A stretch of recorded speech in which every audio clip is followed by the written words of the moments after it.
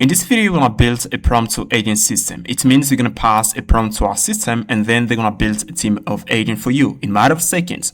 In this system, with this system, you don't need to know how to prompt. You don't need to know prompt engineering because the agent's going to do literally everything for you. And we can connect it to Gmail, Calendar, and we got here another sheet agent that we can connect to Google Sheets. It can write into Google Sheets, and we got here a section where we can test it. Now we're gonna copy the system prompt. I'm gonna pass it to the system, and then we're gonna build a sales agent for us. I'm gonna copy it, and then we're gonna pass it in here. Okay, we're gonna pass in here, and then I'm tap inner. Okay, now the agent's gonna start working, guys. And as you can see, is the system prompt. Okay, build a sales agent system designed to assist with leads management, communication, and product supports. Core responsibilities. Okay, this is the system prompt, guys. Okay, yeah, you can see, guys, the agents start working. Okay, the agents start working, and then we're gonna get here a team of agents. We're gonna get a sales agent which is ready to use. Okay, you can see, guys, the agents start working.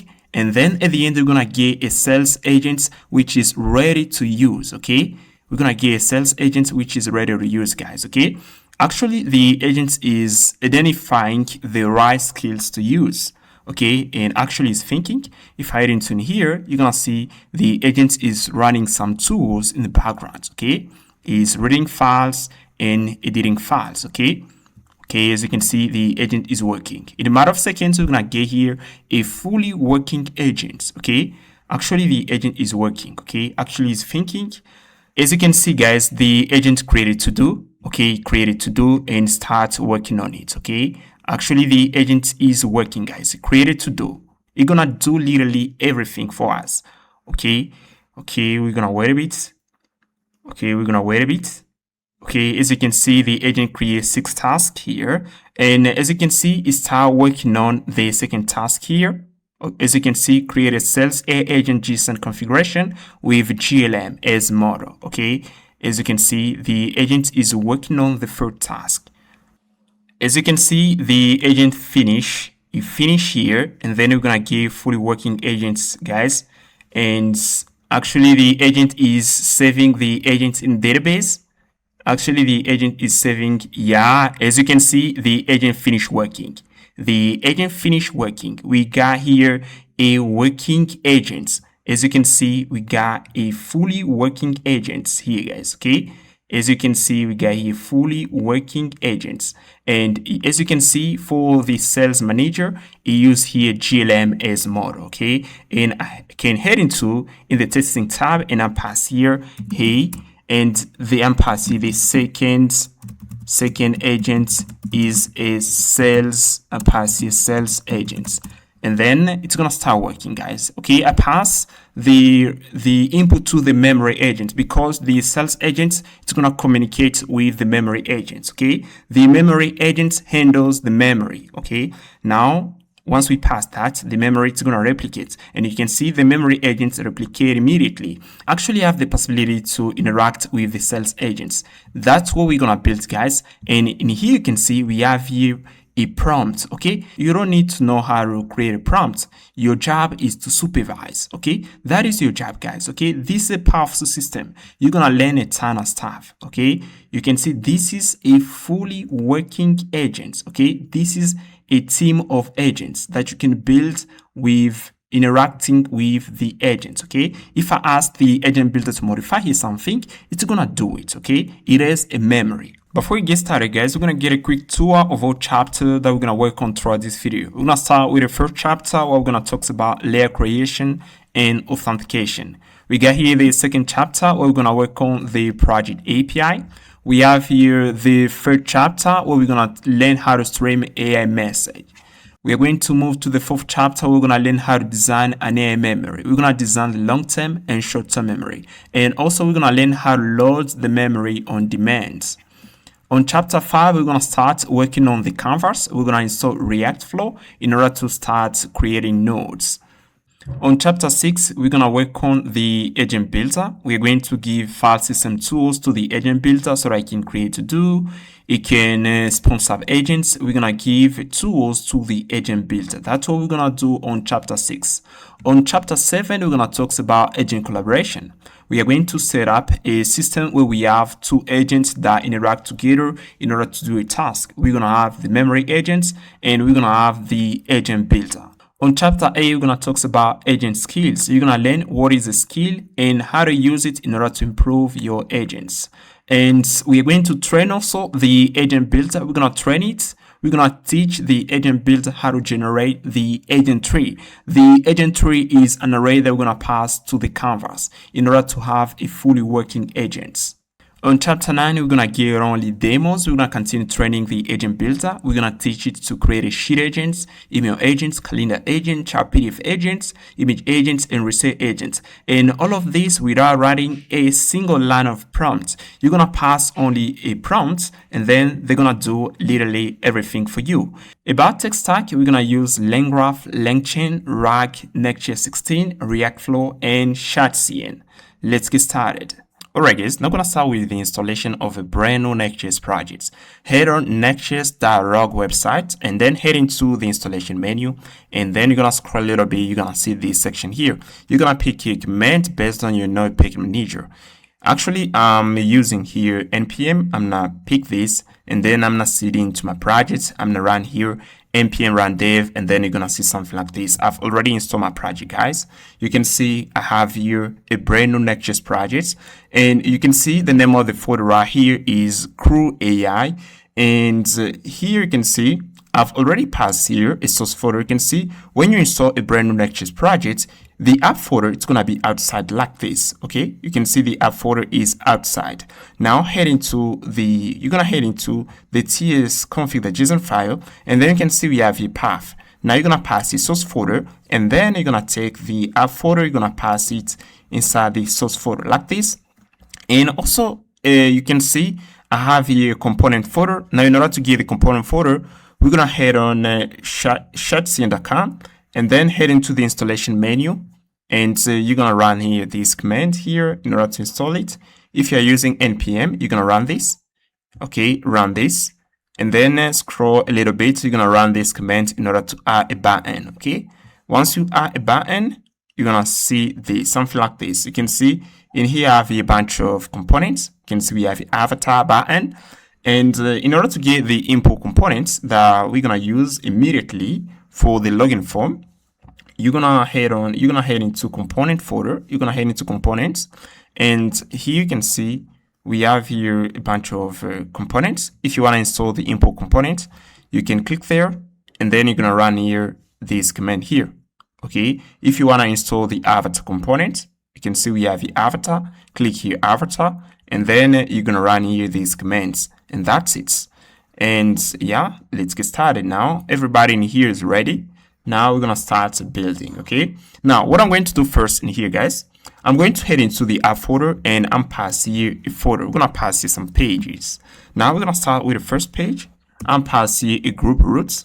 I'm passing here private like this. And inside the private folder, we're going to pass here another folder. I'm passing here admin like this. Now I'm going to zoom a little bit. Now in here, we're going to pass here page. Yeah, we're going to pass here another folder. We're going to pass our page here. I'm going to name it workflow. And we're going to use the workflow page in order to build AI agents. I'm pass here another page. We're going to name it project like this. Projects. Now I'm going to pass here another group folder here. I'm passing now public. It's going to be public here like this. Now inside the public folder, we're going to pass here. We're going to pass it off like this. And in the off folder, I'm passing login. Okay. Like this. Now inside the login page here, we're going to pass here file page.tsx like this. Now we're going to head into the page.tsx. We're going to copy everything in here, and we're going to pass it in here. Okay. We're going to head into the login page here and pass everything in here. And I'm make here these components, these components, a client component, and pass use clients. Okay. Like this. And now I'm going to get rid of everything here and pass here h1 and pass here login page like this. Now I'm gonna copy this, okay, and pass here page on them, pass the page. We're gonna copy this, we're gonna head into the project folder and pass here page.ts6. okay, we're gonna pass this here and then pass here project page. We're gonna copy that again and we're gonna head into the workflow. We're gonna head into the workflow folder and pass here page.ts6 and then in here and pass here workflow page, yeah, like this, and we just finished. Now head into your command prompt and type npm run dev, and then we're gonna see something like this. If I head into here and I pass here /localhost/login and pass here login like this, you can see actually we have here the login page. Okay, you can see it's the login page. If I pass here projects, we have here the project page. Yeah, I'm pass here project like this. Okay, you're gonna see we have here the project page. You can see we got it in here, and also we have the workflows page. Alright guys, now let's work on the authentication. For this, we're gonna use beta-auth. Now head on beta-auth.com and then you're gonna type here this command in order to install beta-auth. Now click here get started, and then here we are going to use here a provider. We're gonna use Google for the authentication. Now you can see we have here a bunch of menu. Let me see here. You're gonna click here authentication. Now you're gonna scroll a little bit. You're gonna see here Google. Click here. And then you're gonna head on the page. Now, what we're gonna do here, we are going to copy the code. You're gonna copy the code, copy this, and you're gonna pass it inside the lib folder. Okay, you're gonna copy this, and you're gonna scroll again. You're gonna copy this too. Now, I'm not do that. I'm going to head into the lib folder here. You can see we have here the lib folder. Now I'm gonna copy and pass to the auth folder. Now inside the auth folder, I'm gonna pass here a file auth.ts. Okay. Now in here, I'm passing this code. I copy that code from here. As you can see, I copy this and then I pass it there. Okay, of client.ts, and I copy this code, I pass in here. Okay, now we are going to head into the auth again here. We're gonna pass here this of.ts. Now here we're gonna pass here we're gonna import here this. Okay, we need to pass here this code here. You can see we need to copy this. Okay. Now we are going to pass the code into the of.ts. Now we're going to pass in here. And here you can see for the S database here, I'm going to use here MongoDB. And if you want to use here, let's say you want to use Postgres, you can head into in here. Let me show you something here. I'm going to close this. And you can see we have here some database. If you want to use Postgres, you can head on. If you want to use Postgres, you can click here databases, and then you're gonna click here. Yeah, you're gonna click here. You can see you have your Postgres. You're gonna click here, and then you're gonna copy this code.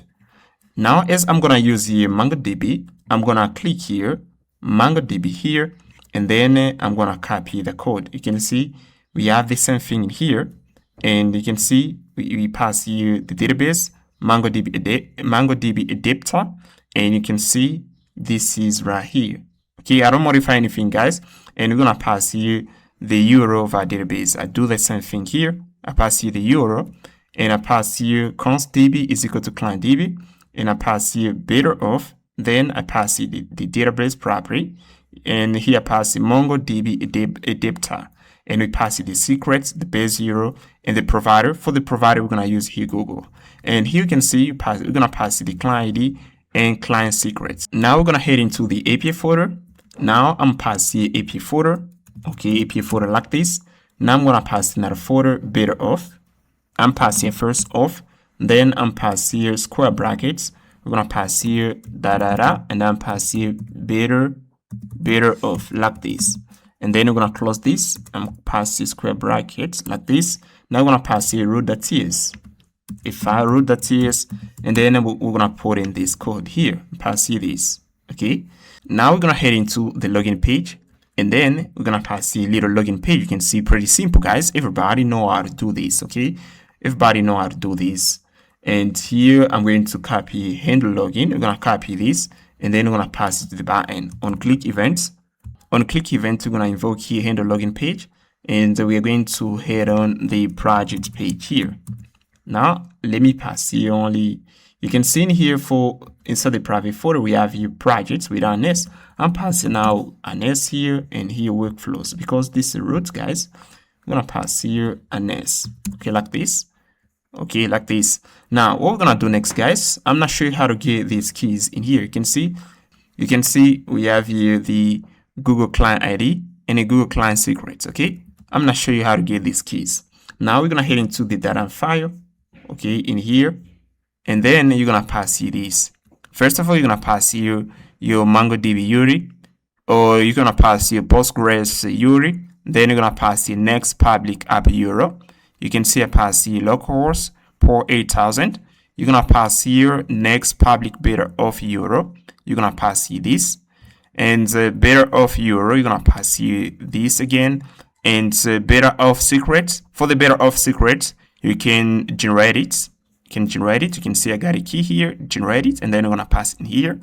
And we have here Google Client ID and Google Client Secrets. Now for this, we're gonna head on Google and I'm passing here Google Auth. Okay, let me head into the browser here, and then we're gonna tap here Google Auth. Google Auth.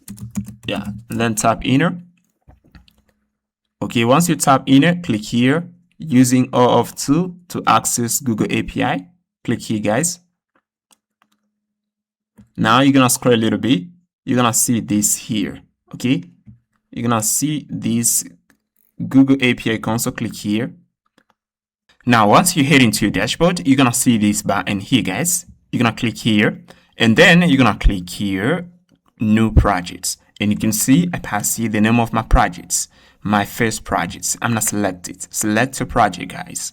Now, once you select your project, you're gonna head into clients. Okay. Click here clients, and once you click here clients, you're gonna click here get started. Okay, click here get started, then you're gonna see this.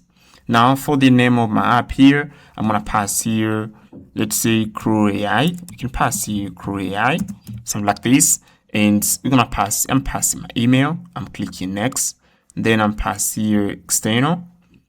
I'm gonna click here next. I'm passing again my email, next, continue.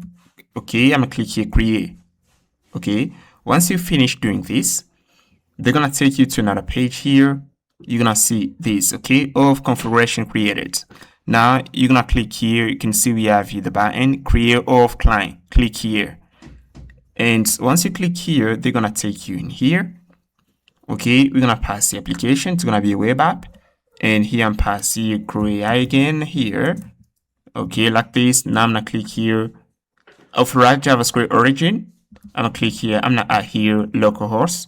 Let me copy in here. We're gonna copy this. Okay, for the authorized JavaScript origin, I'm passing localhost port 8000. I'm passing this. Okay, and for the authorized redirect URI, and for this, I'm gonna head on beta of the cam, and we're gonna copy in here. You can see we have this URL in here. We're gonna copy this. Okay, copy this, guys, and then you're gonna pass it there. I'm copy that. I'm passing here. Now for the ports, I'm passing 8000 like this. Now I'm gonna click here create. Okay, and there we go. You're gonna get here now the client ID, and you're gonna get here now the clients. Yeah, we got here the client ID and client secrets. I can copy this. Okay, and then I'm gonna head into here. I'm not heading to Auth here. I'm passing here my client ID. Okay, I'm passing this. This is my client ID. And I'm passing here my client secret. And I'm passing my client secret. I'm copy this. And then we're gonna pass it in here. Okay. Yeah, I'm gonna pass it right here. Okay, we're gonna pass it in here like this. Okay, and just finish. And yeah, I'm gonna click here close now. Okay, now we are ready, guys. Now we're gonna try this. Now I'm gonna head on the login page, and we're gonna type here localhost and pass a /login, and then here's our login page. Welcome back. Now we miss here an icon. Yeah, we miss here an icon. Now I'm not try this anyway. We're gonna try to see if they're gonna take us to the project page. We're gonna head into here, and then I'm pass here this. Yeah, I'm tap here this. Also, guys, I'd like to show something before we click here, continue with Google, in order to log in here, the first thing, we need to head into the data access. Also head into data access, and then we're gonna add here scope. Okay, you can see we have in here passive scope. Now I'm passing for the scope here. I'm choosing this, and I'm choosing here we're gonna choose here user info, that email, user info, the profile, and I'm gonna pass it the open ID. Only this, and then scroll at the bottom here. You're gonna click here update, and then you're gonna see that here. And now you're gonna scroll at the bottom here. You're gonna click here save. Okay, and head into audience 2, and inside the audience, let me see here, you're gonna pass your email. Okay, test user, I'm passing my email. This is my email here, guys. You can pass here the same email, pass it the same email, and you can see I pass it here. Now I'm gonna click here save. Okay, yeah, great. And then we're gonna have here testing user. Okay, now I'm gonna use here this email in order to log in with Google. Okay, if you don't pass here a test user, you aren't gonna log in. Now let's head into our app here, and then we're gonna click here continue with Google. We're gonna click here. We're gonna get here. Yeah, let's see what we're gonna have here. Yeah, you can see choose an account, and to continue with CrewAI, now I'm gonna pick here this email, and then we're gonna click here continue. Okay, yeah, you can see that actually we're on the project page here. We're on the project page. It works pretty well. Now you can see that actually we're on the project page. Now what I'm going to do, I'm going to display the name and the email of the logged in user. Now we're going to head into the project page. Okay, you can see it's the project page, guys. Now we're going to get rid of this code here, and then we're going to import here. We're going to import here the plus, the plus icon. We're going to import it from Lucid React. So in order to get Lucid React, head on lucid.dev.com. Yeah, head on lucid.dev. Now tap npm install Lucid React, and then you're gonna get icons. Okay, now we're gonna go back here. I'm going to import here the top nav. We're gonna import it from the component folder. We're gonna create it later. I'm gonna import here the button. I'm gonna import it from components /UI button. Now what I'm going to do in here, I'm gonna pass a little div. Then we're gonna import here the top nav, and then we're gonna pass the main tag. And here we're gonna pass you my projects like this. Okay, now if I comment this, let's see what we have in the browser. You can see in here we don't have anything here. Let me refresh here the page. Actually we don't have here anything. Now because we have here this, let me comment this here and see what we have here. Okay, let's refresh the page here. You can see actually we don't have anything here. Now I'm going to pass here now a button. And then we're going to pass here this div. We're going to put in a list of projects. Now I'm going to head into the component folder, and then I'm going to pass here the account folder. And inside the account folder, I'm going to pass the account button. And in here, we're going to pass in the username and the email of the logged in user. Now this is the component account button. And then we're going to extract here the session. I'm going to import here of clients.use session. And then we're going to check here if we don't have here session. We're going to return here this little div. Then we're going to pass here this button. We're going to pass here the off button. And then we'll pass here the session. Now the off button is a drop down menu. You can see if I head on ShortTerm, you can see here we have a drop down menu. We're going to use this in order to display the name and the email. Okay. Now the off button here is a drop down menu. We're going to pass in here. And here I'm passing the name, and to get the name here, pass a session that's a user.name like this. Now we're gonna head into the account folder again, and here we're gonna pass here the off button. The off button is basically a drop-down menu. You can see we have here this drop-down menu. I copy this from ShortTerm. Now we're gonna pass in here. Okay, we're gonna import it in here. Now in order to install it, first of all, I wanna show you how to install it. Now in order to install it, you're gonna run this command, and then you're gonna get it. Now we are going to pass in here. I'm passing it to the avatar component. I copied from ShortTerm. Now in order to get the avatar component, head on ShortTerm again, And here you're gonna head into component folder. You can see we have here component folder. Yeah, and here you can see we have the avatar. Click here, and then you're gonna run here this command in order to get it. Okay, once done, you're gonna have here something like this.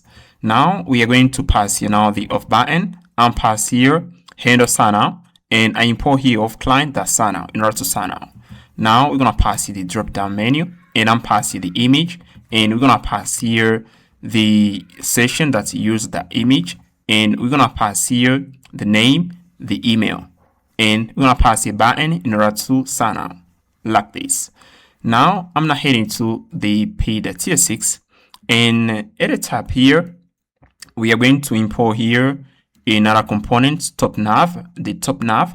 Now we are going to go back here, and then I'm pass here the top nav. Okay, top nav, and then I'm passing here like this.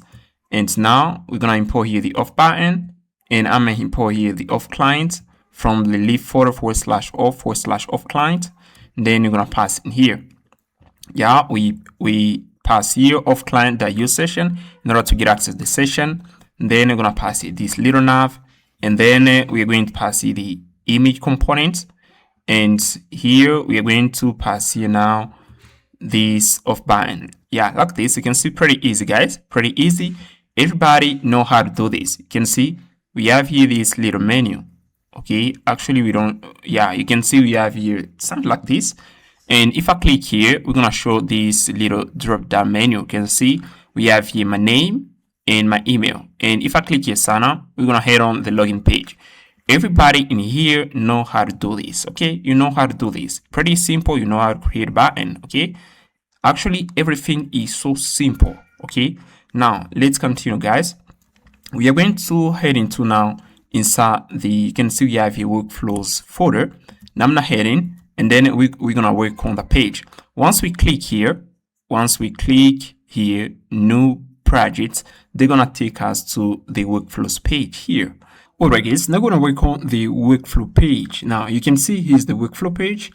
You can see at the left here we have the chat page, the chat panel. You can see we got here the chat panel. And at the right here we have the canvas. Okay, this is the canvas section where we're gonna put nodes. Once we ask the agent to create us an agent, we're going to display here nodes, okay, inside the canvas. Now let's head into the workflow page here. And what I'm going to do here, you can see I'm going to pass here components. You can see we have here component folder. And here I've already passed here folder workflow, and you can see CrewAI builder. Okay, you can see we have here this file right here. This is the components that I just imported into the workflows page. You can see we have here this. Okay, guys. Now what I'm going to do, guys, I'm going to head into the CrewAI builder.ts, and what I'm going to do in here, guys, I'm going to pass here the components. Okay. Right now here, I'm going to import here use states and use effects from React. And then I'm going to import here some icons from Lucid React. Okay, we import here some icons. And in order to install Lucid React, tap npm install Lucid React. And then you're going to get it. Now we're going to pass here CrewAI builder. This is the name of this component. Then we're going to have here tab. You can see active tab. And this is states. And here we have here the visual editor. Now I'm gonna pass here other states for the sidebar. We have here is chart open. You can see the actual value here is equal to true. The chart width, and here we have another state here is dragging. If we are dragging, let's say I'm dragging this line here. You can see in here we're gonna have here a draggable section. This section here is gonna be draggable. If I'm dragging the section, we're gonna pass here true.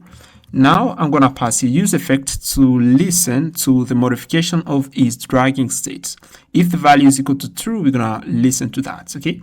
Now I'm going to pass here handle mouse move. Okay. When I'm moving the mouse, I'm increasing the width. We are going to modify here the width here. You can see pass here set chart width. Okay. You can see we're going to modify here the width. We're going to pass here the new width. Now I'm going to pass in another function, handle mouse up. When I start dragging, we are going to modify the value of is dragging to false. Now I'm going to pass here if is dragging is equal to true, and we're going to add here these events, hello mouse up and hello mouse down, okay? And here I'm going to pass a document that's body selects that use select is equal to none, else we're going to pass here user select is equal to order. Now we're going to pass, I'm going to remove here these events. When I move to another page, I'm going to get rid of these events. Now we're going to pass here these components, and then we're going to pass here the aside tag, and you can see pass here the style property, and I pass here the width. If is child open, we're going to pass, if is child open value is equal to true, we're going to pass here the width. Else we're going to pass here 0 pixel. Now we're going to pass here the header, we're going to pass the logo, and I'm pass here the child history controls, and here I'm passing the char message area, and this is the char message area. Let me head into here. This is the char message area, and here I'm gonna pass it in here. Okay, we're gonna pass here the chart input. We're gonna pass it the chart input, and also we're gonna pass here is dragging. Okay, we just finished in here, guys, and we're gonna pass here the header. Okay. Now let's head into the browser and see what we have here. Okay, now move here, and then you're gonna see we have something like this. It's pretty easy. It's pretty easy, guys. If somebody asks you to create this, you're gonna know how to do this, because you can see here we have this button here. You can pass here a little nav, and we have here the chart panel. Actually, everything is so simple. If somebody asks you to do this, you're gonna do it real quickly without thinking. Alright guys, now gonna work on the project creation. Previously, we finished working on the layout, creation, and authentication. Now we're going to learn how to create some endpoint that we're gonna use in order to create a project, to update the project. Okay, you can see here we have create, get, and updates, and we're gonna create here the project save.ts, where we're gonna put in all database operation related to projects. Now I'm gonna head into here. You can see we have here the lib folder. You can see we have here lib folder. Now inside the lib folder, I'm pass here another folder. We're gonna name it MongoDB. We're gonna put in the database connection. Okay, in here. Now I'm gonna pass here. I'm gonna import here Mongos, and then we're gonna pass here Mongo URL. And here we're gonna pass here the database URL in order to make database connection. Then I'm gonna check here if it's undefined. We're gonna throw this error. If isn't undefined, we are going to pass here, we're going to pass here an object. You can see we have here an object cache, and then is equal to this, is equal to con, value here is equal to now, and we have here promise value is equal to now. Now we're going to take here, now we're going to pass here function connect DB, and then I'm going to check here if we have the connection into the cached object here. If you don't have the connection, we are going to create it. And if we have it, we're going to return it. Okay, that's how it works. Pretty simple. Now, inside the MongoDB folder, I'm passing another file here with header handler. Now, we're going to use here the function in order to catch errors. Let me explain you how it works. Now, I'm passing it here with header handler. Now, you can see we pass here the database connection. Yeah, you can see pass here connect DB, and then we're going to pass here a query. Now, let me explain you how it works. Let's say we head into the API folder, and then we pass in a roots. Let's say inside the API folder, we have here roots.ts. Okay. Now, inside the roots, in order to create, let's say, an endpoint, and pass here export function, and pass here pause. And then we are going to use, let's say, that endpoint in order to create a project. Now, in here, we can have try catch block here. And then we're going to pass here, let's say, user schema. Okay, user schema that creates something like this, and then we're gonna pass here the user objects in order to create a user. Now, in order to catch the error, we pass it try catch. Okay, you can see we pass it try catch. Now, I'm not gonna do this. Okay, guys, I'm not gonna do this. I'm going to pass here immediately with header handler. Okay, we're gonna take this, and then we're gonna pass here callback function. Okay, something like this. We're gonna pass here callback function, and then we are going to pass it in here. Okay, we're gonna pass here this, and then we're gonna take here a query. We're gonna pass it in here. Yeah, you can see this one here is pretty easy, guys. You can see it's pretty clean. Okay, this is how we're gonna use here with header handler function. Okay, pretty simple. You can check it. Pretty simple, guys, to create. Okay. Now the next thing we're gonna do, we're gonna head into the source folder. Here's the source folder, guys. Now in here, I'm pass here the models. Now inside the models, we're gonna pass here project schema, and here's the project schema. We're gonna pass here the name, but also the user ID, nothing else. And then we're gonna export it. Pretty easy. Now I'm pass here another folder. I'm pass here service folder. We're gonna put in the project service, and inside the project service file, we're gonna put in all database operation related to a project. You can create a project, edit a project, delete a project, view details about a project. Okay, that's what we're gonna put in here. Now I'm gonna pass here the type here. We're gonna have here the project type. Okay, you can see it's the project type. We're gonna pass here the name, and we're gonna pass here the user ID. Now we're gonna pass here project service, and we pass here property private static instance is equal to project service. Now I'm going to check here if this instance here, if isn't undefined. Okay, if is undefined, we are going to take here, we're gonna take that instance is equal to new project service. Okay, we're gonna pass in an object. Okay, and if we have it, we're gonna return it, and that's what we call singleton design pattern. Now I'm gonna pass here the function that we're gonna use to create projects, and pass some props. Okay, you can see pass here new projects, and then away project that's saved. We're gonna return here this. Then here we're gonna pass here update projects. Okay, we're gonna pass here the ID name and user ID. We pass it in here in order to update the projects. Now we're gonna pass here a function that allows us to retrieve a single project. Now here we're gonna pass here get single projects, and pass here single projects, and then we're gonna pass here the project ID. And we have here a function that allows us to retrieve all projects in the projects collection. And you can see here we use here the pagination. Okay, pass here skip, and here you can see we have here filter. Yeah, for the filter we aren't gonna use it. Let me go at the bottom here. You can see in here we use it. You can see in here we pass here filter, but actually inside the filter we don't have anything here. We may use it later. And you can see pass here filter that, or if we have here the name the user provide here, let's say inside the search here, search property, we have here, let's say the name of the project, we can search for a project into the projects collection. Okay, then pass here project that found filter, we skip heroes, and we pass here limit sorts, and we return here a list of projects. And then we're going to return here this. Pretty simple, guys. Now, what we're going to do, we're going to create an endpoint in order to use here these functions. Now, I'm going to head into the app folder. You can see we have the API. Now, inside the API folder, what I'm going to do in here, I'm going to pass here this. I'm going to pass here, let's say, we're going to pass here projects.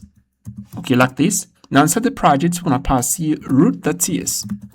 Root.ts. Yeah, something like this. And here we're going to pass here now our first endpoint in order to create a project. Now let's pass here our endpoint, and then we're going to pass here the first endpoint. It's going to be post here. We're going to use here this one in order to create projects. Now you can see here I pass here our function. This is a middleware. I pass here with Auth. Okay, this is another function, and you can see pass here callback. Now if we head into the MongoDB folder, now you can see here we have with header handler. Now here, I'm going to pass here another function. We are going to copy everything in here, and then we're going to pass it in here. We're going to pass it into with Auth, okay? Now in here, I'm going to import here this function, and then I'm going to modify here the name to with Auth. And in here, I'm going to pass here now the session. I'm going to check here. If we don't have here the session, we're going to return here unauthorized, okay? In order to protect endpoints, I'm going to use the function. And you can see here, if we head into the API folder, you can see in here, in order to protect that endpoint, I pass here with Auth. Okay. Now, if I don't want to protect that endpoint, I can pass here with header handler. With header handler, we aren't going to protect an endpoint, but with Auth, we are going to protect an endpoint. Okay, that's why I pass here this. You can see if we head into with Auth here, you can see here I pass here. I'm checking if we have here the session. If you don't have the session, we're going to throw an error. Okay, in order to get access to that endpoint. Now we're going to get rid of this function here with header handler, and then we're going to pass here with auth, like this. And now we're going to extract here the name and the user ID. And then we're going to pass here project service, the get instance. We're going to pass the name of the project and the user ID. And then we're going to return here this project created when we create a project. Okay, you can see it's pretty clean, guys. Now we're going to pass here another endpoint in order to return a list of projects. Now we're going to pass here this and get access to parameters. And then we can have here search. We can have here the page and limit. Then we're going to pass in here to the function. Then we're going to return here a list of projects. You can see we just finished in here, guys.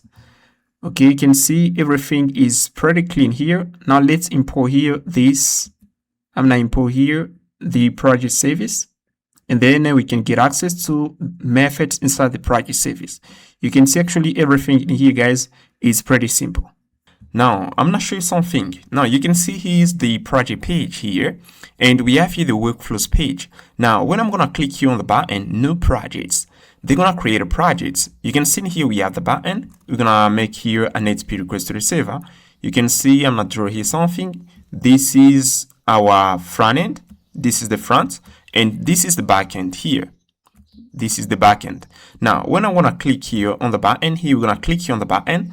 We're going to create a project, and then they're going to return us the project ID. Now we're going to use the project ID in order to navigate to the workflows page /project ID. That's what we're going to do. And then we're going to pass here an input in order to update the project title. Okay, I think you get the idea, guys.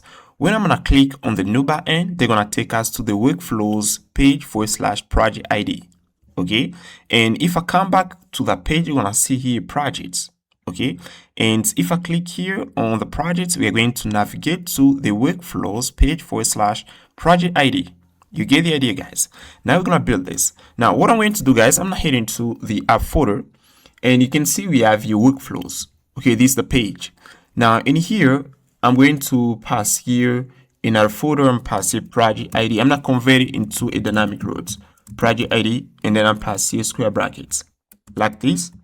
Yeah, we're gonna pass the square brackets, and then I'm gonna take here this page here. I'm gonna put it into the project ID folder. Now in here, I'm going to get access to the project ID. I'm gonna pass it params, and then it is equal to this object right here in order to get access to the project ID. And I'm gonna convert this page to a server-side component. We're gonna pass here a sync like this, and we're gonna get rid of use clients. Now I'm going to take here the project ID. Yeah, I'm gonna take it. And here I'm passing cons, I'm passing projects ID is equal to await. Yeah, we're gonna pass here await is equal to await params. Yeah, like this is equal to await params like this. And here we're gonna get access to the project ID like this, guys. Now what I'm going to do, I'm going to head into the source folder. Here's the source folder, and now here I'm gonna pass here helper folder. I'm passing helper. Okay, like this. Now inside the helper folder, I'm passing here another file, make HTTP rec. We're gonna pass in a function that allows us to make HTTP requests to the server. And here I'm passing the TS like this. And here I got a function here, guys. I'm gonna copy it. We can't lose time creating this function from scratch. You understand how it works. You know what is fetch API. As you know what is fetch API, it's literally simple for you. You can see we have here some HTTP verb that we're gonna use here: get, pull, pause, and delete. And here, when I'm gonna call the function make HTTP rec, I'm passing the HTTP verb, the endpoint, but also the input. Then we pass the fetch API, and we pass the base URL /API /endpoint. And then I'm checking if we have an error, we're gonna throw it. If we don't have an error, we're gonna resolve here the data. Yeah, that's how it works. Pretty simple, guys. And now what I'm going to do next, I'm going to head into the lib folder, and then I'm passing another folder here. I'm naming it clients, and here I'm passing here another folder API. Okay, like this. Now in here I'm passing here the project.ts. Now inside the project.ts, we're gonna pass in some function that allows us to make HTTP requests to the project API. Now I'm gonna import here the make HTTP rec, and we're gonna pass here the I create projects. We're gonna pass the user ID, And here I'm going to pass you this. This is the function create projects. We're gonna pass you the user ID, and here we're gonna pass try catch, and we're gonna invoke the function. Now you can see we're gonna pass here the name and the user ID. This is the type here, guys, that I pass here. This is the type of the input, and then I'm going to pass here the endpoint, and then I'm gonna pass the user ID, but also the title and title projects. Okay, great. Now we're gonna head into the project page here, and you can see the bottom here, we got a button. Okay, here's the button. We're gonna attach or need a function. Now I'm gonna pass here calls create projects. Yeah, we're gonna pass here this is equal to, we're gonna pass here another function. We're gonna pass another function, and then I'm going to invoke the function here calls and pass the data is equal to away. We're gonna pass here create projects. Okay, like this. We're gonna invoke the function. Okay, yeah, you can see in here we have here this. Actually, we have here an error. I'm passing a sync. I'm gonna pass a sync, and I'm gonna go back here. Let me head into the. We're gonna head into the leaf folder, and then let me see here. Yeah, create projects. Okay, this is the import. This is the function create projects. Now let's import it in here.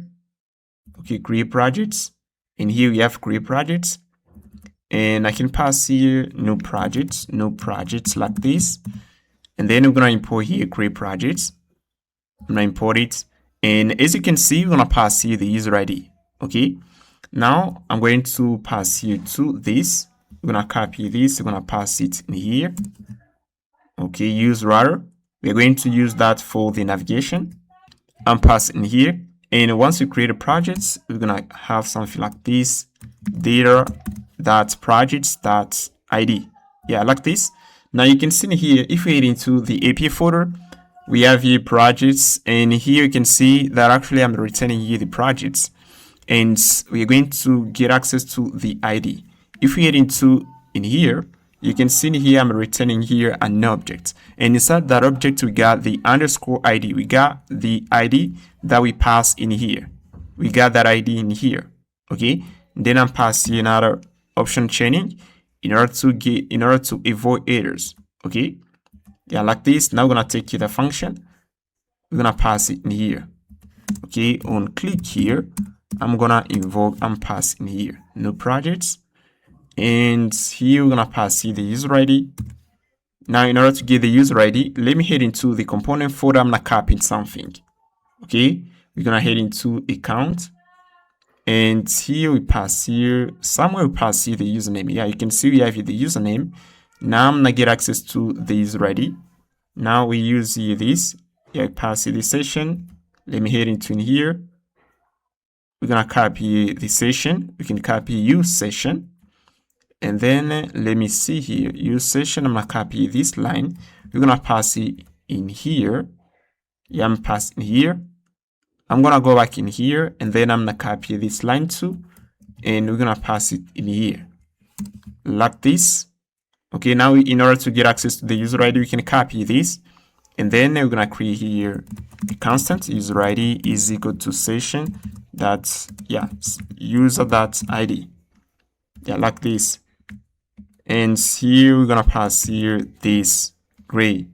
Okay, yeah, you can see actually if I put my cursor over the user ID, you can see the assert it as a string or undefined. Now I'm passing a string in order to get rid of the error.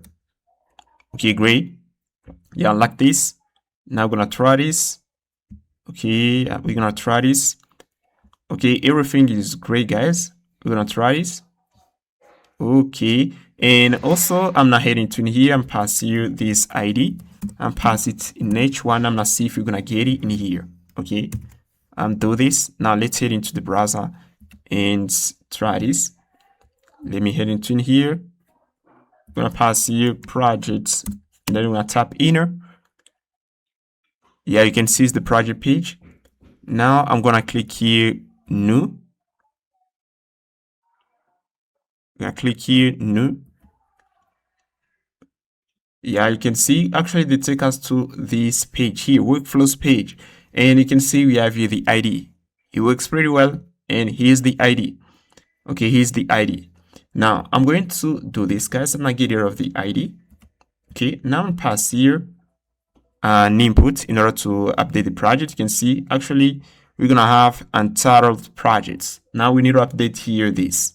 Now guys, what I'm going to do in here, guys, I'm going to pass here an input. We're gonna pass an input in order to update the projects.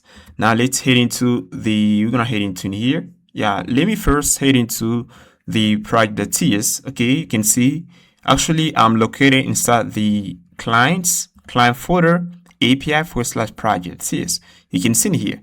Now pass here another init first here. I update project. It's gonna pass the project ID and name. Then I'm gonna pass here a function in order to eat that endpoint. We're gonna create here another endpoint in order to update the projects. And for the HTTP verb here, we're gonna pass here puts, and we're gonna send here the project ID and the name. Now let's head into the API folder. You can see here's the API folder, and you can see in here we have your projects. Now pass here another endpoint projects, and then you're gonna pass here root. Okay, in here we're gonna pass here root.ts like this.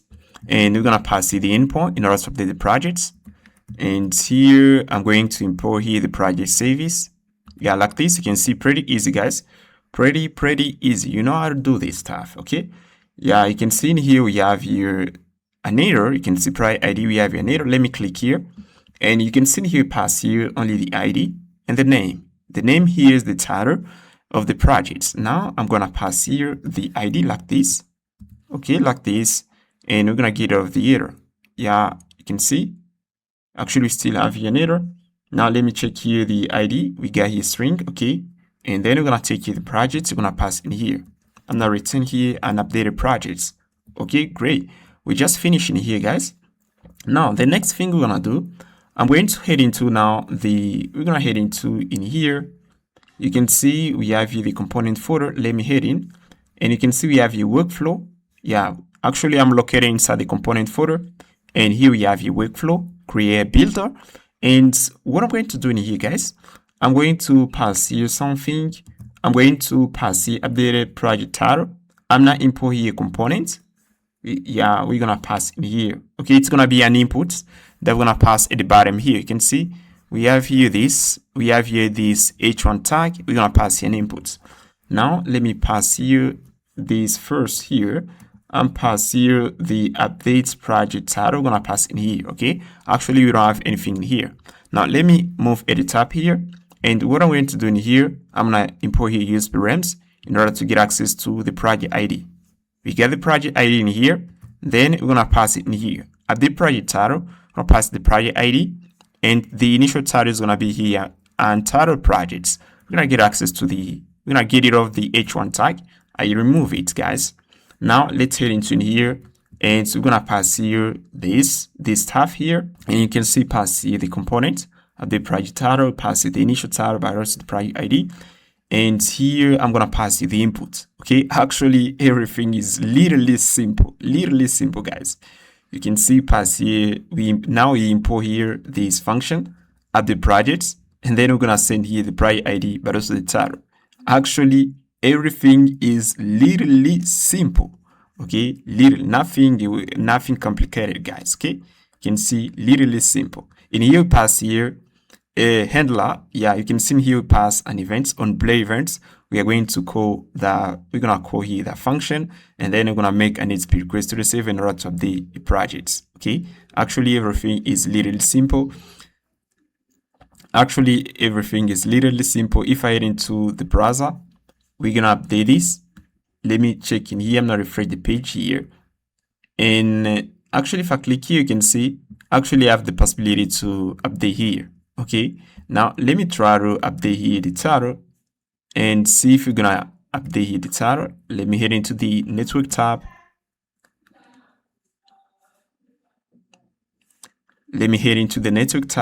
And then I'm pass here. Yeah, I'm pass here chat PDF, and let's see. Yeah, you can see actually make here an HTTP request to the server, and here API/projects. Okay, actually we got an error in here. Let me see the payload. We send here the project ID and the name, and here let me see here the error. Yeah, method not allowed. Okay, method not allowed. You can see here we send here HTTP verb here is equal to put here. Let me check here the HTTP verb. I'm gonna click here. We send here puts. Let's head into in here. I see we pass here puts. Okay, we pass here puts, but actually we have here method not allowed. Let me check again here. Okay, let me check here. Yeah, I'm gonna pass here the project ID like this. Let's pass it in here. Okay, I'm passing this / and I can pass here even plus. We're gonna pass the project ID, and then we're gonna do it. Let's try it again here. Okay, let's see again here. Okay, now I'm pass here. I'm not refreshing it. I'm not refreshing again, and we're gonna pass here no title. Let's see. I'm passing now chat PDF, and yeah, let's see. Okay, actually make an HTTP request to the server. You can see that's, yeah, you can see make here. This you can see is the payload, and you can see the response. Project updated successfully. Okay, you can see we just updated projects. Everything is working fine. Alright guys, now gonna fetch a list of projects. Actually, we already created projects and we already updated projects. Now what we're gonna do, we're going to populate the project page with a list of projects. Okay, that's what we're gonna do right now. Now we're gonna head on Redux. In order to install Redux, head into the installation menu. Now you're gonna type here this command here, and you're gonna tap this complementary package.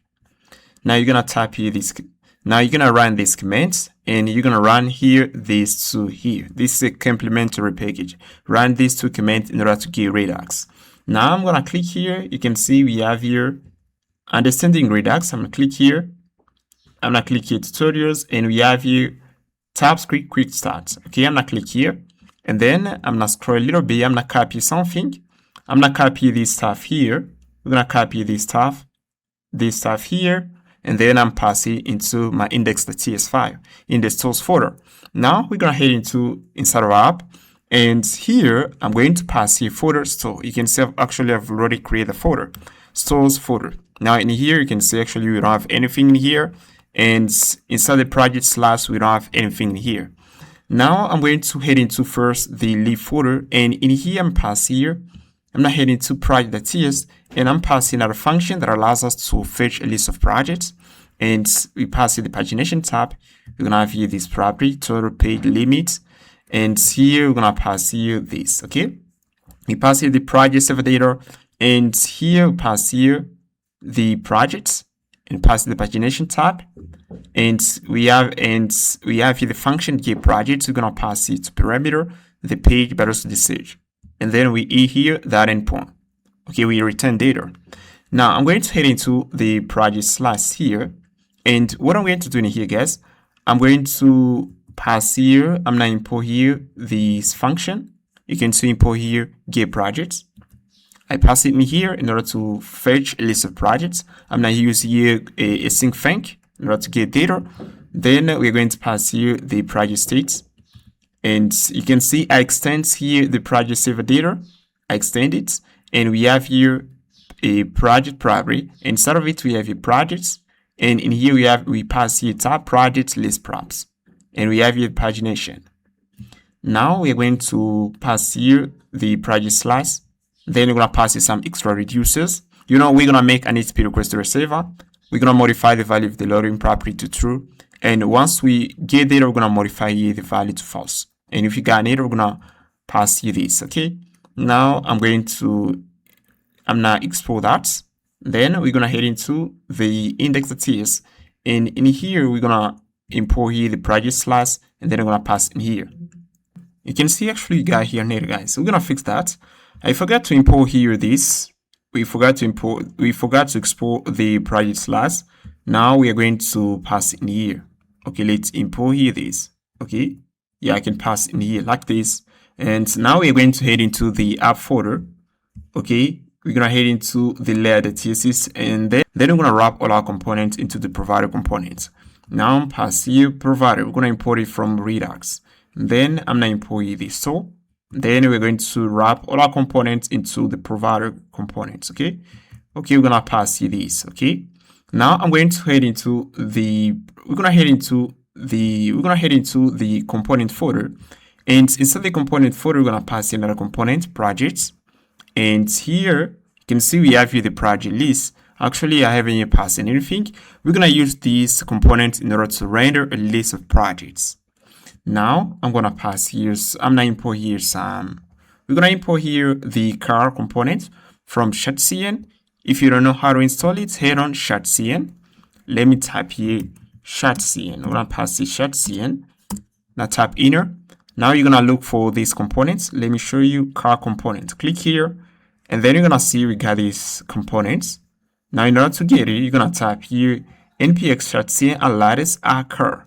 Then you're gonna get it. Now you can see I pass in here, and also pass Lucid React in order to import some icons that we're gonna use. We import here the button, and we import here use router from the navigation. Now I'm pass here the project list props, and here we're going to pass the project list. We're gonna pass here the project list props. Then we're gonna have here this function in order to move to the workflows page, and here we are going to iterate through the project array. Then I'm passing the title. You can see we pass the car header, car title, and we pass the project name, and here we're gonna pass the date like this. Okay, we just finished, and we pass our function on this button here. Once we click on it, they're gonna take us to the workflows page. Now let's head into the app folder again, and here I'm gonna head into in here. Let's head into we're gonna head into the project here. And what I'm going to do in here, I'm gonna import here I'm passing use states. You can see passing the page states and the stage states here.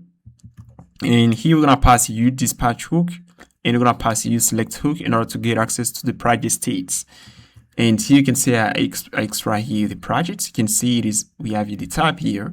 We have here projects, which is the type of project list props, and we pass here the pagination.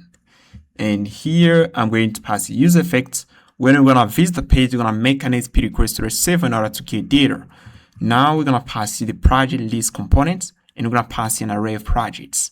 Now let's head into the browser in order to see what we're gonna have here. And I'm going to visit the page here. Localhost, we're gonna pass /projects, and here you're gonna see we're gonna have here some projects. Yeah, congrats guys, we just fetched a list of projects. Here you can see we have here this. Pretty cool guys, pretty cool. Now what I'm going to do next, guys, you can see I'm gonna create a function that allows us to format here the date. Okay, we're gonna format the dates here. Now I'm going to head into here. You can see we have the project list, and we pass here the date. Here's the date here. Now let's head into URLs, and here I'm passing this function in order to format the date. Okay, this is the function format updated 8. Now I'm gonna copy that, and we're going to head into the project list components. We're gonna pass in here, and we're gonna import it, and like this. Okay, let's see here. We just formatted the day here. Okay, great guys. And we got here we have here the first and the second project. If I click here, we move on the page here, and if I click on the button here, we're gonna create projects, and I'm going to do something here. You can see if I try to click here, new projects, it's gonna take a moment in order to move to the workflows page. I'm going to pass here a loading indicator. Now I'm going to head into here. You can see here's the project page here, and I'm gonna pass here. I'm gonna copy this. I'm pass here loading indicator. I'm pass here loading, and I'm pass here set loading like this. And here we're gonna pass a default value here. It's gonna be false. Then I'm going to take it. I'm gonna take that, and then I'm pass at the top here like this. And when we're gonna make here an HTTP request to the server, and pass here default value here is equal to true here. And when we finish making this HTTP request here, we're gonna pass here default value here is gonna be false. Let me pass it try catch.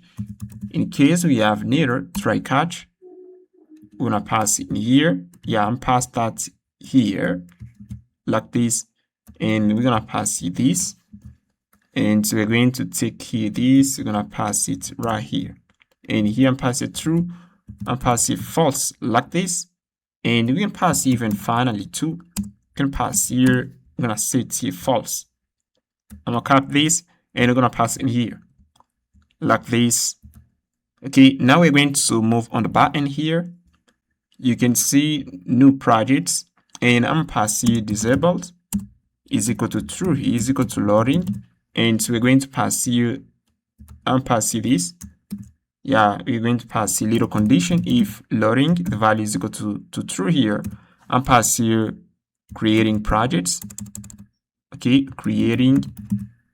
Yeah, I can pass here. Please, yeah, I can pass here creating. And here we're gonna pass here something like this. You can pass here new projects. Okay, something like this. Okay, great. And now let's head into the browser in order to see what we got here. Okay, now I'm not refreshing the page. Let's try it again. I'm gonna click here, new projects. Yeah, we move in here and we have here new projects, and I can pass here, let's say, the name of the project here, and I can pass here assistant. Okay, I'm pass here charts assistant. Okay, like this. Here's the name of the project, which has updated project here, and let me move here. I'm gonna move here again. We're gonna move to the project page. Okay, I'm tap here this. There we go. We have here. Yeah, we don't have here the projects. You can see if I click here, we create it, but actually we don't update here. I'll pass it charts assistant. Let's see again. If I click outside here, and now we're gonna pass here another button that allows us to move to the project page. Okay, we're gonna pass a button. Okay, let me first move you now on the project page to see if we're gonna have here an updated project. Yeah, we updated it. It works pretty well, guys. It works pretty well. Alright, guys, so welcome to chapter 3 where we're gonna learn how to stream a message. Now, before we get going, we need to install LangChain, and we need to get API key for more provider.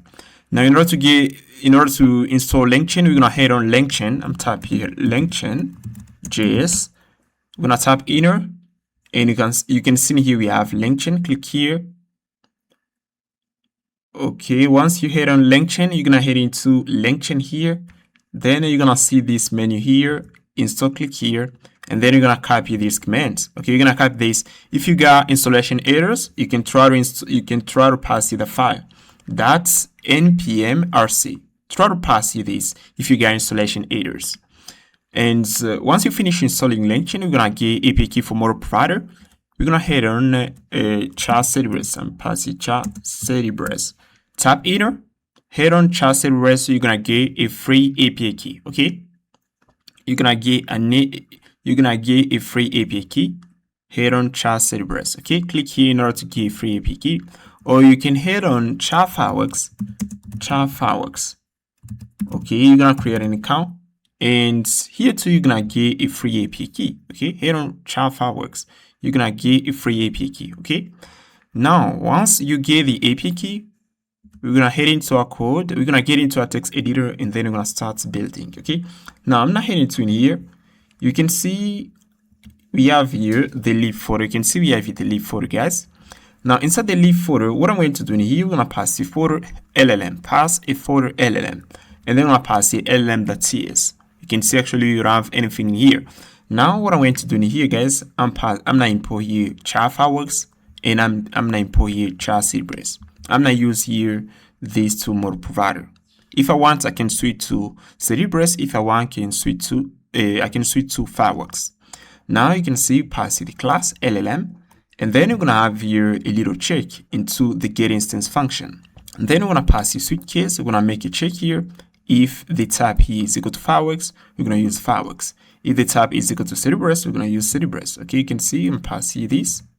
And then I'm pass here LLM instance is equal to new chat Fireworks. And I'm pass here the model that I want to use here. You can see I pass here Queen. And I pass the temperature and the API key. We're going to pass here to Cerebras, new chat Cerebras. And you can see pass the model, temperature, and the API key. If you want to change the model, you can head into your dashboard, and then you're gonna grab a model, gonna pass in here. Now we're going to export here Cerebrus, and we're gonna export here fireworks. If you want, you can use Cerebrus or fireworks. It's up to you. Okay, it's up to you guys. Now I'm going to head into again within the lib folder. We're gonna pass in another folder. We're gonna name it tools. Now inside the tools folder, we're gonna pass in some child history tool. We're going to use the child history tool in order to write into the child history. Now we are going to pass here the current working directory. Now we're going to pass here the current working directory. Now in order to get it, you can see pass here process.cwd. Okay, if I pull my cursor here, you can see the process methods returns the current working directory of a Node.js process. I pass it in here. Then in order to get access to the child history folder, we need to pass the path.join, pass the current working directory, public child history. And then I'm checking if you have the folder. If you don't have it, we're gonna create it. And then here we are going to get access to a file here. You can see pass here the child history there, and then pass here the file child history. Now we're gonna pass the schema. We're gonna have here the row. For the row, we can have here the user or the AI. We're gonna have here the user ID, project ID, content, and the thinking of the AI. You know, if you're using a thinking model, sometimes it generates thinking. Now I'm gonna pass here the route to child history tool, and we pass here the message. This is an array, and this is the shape here. And you can see, actually, we are using Zod, install Zod to tap npm install Zod in order to get it. Then here inside the body, you can see this is a tool.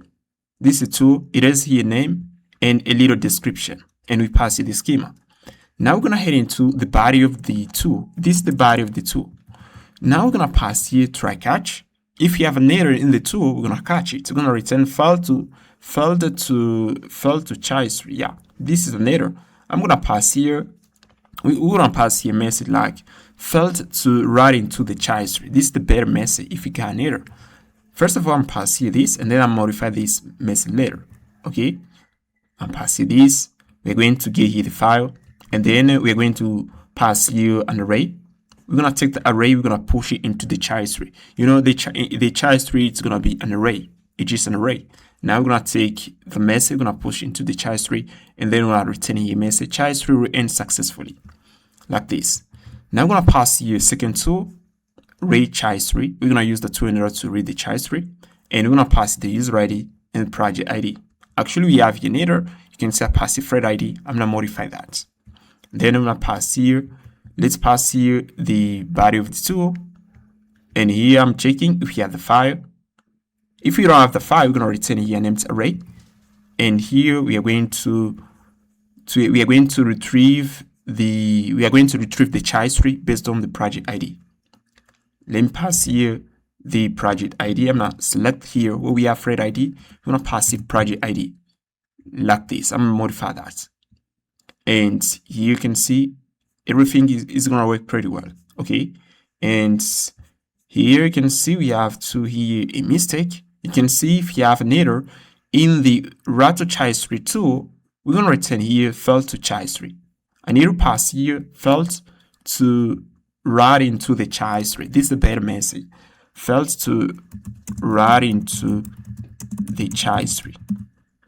Okay, like this. We just finished. And now we're gonna head into the API folder, and then we're gonna pass in an endpoint, okay? Because actually we're gonna start interacting with the model. I'm going to head into API here, and pass here another folder. We're gonna pass the agents. You can see we got the agent folder. Now I'm gonna pass in our folder stream, and inside the stream folder, we're gonna pass in an endpoint like this. Now in here, we're gonna import here the LLM, and we're gonna import here the route to child history tool, and we're gonna pass here the create agent function in order to create a React agent. Now I'm going to pass here an endpoint. We're gonna pass a pause. Then we're going to extract here the message, the user ID, but also the project ID. And in here you can see we instantiate here the LLM, and actually I'm using here Cerebrus. Then we're gonna pass here React agents. I pass here the LLM, and I pass here a system prompt. And here we're gonna pass here text encoder. Now, in order to stream the A message to the front end, we're gonna use save aside events. Then we have a function save aside events. It takes here the name of the event, but also it takes here data. Then I pass the encoder, that's encode. I use here the encoder in order to encode the message. Okay, and on the front end, we're gonna decode the message. Now I'm going to pass here the tool, child tool. I'm not invoke it. I'm gonna pass here an array and pass here the rows the user, pass here the content, and so we pass here the user ID and project ID. We're gonna pass here some variable like the streaming text. When the A is streaming the text here, the message, we're gonna append it to the streaming text variable. We have here the thinking buffer. If the A generates thinking, we're gonna pass it in here. And in thinking, if the A is thinking, we're gonna modify the value to true. Now we're gonna pass here the read upstream. Then in here you can see pass here a sync star, pass here controller. Now we're going to pass here first. First I'm pass here controller.enqueue, and I pass here the end event. At the end, we are going to when the A finish streaming, finish generating the message, we are going to send that event to the client. We're gonna send that event to the client so that we can cancel the connection. We can close the connection, and here we're gonna call this, okay? And then we're gonna take here the thinking, the streaming text, the user ID, project ID. We're gonna pass that information into the child tree. Now we're gonna start streaming the A message, and you can see pass here streaming agent.stream, and we pass here the content, and we pass the stream mode is equal to updates. Now you can see here we have different types of streaming modes. If you wanna learn them, how it works, you can go check out this video here. Okay, let me click here. You can go check out this video. Okay, check it out, the NRN part 3, watch 15 minutes, and you're gonna learn everything about streaming. You're gonna understand what is server-side event and how it works. Go check out this video, guys. Now here I'm passing you the updates. If you have a message tool, we're gonna keep it into the update. And if you have the model response, the model message, we're gonna pass it into the rec constants. Now I'm gonna check here if we have thinking, we're gonna pass it into the thinking events. Okay, we're gonna pass in here. Okay, and here you can see pass here a JSON, and we are going to pass here the contents. And as we pass here JSON, we are going to stringify it in here. You can see pass here stringify. Now I'm going to pass here condition if rec and length. If we have here the content, we're gonna take it, and then I'm going to check if we don't have a thinking tag. You know, guys, sometimes the LLM, if you're using a thinking model, it generates thinking. We have a think tag. We have a think. Yeah, we have a thinking in think tag. We have something like this. You can copy this here and here and pass you this. Okay, like this. And in here, inside the tag, we have a thinking of the air. Now, I don't want to send the user the thinking. I'm gonna take the thinking and pass it to another variable. Okay, you can see we have inside the think tag, we can have a thinking, and now here we have the response here. Now I'm not use here this regex. I'm gonna use here this two line here in order to detect thinking. If you got think tag, I'm not get rid of them, and then pass here this. Yeah, this is the function here. You can see I got here the contents. Now I'm gonna take the contents, I'm gonna split it into an array. Then I'm gonna iterate through the array. I'm gonna check if you have think. We're gonna pass in thinking true. Else if we have here the end tag here, I'm pass here in thinking false. And then I'm gonna take here if in thinking true, I'm going to take the data, I'm gonna take the contents, I'm gonna append it to the thinking buffer. And then I'm gonna send an event thinking. And if we have here the response, which is the data outside of the thinking tag, we are going to pass it to the message event, and we're gonna pass it in here, okay, like this. And then here we're gonna return here the response. Content type, text, event stream, and we pass it char set, UTF-8, cache control, no cache, no transform. And the type of the connection here is keep alive. Then we're gonna catch an error if we got it. Okay, we just finish everything here. Now we're gonna head into Postman, and here I'm gonna pass here let me show you something. We're gonna pass here something into the body. You can pass here the user ID, project ID, and message. And then here, I'm gonna type here hello, and we're gonna get here something. And you can see we have here hello, how can I assist you today? And if I head into in here and I pass here console, yeah, we're gonna pass console.log here, and here I'm pass here chink. Let's pass here chink. And then I'm gonna see what we have inside the chink here. If you wanna understand literally how it works, you can try to debug it, and then you're gonna understand how it works. Okay, if I tap inner, let me head into in here and see what we're gonna have here. You can see actually we got here chinks. Hello, I can assist you today. Yeah, let me pass here. Stream mode is equal to update here to get different. Yeah, stream mode and pass is equal to message. Let's see what we're gonna have here. And if I tap inner,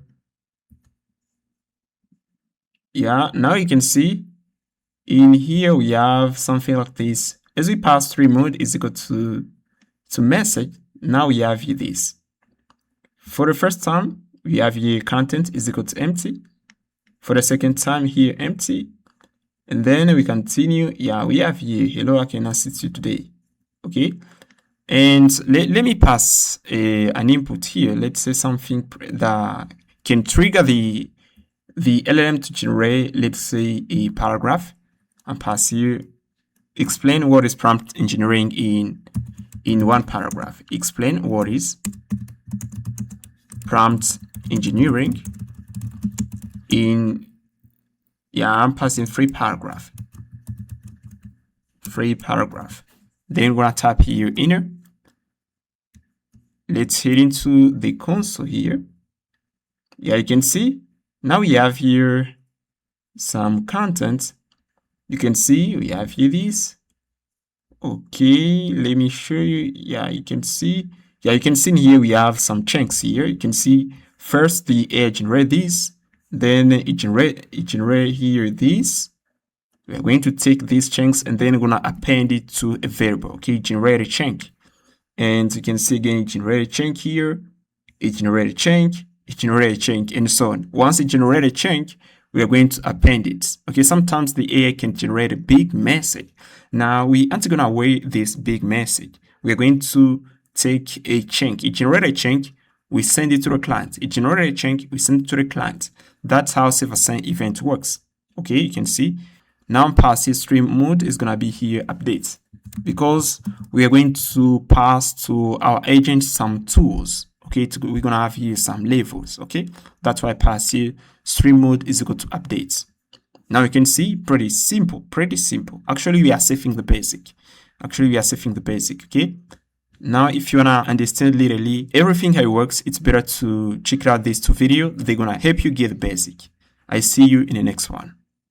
Alright guys, now we're gonna work on the child3 endpoint. We're gonna head into the API folder.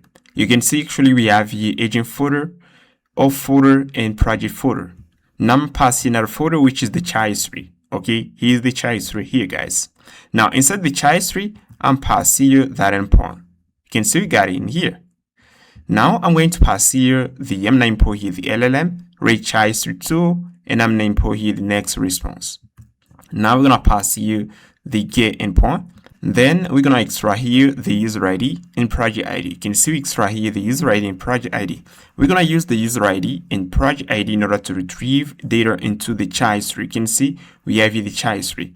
Now I'm gonna check here first if the user ID or project ID isn't undefined. If they are undefined, we are going to continue here. We are going to run here these two read child3 tool that invoke. We're going to pass it the user ID and project ID. Then we're going to return here an array of message. Okay, you can see this how it works. Now, if I click here, read child3 tool, you can see we pass it the user ID and project ID.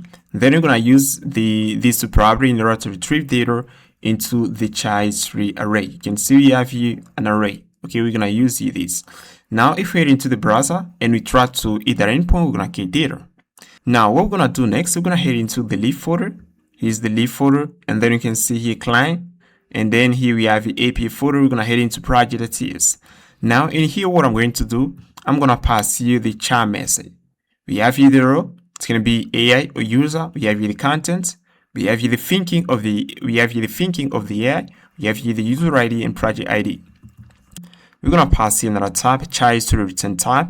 And you can see this is an object, and instead of it to pass here only the message array, and we type it with char message. I'm passing another type, char is to type, and we're gonna use here the type in order to type the function. Okay, you can see char is free, and you can see passive props is equal to char is free type. Okay, I use it in order to type here the parameter of the char is free function. Okay. And here you can see we extract here the user ID and project ID, and then we pass here make HP break, and we pass here the HP variable which is gear, and the endpoint here char is free, pass here the user ID and project ID, and then we return here data. Okay, like this. Now we're gonna head into the store folder. Okay, here's the store folder, guys, and you can see here we have chart slice. Now what I'm going to do in here, guys, I'm gonna import here the function char is free. I'm gonna use it in order to fetch the data. Now I'm going to pass here create a sync frank. We use create a sync frank in order to make HTTP request to the server. Then here you can see pass it the user ID and project ID, and here we pass it to the char is free and return here data. And if we get an error, we're gonna return this. Then we're gonna pass here now another tab, which is the chart states. Okay, now inside the chart states, as you can see, we have here the message array, and I type it with the char message, and we have here the loading property, but also we have here the error. We're gonna pass here the initial states, and I type it with the chart states. Then we have here the message array. Now inside the message array, we're gonna have in the char is free. It's gonna look like this. We have the AI and the user, and here you can see pass the loading property, and we have pass here an error. In case we got an error, we're gonna pass it into the error property. Now we're gonna pass here the chart slice, and we pass here now the initial states. Okay, and we pass here the reduces.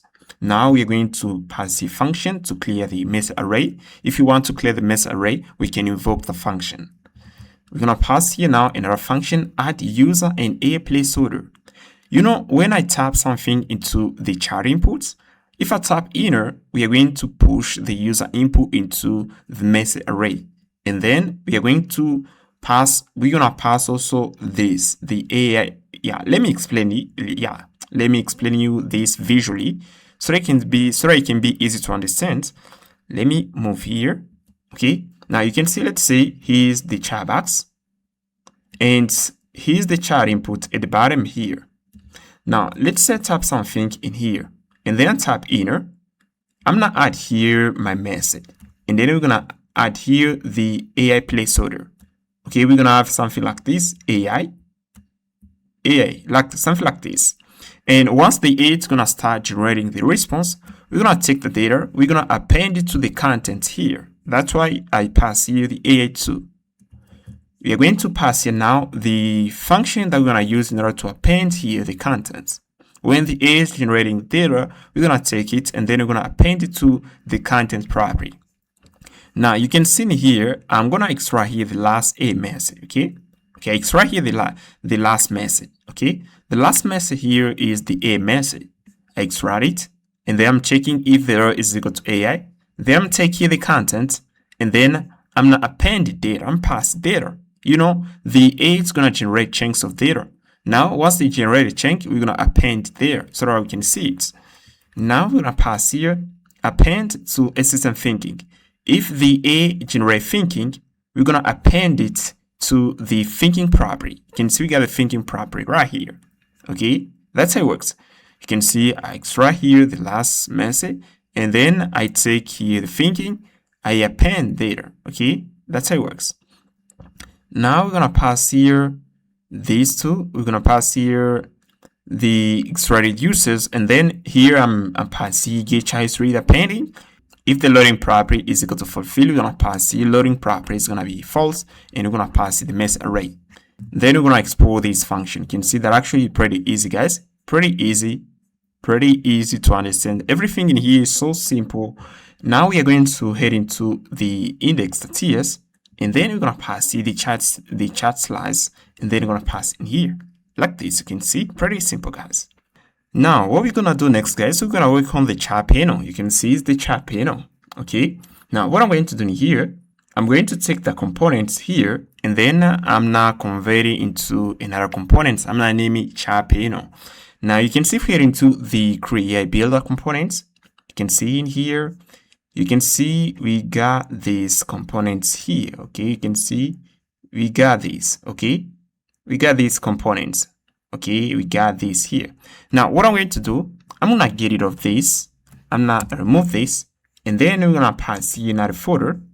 We're gonna put it into a folder here.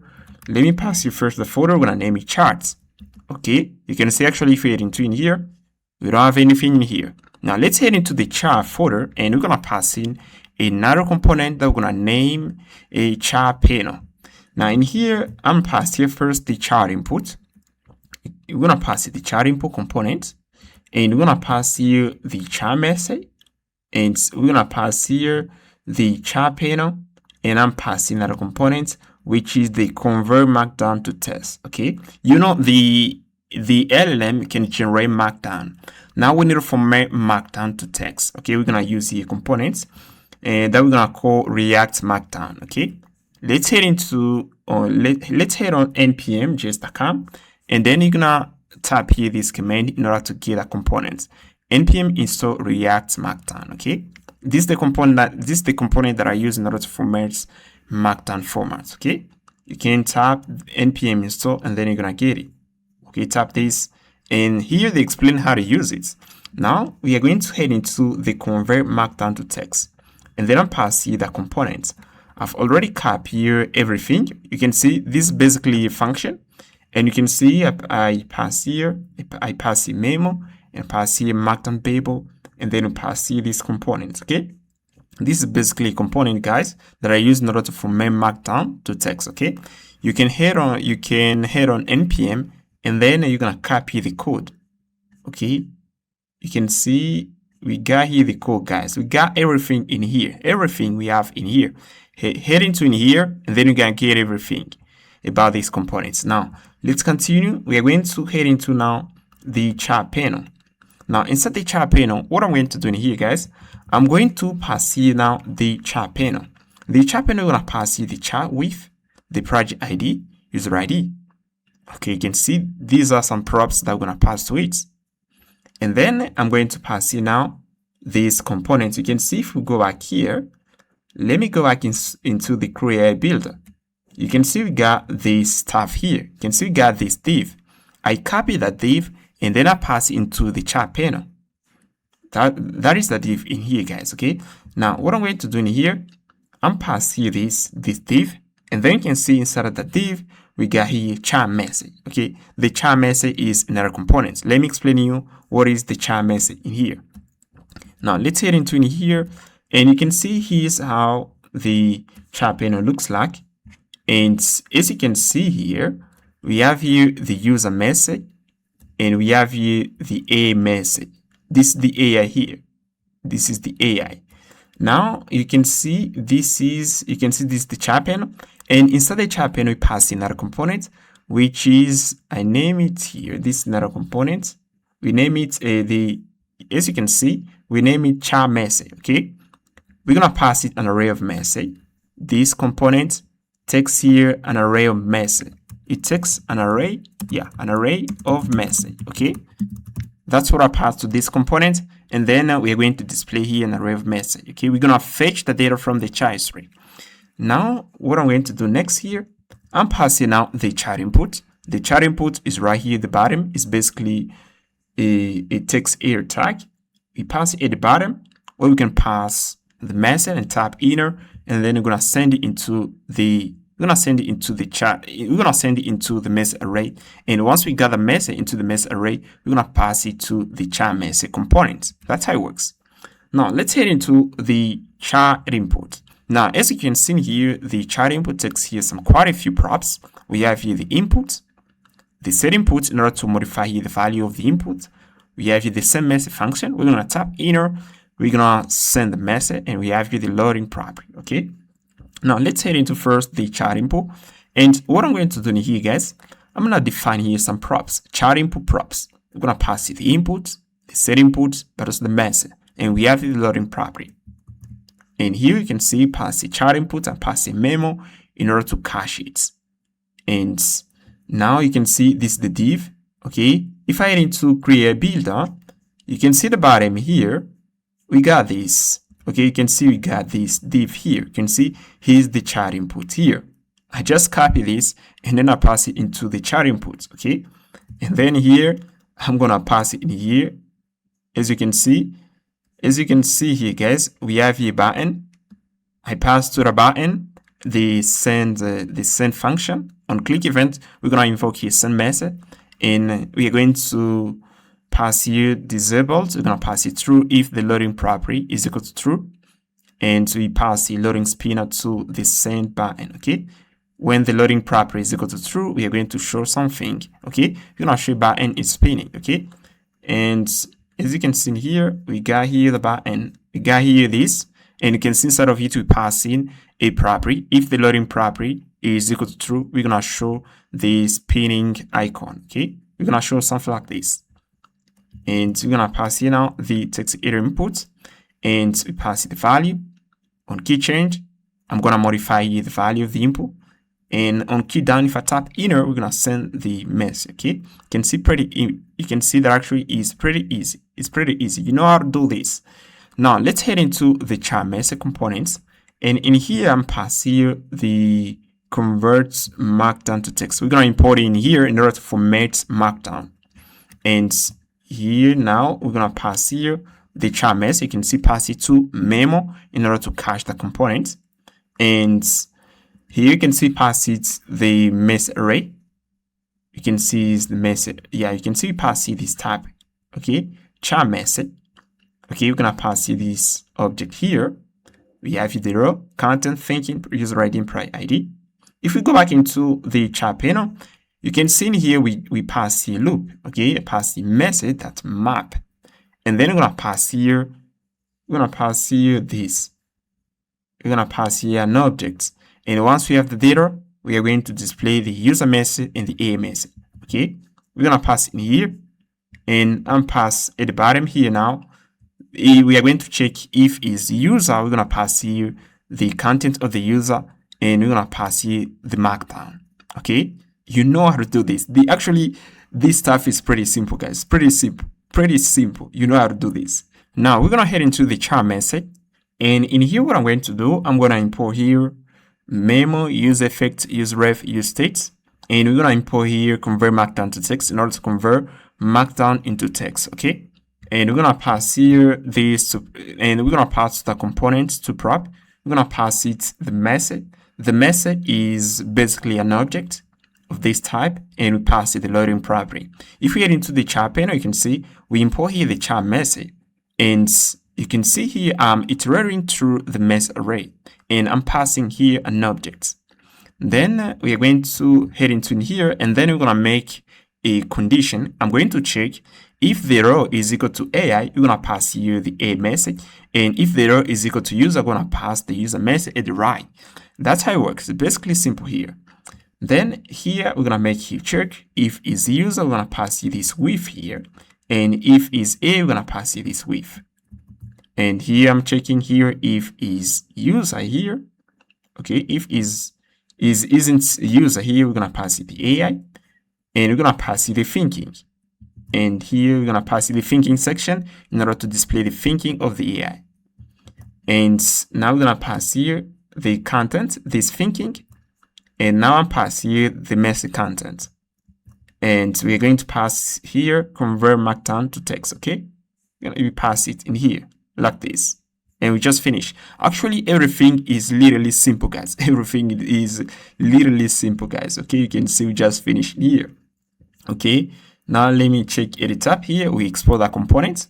Now let's head into the chat panel, and then we're gonna pass here other stuff. We already finished with the chat input. We already finished with the chat message here. It basically a component that takes here an object of message. Okay, it's basically a component that takes an object. Okay, and then we make a check if is AI, we pass the message at the left. If is user, pass the message at the right. Now let's head into the chat panel. And what I'm going to do in here, guys, I'm going to pass here some stuff here. Okay, I'm going to pass here some stuff. Now you can see in here we pass here the message array. Now I'm going to extract the message array from the chat slice. You can see chat slice. If you can see, we have here chat slice. Okay, at the top here, you can see we got here. Now we're gonna extract the message, and then we're gonna pass in here in order to display these messages in here. Okay, that's what we're gonna do in here, guys. Now we're going to move at the top here, and then pass here states. Yeah, you can see pass here inputs. This is states that we pass to the chat inputs, and we pass here set inputs. If you head into the chat inputs, as you can see, we on tapping events here on key change, we are going to invoke here the set inputs in order to modify the value of the input here. You can see it's pretty simple, guys. Pretty simple. You know how to do this. Yeah, you can see pass here the inputs and also pass here set inputs. Now I'm going to move here. You can see pass it now. Also, we pass here the loading property and we pass it in here. If the value is equal to true, we are going to show a loading spinner. We're going to show a spinner icon. We're gonna show a spinner icon. You get the idea. As we pass here loading. Now I'm gonna pass here bottom ref and scroll content ref. We're gonna use these two states in order to scroll into the chat panel. Okay, you're gonna see it works. Now I'm passing here dispatch in order to invoke our actions that we define into the chat slice. And we're gonna pass here use selector, and we're gonna get access to the mess array. And if we move at the bottom here, you can see we iterate through the mess array and we pass the mess to the chat message components. Now I'm going to pass here use effects. And in here you can see we invoke here the get chat history in order to update the mess array. Okay, once we're going to call that, we're going to fetch the chat history. We're going to pass here to the user mess ref, and we're going to pass here the thinking queue ref. And I'm pass here the tap next thinking. Okay, now I'm gonna explain you how it works. I'm gonna explain how it works. Okay, now we're gonna make a quick pause here. We're gonna hit into in here, and then I'm define here. I'm pass here. Let me pass here this array user queue ref. We're gonna take that, and then we're gonna pass in here user queue ref. Let's say the age generate. How can I? Okay, we're gonna pass how can I. Now pass here assist. And then I pass here you, and I pass here to, and I pass here today, like this. You know, the A generate a message in change. Now pass here this. Okay, the A also can generate thinking. Let's pass here this. We're gonna copy here thinking ref. We're gonna copy it, and then we're gonna pass it in here. Const this is equal to this. And here we're gonna have here some thinking. Let's say the user, okay. We're gonna have here something like said, and then pass here hello. We're gonna have here this, we're gonna have here this, and the A can say maybe, and pass here B, generate B, and then pass here E.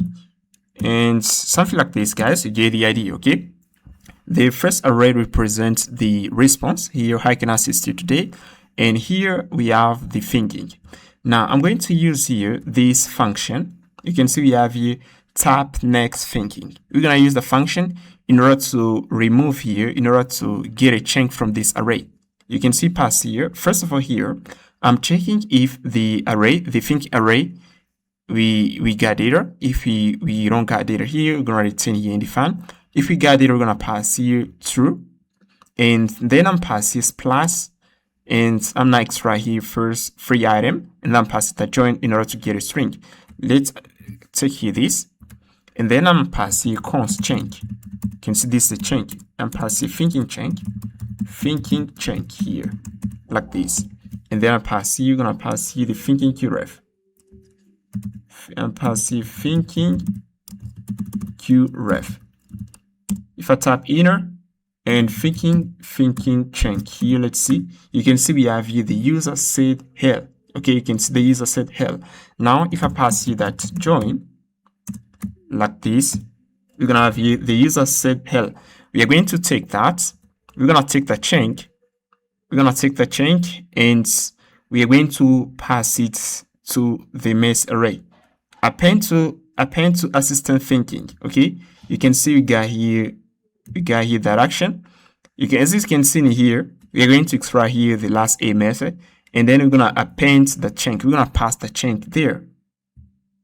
As you can see, we're gonna take the chunk, and then we're gonna call the function after some time, after some milliseconds. We're gonna call it in order to simulate tapping. You can see this is a tapping simulation. We're going to simulate tapping, and if we call the function again, you can see for the first time we got this chunk.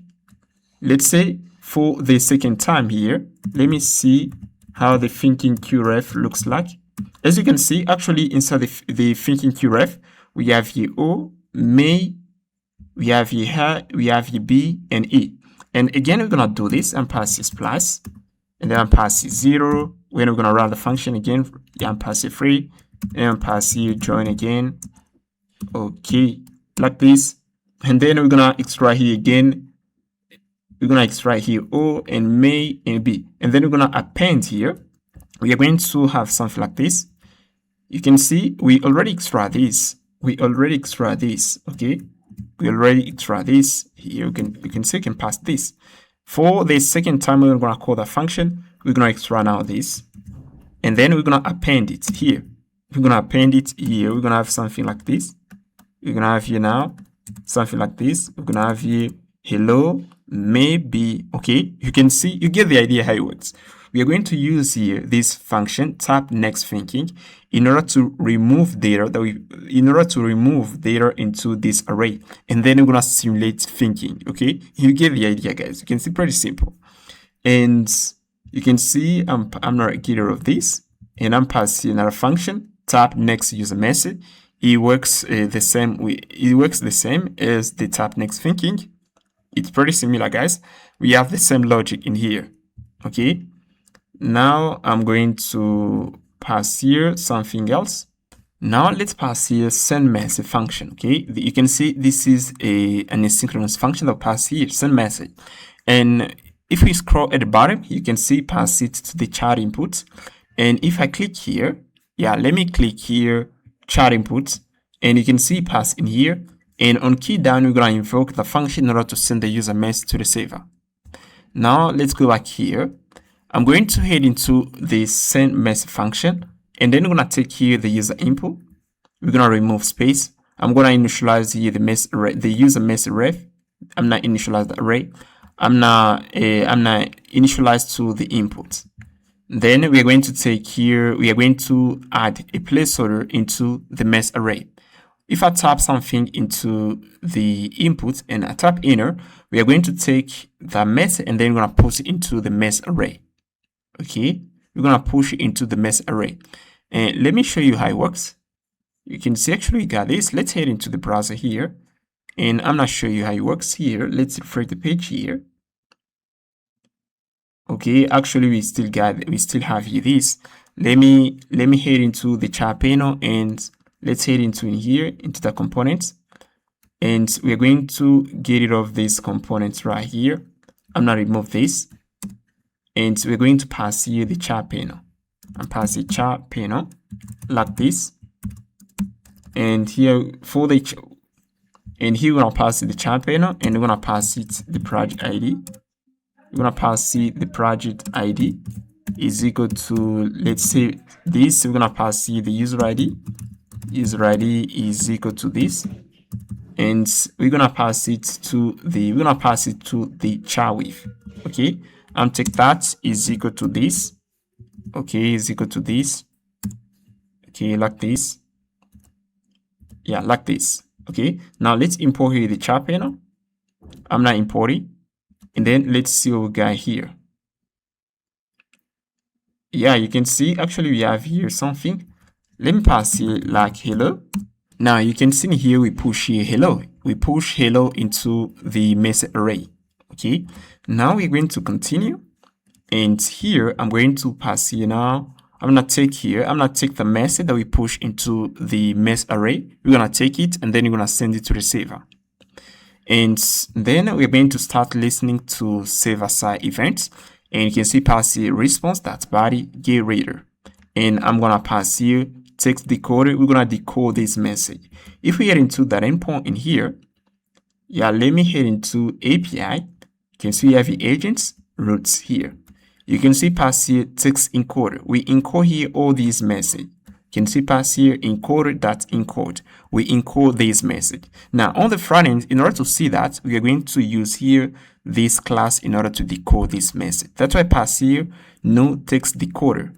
Then we're going to we're gonna pass here while true. We're gonna pass here loop, and then I'm start getting this data from the server. Pass here await.reader, and then I'm gonna take here the data. You can see pass here decoder. That's the decode. We're gonna get here. We're gonna take here the value, and then we're gonna pass into the buffer here. Now I'm going to take the buffer, and then I'm gonna convert it into an array. Okay, we're gonna convert it into an array, and then we're going to take here the line. You can see first of all here we take the buffer, we convert it into an array. Okay, and then we take here this array, we iterate through, and then we got here string. And then we're going to check here if the string starts with data colon. We're going to take the string here, and then you can see we are going to replace the data here with empty, and then we're gonna get here the payload. And the data that you can see in here, we send it from the server. If I head into the API folder, you can see pass here data colon. And then on the front end, we're gonna get rid of the data. Then we're going to take that. The data is a JSON. Let me go back here again. You can see here, I'm not heading to here. You can see pass here data, and we pass here JSON stringify. The data is JSON string. Now on the front end, we're gonna convert it into a JavaScript value, and then you can see pass here JSON.parse. Okay. Now we are going to pass here the message. Okay, you're gonna pass data.message. The message here is the event. Okay, if we have here the message, we're gonna take it, and then we're gonna push it into the user message ref, and then we're gonna call here the function in order to simulate tapping. Okay, and now I'm gonna pass here. I'm gonna do the same thing for the thinking. If we got the thinking events from the server, we are going to take this thinking, we're gonna push into the thinking uref, and then we are going to simulate here again typing.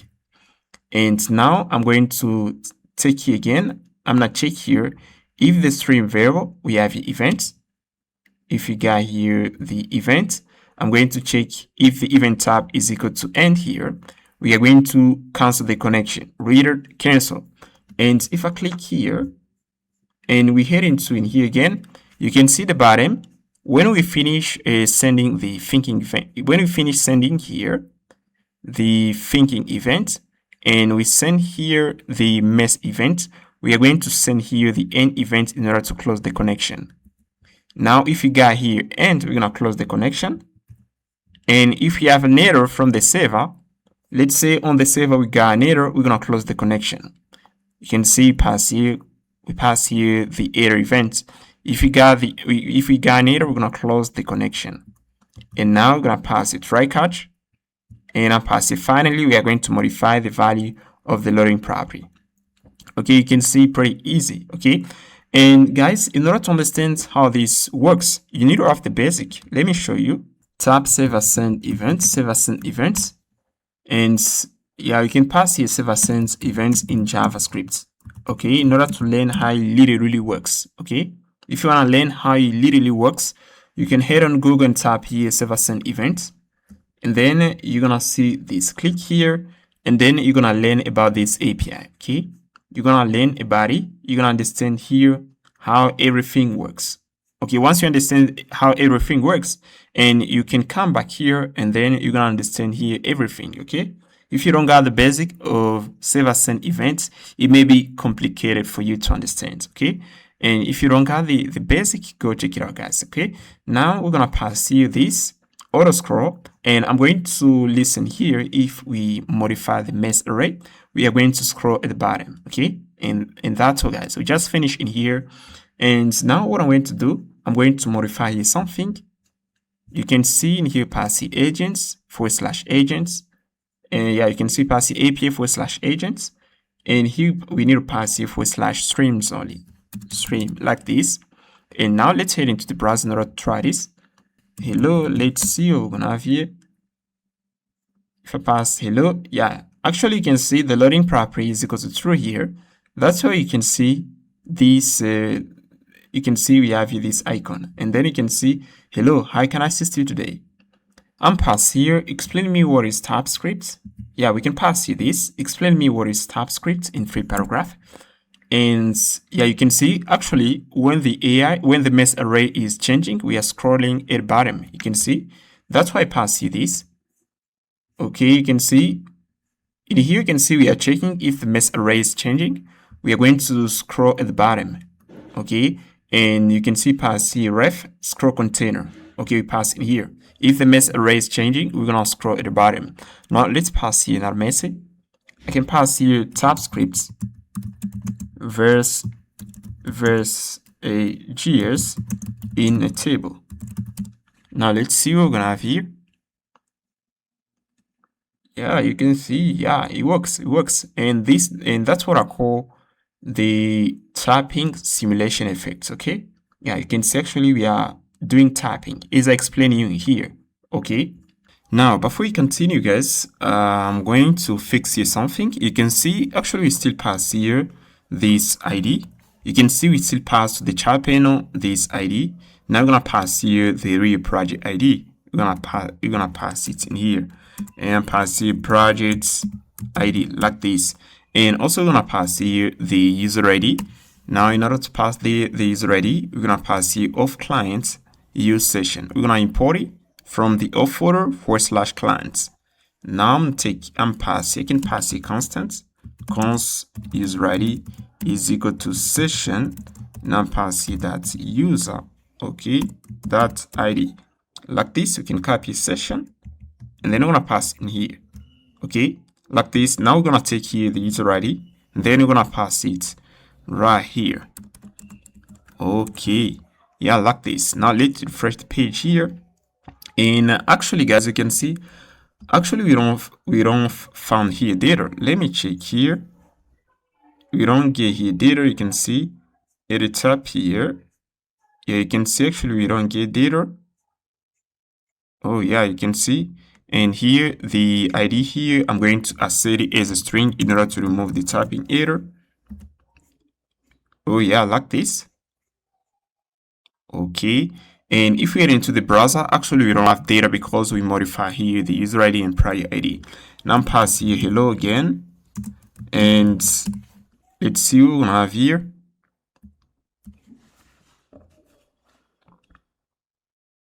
Okay, let me head into first the chart slice, and then we're gonna get rid of something here at the top. We're gonna get rid of this stuff right here. You can see we got this here. We're gonna remove this stuff here. Okay, I don't wanna see this again. Okay, like this. We are going to do something like this. Okay, now let me pass again. Yeah, I'm typing hello. Let's see what we're gonna have here, guys. Yeah, hello, how can I assist you today? And now if I pass here, do you know my name? Yeah, let's say I'm Ben. And if I type here, do you know my name here? You're gonna see the agent doesn't know my name. It doesn't have memory. You're gonna see. Okay, you're gonna see in a bit of moment. It's gonna say know me. Okay, I don't have any information about your name. Now, the next chapter is this, guys. Okay, now we're gonna learn how to build the memory for our agents. That's what we're gonna work on. Alright, guys, now we're gonna learn how to design the long-term and short-term memory for our agents. Okay, actually, our agent doesn't remember anything about me. If I ask you some questions, it's gonna forget at every pass. Now we're gonna learn how to add the long-term and short-term memory. Now you can see the design of the system. Here you can see we're gonna have here the memory logs here. The memory logs are MD5s. You can see we have the memory.md file, and is where we're gonna store the conversation between the AI and the user.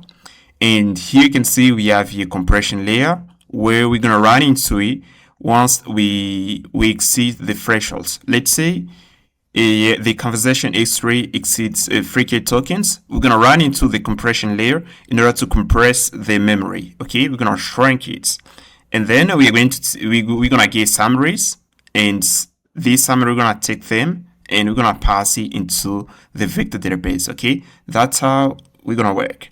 And in order to load the memory, we're gonna use here a semantic store. We have a vector database.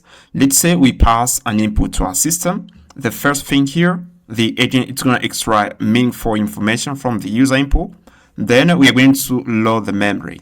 We are going to load the memory from the vector database. You can see we have the vector database, and also we're going to load the memory from daily log files. When I'm talking about daily log files, we have some .md file that we're going to create, where we're going to store the conversation between the A and human, and we're going to load all this information, and then we're going to pass it to the agent so that the agent can remember what I'm talking about. Okay, that's how it works. Okay, that's how it works. You can see we have here the user input. We're going to take the user input, we're going to pass it immediately to the agent. Then the agent is going to extract meaningful information from the user inputs, and after that we're going to load here the memory. And once we load the memory, now the agent can respond. Now we are going to get into the practice, because this is theory, guys. Okay, you're gonna understand this. You're gonna understand this architecture later once you understand the practice. Okay, we're going to get into the practice so that you can understand this pretty better. Now I'm going to head into in here. We're gonna head into the lib folder, guys, and you can see we have here the lib folder. Now inside the lib folder, I'm pass here another folder, name it memory. Okay, like this, memory. Now inside the memory folder, we're gonna pass here folder prompt, and in here we're gonna pass system prompts. Let me pass to the first system prompt and pass here prompts.ts, and here's the system prompt. I'm gonna read it a little bit. Your conversational context-aware AI assistants with explicit memory tools. Your primary responsibility is to answer the current user message clearly and intelligently. The user is always the final authority in every turn. You must follow the rules below. Available memory tools. Write long-term memory tool. This tool allows you to write into the long-term memory and what to store and not to store. I pass you some information, what the AI can store and what the AI cannot store. Okay, and automatic memory for user activities. We pass here this section. Okay, this is the system prompt that we're gonna pass to the memory agents. Okay, now the next thing I'm gonna do inside the memory folder, we're gonna pass here the store folder. Okay, store folder, and inside the store folder we're gonna pass in the multi-vector retriever, and pass here multi-vector retriever, like this. And guys, if you don't know what is multi-vector retriever, I invite you to go check it out my right course. You're gonna learn what is multi-vector retriever. We're gonna pass the multi-vector retriever.ts, and we're gonna pass the BM25 retriever. Okay, BM25 retriever.ts. Okay, that's what we're gonna pass in here.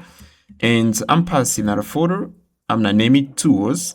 It's where we're gonna put in all tools of our memory agents, like write to the long-term memory. An agent can use a tool in order to write into the long-term memory.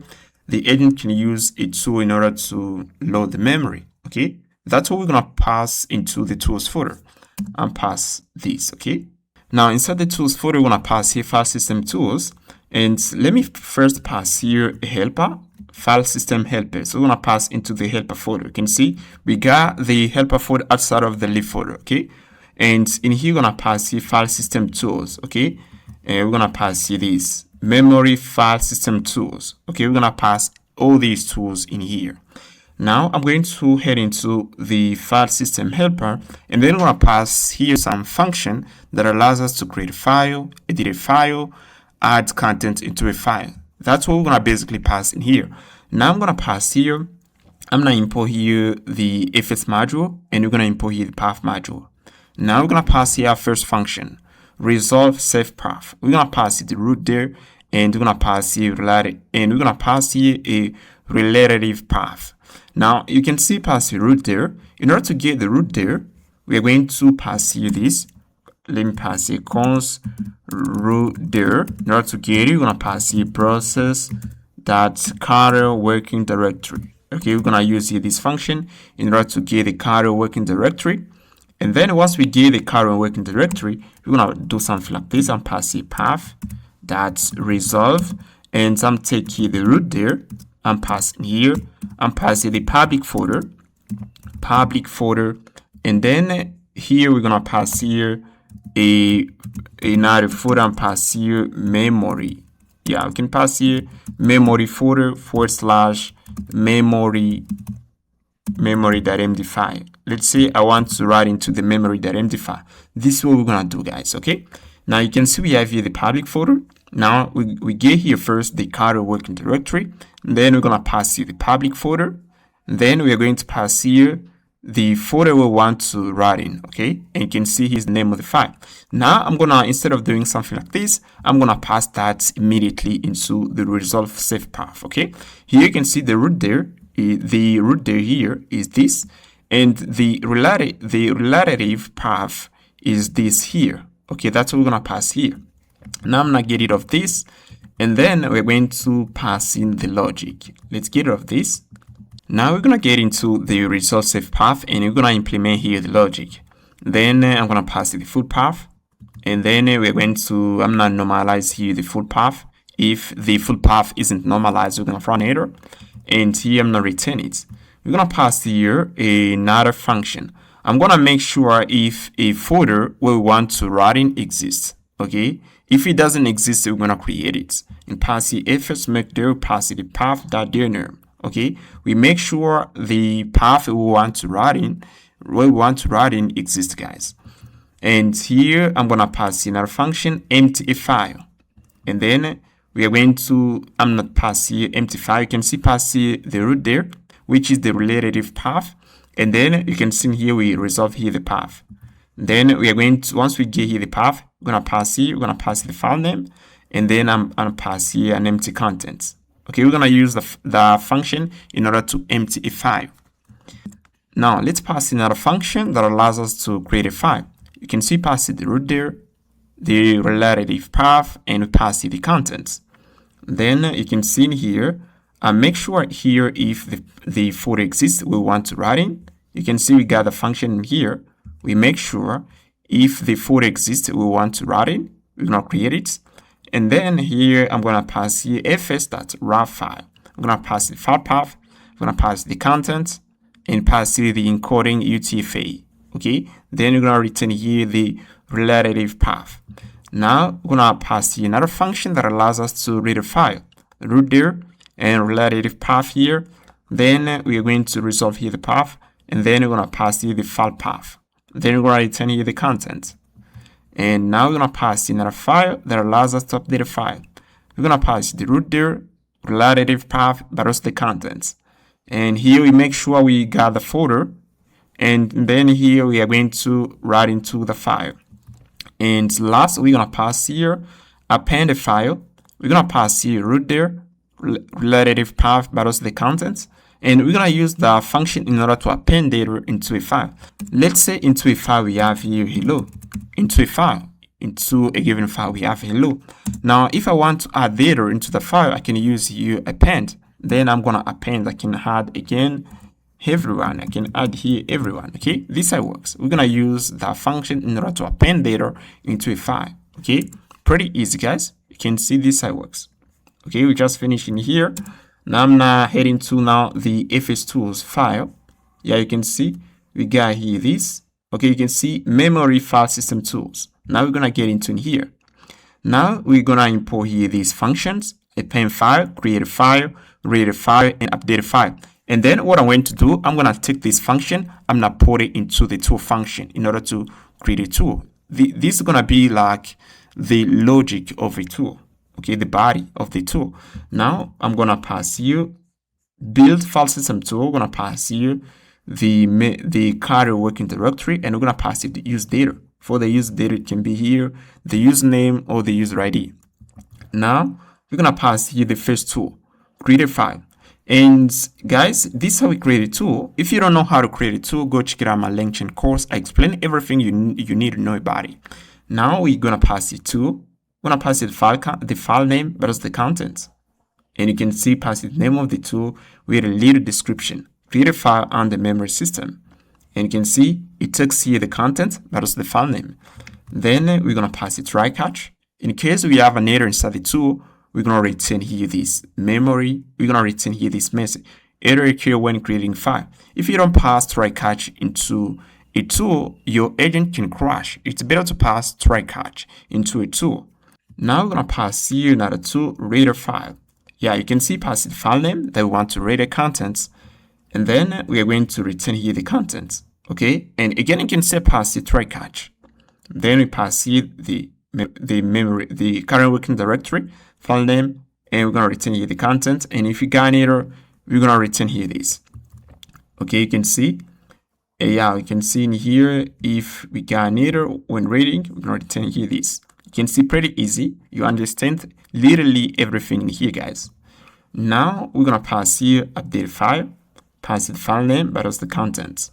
And you can see pass here the name of the tool and a little description.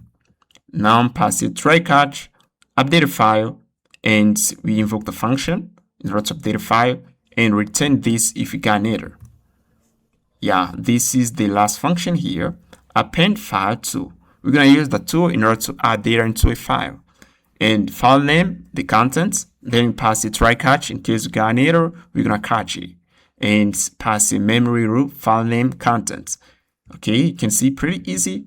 Yeah, this is our last tool, guys. Write to long-term memory tool. And here we pass here. Now you can see it takes here the contents and we pass here the current dates. And I take here the current dates, I pass here memory content. We got here the string. Let's run this and see how it looks like. I'm gonna copy that, and if we head into in here, let me head into in here and see how it looks like. I'm tap and paste that in here. Okay, content isn't defined. Okay, let me pass here something for the content. Yeah, you can see we have here this. Okay, pass the content. Let me pass here, let's say we have here a content. Content is equal to hello. Yeah, let's say this is the content. Let me copy everything in here. And then we're gonna pass it in here. I'm gonna exit first. Then we're gonna head in. Then we're gonna tap here inner. Let's see how we're gonna check here the formats. We're gonna check how the memory content looks like. We can copy this, and if we pass in here, yeah, here's how the memory content looks like. Okay, when we add data into a file, we're gonna have something like this. Okay, we're gonna pass it the time here. Okay, and here hello. Okay, let me give you more explanation about it. Let's say we want to write into a file. This is a file. We got a file here. We're gonna pass here. Yeah, let me copy here. We are going to pass here this. Okay, I'm not take this. We're gonna pass here this. And then at the bottom here, we're gonna have the contents. Now we're gonna have here hello. Okay, this is how it's gonna look like. Okay, we're gonna pass here, and here I think we're gonna pass here the assistant. Let's say we're gonna pass here user. Yeah, I can pass here row user. It's gonna look like this. And if is the A, we're gonna pass assistant. Okay, I think you get the idea. You're gonna understand it pretty well when we're gonna test it. And now we're gonna get rid of this constant here. Then we're gonna pass here append file, and here we're gonna pass the memory, the name here memory. We're gonna pass it the user ID .md, and we're gonna pass it the content. And here I'm going to pass here the name of the tool, and we're gonna return all these tools. Okay, now let's try to run these tools in order to see how it works. Okay, so that we can understand before we move on. Okay, now what I'm going to do, guys, I'm gonna try to test. I'm gonna test all these tools so that you can see how they works. Okay, we're going to head into the API folder. And inside the API folder, I'm passing another folder here. We're gonna name it test folder. Okay, we can pass it test. And then inside the test folder, we're gonna pass here root.ts. Now in here, we're gonna pass in something. Let me copy something. I can copy this, and then we can pass in here. Yeah. Okay. In here, let me remove everything in here. I'm gonna copy this, and then we're gonna pass it in here. Okay, like this. Yeah, we can copy. Now we're gonna get rid of this stuff here. I'm gonna get rid of this, and I'm gonna remove this. We're gonna pass here gets for the HTTP verb, and now let's import here this. Yeah, you can see the bottom. We got here these functions. Okay, yeah, we are going to invoke the function. Let me check here, build file system tools. We're gonna copy that. That's what we're gonna pass here. Okay, we're gonna copy that, and I'm passing here. We're gonna extract here these tools, build file system tools, and we're gonna pass here the root there is equal to process. That's current working directory like this.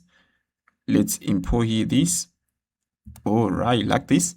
Let's go here, and then we're gonna copy these tools and copy this, and we're gonna pass in here. Okay, like this. Now we're gonna pass here the root there, and we're gonna pass here an object and pass here user ID and pass here ben123 like this. And then what I'm going to do, guys, I'm going to invoke here to create a file tool. Now, in order to invoke it, you can pass here const res. Yeah, I'm pass here. We're gonna pass here away, and then we're gonna pass here invoke. Now, let's see here. You can see if we click here, we click on this. Let me see here. I'm gonna head into in here, and you can see here we're gonna pass here the file name, but also the content. That's what we need to pass it in here. It's gonna be an object like this, okay? And here I pass here memory.md like this. This is the file name, and for the content you can pass here hello, and I'm gonna return here the response like this. Okay, like this, guys. Now let's head into the browser and try this. Okay, right here we're gonna pass here localhost /API/test, and then we're gonna type inner. Yeah, you can see we got here something created file. Yeah, memory.md. Yeah, let's head into the public folder. Okay, public folder. Okay, yeah, you can see here pass the root there. Okay, you can say pass the root there, but I didn't pass here the public path here. Now I think they write into a file here. You can see we got here the file. Okay, they don't put it into the public folder. Now if I want to put it into the public folder, what I'm going to do in here, I'm gonna pass here const full path, and then it's gonna be unpassy path that resolve, and pass the root there, and we are going to pass the public folder. We're gonna write into the public folder, and I can pass even another folder here like this. Now we're gonna take here the full path. Here's the full path, and we're gonna pass in here. You can see where we have here but build file system 2. We're gonna pass in now the full path. Okay, like this. And if I run this, you're gonna see we're gonna write into the public folder. Yeah, we write into the public folder. Yeah, you can see actually we have here something like this, and we have here the file. Okay, pretty easy. And here we have a second tool here, read file tool. If I copy this, I pass in here, and this tool, I think it basically take here the name of the file, and then we're gonna get here the content. And inside the memory.md file, we have hello. If I run this, you can see for the response here, we got hello. We have here, let me show you. Yeah, for the response, you can see we got here hello.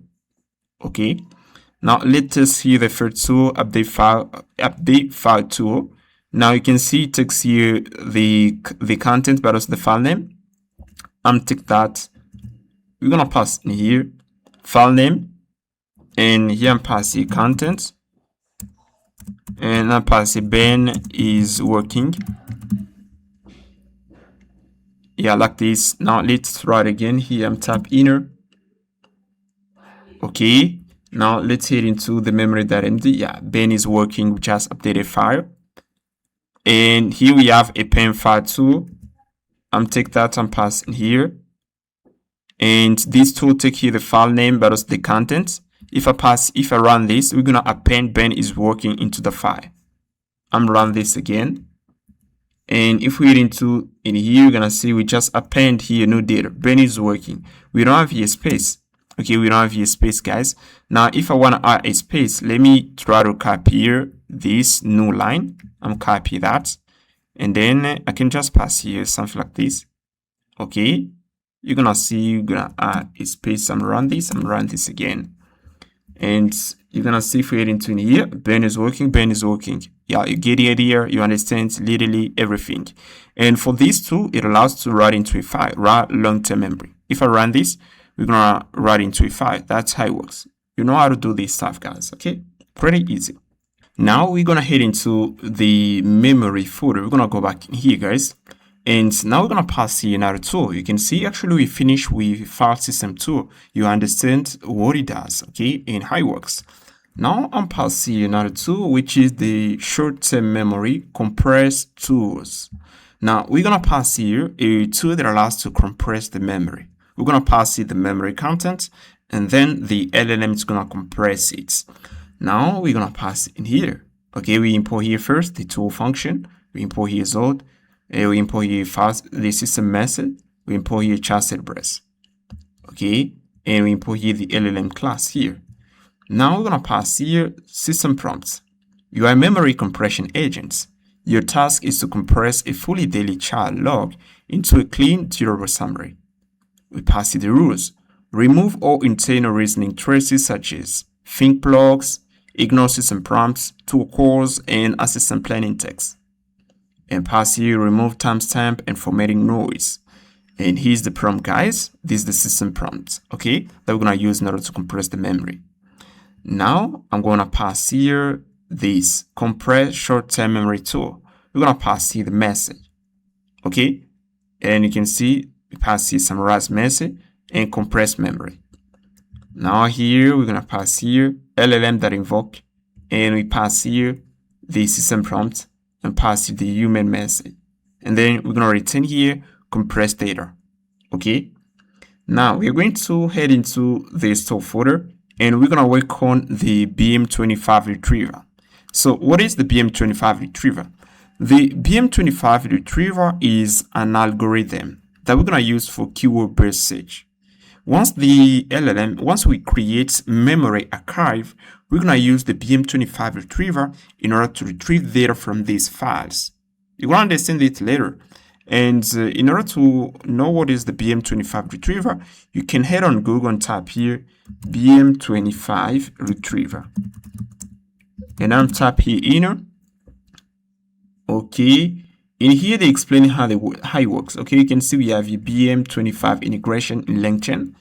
You can see if you click here, they're gonna take you on LangChain. You can see we have here this little definition, BM25 retriever, also known as Okapi BM25. Okay, yeah, let's head into it here. Okay, BM25 integration.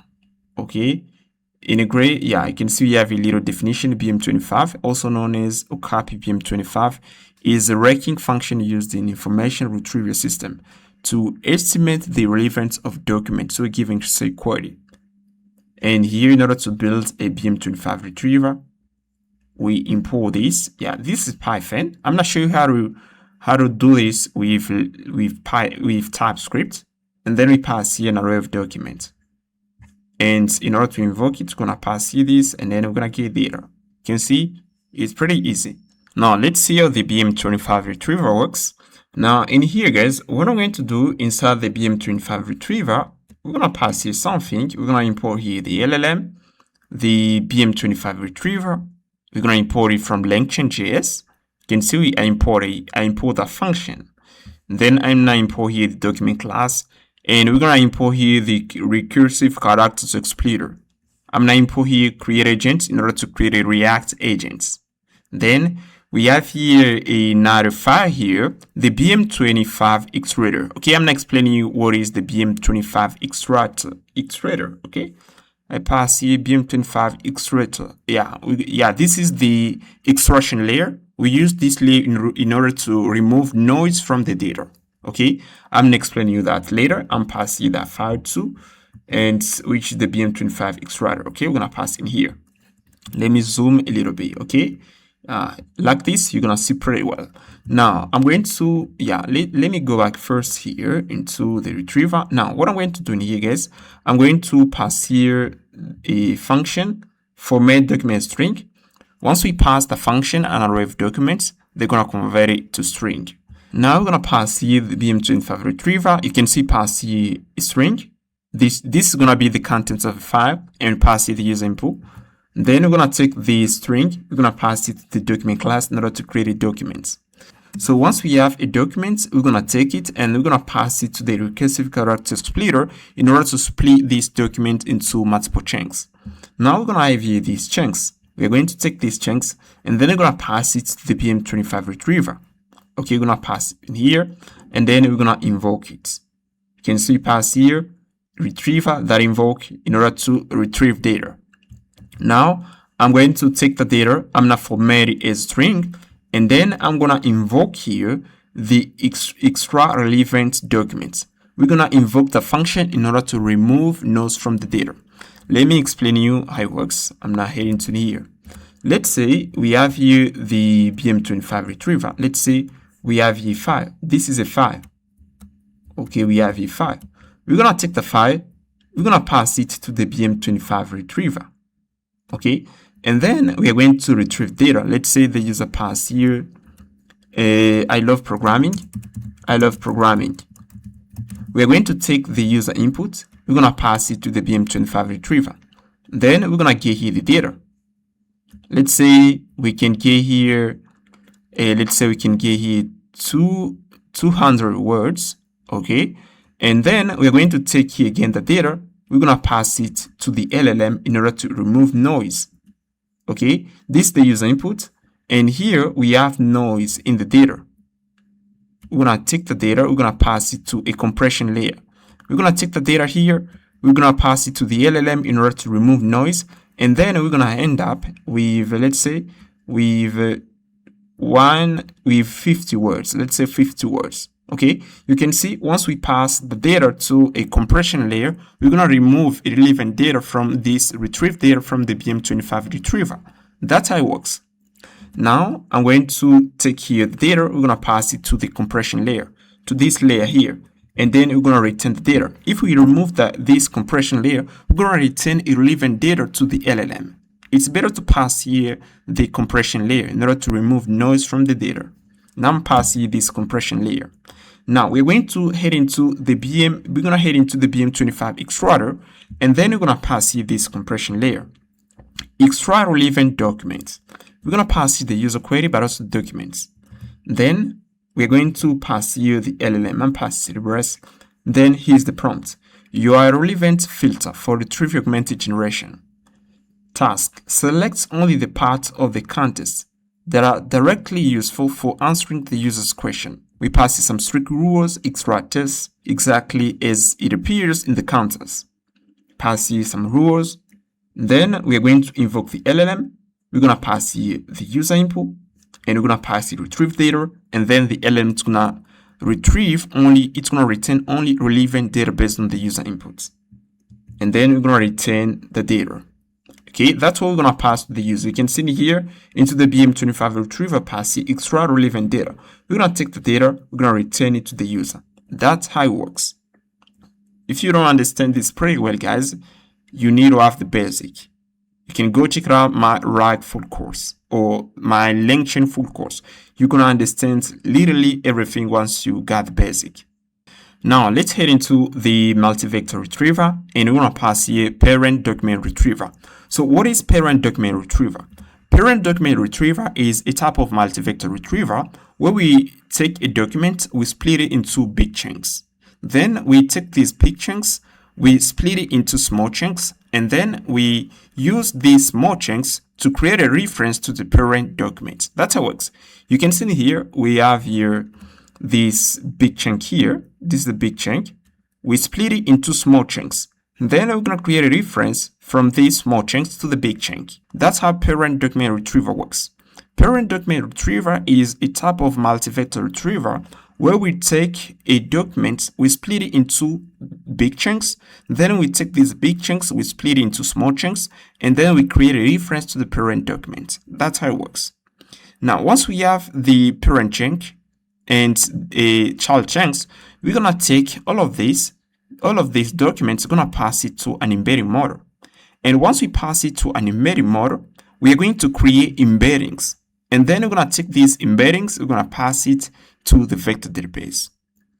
Now, this is the embedding pipeline. Okay, this is the embedding pipeline. Also, we have the retrieving pipeline. So how the retrieving pipeline works. Now, we have here the user input. Okay, I can pass here something and pass here, we have here the user input.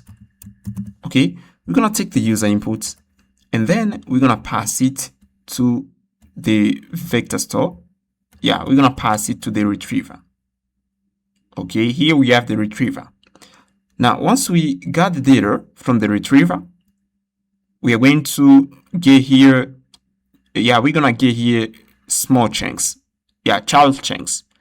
This is child chunks. Okay, we're gonna get here child chunks.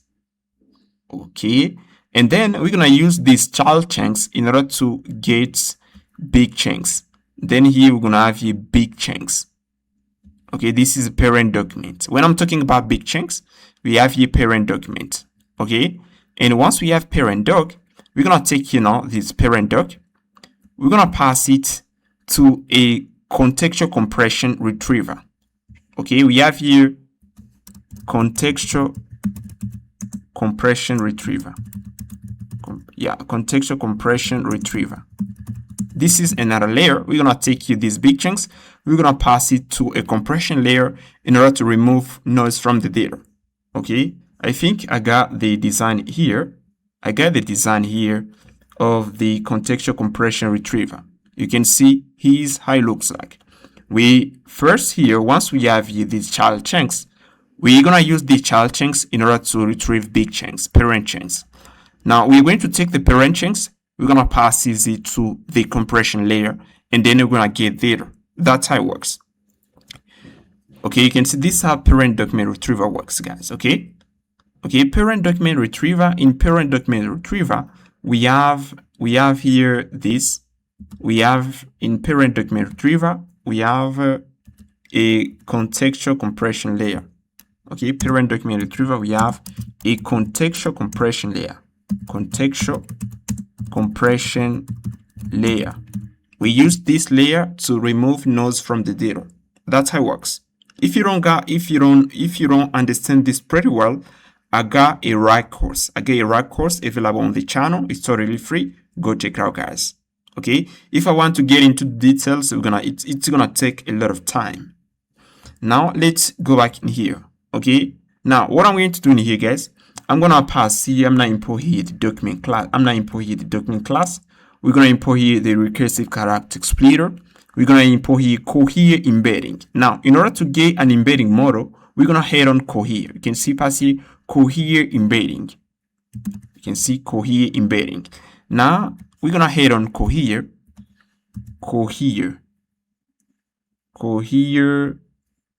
Yeah, cohere. Head on cohere, and once you head on cohere, you're gonna create an account. Let me sign in here. And then you're gonna copy it in here. Copy your API key in here. Head into cohere. We're gonna use cohere for an embedding model. So what is an embedding model? An embedding model takes a document and then convert it into numerical representation. That's what we call embeddings. Now we are going to need here a vector database, a key for a vector database. For the vector database, we're gonna use Pinecone. Head on Pinecone, tap here Pinecone, and create an account, and then you're gonna get an API key. Okay, once you get an API key, you're gonna pass it into your data file. Okay, you can see I import here Pinecone, and I import here Cheerio Web Base Loader. Okay, we pass this. We import here the UUID in order to create UUID, and we import here contextual compression retriever. Okay, I import it from LangChain Classic. Now, in order to get LangChain Classic, head on npm, type here LangChain, and pass here npm LangChain Classic. Tap this. Then you're gonna head into here, you're gonna copy here this. So once you install LangChain Classic, you're gonna go back into your projects, and then you're gonna import the contextual compression retriever, and you're gonna import here LLM Extractor, and you're gonna import here Cerebrus for the model. Now we're gonna pass here a function in order to load a document. You can see we're gonna pass here an array of documents. Then I'm gonna pass here create parent docs. Okay, here's the parent doc here, and here we pass here a recursive character splitter in order to split a document into multiple chunks. Okay, let me first reduce the zoom so that everything is gonna be clean here. Okay, yeah, like this. Now you can see pass here recursive character splitter. We're gonna take here an array of doc, and then we're gonna split it into small chunks. We're gonna split it into multiple documents, and as you can see, for the chunk size here is 2000 and chunk overlap for 400, and we are going to have here this chunk. Now once we got these chunks, we are going to take these chunks, and then we are going to pass here metadata.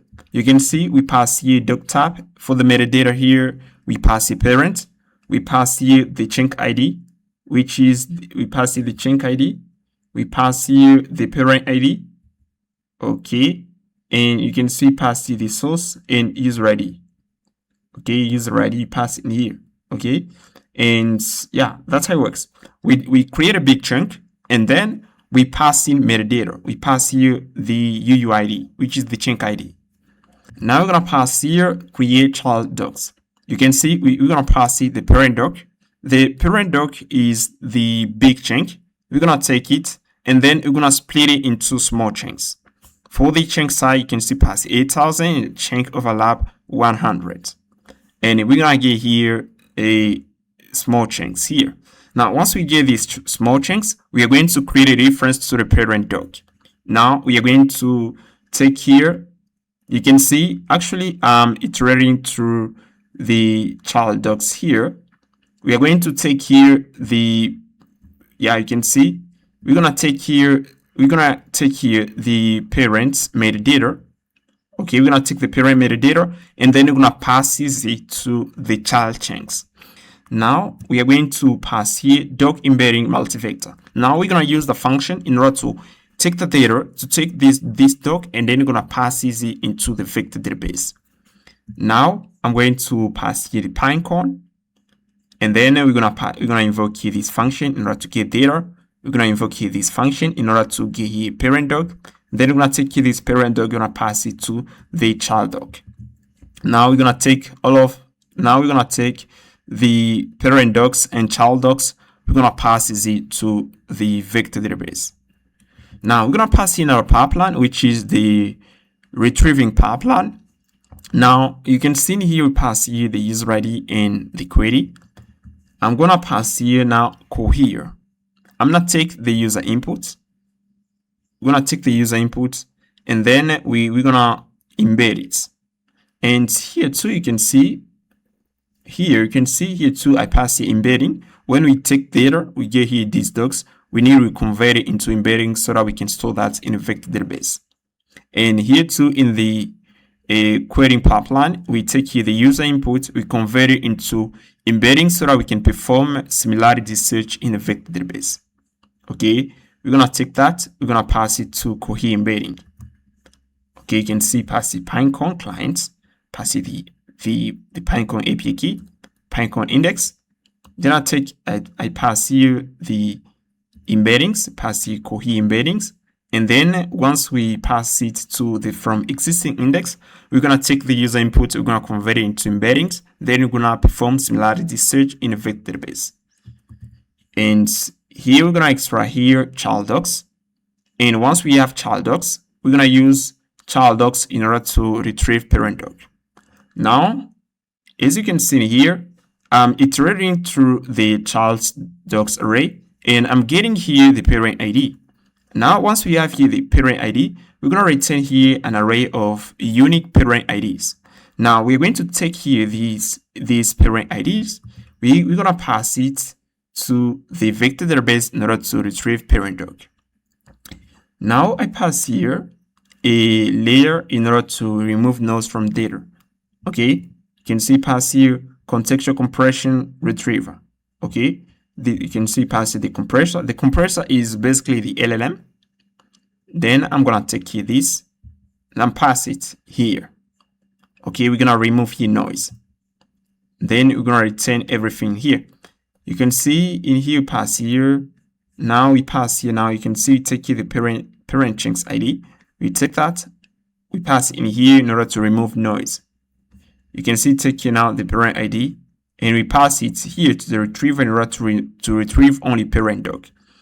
Okay, we pass it here, and then once we get here parent doc, we're gonna remove nodes from the parent document. Then we're gonna return here the data. Okay, that's how it works. Okay, that's how it works. It's pretty simple, guys. If you wanna understand literally everything, go check it out my RAI course or my LangChain course or my LangGraph course. You're gonna understand how it works. Okay, that's great. And now what we're gonna do next, guys, I'm going to head into now the memory folder, and I'm gonna pass here another file. And now I'm pass here a file. I'm gonna name it memory agent.ts. Like this. We're gonna pass here another file. I'm gonna name it context assembler. We're gonna use that assembler. We're gonna use that file in order to assemble the context to the LLM. The TS. We're gonna pass here this. Okay, like this. Now let's pass here one more file, which is the memory manager. Now inside the memory manager, we're gonna pass in some function that allows to do correct operation on memory files that we're gonna create. And you can see we have the context. So the context assembler, we're gonna use the class in order to assemble the context to the agents. Now let's head into first the memory manager. And what I'm going to do in here, we are going to import here the append file, create a file, empty file, and read a file. We already test here this function. We understand how they work. Okay. And here we import here the fs module and the path module. Now I'm pass here function in order to get the current date here. If we cap the function and we pass in here, you can see we're gonna get here the current date here. Let me pass here this. You can see we got here the current date. We're gonna pass here another function in order to get the current time here. I'm copy. Let me copy it in here. If we copy that and we pass in here, we're gonna have here the time, the current time here. Let's see. Yeah, you can see here's the current time in string. Now let's pass here this function. We're gonna use that in order to check if a file exists. And now we're gonna pass use data in the first. We're gonna pass the user ID and project ID. And here we're gonna pass here now the memory manager, and you can see pass the memory roots and the user data. The memory root here, guys, is the current working directory. And as you can see, pass here constructor memory roots. Okay, and we take here the memory roots, we pass it to the path that to resolve. Okay, and pass here use data in order to instantiate it. Now we are going to pass here file empty file content. Once we invoke that function, we're gonna empty file. You can see pass here we pass here the current working directory. If I click here, you can see this is the function that we use in order to empty file. Let's go back inside the memory manager, and right here you can see pass the empty file. Okay, and we pass here the current working directory. Now we're gonna pass here today log path. Okay, let's copy this function and see what we have in here. Okay, I can just pass that function right here, and then I'm pass here a random user ID. I can pass here project ID.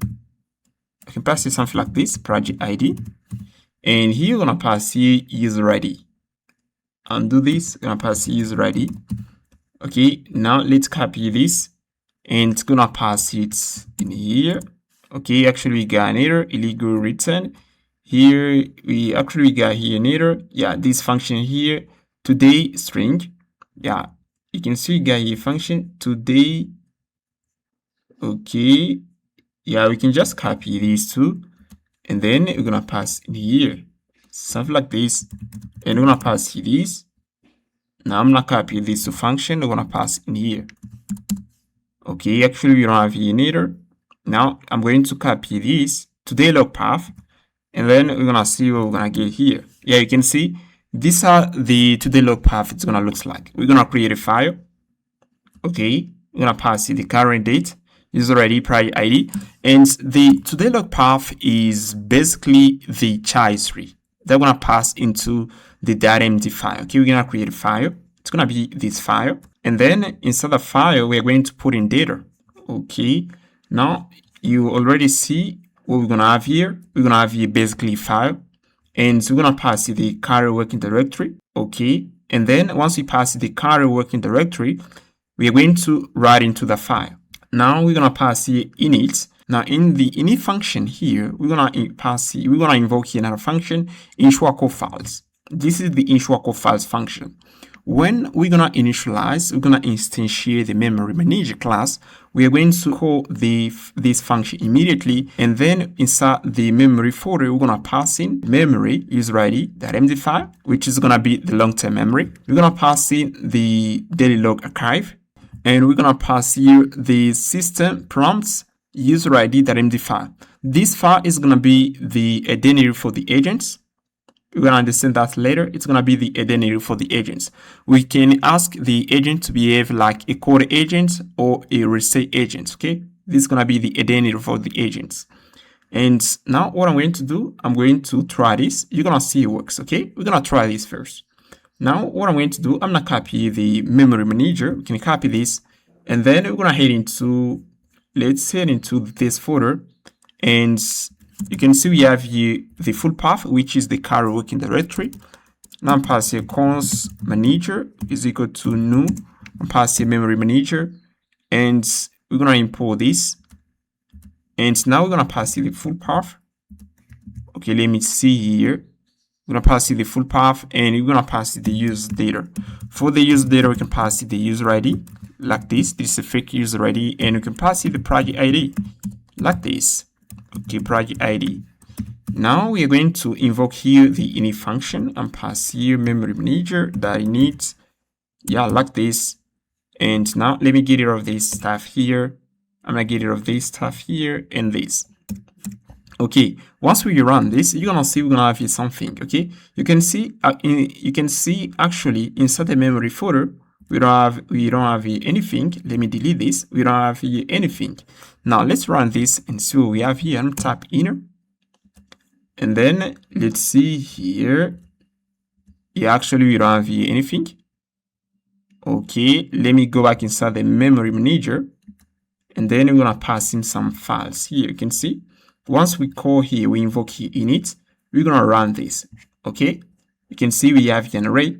I'm going to iterate through the array, and then we're going to create these files. Okay, and here I pass here now. You can see file of defaults, this array. Then we're going to take here, we're going to get here a full path. Then we're going to invoke here the function, create a file. We're going to create a file. And then you can see we got here another file, ensure to the log. We are going to make sure we got this file right here. We got the file. Okay, that is the importance of ensure to the log. Now let's run this and see what we're gonna have here. Okay, I run this again. Let's head into the public folder.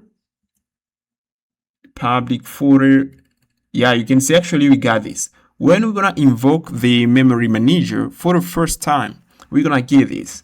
You can see we have here the daily log, and in here, we're going to pass here the conversation between the AI and human. And when we want to pass data to the agent, we are going to load the data from the file. Okay, daily log. And we have here daily log archive. When we're going to archive data, we're going to pass it in here. And we have here the memory user ID.md file. This is gonna be the long-term memory for the agents.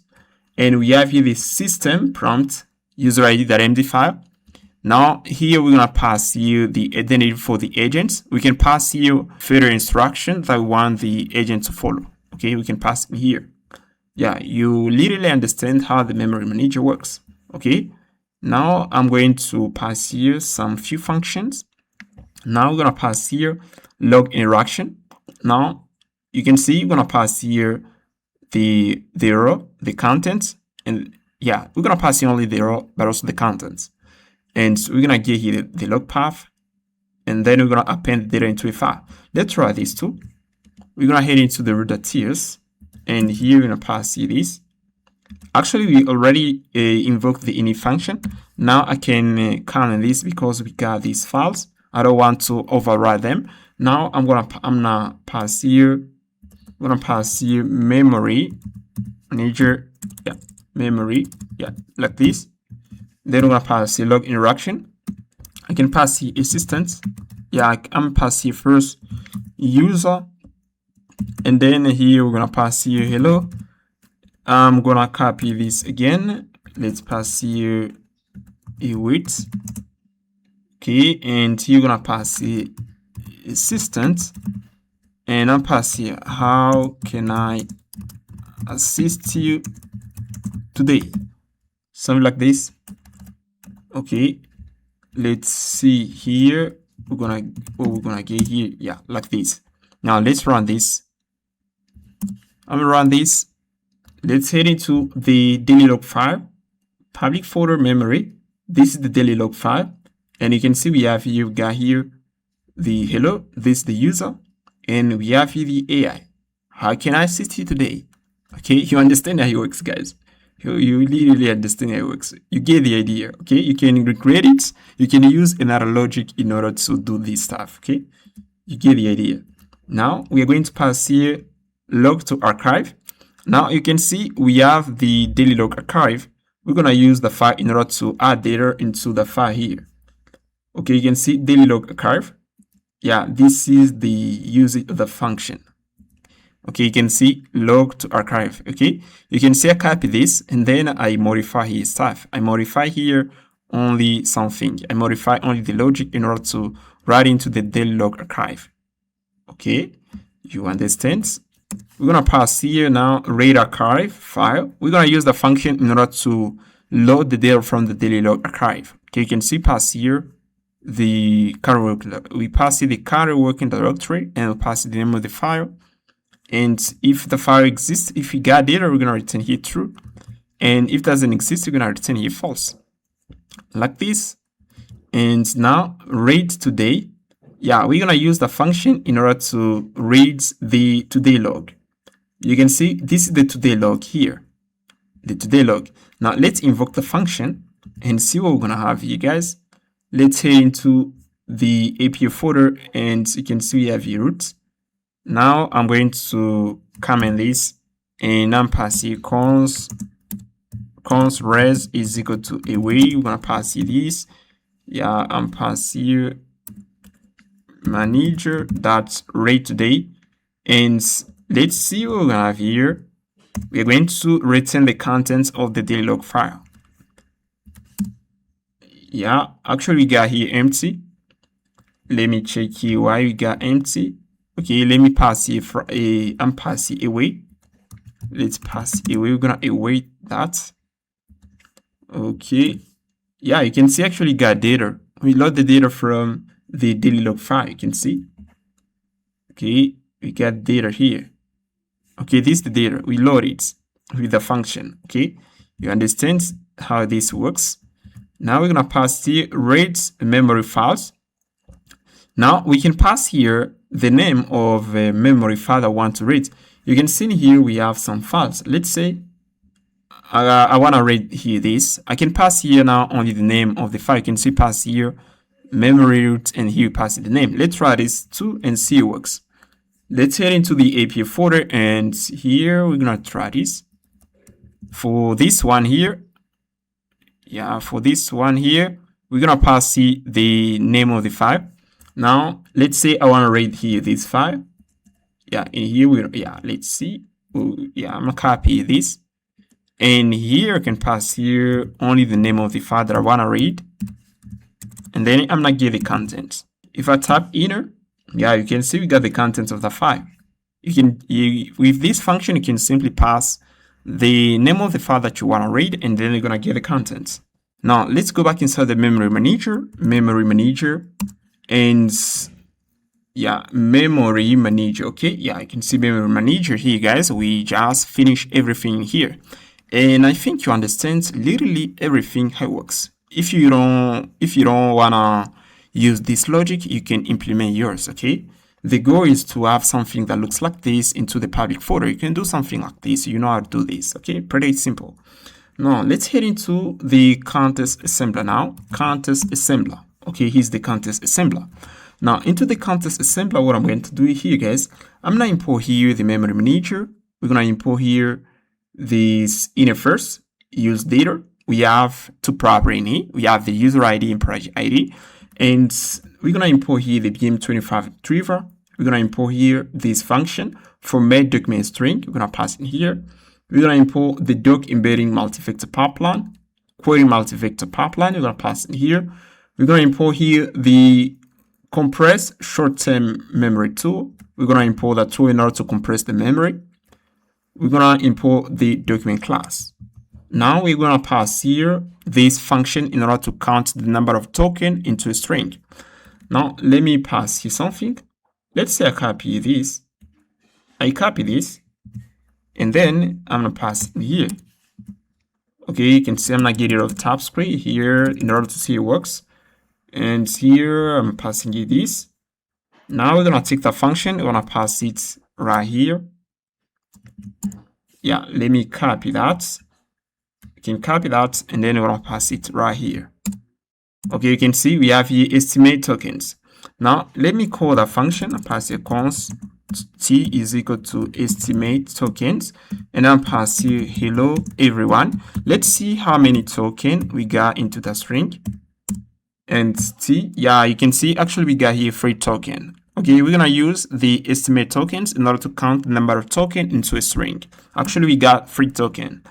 Now let me go back here. Okay, you understand what this function literally does.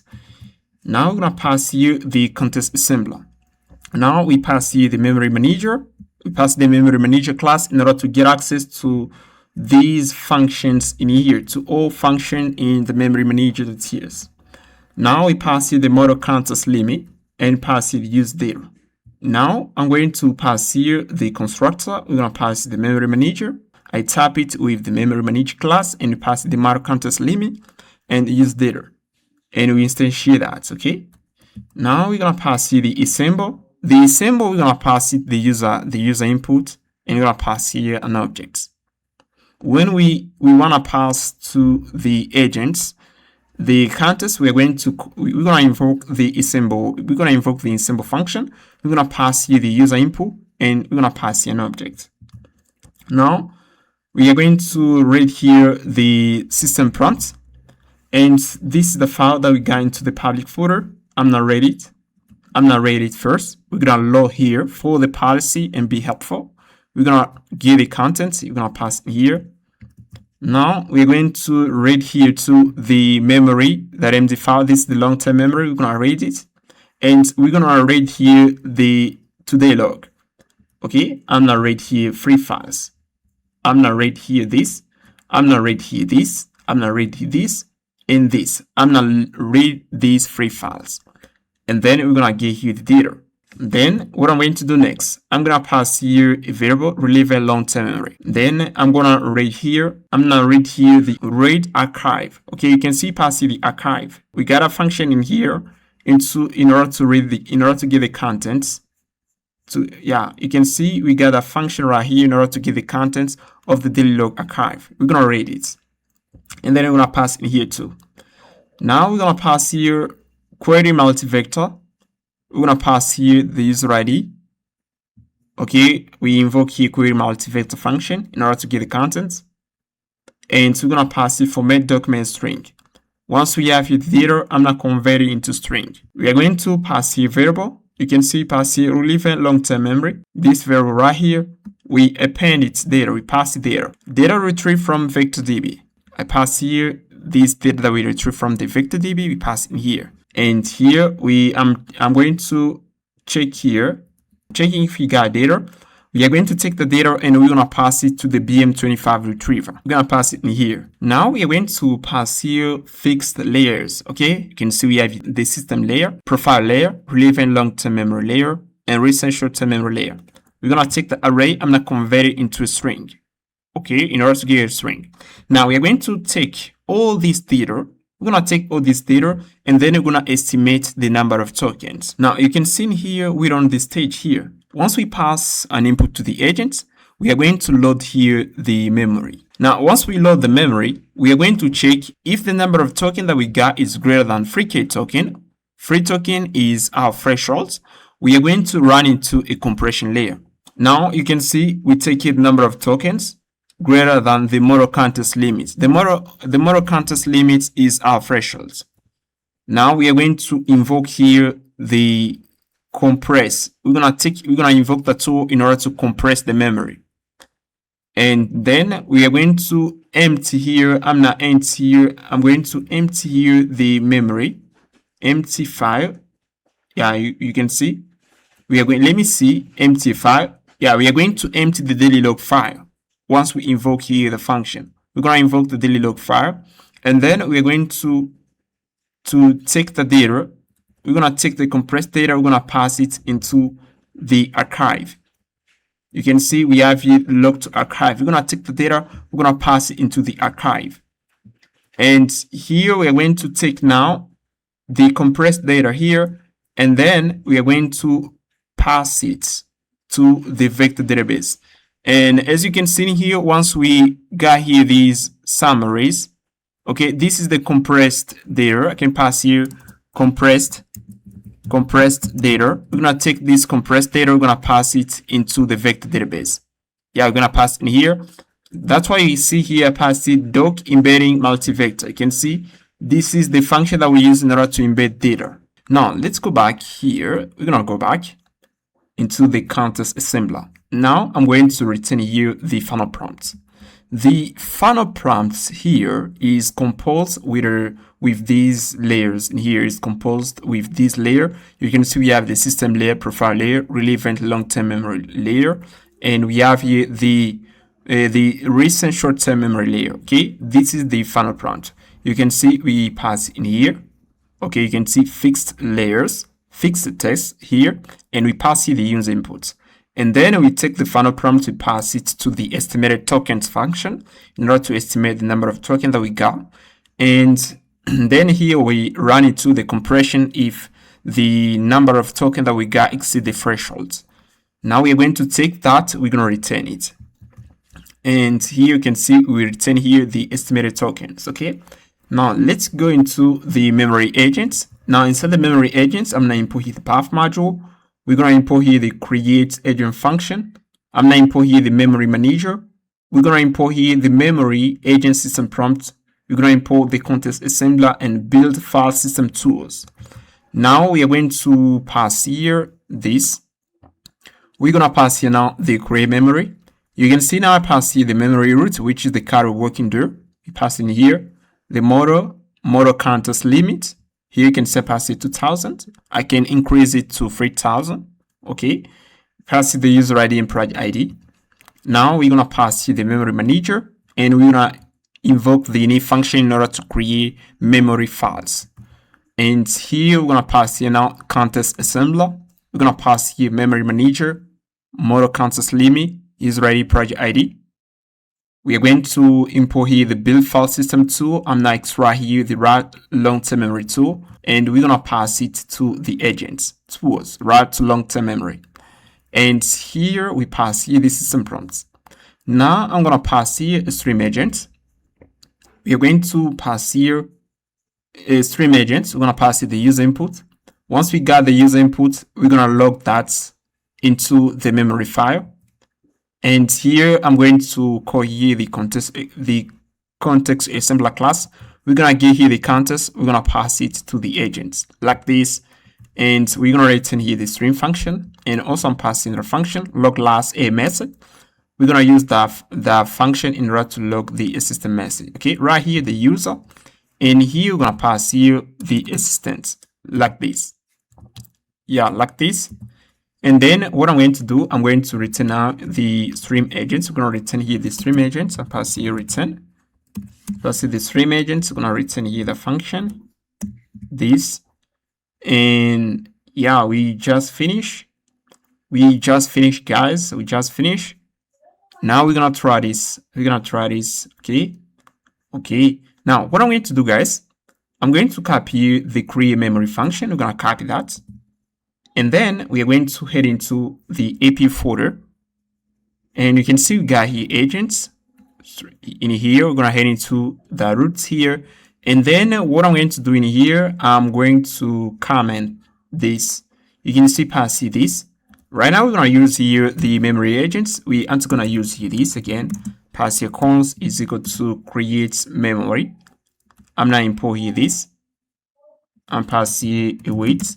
And then let's see. Okay, we're gonna import here this. Okay. And now I'm going to pass here. We already passed here the memory roots. I'm passing out the model and the user ID. You're gonna pass here user ID, project ID, and I'm passing here now the model. We're gonna pass here LLM, and we're gonna use this address. And now, if I head into here, model context limits, you can increase it or decrease it. If I pass here 3000, yeah, these are thresholds. Once we attain the thresholds, we're gonna run into the compression layer. Okay, yeah, like this. Now I'm going to extract here something. Yeah, you can see here we return here something. Yeah, we return here the stream agents. This is the stream agents. Okay, we need to extract it. And here we're gonna pass here now the stream agents. Const and pass here stream agents is equal to stream agents. Okay, I'm take that. We're gonna pass it here. And I'm passing stream. We're gonna pass the user input, which is the message. I can pass here the message like this, and then we're gonna pass the stream. Okay, now cannot, yeah, we got here stream twice here. Let me look for stream. Okay, we got here stream, and now in order to remove the error, I can pass here even memory agents like this. Okay, memory agents stream, yeah, I'm passing stream memory agents. We're gonna pass here this name, and we're gonna copy it, and that's what we're gonna pass at the bottom here like this. Okay, we're gonna pass it right here. Okay, yeah, like this. Okay, and now we're gonna try this, and it's gonna work. Okay, I think you got the idea. Now what I'm going to do, guys, I'm going to remove here the memory folder, and then we're gonna create it when we're gonna interact with this endpoint. Okay, now I'm gonna head into here, and we're gonna try this. Now I'm gonna click here. I'm gonna click on the projects, and here we're gonna pass here hello. Let's see what we're gonna have here, guys. Okay, hello. Yeah, we don't got here the response hello, and maybe we have here an error. Let me head into here and see what we pass here. Yeah, you can see pass the stream modes, messages, and pass the updates. And as we pass the updates, I think we're gonna get here data. Okay, we're gonna pass here hello. Okay, yeah. Let's see first here. Yeah, how can I assist you? Yeah, let's see in here. Yeah, we run into, yeah, we don't see anything in here. And I see why we don't see anything in here, guys. I see why. I'm going to import here something into the context assembler. Yeah, into the memory agents. We're gonna log here the last A message. We're gonna head into the root.ts, and right here we're gonna pass here this. And at the bottom here, when we finish writing into the child tree, we're gonna take that and pass here right here we're gonna take that right here, and then I'm gonna pass here the stream text here. We're gonna take that, we're gonna pass in here like this. Okay, now if I type here another message, I'm Ben here, I'm Ben. Let's see here what we're gonna have here. Yeah, you can see.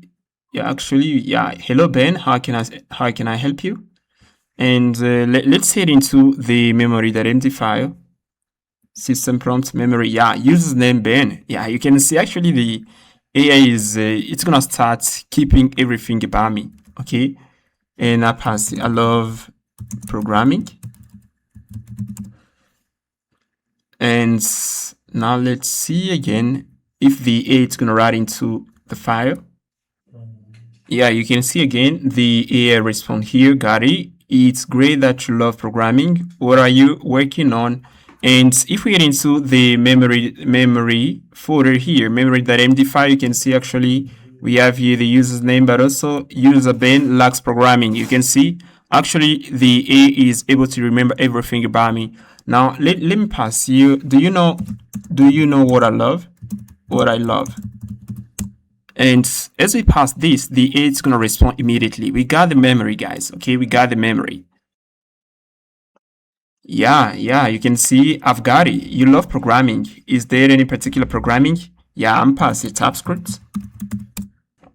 Yeah, it's thinking. Append to file. The append data to a file. Got it. You're interested in TypeScript. If I pass here, what is my name? What is my name? And what is my preferred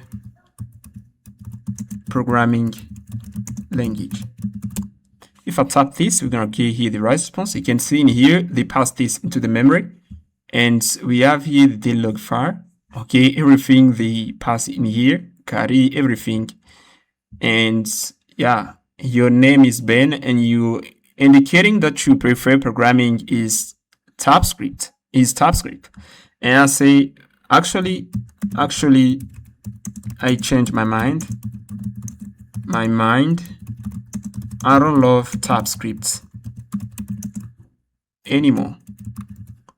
I shift to Go and Rust. If I pass here in Rust, let's see.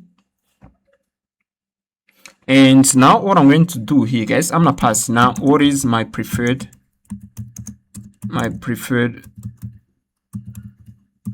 programming language. Yeah, got it, Ben. I've noted that you're now shifting your focus to Go and Rust instead of TypeScript. What is my preferred programming language? Let's see here. Okay. Yeah, your current preferred language are Go and Rust. You've shifted your focus from TypeScript to those two.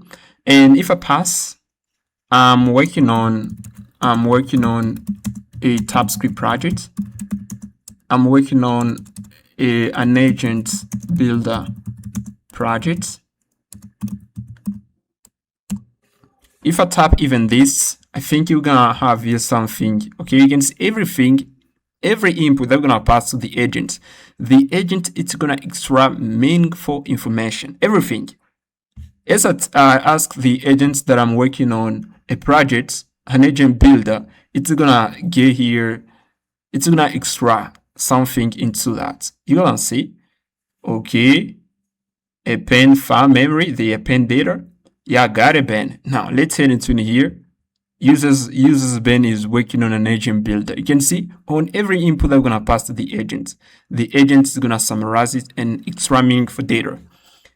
Alright guys, now I'm gonna learn how to load the long-term memory on demand by adding a search memory tool to the agents. Previously, in order to load the memory, if we pass an input to the agents, here we are going to the agents first. Here it's gonna extract meaningful information from the user input, and then here we're gonna load here the long-term memory. That's what we are doing actually. If I head into the context assembler, you can see in here in the create memory function, we got here the class content assembler. When we pass an input to the agents, we run here the class. Okay, we invoke the class here, and as you can see here at the bottom here, we pass here context assembler and then pass here the input, and then pass here a symbols.prompt. Okay, we pass here the loaded information from the long-term memory. Okay, now what I'm going to do, we are going to load the memory on demand. Okay, we aren't gonna load the memory when we pass an input to the agent. Let's say I pass this kind of input to the agents. Let's say pass here hello. If I pass hello, we're gonna load the memory. Okay, as you can see, we're gonna load the memory. If I pass how are you to the agents, how are you, we're gonna load the memory. Okay, if I pass this, we are going to pass the input to the agent. Then if the agents decide here, if the agent decide it can extract for information from the input, and then we are going to load the memory here. Now what I'm going to do, guys, in order to improve the performance of our app, we are going to load the memory on demand. We're gonna pass a system prompt to the agent that allows it to decide if it's better to load the memory. Okay, that's what we're gonna do, and here's how it's gonna work. You can see we have here the user input. We're gonna pass the user input to the agent, and then we're gonna pass a hybrid retriever to the agents. We are going to pass that into the search memory tool, and then here the agent can decide to load the memory, and once load memory, we're gonna pass the agent the context, and then it's gonna respond immediately to the user. That's how it's gonna work. Now what I'm going to do, I'm going to head into first here. You can see we got here the system prompt. Okay, here's the system prompt. Now I'm gonna modify it. Okay, you can see actually we got here only one tool that we pass to the agents, and here I'm gonna get rid of that tool. Route long-term memory tool. This tool allows you to write into the long-term memory. I'm gonna get rid of that tool, and then pass you these tools. Route long-term memory. This tool allows you to write into the long-term memory. We got here another tool, retrieve relevant long-term memory tool. It allows you to retrieve long-term vector memory entries used for past user preferences, goals, personal info. Retrieve long-term high-level summaries used when the user's question depends on long-running context.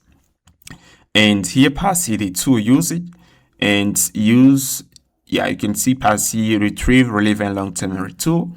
You can see pass here. You can use, okay, here we got a mistake, guys. You can construct, I should pass here. You can construct 1 to 2 queries for better semantic retrieval. The agent can construct queries in order to retrieve data from the database. And here pass here, do not query multiple times. It may take some time, it may take some seconds to get data. This is an extended tool. And a pass here, route long-term memory tool. Do not call this tool multiple times. You should call it 1 time per user input if it's required. Okay, this is the tool usage. That's what I pass you guys. And now what I'm going to do next here, we're gonna go back inside the content assembler, and here I'm not gonna pass here this again relevant long-term memory. I'm gonna get rid of this information here. I'm gonna remove here the line, and I'm going to do this. You can see we got here that variable right here. I'm going to comment everything in here. I'm gonna comment this data here, these lines, and then I'm gonna take it, I'm gonna put it into a tool. Okay, we're gonna take all of this, we're gonna put it into a tool. Now, as you can see in here, if I head into tools, and as you can see, I've already passed the tool, relevant long-term memory tool. I copy all these functions, okay, that we have into the content assembler, and I pass it in here. And as you can see, pass to the tool the inputs, but also we pass here config. Okay, we pass here config because I want to get access to the project ID and user ID. And then I pass here the memory routes, the memory manager, and we pass the user ID and project ID. Then we pass here the logic that we got in here. I copy the logic and then I pass in here. Okay, let me go back here. I pass in here, and then we are going to load the memory. The agent is going to construct a query, and then it's going to invoke the tool, and then we're going to load the data from the vector store, but also we're going to load the data from the BM25 retriever. And then we pass another function now extra relevant documents v1. Here's the function. You can see here we got a function right here. We got this extra relevant document. This is the function that we use into the BM25 retriever in order to extract, in order to remove nodes from the data. And as you can see, we got here BM25 retriever. As you can see, we invoke the function right here, extra relevant document. Okay, we got a function here. Now I copy that function, and I rename it v1. Okay, in order to avoid confusion, I rename it to v1, and then I take that, and then I pass it into the retrieve long-term memory tool. We pass it in here in order to remove nodes from the data. You know, when we retrieve data from the vector database, it can contain irrelevant data. Now I pass here the line in order to remove nodes from the data. Okay, as you can see, I pass this in order to remove nodes, and then we're gonna pass here relevant long-term memory layer, and then pass the filtered data, and then we're gonna return it. Okay, we're gonna return it to the agent. You can see, pretty simple. And now you can see we pass the tool name, retrieve relevant long-term memory, and I pass here the description. And here, as you can see, this is a detailed description that I passed to the tool. I explain the agents how to use it. And here you can see we pass here a single input, which is the query. Now what we are going to do, we are going to copy now the tool, and then we're going to pass it to the agents. Okay, we are going to head into the memory agent, and then as you can see, we're going to pass here the tool. You can see retrieve relevant long-term memory tool. You're going to pass here the tool. Okay, you can see it was like this. Now I pass here another tool, and then here we have here the stream agents. Now, as you can see at the top here, we got the user ID and project ID. In order to get access to the user ID and project ID into the tool, you need to pass this configurable, and we're gonna pass this from the agent, from the stream agents. Okay, configurable user ID and project ID. And when the agent is gonna invoke the tool, we're gonna be able to get access to the user ID and project ID. You can see pass configurable the project ID. Okay, this is how we do it, guys. Okay, pretty simple. You get the idea what I'm trying to do. I want to load the memory on demand. Okay, on demand. Yeah, that's why I do this. Okay, that's why I pass here search memory tool. Now, if we head into in here and we try to interact with the agents, now it's gonna call that tool on demand. Let me see if I pass here middleware. Let me head into here. And actually, I haven't yet passed a middleware to the agents. Now I'm passing middleware to the agents in order to know which tool has been called by the agents. I can pass the middleware. And if you don't know what is a middleware, I invite you to go check out this video. Yeah, go check out this video, LangChain full course. Okay, go check out this video in order to get the basic, in order to know what is a middleware. Go check out this video. And now let's continue. Now we are going to pass the middleware. Okay, now I'm going to head into here, and as you can see, we don't have here a folder, middleware folder. Now here I can pass here into the memory. I can pass here folder middleware, and I'm pass here to monitoring. I can pass here to monitoring middleware. Okay, this is the name, to monitoring middleware. Now we're gonna pass in here. I'm gonna import middleware from LangChain, and here we're gonna pass it wrap to a call hook, and we're gonna pass it right catch. And when the agent's gonna invoke the tool, we're gonna console the tool name, but also we're gonna console the arguments passed to that tool that has been invoked by the agent. Okay, that's all. Now I'm gonna copy this, and then we're gonna pass it to the memory agents right here, like this. Okay, yeah, let's import it. Okay, yeah, like this. Okay, now if I head into here, let me pass it hello. If I pass it hello, we aren't gonna load the memory. It's gonna be so fast, okay? Because we aren't gonna load the memory by default. Okay, it's gonna be so fast. Okay, you can see hello Ben. You can see hello Ben. Good to see you again. And here's how your agent builder project going and how you enjoying working with Go and Rust. And I can pass here something like I can pass here I can pass here something. What is my preferred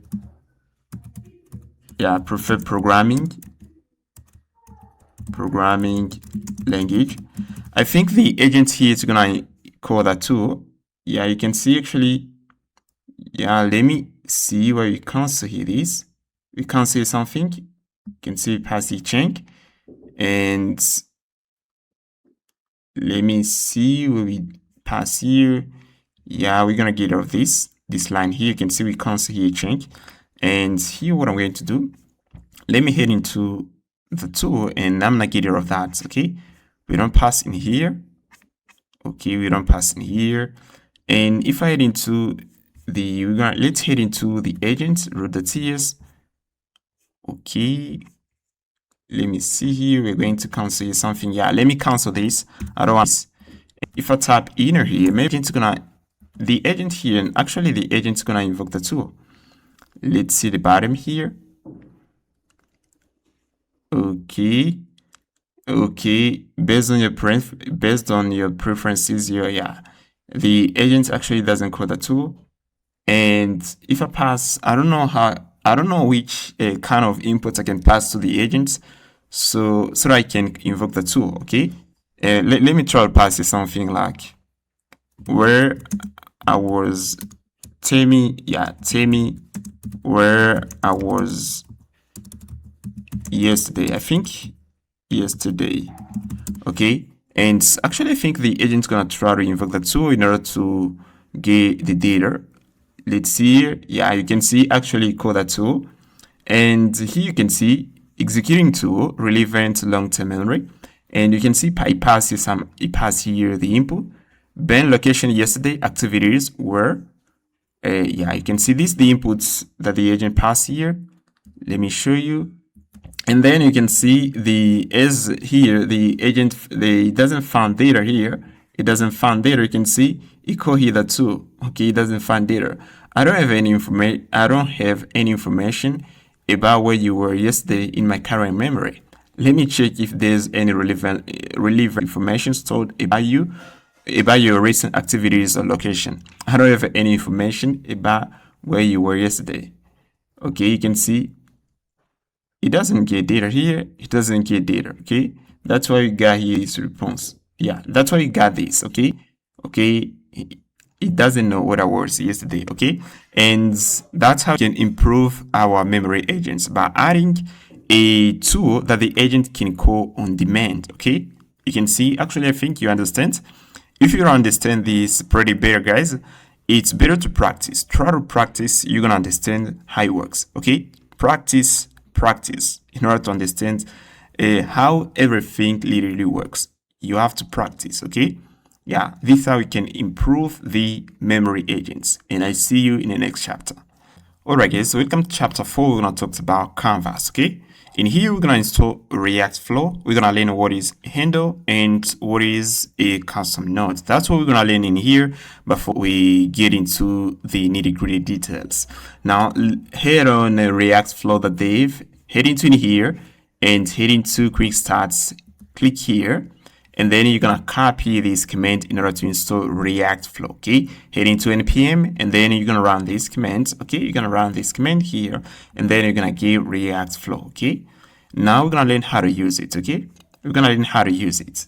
Now let's first copy these boilerplates, and then you're gonna pass it into our app, and then you're gonna see this. Okay, I'm not copy this because I've already installed React Flow. I'm not copy this immediately.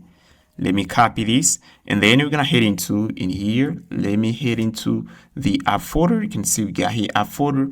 I'm gonna head into public folder, and let me head into in here, and I'm gonna head into admin and pass in a page. I can pass even test like this, and then we're gonna pass the page, pass the page.tsx like this, and then I pass in the content. Now we're gonna move at the top here. we're gonna modify here. I'm going to pass use client to make the components a client-side component, okay, like this. Now let's head into the browser and try this. We're gonna pass here localhost / pass it test, and then tap enter. Let's see what we're gonna have here.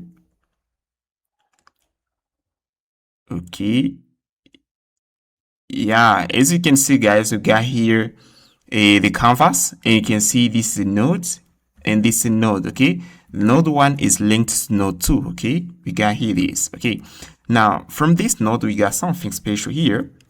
I'm going to explain you. You can see we got this here. Let me zoom a little bit. You can see, yeah, let me show you. First, let me show you something. I'm not heading to here. You can see we got something like this. We got something like this right here. And this is a node. This is a node. And right here, we got here another node here. This is the second node here. Now, in here, you can see we got here something. As you can see in here, we got here something at the top that we call a handle. Let me pass you this color. We got here a handle. This is a handle, okay? A node have here handles, okay? This is a handle and this is a handle, okay? Let me show you this. This here is, I can call it a top handle. This is a top handle, okay? And we got a bottom handle. This is a bottom handle here, bottom handle. And we got here the right handle, pass the right handle. And we got here the left handle, okay? That's what we call this stuff here. You can see this is a node, and a node has handles. Now, this is the left handle, right handle, top handle, bottom handle. Now, we can use a handle in order to make a connection to another node. As you can see, this node here too, it is here handle and handle here, and it got here handle. We can use here the right handle of this node here. We can use the right handle, and then we're going to use it in order to make a connection to another node here. Okay, we can use the handle. Now, as you can see here, this is a node. Now, this dot here, that's what we call a handle, a top handle, and we got here bottom handle. Now, a bottom handle of the node 1 makes a connection to the top handle of node 2. This is a top handle here. Now we use this here in order to make a connection here. Now let's head into the code in order to understand how it works. Now, as you can see, we have here the nodes array that we call here initial nodes. And you can see this is the first node. It is here the position, the X and Y. And it is here the data. We pass the label of the label of the node. We got here node 1. And we got here the second node. It is here the X and Y. And it got here the data, node 2. Now you can see we got here the initial age. This is the ages. The age defines the connection between two nodes. Now, if I get rid of this, I copy this, I remove this, you're gonna see we aren't gonna have here the connection. Let's refresh the page here. We're gonna lose the connection here. And as you can see, we just lose here the connection. Now, if I put it back, and as you can see, we have the ID, node 1. Node 1 is connected to node 2, okay? Like this, pass here n1, a hyphen n2. Then we pass here the source. The source here is n1, and the target here is n2. Okay, this is how we make a connection, okay? n1 is linked to n2, and n1 is the source, and n2 is the target, okay? N2 here is the target node, and N1 here the source node, okay? And here you can see pass here states. We have here the nodes, array, and we got here the age array. And then we have here our node changes. This is the function that we use in order to control the X and Y position of the node. And if the age change, we're gonna trigger the function. And if we make a connection from one node to another, we are going to trigger here on the connect function. And we pass here the React flow component. We pass here the nodes ages, and we pass here on node changes, on age changes, and we pass here on connect. Okay, this is how it works. Okay, pretty simple, guys. It's pretty simple. Okay, in order to understand how it works, head into in here and you can try to copy these codes and learn how it works. It's literally simple, guys. Try to copy it in order to understand how it works. Okay. Alright, guys. Now we're gonna talk about custom nodes and handlers. Okay, that's what we're gonna do right now. And I'm gonna head on React flow.dev, and we're gonna head into custom nodes here. Yeah, I'm gonna go back here and you can see we have here customization. Okay, you can see we have here this section. Click here nodes. Okay, and then they're gonna take you to this interface. Okay, scroll a little bit and then we're gonna copy here the node here. Okay, copy this, and then we're gonna head into the component folder. Okay, right here, let me check here and then pass here custom and pass here custom nodes. Okay, like this. You can pass your text inputs. Yeah, I can pass it text input nodes. Okay, like this, the TS, and then pass here this stuff. Okay, like this. And let me see something else. We're going to import here use callback. We're going to import it from React. Okay, let me import here this stuff. Okay, and for the props here, I'm gonna pass here any right now. Okay, like this. Now let's go back here. We are going to create a file. Okay, you can see initialize node tabs. We're gonna create a file. We're gonna pass here this object. Okay, we're gonna copy this, and then we are going to pass it in here. Okay, and pass here nodes tabs like this, the TS, and then we're gonna pass it in here. We are going to import here the text input node. Okay, I'm going to rename that like this. Okay, yeah, text updater node. Okay, I can copy this and then I'm update here this file name, and then we're going to head into the node tab, the TS. We're gonna import this file here. Yeah, we can import it. Yeah, we forgot to export it. Yeah, we export it in here. Now we need to import it in here. Let me see where we're gonna import it in here. We're going to pass here this import. And we're gonna pass here the name of the we're gonna pass here this that from, and then we're gonna pass here text update node. Okay, like this. Now we're going to export here the node tabs. We're gonna export this. Let's go back here, and right now I'm going to define a nodes array.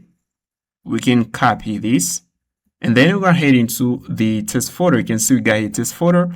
And at the top here, you can see we have here the initial nodes array. Now I'm going to comment this. We aren't going to use this. And now we're going to pass here this. Let me do this. We're going to pass here this. We're going to pass here this. And we're going to pass here the type of the node here. We're going to pass here text update. Okay. Let's rename here the nodes array to the initial nodes here. And what we're going to do next here, we're going to take now the node tabs. We're going to pass it to the React Flow components. Okay, that's what they said. And we're going to move here. We're going to pass here node tabs is equal to node tabs here. We're going to import it from the component folder. Now let's head into the browser and see what we got here, guys. Okay, yeah, you can see actually got here something.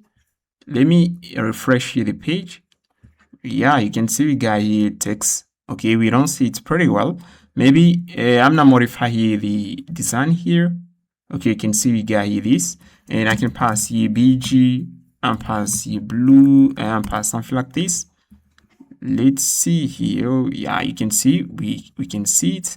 And for the border of the inputs, I can pass the class.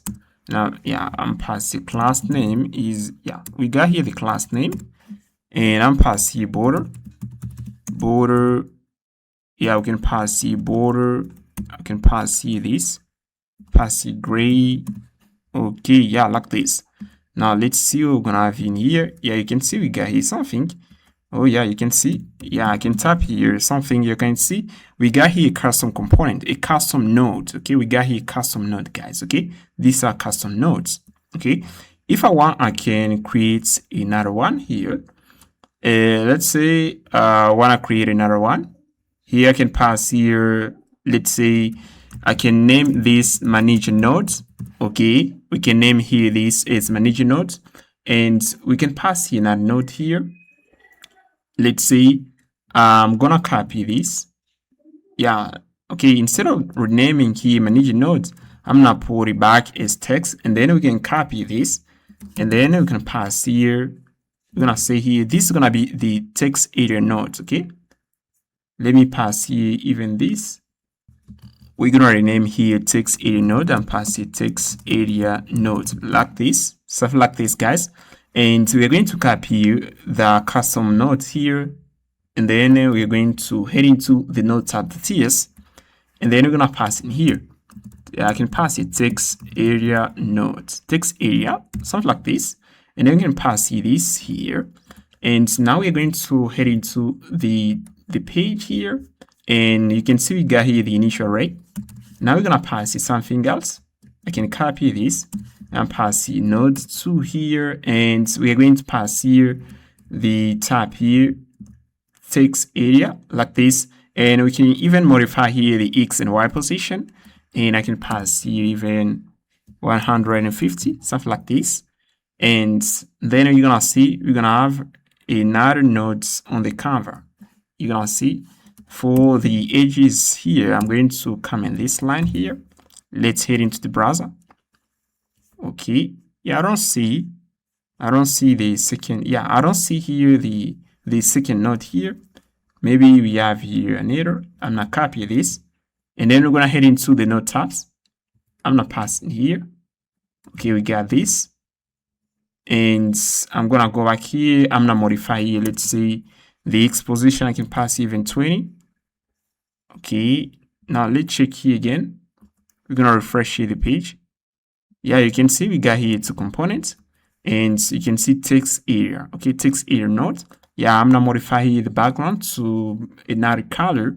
Yeah, let's go in here, and I can pass yellow and pass yellow. Okay, something like this. Okay, let's check here. Yeah, you can see actually we got here yellow. Okay, now the next thing I'm gonna do here, I'm gonna add here custom handles. Okay, actually we don't have here handles. Okay, we don't have here handles. Now in order to add handles, we're going to head on React Flow.dev. Let's head into in here, and then you can see we got here handles. Okay, head into handles, and then we're gonna copy something. I can copy these 2 lines, and then we're gonna copy that. We're gonna pass in here. Okay, we're gonna import here this line. We can copy this. We're gonna copy this, and then we're gonna pass in here. Okay, like this. And we get rid of the error. We're gonna add the top and bottom handle. We're gonna copy this, and then we're gonna pass in here top and bottom handle. Let's see what we're gonna have here on our canvas. Yeah, you can see actually we just added here handles for these 2 components. You can see for this one we got handle, top and bottom, but also we can add here a right handle. If I copy this and I pass here, you can see we got here bottom. I can pass here even right. Let's see what we're gonna have here. Yeah, you can see we got here right. Okay, on the yellow here, you can see we got here right here. Okay, this is right. Okay, let me see. Yeah, we got here source targets and target right. Okay, we got here this. Okay, this is how we can add custom handles, guys. This is how we can add custom handles. Now, what we're gonna do here, we are going to apply here the connection. Now, what I'm going to do here, I'm gonna apply the connection. Okay, I'm going to comment this line here. And as you can see, we got here the text area node here. It has 2 handle. I'm going to target here. I'm gonna take here this, and then I'm passing here. You can see actually works. Actually works, guys. You can see pretty simple, guys. Now we're gonna create the agent node, input node, model node, embedding model node, and we're gonna create the sub agent node. Okay, we already learned what is a custom node and what is a custom handle. Everybody understands what is it? Okay, actually everybody in here is gonna get what I'm going to show you guys. Okay, now what I'm going to do, guys, I'm gonna head into the custom nodes here, and you can see we got here agent nodes here. Yeah, we got here this. Let me get rid of this file here, and we're gonna go back inside the custom node. We're gonna get rid of this file here. Okay, I'm gonna get rid of this file, and actually you can see we got here node tabs. Now I'm passing this line here. Okay, I'm passing this object, and as you can see, we got here an object, we're gonna pass it the agent node, tool node, input node, vector DB node, embedding mode node, sub agent node, and the mode node. Okay, that's what we're gonna pass to that object right here. Now I'm going to head into my Sublime text, and then I'm gonna copy some nodes. Okay, I've already created some nodes here. We got here the design here. Okay, as you can see, we got the design. We can spend time creating a node. Okay, you understand how it works. Okay, now you can see we have some custom nodes here. Now I'm pass here the agent node. Okay, pass here agent node .ts. Okay, the TS6 like this. You can see we got here a first node here. Okay, you can see we got here the agent node, and this is basically a component, guys. As you can see, we only got here some style. Okay, this is basically a component. Okay, you know how to create this, guys. You know how to do this. Okay, you're gonna see how it looks like when we're gonna finish. Now we're going to create here another. We're gonna pass here now the mode nodes. This is we're gonna copy it in here and pass here mode nodes the TS6 like this. We're gonna pass in here. Now let's copy the next node here. We are going to copy now the tool node. I'm gonna copy this. Okay, we're gonna copy this, and then we're gonna pass in here. Okay, now pass here, tool node .ts6. Okay, we're gonna pass here this.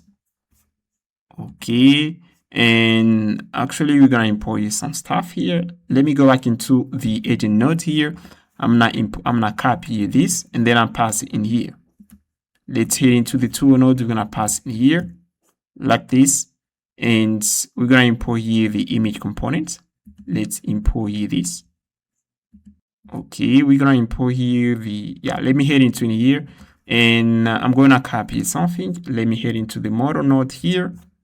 Let me move at the top here. We are going to import here the image components. Let's pass in here. Okay, like this. We get rid of the error. Now let's head into the Sublime text again. We're gonna copy here the input node. Okay, we're gonna copy this, and then we're gonna pass in here. Okay, and pass input node .ts6 like this.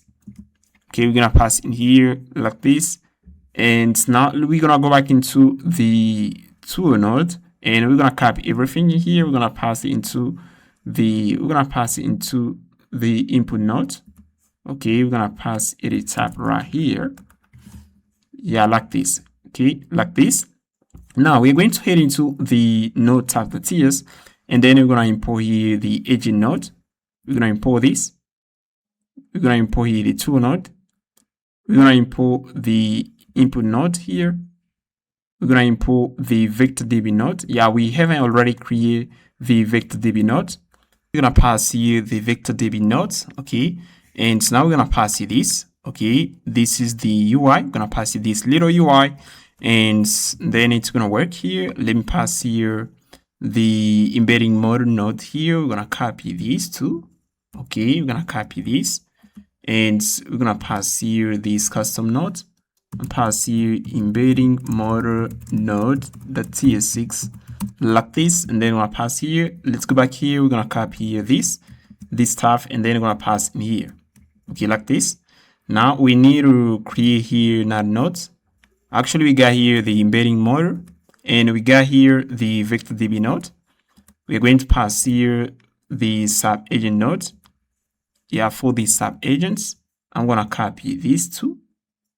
Okay, we're gonna copy this, and we're going to head into here. We're gonna pass here sub agent node. Pass the sub agent node .ts6. Okay, like this. We're gonna pass here this stuff. And we're gonna pass here node like this. We're gonna copy this. Let's go into the node tabs, and then we're gonna pass in here. Like this. Okay, you can see beautiful. Actually, we don't have an error in here. In the file, we don't have an error. But if we head into the agent nodes, you can see actually we got an error. We're going to pass here another file. You can see we got here custom nodes. We're gonna pass another file, node themes .ts, and you can see we got here an objects. And we have here some colors. Okay, now that's what we're gonna pass in here. Let's import here this. Okay, we get rid of the error. If we head into here, we're gonna pass here some theme colors. We get rid of the header. We're gonna head into the input node here. We're gonna pass in here like this. We get rid of the header. And if we head into the model node, and actually we got here this, let me get rid of this line here, and we're gonna import here this. Okay, and we get rid of the header, okay, like this. And now what I'm going to do, guys, I'm gonna test this, and then you're gonna see it looks like, okay, you're gonna see that it's amazing. Okay, now let's head into the pay.tsx, okay, in here, and you can see actually we got here the node here. Actually, I'm passing here agents, and if we head into the node tabs, you can see we got here agents. Now for the node here, we're gonna pass here agents. I'm pass here ID. Node 1 is gonna be here agents, and node 2 here. Let me see. I'm pass here for node 2. For the node 2, let me see here. We can pass here. Let me see what we can pass here. Okay, let's pass here only the agent node and see if it's gonna work here. I'm not comment this. Okay, like this. Now let's head into the browser and see what we got here, guys. Okay, and we're gonna head into here and we're gonna refresh the page here. Okay, actually we got an error, can't resolve agent node, and we're going to head into the node tab, the TS. Let's head into in here, and then we're gonna fix that error. And here we got an error. Let's fix that. Node tabs. Okay, agent nodes. We got here this agent node, and here pass here agent node. Okay, and as you can see, we have here, yeah, like this. I should pass here something like this, agent node. Okay, agent node like this. And let me go back here and see here we pass here this. Let me get into in here. We're gonna get rid of this. We're gonna import here again agent node. I'm gonna import here this. Let me pass here something like this. Okay, we're gonna pass here this in order to get rid of the error. Okay, like this. Now let's head into the browser and see what we got here. Yeah, you can see actually we got here the agent node here. Okay, you can see this the agent node. Okay, and let's pass here the sub agent. I think we got here the sub agents. Yeah, we're gonna go back into the pay.tsx. Okay, you can see, let me pass here the sub agents. Let me see here, we're gonna pass here this. And if I go into the node tabs, the TS, you can see in order to give the sub agents, we're gonna pass here sub agents. We're gonna copy this, and then we're gonna pass here the tab sub agents like this. Okay, which is the node 2. And let's go back here.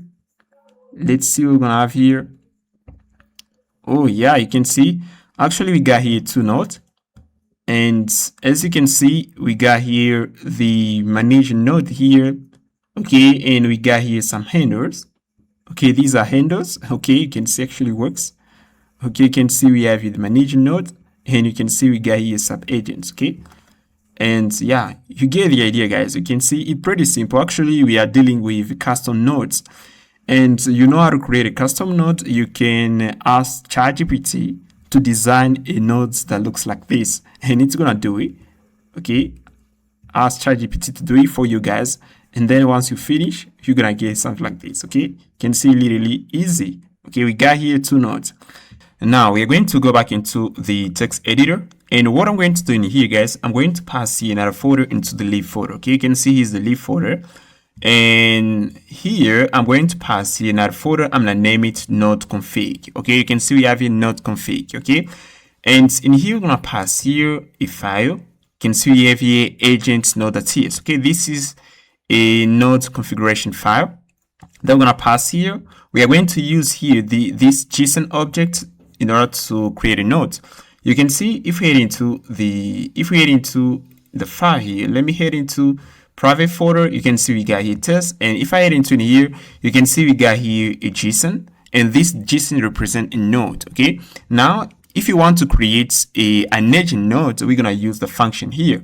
Okay, if I want to create an agent node, I'm gonna use here the function. I can invoke the function, and then I'm gonna create an agent node.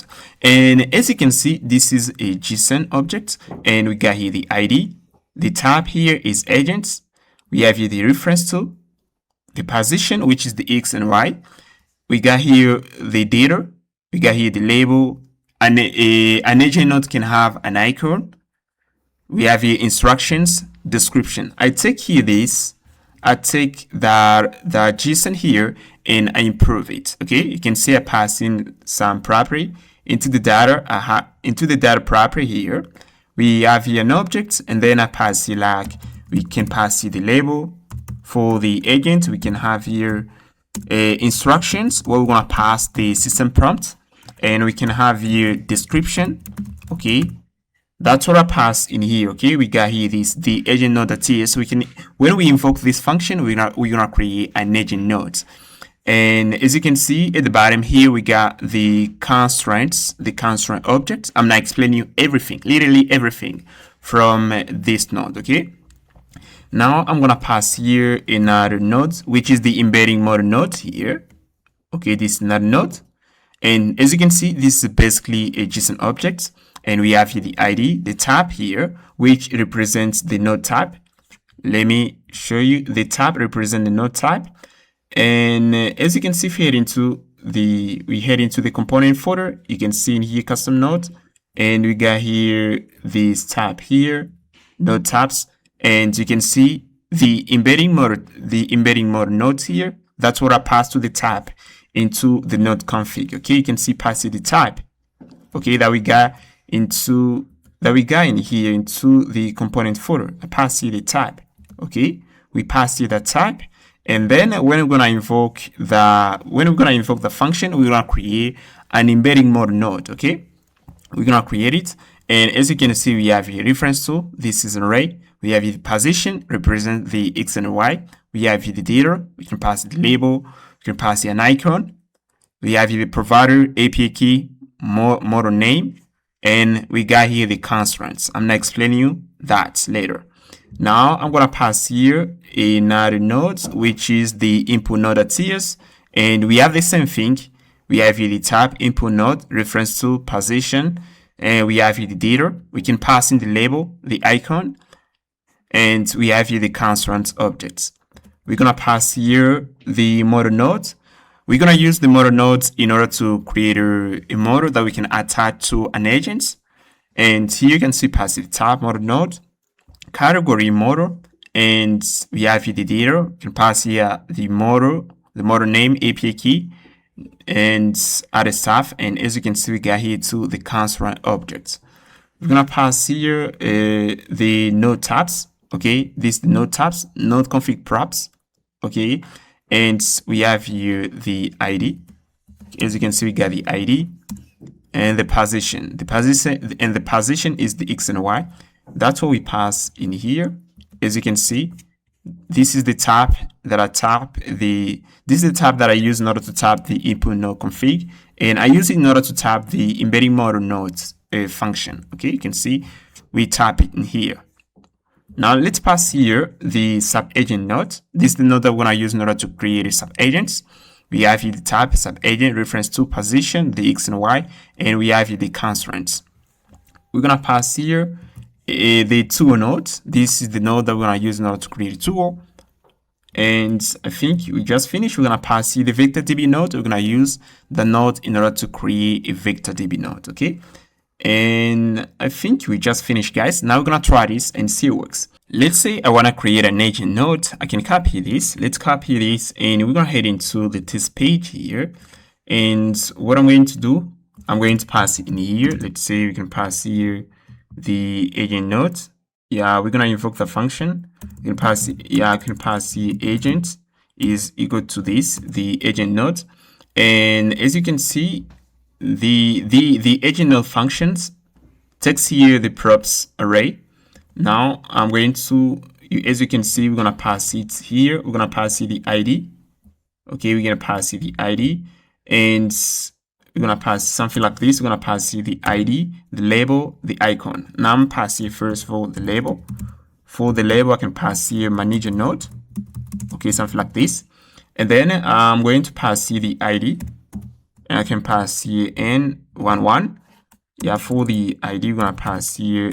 Yeah, I'm pass N11. And for the icon, I can pass here. We're gonna pass here icon. Then we're gonna pass it /. We are going to head into the icons folder. / we're gonna pass here something like this. And if I head into the public folder, you can see actually I got here some icons. I can pass here the PNG file. I'm pass here PNG like this, PNG like this, and we're gonna pass here the position, which is the X and Y. Now, in order to get the X and Y position, I got a function into the lib folder. Let me show you. I got this function here. You can see I got the get centered random position. This is the function. I can use the function in order to generate a random X and Y position. Okay, this is the function. Okay, you can see it's pretty easy. You don't have to know how it works. Yeah, you can create yours. This function basically returns a random X and Y position. Now let's go back here and we're gonna pass it in here, and I pass here this, and then we're gonna get a random X and Y position. Okay, we're gonna pass it in here. And we need to pass it too. We already passed the ID label icon position. And for the position here, you can see, and here I'm gonna pass here now position. Yeah, position like this. Okay, and we just finished. Now we can take here the agent node. Let me comment this, and then I'm gonna comment this stuff. Now we're gonna copy the agents, and then we're gonna pass in here like this. Okay, great. You can see I just pass the agent. This is an object. And if I head into the browser, you're gonna see we have something like this. Let me refresh the page. And yeah, you can see we got here the agent node here. Oh yeah, you can see we got here the agent node. So what if I wanna create another node here? Let me see. Let's say I wanna create a tool node. And if we go back here, guys, and you can see we got here function tool node. We can copy this, and we're gonna pass it this stuff too. And pass here. I'm gonna copy this, and I'm passing search tool. Okay, and we can copy this. We're gonna pass it here. Yeah, like this. Yeah, we're gonna pass it for the label. Pass it search verb. We're gonna pass it the ID. And the icon, if we're into the public folder, you can see icons. And I'm going to look for an icon for search the PNG. Yeah, we got here search the PNG like this. And we can pass here random X and Y position. We're going to import here now the tool nodes, the tool node config function. Now we're going to take here the function we're going to pass in here like this. Okay. And actually still have here an error. Yeah, this text here, let me see here some props, and we got here another. Yeah, this is any, and I can pass it. This one can be any fine here. Okay, yeah, like this. Now let's check this again. Okay, actually got an error. Let me go back here, and then we're gonna fix that. Okay, like this. Let me get rid of this, and then we're going to pass here a second parameter. I can pass here an empty object like this. Now let's try this.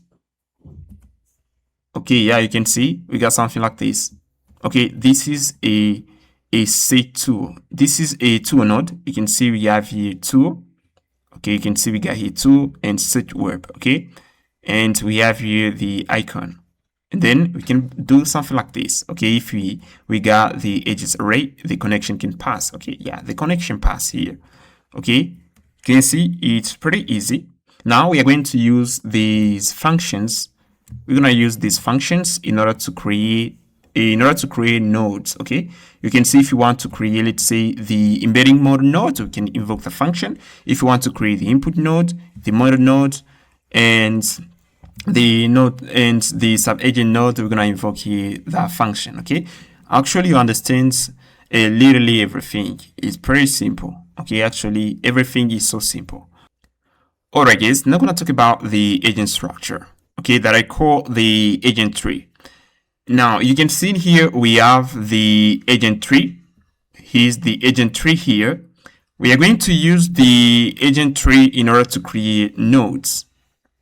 Okay, actually we already create nodes. If I head into here, you can see we have here some nodes. If I head into here, you can see if you want to create, let's say, want to create an agent node or a model node or a a tool, we can use this function that we got into the node config folder. Okay, if I want to create an embedding model node, I can use the function. We already create nodes. Okay, now we're going to use here, we're going to use the agent tree in order to get here nodes. Okay, let me present you the agent tree.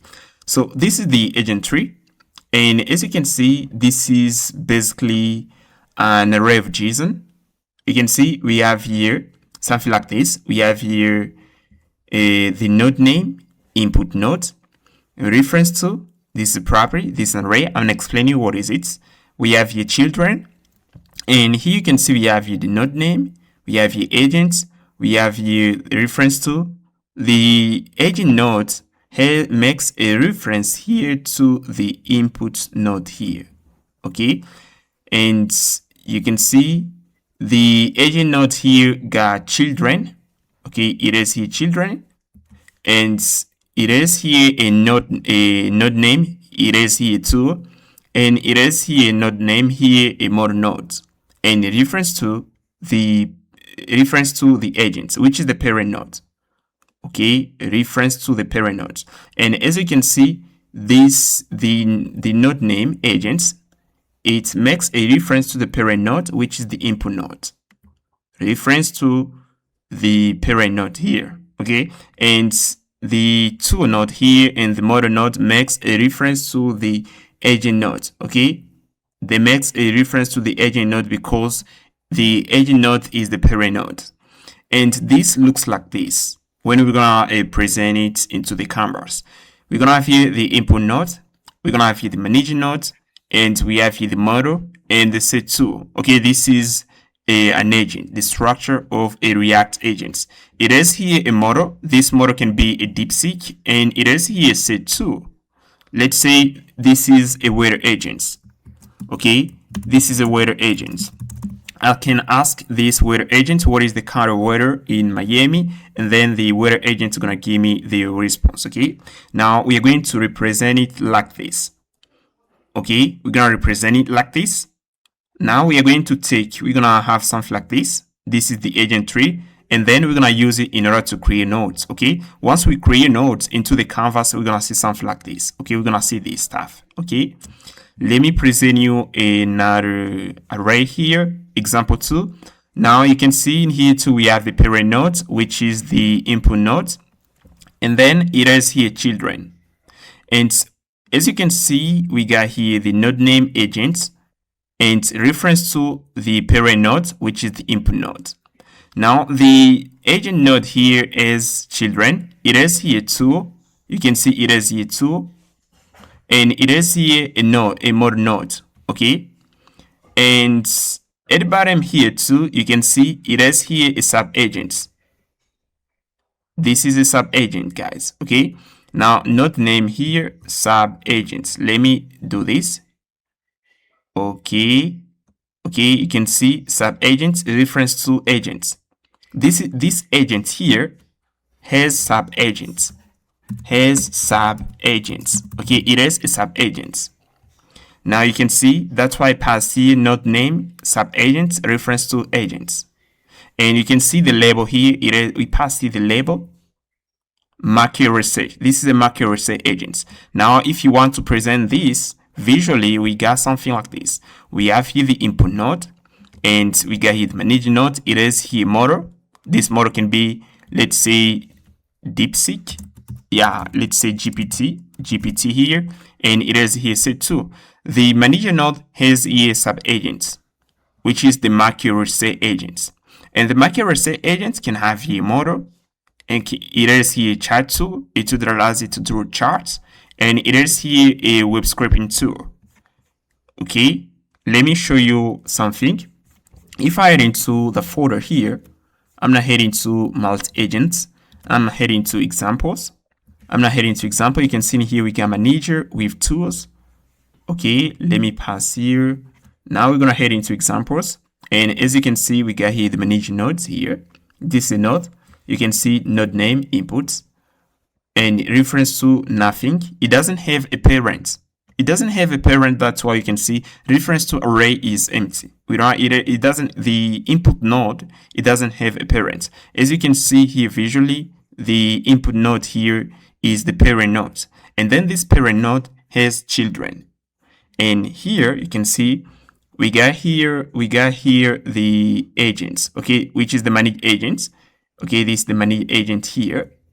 Okay, it looks like this. Let me show you. I'm going to take that. I'm gonna take that here like this. And as you can see, we got here children, which is the manage agents. Okay, you can see the manage agents here. Now, if I want to present this visually, it's gonna look like this. We have something like this.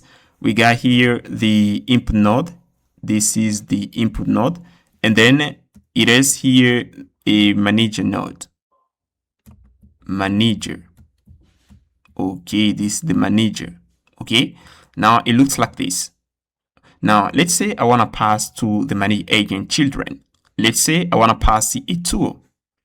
I can pass here a tool. Let's say we're gonna pass here a search tool, and I can pass here search tool. Okay, and we need to attach a model to the manage agent, and here we're gonna pass here a model.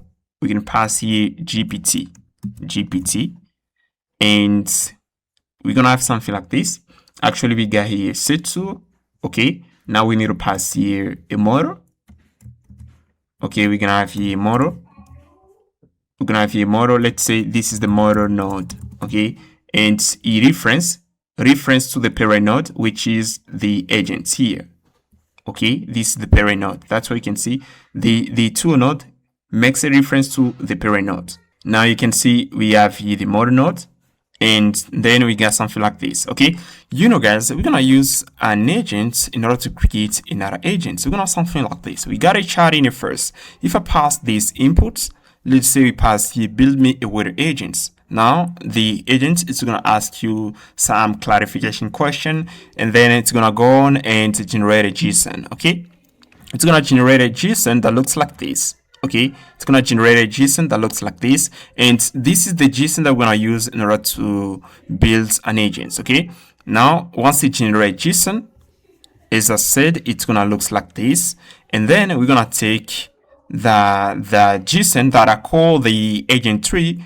We're gonna pass it into a function, and then we're gonna create nodes. And once we have nodes, we are going to represent the agents visually like this. Okay, you know, when we pass an input to the agents, let's say pass an input to the agents, build me a weather agent. Okay, the agent in the background, it's gonna generate something like this. It's gonna pass the input node. It knows that if I ask you to create an agent, it have to start with the input nodes, and then it's gonna pass the node name, agent, reference to the input, and then we're gonna pass the label, it's gonna pass the system prompt. The agent's gonna pass the system prompt, and it's gonna pass the description, and it's gonna pass the description to the tool nodes and other stuff. Okay.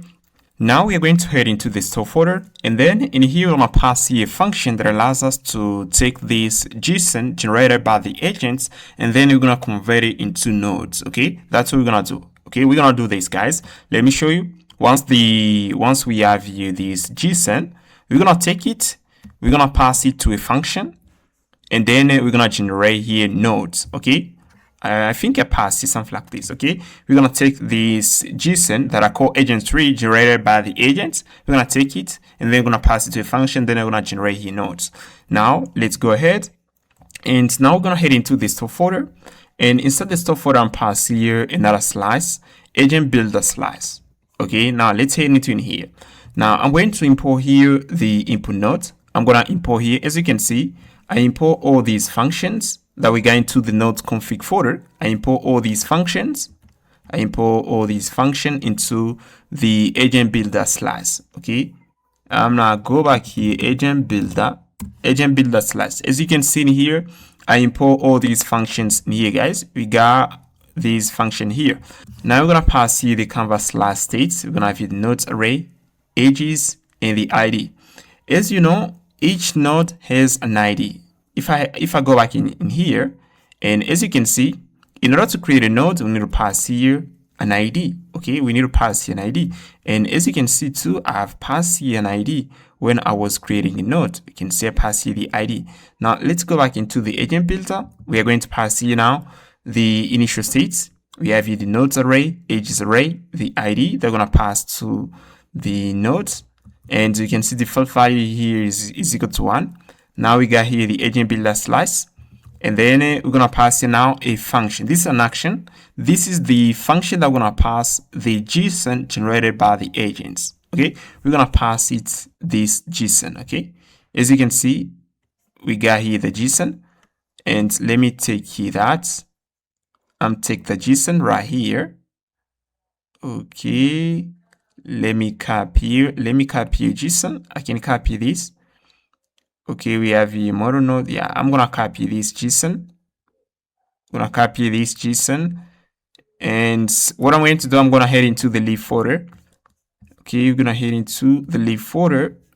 Yeah, we got here the lib folder, and then I'm pass here agents JSON.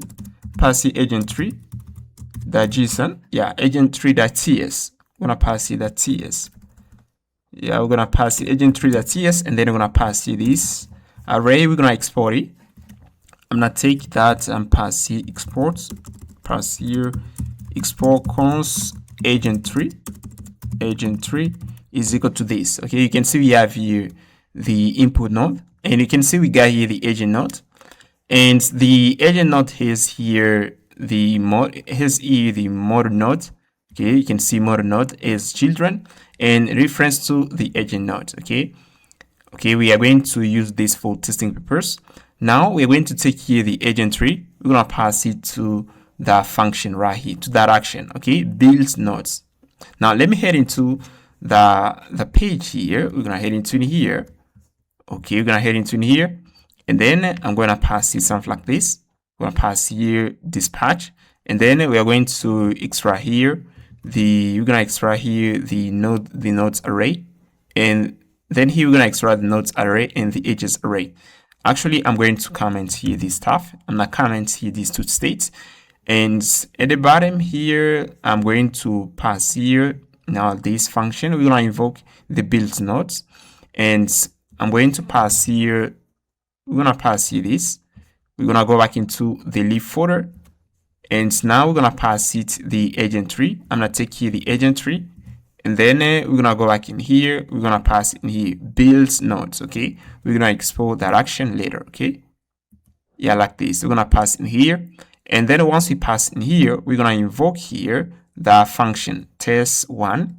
At the bottom here, we're gonna pass here button. Okay, we're gonna pass here the button. Okay, you can see pass here this button. Okay, yeah, this we're gonna import here this. Okay, like this. Okay, you can see pass here a button. We're gonna use it for testing purposes. Now we're gonna go back into the agent builder slice. Okay, we're gonna go back here. I'm gonna click here, and then yeah, let's head into in here. Okay, in here, guys, we're gonna pass here some code. Okay, now we are going to pass here the node builder func. Okay, you can see this is an object, and pass here the input, and then here I import here the input node. Okay, because I want to build a node. I take here the input node config, then I pass in here. I do the same thing for the agent node config. For the tool node config, we pass in here. In order to create an embedding mode node, we're gonna use here the embedding mode node config. Okay, this is a function that we pass in here. Okay, as you can see this node. And here we're gonna pass it the vector DB node, the sub agent, but also the model node config. Okay, we are going to use that. Yeah, we're gonna use this function in order to generate nodes. And as you can see, we are going to take the generated JSON. We're gonna pass it. We're gonna use it in order to generate nodes. Now we are going to pass here new nodes. Okay, this is an array, and then I'm gonna pass here node tracker. Okay, this is a map, and I'm going to use it in order to track nodes. Now I'm gonna pass here a recursive function. You can see text parameter, which is the node, the parent name. You can see the string can be a string or not, And then we are going to use the recursive function in order to iterate through the agent tree. Now we are going to pass here node tab. Okay, we're going to get here the node name. Now we are going to pass here normalize tab. Now I'm going to check here if the node tab is equal to input node. We are going to pass, I'm going to return here input. I'm going to modify here the value of the normalized tab variable. If the node tab is equal to agent, we're going to pass the agent. If it's equal to tool, we're going to pass the tool. If it's equal to model node, we're going to pass the model. If it's equal to sub-agents, we're going to pass the sub-agents. Now I'm going to pass here builder. Okay. And here you can see pass here builder func. You can see builder func, this is an object. And then we are going to pass here agents. Okay, we're going to pass here agents. Let's say I want to run here this function. Let's say, we pass here this. This is a function. Let's say I want to run here something. I can take here this. I can pass it in here. And then I'm pass here inputs. I'm pass here the input property. And then in order to invoke the function, I can pass here now this. Okay. And then we're going to invoke the function. Okay. This is how we can invoke the function. Okay. And now what I'm going to do, I'm going to check here if builder isn't undefined. And then we're going to create here unique key. Then we're going to pass the existing node. Okay. And if we get a node, we are going to push the new parent to the reference to array. Okay. You can see we are going to do this. We are going to check here if we get a node. We are going to pass, we're going to take here existing node that reference to, we're going to push here the parent name. Else here, we are going to pass here, we are going to take here the ID. We're going to increment it, and then we're going to invoke here the get centered random position in order to get the X and Y. We're going to get here the random X and Y position. Then we're going to take it, we're going to pass it to the builder function in order to create a node. And then we're going to pass the ID, label, icon, position, and I pass here the parent node. Else here, you can see, first of all, if the node is equal to 2, we're going to pass here this object and this. And let me show you why we pass here this. If I go up here, you can see we got here the tool node. And as you can see, the tool node takes here to parameter. It has here the node config props, but also it has here the config props. Yeah, it has here to parameter. Okay, I can pass here the props. Okay, it has here this and config props here. It has here to parameter. Okay, now that's why I'm checking here. That's why we got here this little condition. That's why we got here this little condition. If is equal to 2, we're gonna pass here this, the ID, label, icon, position, reference to. And we're going to pass it the name, registry, and config. We're going to pass this here. Else, we are going to pass here only the ID, label, icon, the X and Y, which is the position, and we're going to pass it the data and reference to. And then I'm going to pass here new nodes that reference to is equal to parent node. If is equal to parent node, we're going to return here an array containing the parent node. Then we are going to take here new nodes, which is this array that we have at the top here. We are going to push in. We're going to take that and then we're going to push in the new node.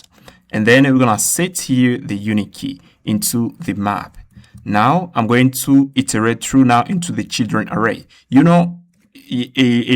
node can have children and this node too can have children, etc. Okay, it's recursive. Now we're going to we are going to invoke this function recursively, and as you can see, I pass here nodes that children and is an array, which I'm checking if the children property is an array. We are going to get here node that children, that's for age, and we got here child. We're gonna pass here the child and the node tab, and then we're going to have here the action that's payload, that's for age. You can see I pass here action that's payload. You can see we are going to pass here the agent tree. As you can see, we have here the second parameter that we pass to the builder nodes function. We are going to pass it.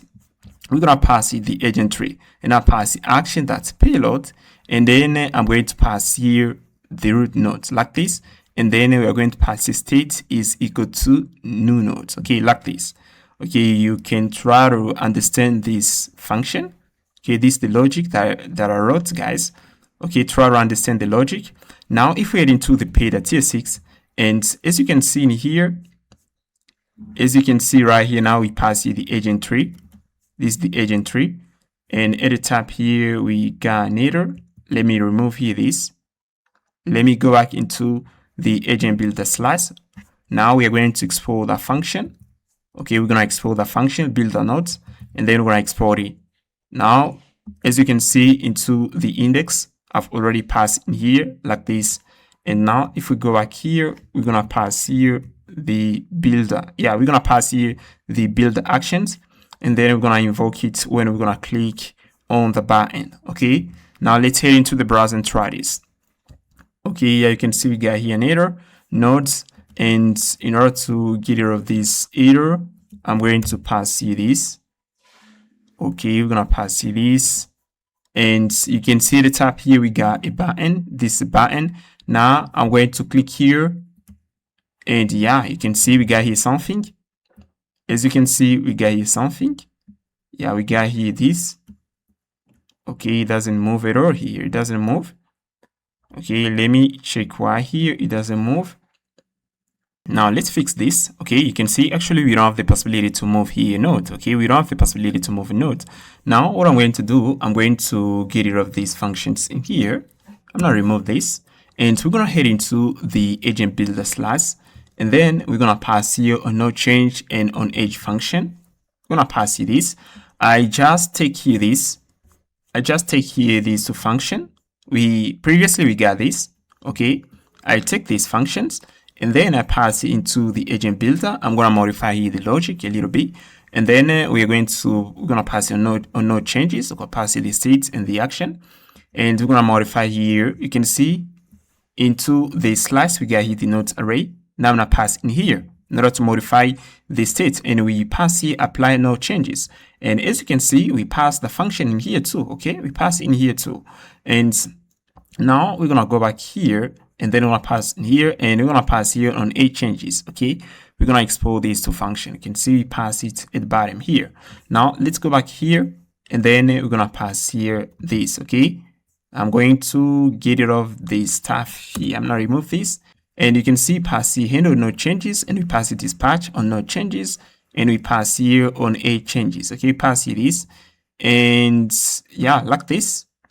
Like this. Now we're going to take here, I'm gonna copy this, handle node changes, we're gonna copy this, we're gonna pass in here, and we're gonna take here handle 8 changes, we're gonna pass it in here. Like this, guys. Okay, like this. And let me comment this line here at the bottom. Okay, like this.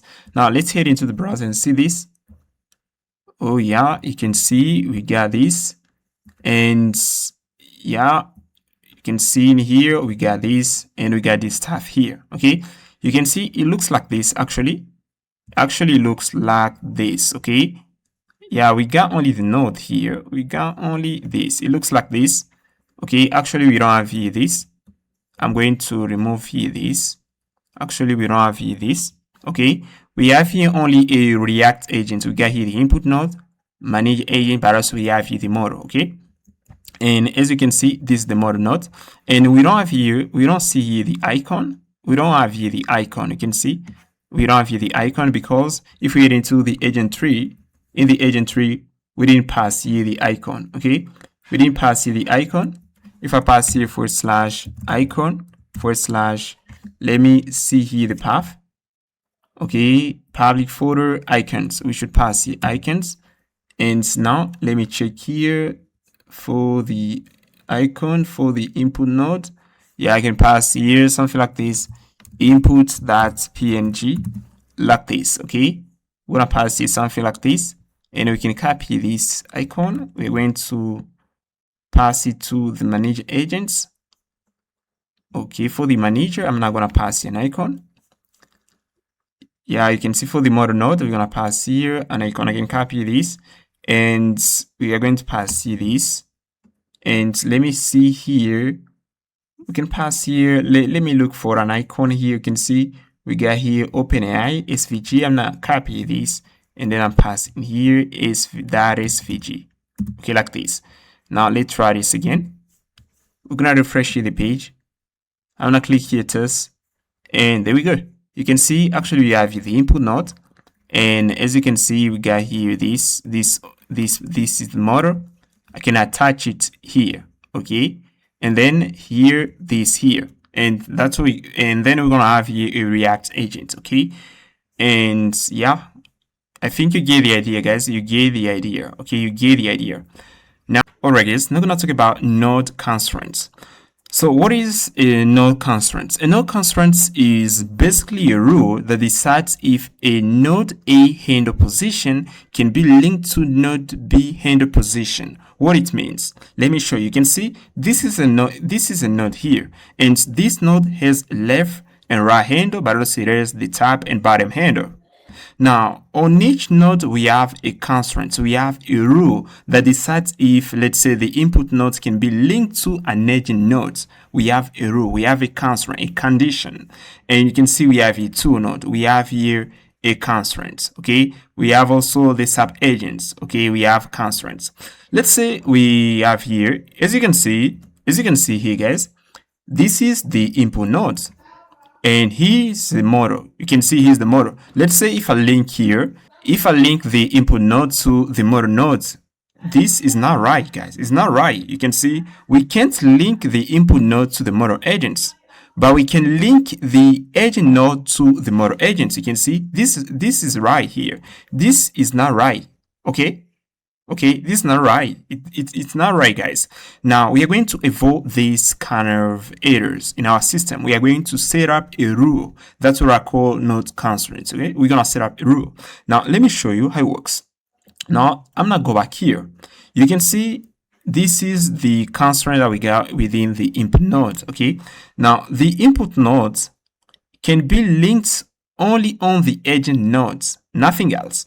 Yeah, you can see this is the input node here. It can be linked only the agent node, but it cannot be linked on the mode nodes. This is the condition. Now, let me show you. If I go back here, you can see it is here. The input node has here a right handle. You can see it is here a right handle. This is the right handle on the input node, right handle. Now, if I go back here, you're gonna see we are going to say the right handle of the input node, the tab here is source, can be linked only on the node name agent handle position at the left. It can be linked, this here can be linked here only on the agent node. This is the agent node on the left handle. As you can see in here, I said here on the left handle. As you can see, left. Here I said left here. Let me modify the color. And as you can see on the left hand, only on the left, but not at the right, okay? It cannot be linked here at the right. This can be linked only the agent node. This is the agent node here, but on the handle position, which is located at the left. You can see only on the left here. It can be linked only here, but not here, and not here, okay? This can be linked only here. And for the model, this can be linked only on the bottom hand of the agent node, not here or here, only at the bottom, okay? Only on the bottom. And now let me go back here. We are going to move here to the agent nodes. On the bottom of the agent nodes, you can see it is here a left.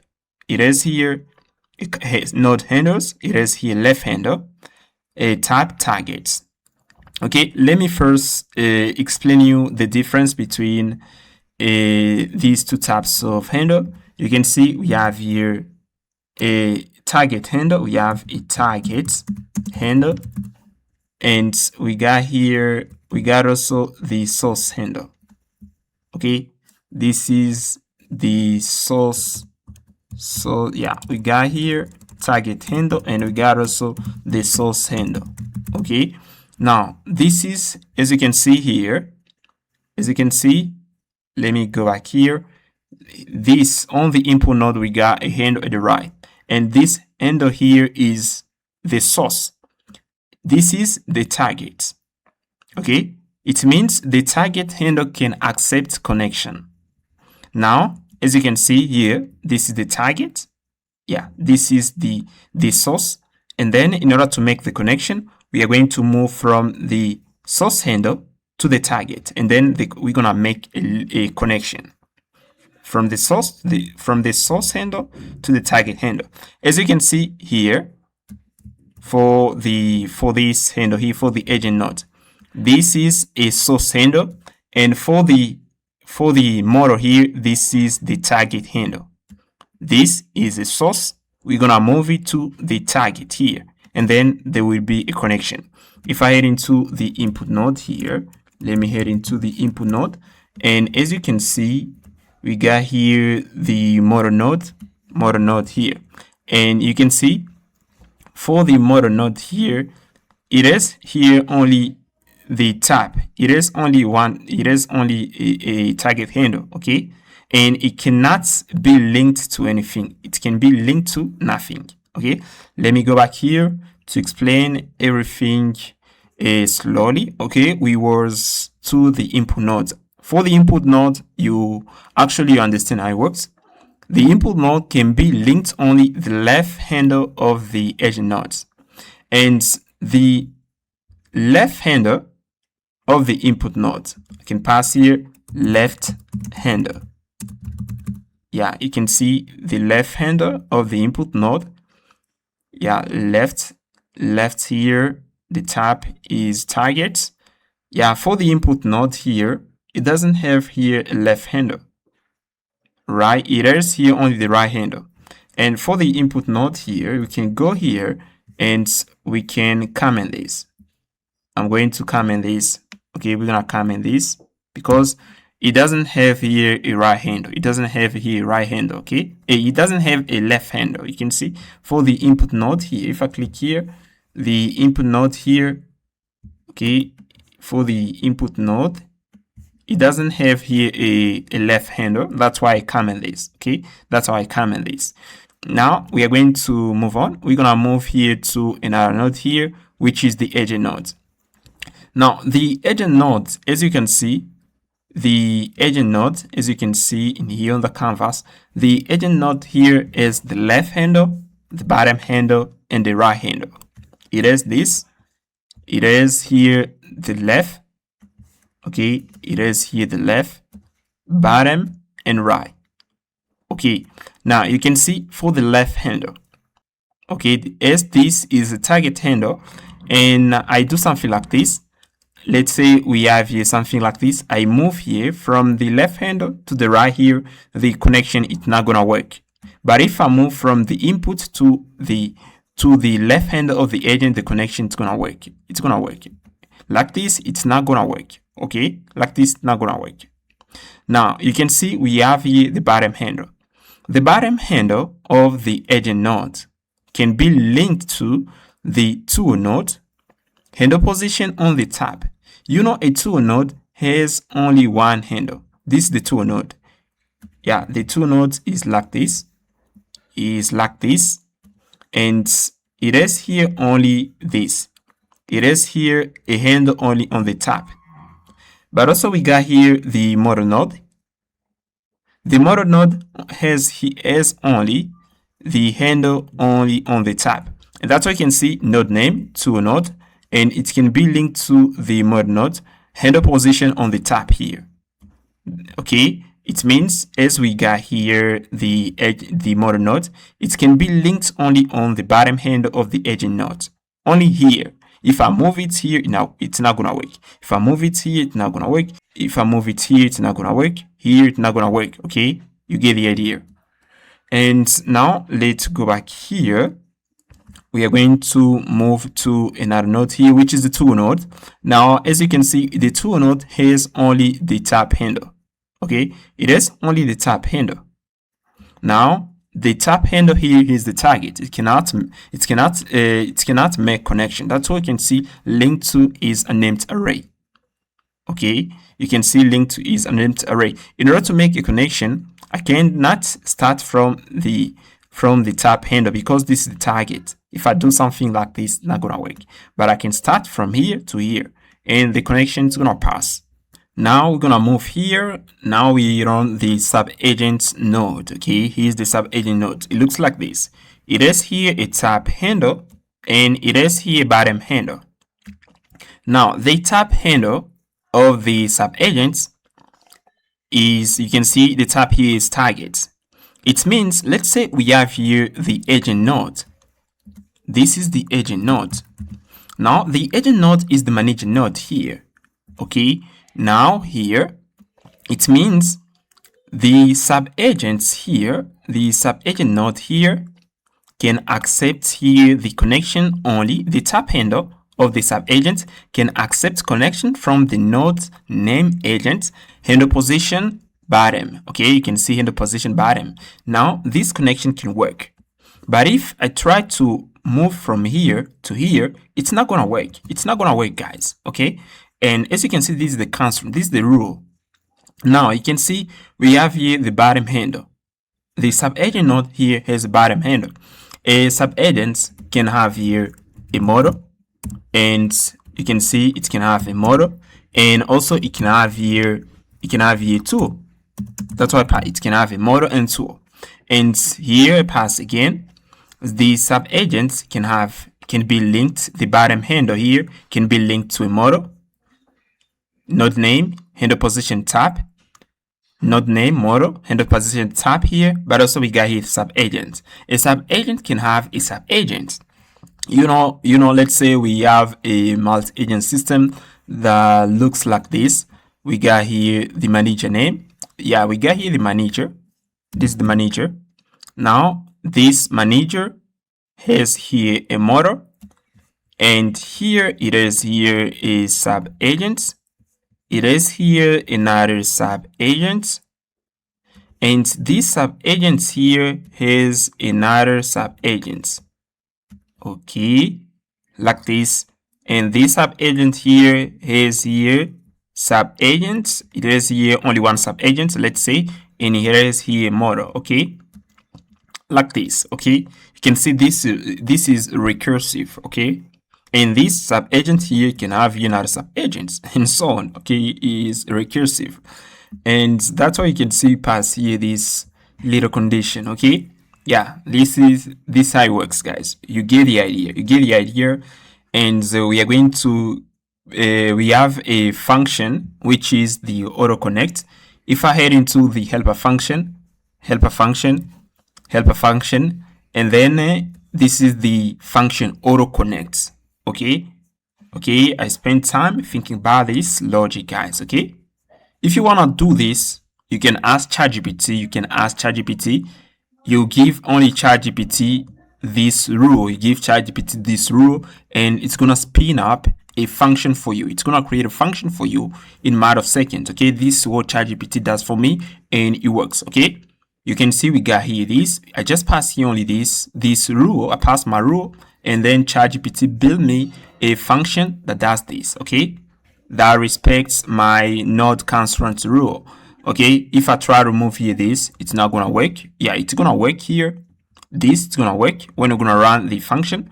But if I try to move here, let's say I try to move from this node to here, it's not gonna work. Okay, it's not gonna work thanks to this amazing, beautiful function. Now we are going to use the auto connect function. Let me show you how we're gonna use it. We are going to head into the agent builder slice, and in here we are going to pass here this handle auto connect. Okay, this is the function, guys, handle auto connect, and we invoke here the auto connect, pass it the nodes, and then we're gonna get here an array of edges. Okay, states that edges. We're gonna update the edge array. And now once we update the edge array, we are going to build the connection. Now let's head into here and then pass the use effect, and I'm gonna check here if we got data into the nodes array, and then we're gonna invoke the function handle auto connect like this. Okay, like this, and we just finish. Yeah, I forgot to export the function. You can see if we go here, we got an error. We forgot to export here the auto connect. We're gonna take that here, and then we're gonna pass in here. Okay, like this. Okay, like this, and everything's gonna work fine. Now let me head into here. We're gonna refresh the page here. Now I'm gonna click here this. Okay, you can see we got this. Okay, beautiful. Okay, now the connection worked. Okay, you can see because of the rule the connection worked.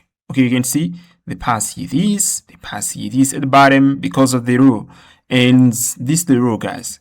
Once, as you know the rule, you can build this, okay? This is the logic, okay? This is the logic, guys, okay? The logic is to have constraints. You're gonna say this, the input node can be linked to the left handle of, let's say, of the agent node only.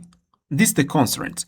As you understand what is the constraint, now you can use it in order to build the function that allows to link one node to another, okay? This is the constraint that I use here, guys. And you can see, actually, you can see works. Now I'm going to head into in here. You can see we pass here the agent tree. Now I'm gonna try to add something else. And let me head into, I'm gonna head into the folder right here, examples. And I'm gonna copy here something. Yeah, I can copy the sub agents. Let me look for this. You can see we have here the sub agent. I can copy this. And then I'm going to pass it in here. Okay, we're gonna head into the agent tree. And I'm going to pass here a sub agent as children to the agent node. Okay, this is the agent node. Now we can pass here the sub agent like this, sub agent node name sub agent, and we're gonna pass here reference to the agents. Reference, it is here a reference to the parent agent, to the parent node. Now let's see here what we're gonna have here. Now I'm gonna refresh the page. If I click here, yeah, you can see actually we got here this, and this here, this at the bottom, this at the bottom. Okay, you can see this works. Now inside the sub agent here, I'm gonna pass here a set tool. Let's try to add here a set tool. I'm gonna head into examples folder again here, and then I'm gonna look for search tool. We're gonna look for a search verb. Yeah, I'm passing search only, and you can see we have here set tool. I can copy a set tool, and then we're going to head into the, we're gonna head into in here agent tree, and I'm gonna pass to the sub agents. I'm pass here set tool, and here I can pass here an icon. I'm pass icon, and I'm pass here / icons / search .png like this. Okay, like this. And reference to, yeah, we reference to the, we make here reference to the sub agent node here. And now let's head into the browser. I'm gonna click here again. Let's see again. Yeah, you can see we have a set tool. This is the sub agent. We got something like this. Okay, as you can see, we got here this. But as you can see here, the sub agent, this sub agent here, it doesn't, as you can see in here, guys, the sub agent doesn't have a model. Okay, it doesn't have here a model. Okay, we should pass it a model in order to make it work. Now I'm going to move here, and as you can see, we got here the model node. Okay, now I'm going to link it. I'm gonna link it. I can pass here reference to sub agents. I'm gonna take here the sub agents. Okay, this is the node sub agent. We're gonna take here this, and then we're gonna link it there. Model node. We're gonna link it to the sub agents. Reference to, and here let's see again. Here I'm gonna click here again. Let's see what we got here. Okay, we got this. We got here this. Okay, it doesn't work. Actually, it doesn't work. Okay, it doesn't work here. Actually, it doesn't work like this.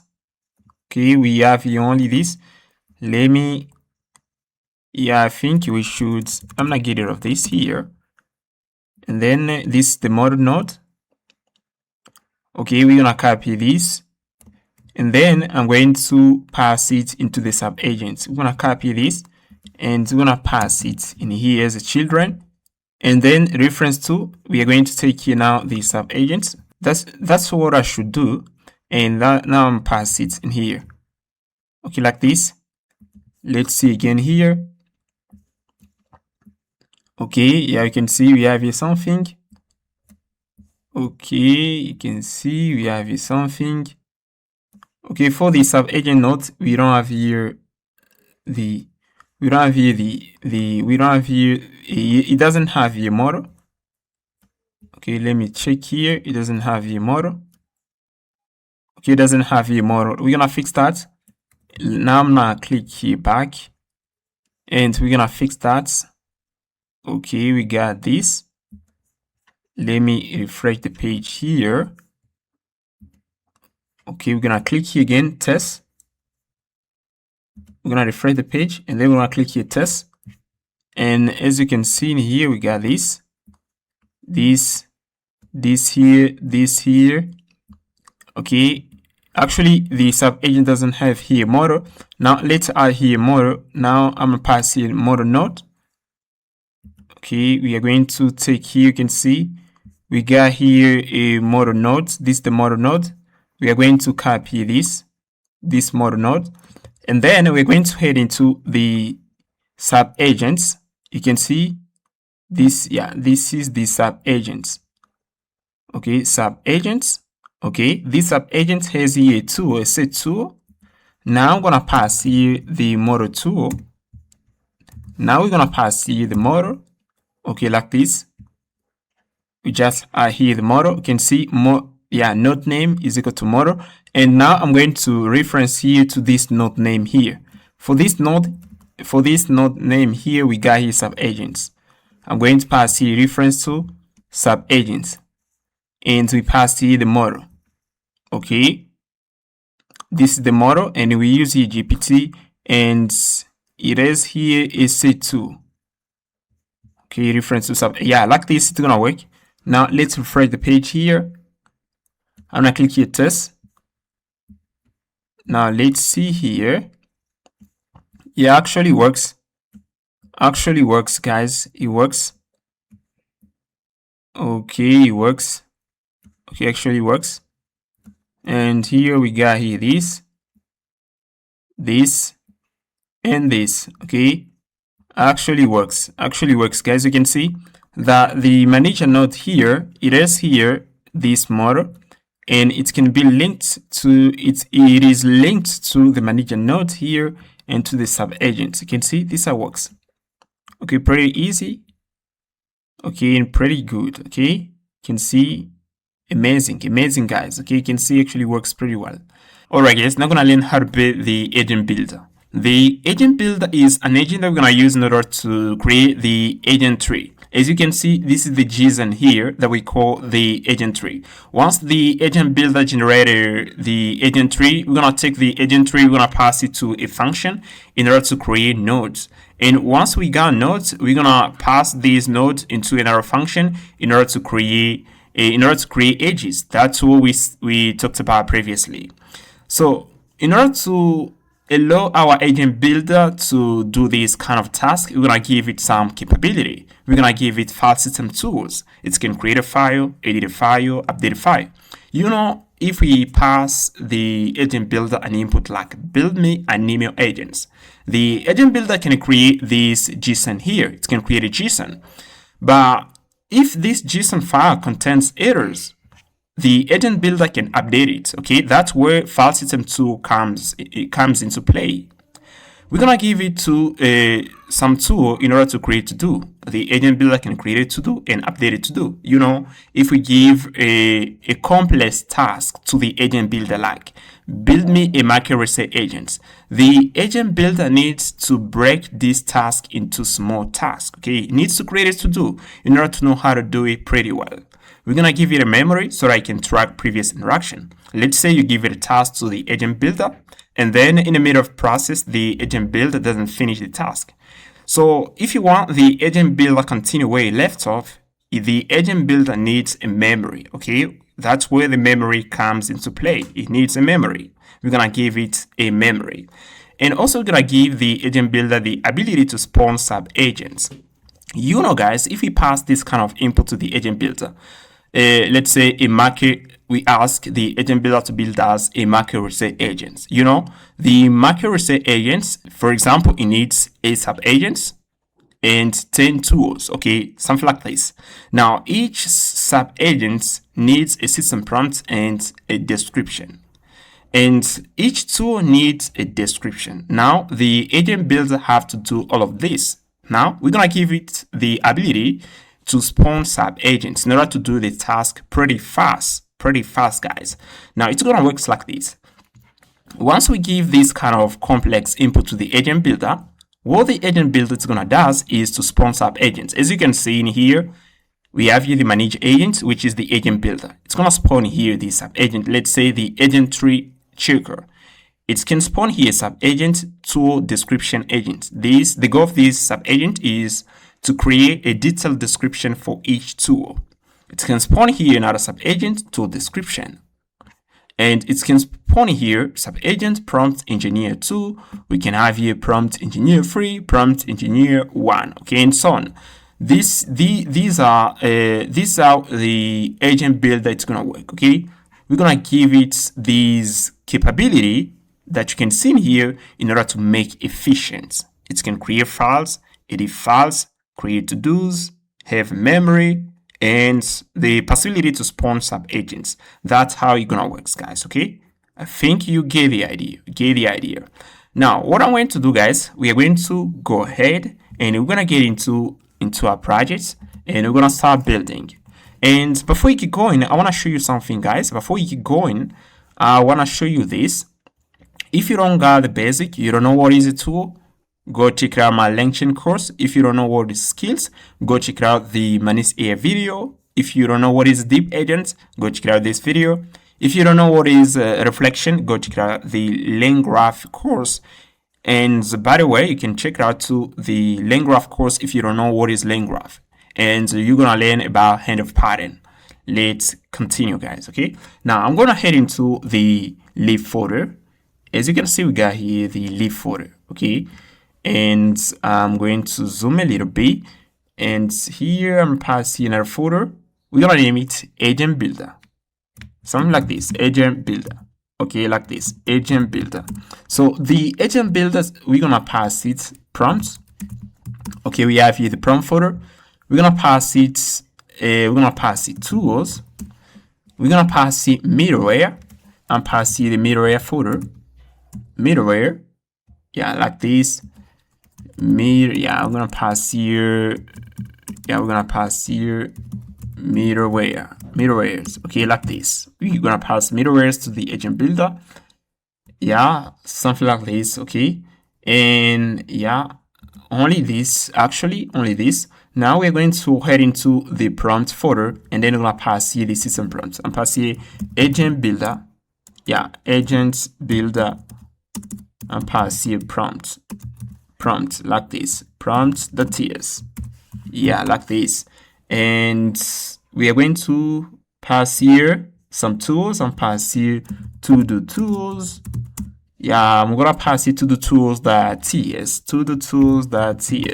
We're gonna pass here file system tool, FS tools.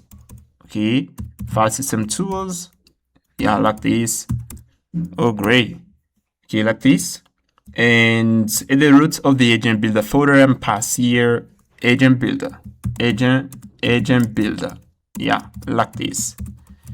Yeah, like this. Okay. Now we are going to head into the to-do tools. Yeah, let's head into first the FS tools, and then we're gonna pass here some tools. Now I'm gonna pass here first of all this. We're gonna import here the we're gonna import first the FS module, the path module, the tool function. We're gonna import Zod, and we're gonna import here the globe module.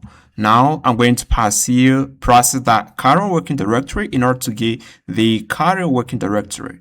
Then in order to get the base path, we're gonna pass here path.join, and then we're gonna take here the root there. We're gonna pass the public folder agent builder. So inside the agent builder is where the agent is gonna work. Okay, the agent builder folder is gonna be the working there of the agent builder. Okay, we're gonna pass a data there. Okay, now we are going to pass here the first tool, write file. Okay, you can see I pass it the file name, but also pass the contents. And the goal here is to create a file and pass in the content. Okay, that all you need to know about this tool. It takes here the file name, but also the contents, and then we have here some logic into the body of the tool. Once we finish creating a file and adding data, we are going to return here this message. If we got an error, we're gonna return here this. Then we have here the tool name, write file. And we have here a detailed description. Okay, you can see create or override a file inside the project workspace. Okay, I pass here a detailed description. Do that. Create a tool that allows the agent to create a file and add data into a file. Now we are going to pass here the next tool, which is grep. We use the grep tool in order to search for a string or regex pattern inside the file contents. Let's say I type here Ctrl F and I want to look for grep. Okay, you can see I got here grep word. Now the agent is going to use the grep tool in order to do this kind of stuff. We have here the pattern, but also we have here path. Okay, as you can see for the description, search for a string or regex pattern inside the file content. It takes here the pattern, but also it takes here the path. We're going to pass here another tool, which is read file. The agent is going to use the tool in order to read a file. We're going to pass here the file name, offset, but also the limit. Why I pass here free parameter? You know, if I head into in here, if we move here, guys, you can see this is a file. Okay, this is a file. And this file has here data.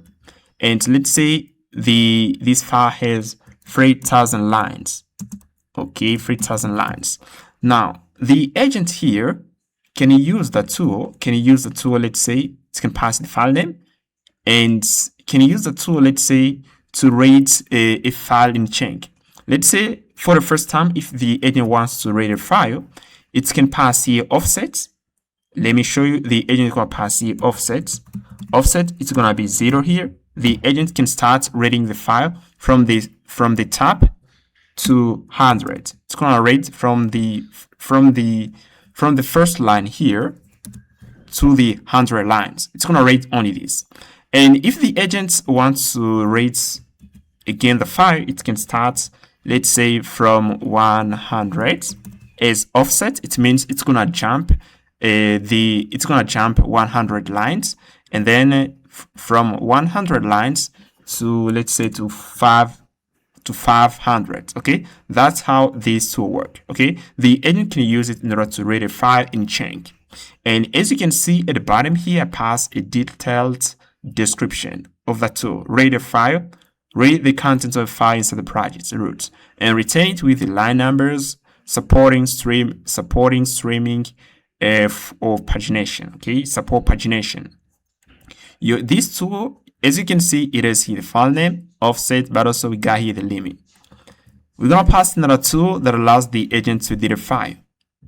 As you can see, we pass it the file name, all string, no string.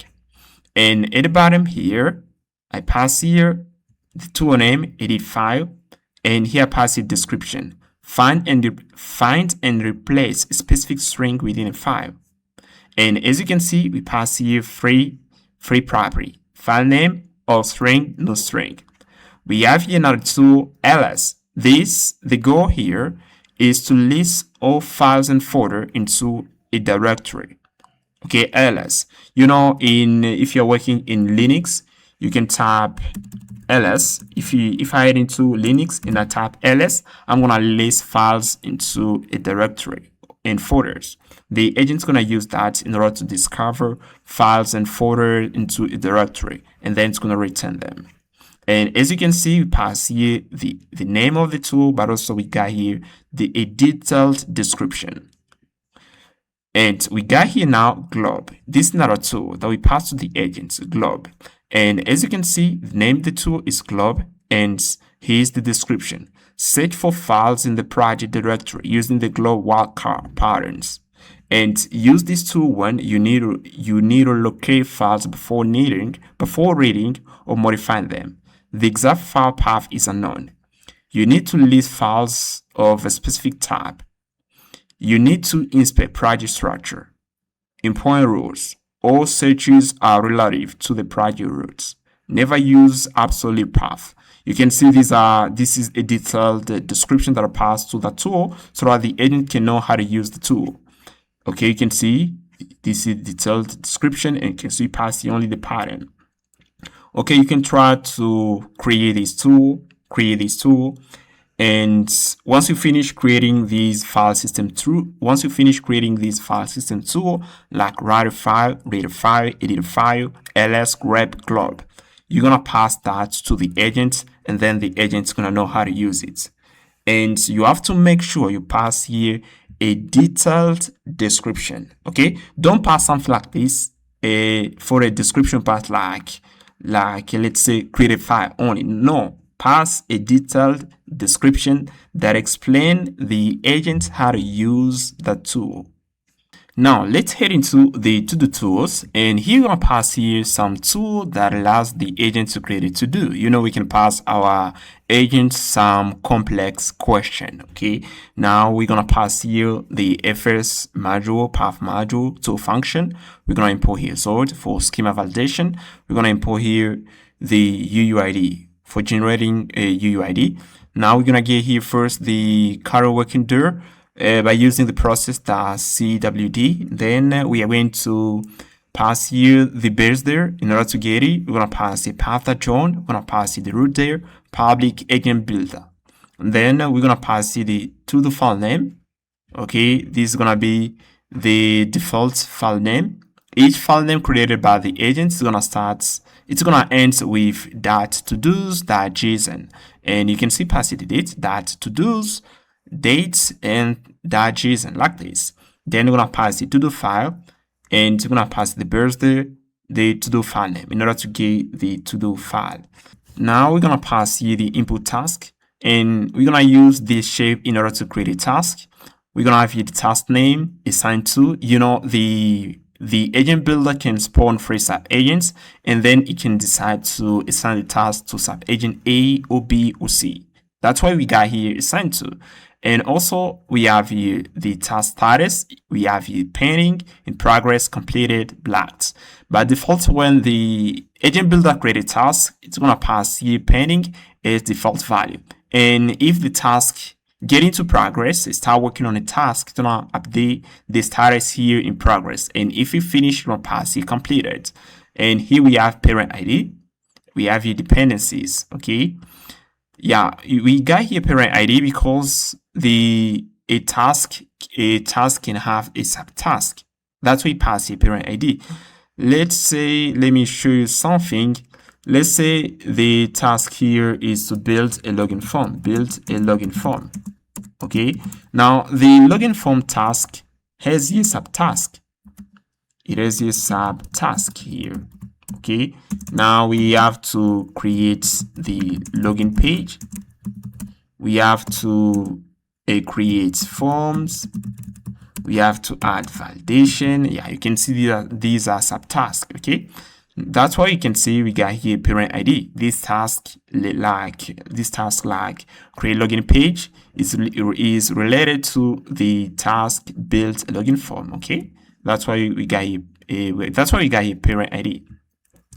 Now we're gonna pass here store task schema. When we create a task, it's gonna be like this. It's gonna have here the UID, it's gonna have here the name, assigned to, status, parent ID, dependencies, created ads and updated ads.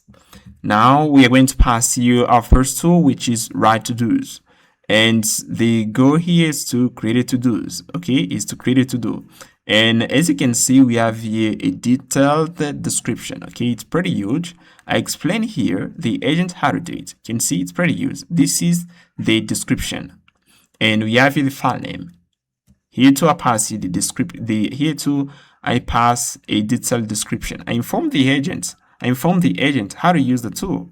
You can see I inform the agent how to do it. Okay, this is the tool that we're gonna use in order to create a task. In order to create a to-do, you can see pretty big here. Okay, now we got here another tool, rate to-dos. Yeah, you can see for this one we don't have a lot of stuff here. Rate to-do, we're gonna pass here the name of the file. We're gonna pass here the name of the file or the to-do, and then we are going to check if the file exists. If it doesn't exist, we're gonna return no to-do list found. And if it exists, we are going to rate it, and then we're gonna pass the content. We're gonna return here a JSON string, and then we're gonna pass it to the LLM. You can see for this one I pass a little description.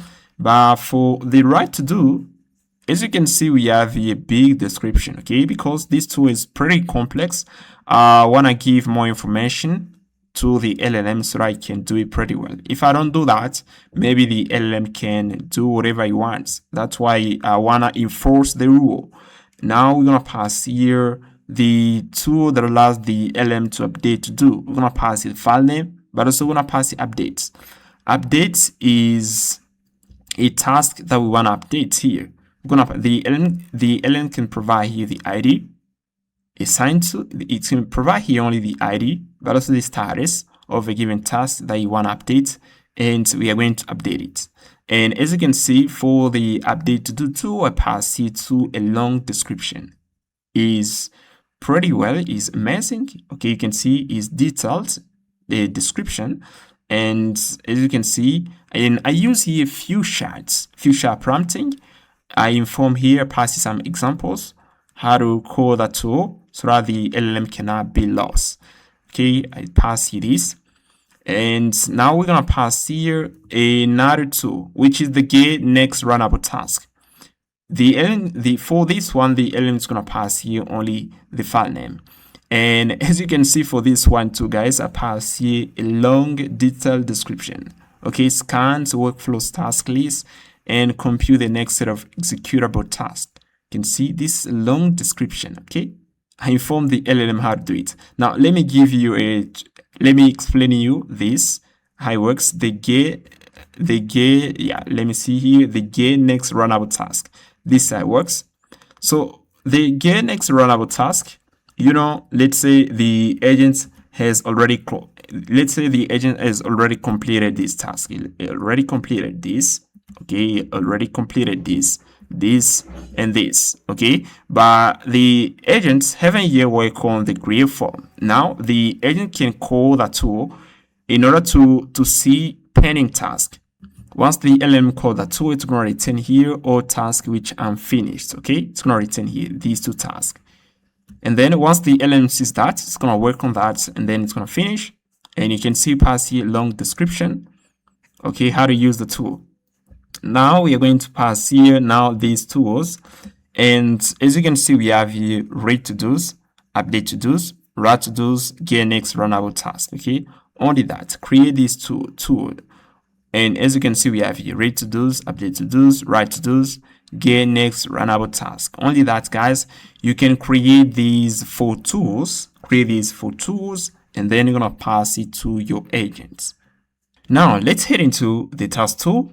Now in here, guys, what I'm going to do, I'm going to pass here I'm gonna import here first the tool function. We're gonna import here the create agent, create middleware in order to create a middleware. We're gonna import here Zod.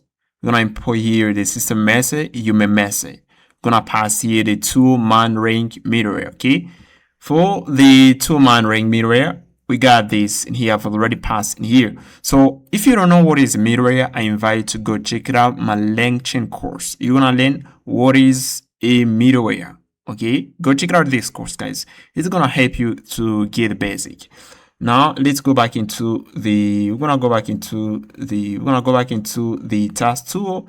Now into the task tool, we're gonna pass here function. I'm pass here function get task tool description. Actually, I haven't yet created the function. Okay, we are going to head into the agent builder prompt, and then we're gonna pass the function here. And first of all, let me pass here the system prompt, the default system prompt that we're gonna pass to a sub agent in order to complete the objective that the user asks of you. You have access to a standard number of tools. This is the default system prompt that we're going to pass to a sponsor agent. We're going to pass here another system prompt that we're going to pass to the manager agent. This system prompt guides the manager agents how to spawn sub agents. System prompt section that explains how to use the task tool for spawning sub agents.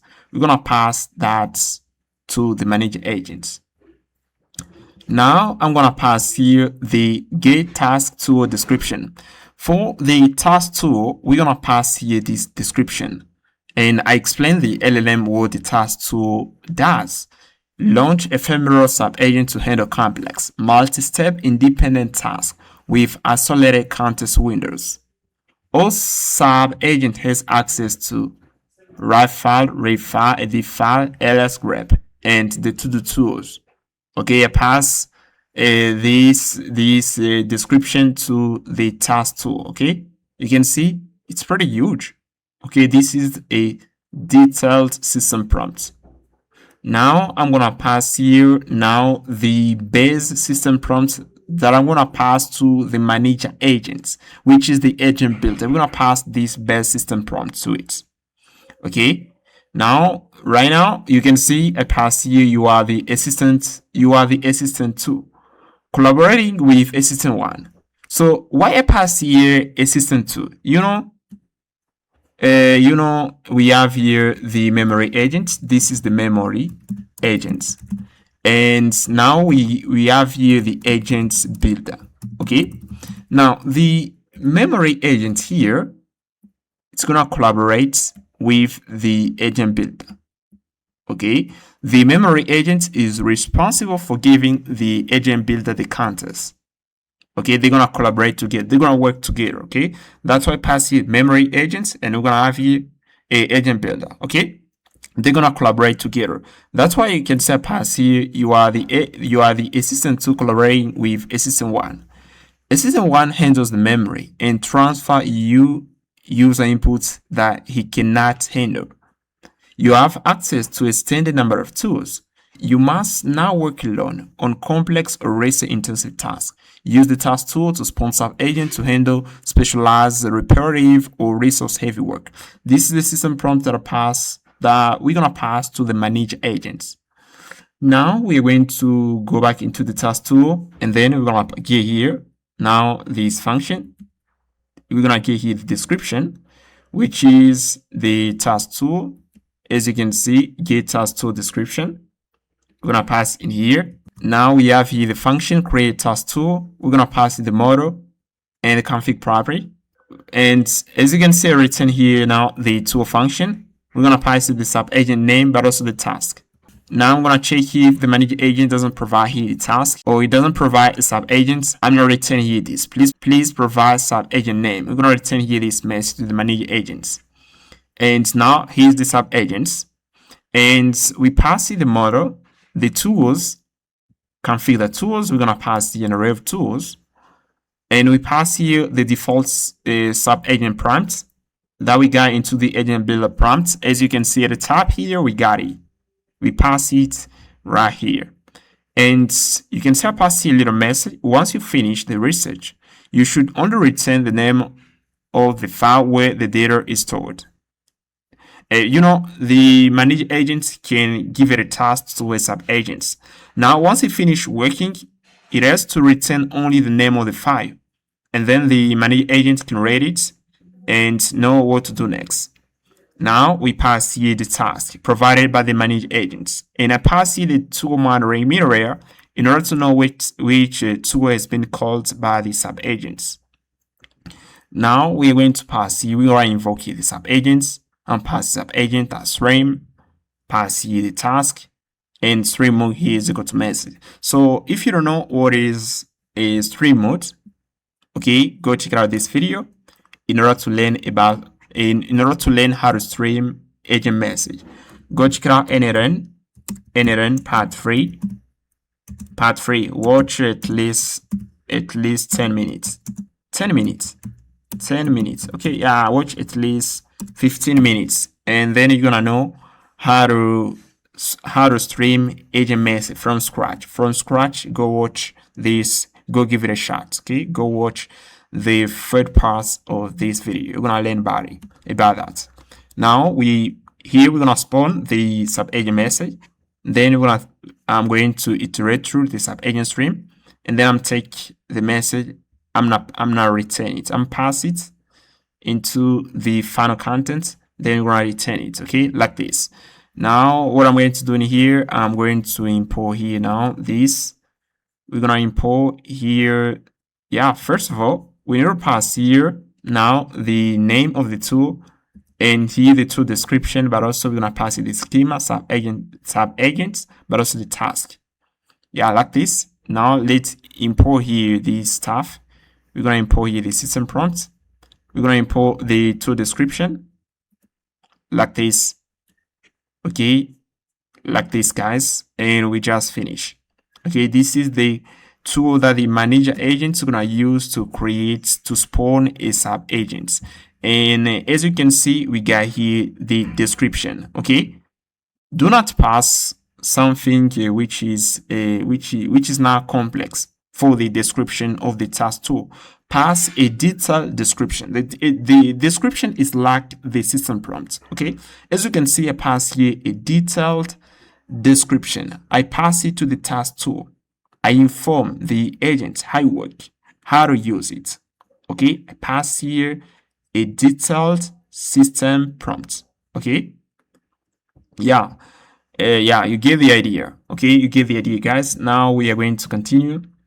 As you can see, we pass here the task tool. Now the next tool that we're gonna pass to the agent builder is gonna be the think tool. Okay, here's the think tool. So we're gonna pass to the agent builder the think tool in order to reflect back on the results generated by the sub agents. You know, guys, let's say we got here the deep agents. Okay, the deep agent can generate here sub agents. This sub agent can work and then return here data to the manager agents.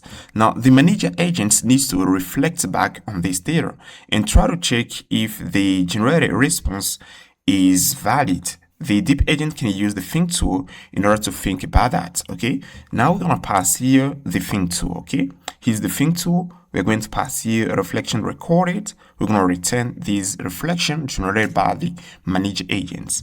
Now we're going to pass here the think tool. Okay, here's the think tool, guys, and as you can see, pass the name think tool, and we pass a little description. Strategic reflection tool for research planning. Use this tool after each search file read to analyze the results and plan the next step systematically. This creates a deliberate pause in the research workflow for quality decision making. When to use the tool. After receiving search results, what key information did I find? Okay, we pass a little description that explains the LLM when to use the tool. Now we're going to pass here the schema. For the schema here, guys, we're gonna pass here only the reflection, one property, and here you can see pass here another detailed description, your detailed reflection addressing, 1 analysis of findings, 2 gap assessments, 3 quality evaluation, 3 strategic decision. Okay, this is the reflection. This is going to be the inputs that the LLM is going to pass to the tool, and then we're going to return the data to the LLM. And as you can see, I pass here think tag. I pass here think tag because I don't want to return the thinking of the AI into the user response. That's why I pass it into the think tag. Okay. Now we're going to head into the agent builder. Let's head into the agent builder. Okay, here's the agent builder. Now what I'm going to do in here, I'm going to import all these tools and then I'm going to pass it to the agent builder. Now as you can see, we're going to import here the tool function create agent to create a React agent. We're going to import here create middleware function to create a middleware. Now, as you can see in here, for the second line here, I import the system message, tool message, human message, a message. Then we import here the summarization middleware from LangChain. I import it from LangChain. This is a built-in summarization middleware that we're gonna pass to the agent builder. We import here the LLM, file system tools. We import here the base prompt, the task system prompt. We import here the to-do list tool. We import here the think tool. We import here the create task tool in order to spawn sub agents. And we import here the tool monitoring middleware. Now, I'm going to pass here the LLM. As you can see, I'm going to use here Minimax from Java Fireworks. Now we're going to pass here an object, and as you can see, I pass here tools and I pass in file system tools. Okay, and now we're going to pass here the function agent builder, and as you can see, it takes here the user input, whereas it takes here the config. So I pass here the config property because I want to stream a agent builder response. Okay, we want to stream it. Okay, now I'm going to pass here create agent, Then we're gonna pass it the model. We're gonna pass it the system prompt, and for the system prompt, if you notice, guys, I pass here the base system prompt, and here's the base system prompt, guys. And now we pass here to the task system prompt, and this is the task system prompt that we pass to the LLM. This is system prompt, guys. The LLM how to spawn sub agents, and as you can see, I pass here this. Okay, this is the system prompt that we use that guides the LLM how to spawn sub agents. And now we are going to pass here the tools, and we're gonna pass the fast system tools. We're gonna pass the to-do list tool and think tool. We're gonna pass the create task tool. This is the tool that the LM is gonna use in order to spawn sub agents.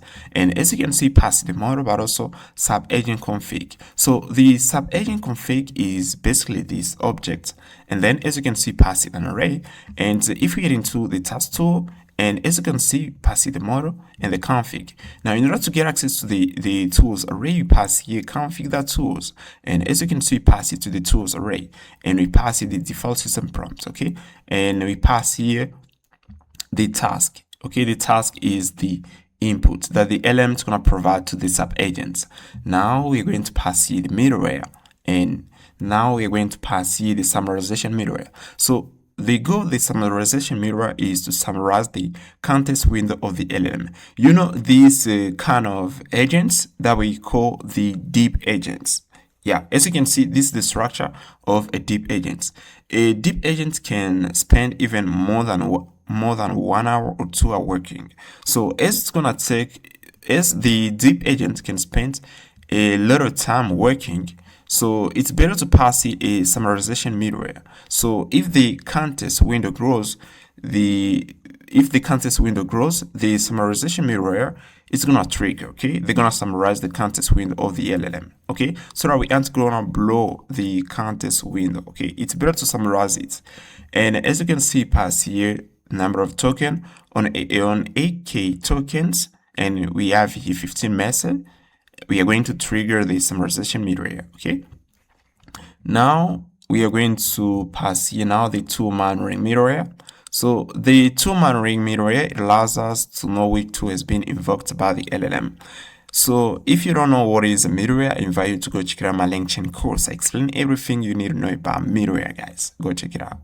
Now we're gonna pass here the agents.stream, and we're gonna stream the agent build the message. And as you can see, pass here the user inputs, and we pass the stream mode is equal to message. Now we are going to we're gonna iterate through the message array.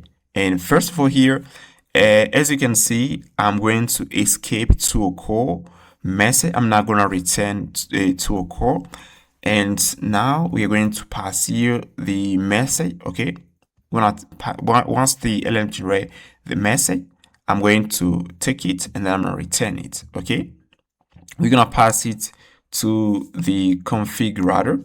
Okay, because when we are going to head into the endpoints, I'm going to get access to the manager name, which is the agent builder, but also we're going to get access to the contents. That's why I pass it a configurator. Okay, and now we are going to return here the full content generated by the LLM. Okay, like this. And guys, we just finished working on the agent builder. Okay, the agent builder is ready to use. Okay, it's ready to use, guys. Okay, so before we give it a shot, we are going to talk about agent collaboration. Okay, now I'm not heading to here, and we're gonna talk about agent collaboration. You can see actually we have the memory agents, and now we just finished working on the agent builder. Now you can see when the user is gonna pass an input, the memory agent is going to analyze it. And if the memory agent cannot handle that user input, it's going to transfer the user input to the agent builder so that the agent builder can work on it. And once the agent builder finishes working, it's going to give the response to the user. That's how it works. Let's say I pass hello. If I pass hello to the memory agent is going to handle that. But what if I pass an input like build me a word agent or do something for me? The memory agent is going to transfer that input immediately to the agent builder. That's how it works, guys. Okay. Now, in order to to transfer the user input to the agent builder, we're gonna use here end of pattern. Okay, this is the pattern that we're gonna use in order to transfer the user input to the agent builder, and we call it the end of pattern. End of pattern is a multi-agent system where an agent can interact directly with the user. And as you can see here, guys, the user can pass an input to the memory agent. If the memory agent can handle that, it's going to return the response immediately to the user. If the memory agent cannot handle that input, it's going to pass here, it's going to pass control to the agent builder. And then once the agent builder finish working, it's going to give the response to the user. And as you can see, the memory agent is it's gonna act like a bridge between the user and the agent builder. And before we give the user input to the agent builder, the inputs have to pass to the memory agent. Okay, the memory agent acts like a bridge between the user and the agent builder. And as you can see, pass the user input. Then if the memory agent cannot handle that, it's gonna respond immediately to the user. If the memory agent cannot, it's gonna delegate that input to the agent builder. And then the agent builder, once it finishes working on it, it's gonna give the response to the user. That's how end of pattern works, guys. Okay. Now we are going to implement this. Okay. First of all, I'm going to head into the memo folder. Okay, let's head into the memo folder. And as you can see, we got here. Yeah, I'm going to move here. And you can see we got here a folder. Yeah, let's working on it. Yeah, you can see we got here folder memo. I'm going to look for it. Okay, you can see we got here agent builder, and I'm gonna look for another folder here, memory. Okay, you can see we got here memory. Now we're going to head into prompt, and you can see here's the system prompt that we use for the memory agents. Now, what I'm going to do, guys, I'm going to modify this system prompt. I'm going to do this. I'm going to select everything in here, and I'm comment this, and then I'm pass here another system prompt. Okay, this is the new system prompt, guys. And as you can see in here at the top, I just modify something. You are conversational assistant 1, only manage the memory and context, nothing else. Collaborating with assistant 2, agent builder that do stuff coding, has access to skills folder, research, etc. And I pass a context a assistance with explicit memory tools. Okay, this is the line that I pass here to this system prompt. Okay, you can see previously it was like this. You are a conversational context a assistant with explicit memory tools. Now I pass here another line here. Before that, I pass here another line. You are a conversational, and then I pass here parentheses, I pass here assistant 1, only manage the memory and context, nothing else. And I pass here collaborating with assistant 2, which is the agent builder that do stuff coding, has access to skills folder, research, etc. And now we got here now this phrase here, context a assistance with explicit memory tools. Now that's what I modify here, guys. And also I pass here something else. I just pass here another tool. Previously, we got here only 2 tools. As you can see, we have here 2 tools, write to long-term memory. We got here this tool, and we got here retrieve relevant long-term memory tool. Now I'm going to pass here another tool. I just pass here another tool, which is the transfer tool. Transfer tool. It allows you to pass control to assistant 2. Okay, this is the goal of the tool. We're gonna pass another tool to the memory manager that allows you to transfer control to the agent builder. And yeah, this is another tool. Now, what I'm going to do, I'm going to take here that, and then we're going to head into in here. You can see we have here tools folder. Okay, now let's head into the tools folder, and now I'm passing another tool, which is the transfer tool. Okay, that is. Now we're going to pass here, we're going to import here the tool function. We're going to import it from LangChain, and we're going to import here Zord. And now we are going to pass here this. We're going to zoom first a little bit. And now we are going to pass here the transfer tool. And we're going to pass here, the context. And as second parameter here, you're going to pass here the config property. Now we're going to return here, return this to the user, then transfer will be initiated. And this is the message that we're gonna return to the memory agent. Once it invoked the tool, we are going to return this to the user, then transfer will be initiated. And then I pass a thing tag __ transfer __, and then I'm gonna pass here the context provided by the memory agents. We're gonna take the context, we're gonna pass it to the agent builder. Now we're gonna pass here the name of the tool, transfer. Then we're gonna pass here a detailed description. This tool allows you to transfer control to assistant tool. You should return this to the user as a final response to initiate transfer. And I pass here an example. Think transfer __ transfer __ plus.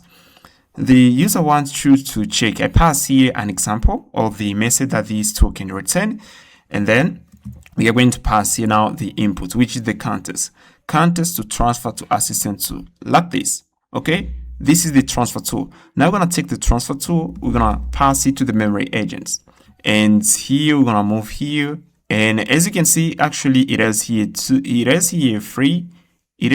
tools. Okay, now I'm pass here the third tool, which is the transfer tool. Okay, let's go back here and export it. We already exported it here. Now we need to import it in here. Okay, like this. Now, what I'm going to do next, I'm going to go back in here. We're gonna go back into the agent builder folder. Okay, here's the agent builder folder.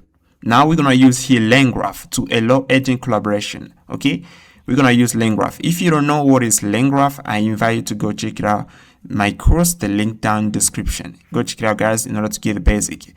Now we're gonna pass here another file here, which is graph.ts. Okay, now in here I'm going to import here the end node. I'm going to import here the starting node, state graph, annotation in order to define the states, method annotation, and we're gonna pass here command function in order to update the states. Now we're gonna pass here the LLM. For this, I'm gonna use Cerebrus. Now we have here helper function, remove thinking tag. Let me explain you how this works. Now you can see we just finished creating the transfer tool. When the transfer tool is going to return the message, it's going to be like this. We're going to have a think tag, and we're going to have a transfer.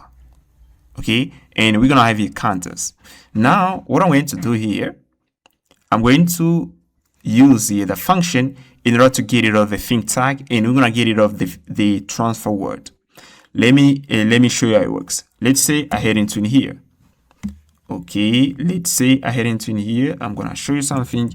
Let's say the agent returns something like this. We got here think tag, and then we got something like this. And now we have here underscore. We have here underscore transfer. Yeah, we got here transfer, and then we have here underscore. And here we're gonna pass here the context. Then pass here the context. Let's say the user wants you to create a waiter agent for him. A waiter agent for him. Okay, something like this. Now, once we take that input, once we take this, okay, we take this and we pass it into the remove thinking tag, we are going to end up with something like this. Okay, we're gonna end up with something like this. Okay, this is gonna be the output.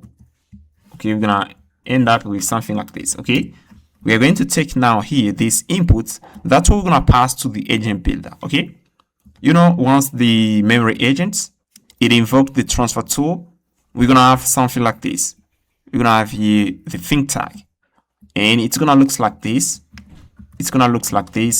And then we are going to extract only this with the removing thinking tag. Okay, we're gonna extract this, and that's what we're gonna pass to the agent builder.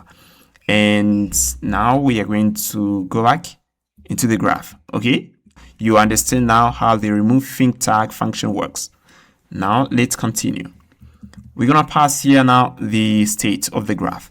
We're gonna pass the project ID, user ID, next node, and the agent builder context. This context is this. Okay, it's gonna be provided by the memory agents. Now we are going to pass here now memory agent. This is a node. And as you can see, it takes here the state, but also it takes here config property. And we extract the user ID and project ID from the state here. Now we're gonna extract here the human message, and this is how we get the human message from the message array. Now we are going to take the message and then we're gonna pass it to the memory agents. Okay, and as you can see, I invoke here the create memory agent function. We pass it the LLM, user ID, and project ID.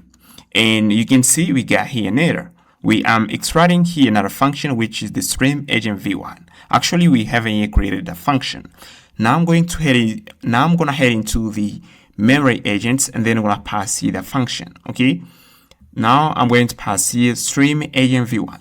And as you can see, we got here another function, stream agents. Okay.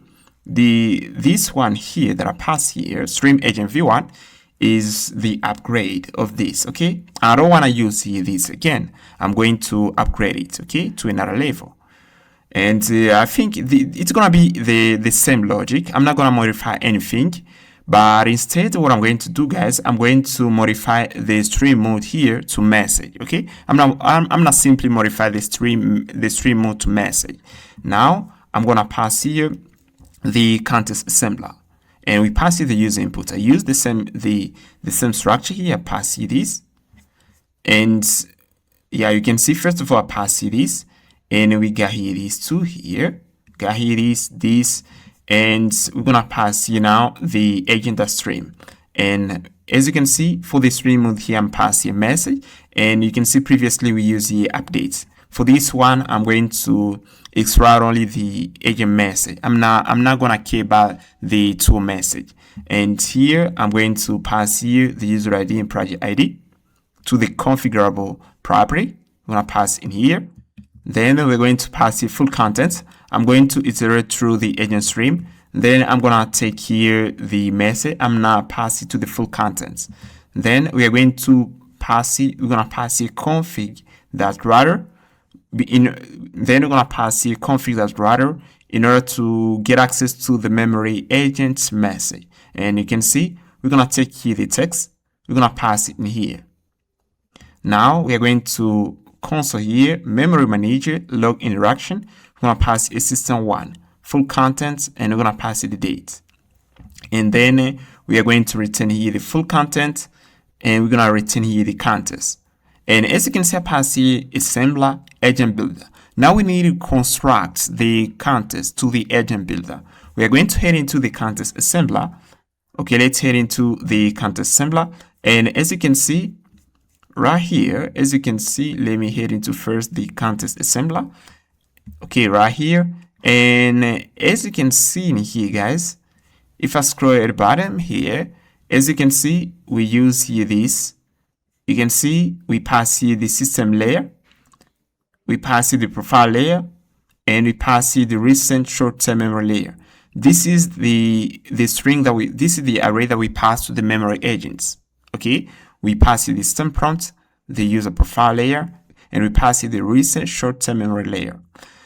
Now we're going to pass here the agent builder context. And as you can see, pass it the profile layer and the recent short-term memory layer. And I pass it that join in order to get the string. We're going to pass here only this. Then we're going to take it, we're going to return it. Agent builder context. Okay. I'm going to head into now the memory agent. Okay, right here, memory agents. And then you're gonna see here at the bottom, let me go into the memory agents. I think, yeah, we have here this. Yeah, you can see at the bottom here, you can see we pass here into the stream agent v1. I pass here this. I pass here a context assembler that agent builder. Okay. I extract the context. Okay, I think you understand what we got into the agent builder context. Okay, if I go back here, let me show you. If I go back into the context assembler, you're gonna see we got this. Okay, if I go back here, you can see in here into the profile layer. For the profile layer, we got this. Yeah, we are going to return the memory. We're gonna return the memory user ID.md5. And we're going to pass today daily log. We're going to pass here this to the agent builder. Now we are going to go back into the graph. Now inside the graph, I'm going to extract here the function. Okay, we're going to extract it. I'm going to copy it. And then we're going to go back into the memory agents. We are going to return it. At the bottom here, I'm going to take it and then pass it right here so that we can get access to it. Like this. Let's go back into the graph. Now in here, I'm going to pass here now full counters. We're going to extract the full counters, but also we're going to extract here the agent builder counters. Okay, and then we're going to pass here should handoff. Okay, full content that include transfer. As I said previously, when the memory agents invoke the transfer tool, we're gonna have something like this. Okay, we're gonna have something like this. Now I'm going to check if we have the word transfer. You can see if full content includes transfer, we are going to, I'm gonna pass it if should handoff is equal to true. I'm going to update the state. I'm gonna update the message state here and pass here the new A message, and I'm gonna update the agent builder state with the new counters. And then we are going to move to the agent builder node.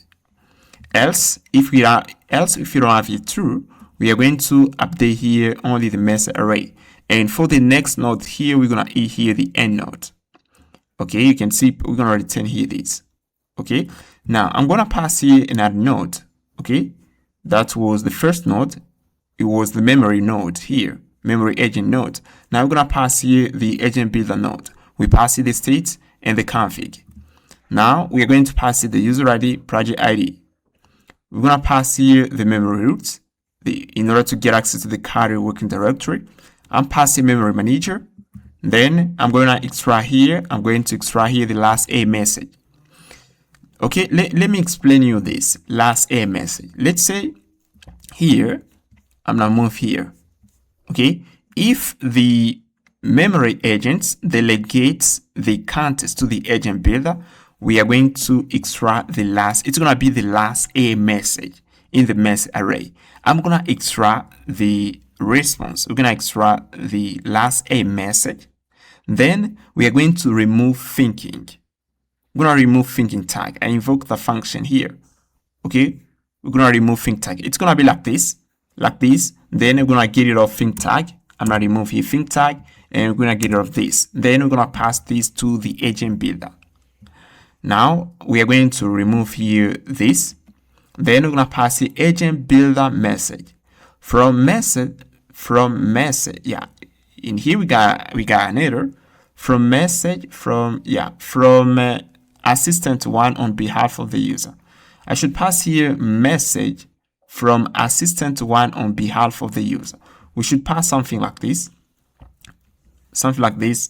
We are going to modify that later.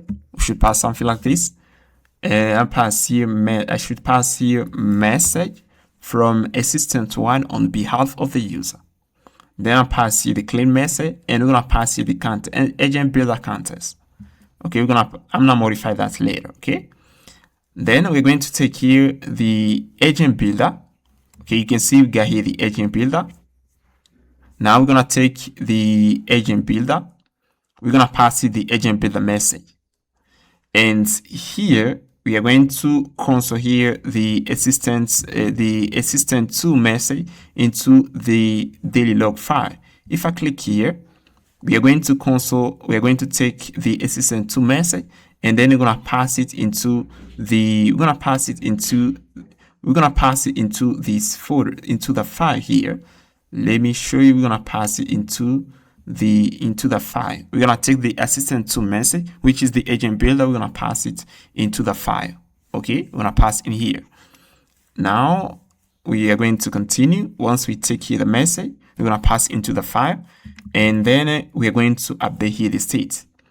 And once we finish updating the state, we're going to add here the end node.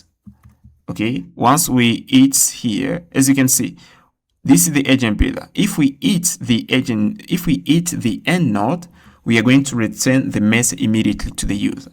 That's why you can see we update the state here, and then go to is equal to the end node. This is the end node. And then we're going to pass here the memory agent node and the agent builder node. And we're going to pass here the memory agent is the starting node. And I'm passing conditional age here. If the next node is equal to agent builder, we're going to return agent builder, else we're going to return the end node. And here the memory agent here is the end node, but also the agent builder is here the end nodes. And then we're going to compile the graph. Okay. Now I'm going to modify here message and pass a message from a system1 on behalf of the user like this. And we just finished, guys. Okay. We just finished. This is the graph. Okay. Now if we send the message to the memory agents, if the memory agents can handle the user input, it's going to respond immediately to the user. If the memory agent cannot handle the user input, it's going to delegate the user input to the agent builder. And once the agent builder finish working, it's going to pass the response to the user. Okay, it's going to pass the response to the user. That's how it works. Okay, you can see, you get the idea, guys. In order to understand this, you need to check out this video. Okay, LangGraph course. Go check out this video in order to understand what is handoff pattern and how it works. Now we are going to continue, guys. I'm going to head into now the API folder because we're going to use here the graph. We're going to use the graph here. You can see, actually, we got the graph. Now, what I'm going to do here, I'm going to head into the API folder, agents, and you can see we got here stream. Okay. This is the endpoint that we used previously in order to interact with the memory agents. Okay. This is the endpoint that we used previously. Okay. Now, I'm not going to delete it. I'm going to let it like this because if you want, you can interact with it soon. Now, I'm going to pass here now another folder. I'm going to name it, we're going to name it stream. Yeah, I'm pass here. Yeah, we're going to pass here agent builder. I can pass here agent, stream agent builder like this. I'm pass agent builder. This is another folder. And inside the folder, we're going to pass here roots.ts. Like this. Okay, now let's pass here the graph. Okay, as you can see at the top here, I import here the graph and I import here the LLM class. And what I'm going to do into the agent builder endpoint right here, I'm going to copy everything in here and then I'm gonna modify something. Okay, I'm gonna copy literally everything in here and then I'm gonna pass it in here. Okay, now I'm going to do this. We're gonna do this. I'm going to pass here the user ID, project ID, and the message. We're going to pass here the LLM, and as you can see, I pass here GLM. If you want to use GLM, you can see you can pass this. If you are using fireworks, let me see here. I got here fireworks minimax. If you want to use GML, you can pass here account / fireworks / models / GML5. I'm using GML5, and now I'm passing here. We are going to pass here create memory agents class. We're going to pass it that class in order to get access to the log last a message function. I want to get access to the function. That's why I pass here create memory agents. Now we are going to pass here the graph. Okay, this is the graph. And as you can see, pass here the user input. And then I pass here the user ID and project ID. And stream mode here is equal to custom. Okay, I pass the stream mode is equal to custom because I want to return custom stream data. Now we are going to pass here the recursion limit. I pass here recursion limit is equal to 150 because you know the agent builder can take let's say it can take some minutes in order to finish. It can make a lot of iterations. That's why I pass here recursion limit is equal to 150. Now we are going to pass here text encoder in order to encode the message. We're going to pass here our function that allows us to send event to the front end, and we're going to pass here route to child tree. I copy everything in here that we got into the stream folder. You can see I copy these, and I'm gonna copy these two. We're gonna pass in here. Okay, I pass here route to child tree in order to write into the child tree, and we're gonna pass here readable stream to start streaming the user message, to start streaming the a message. Now we are going to pass here the graph.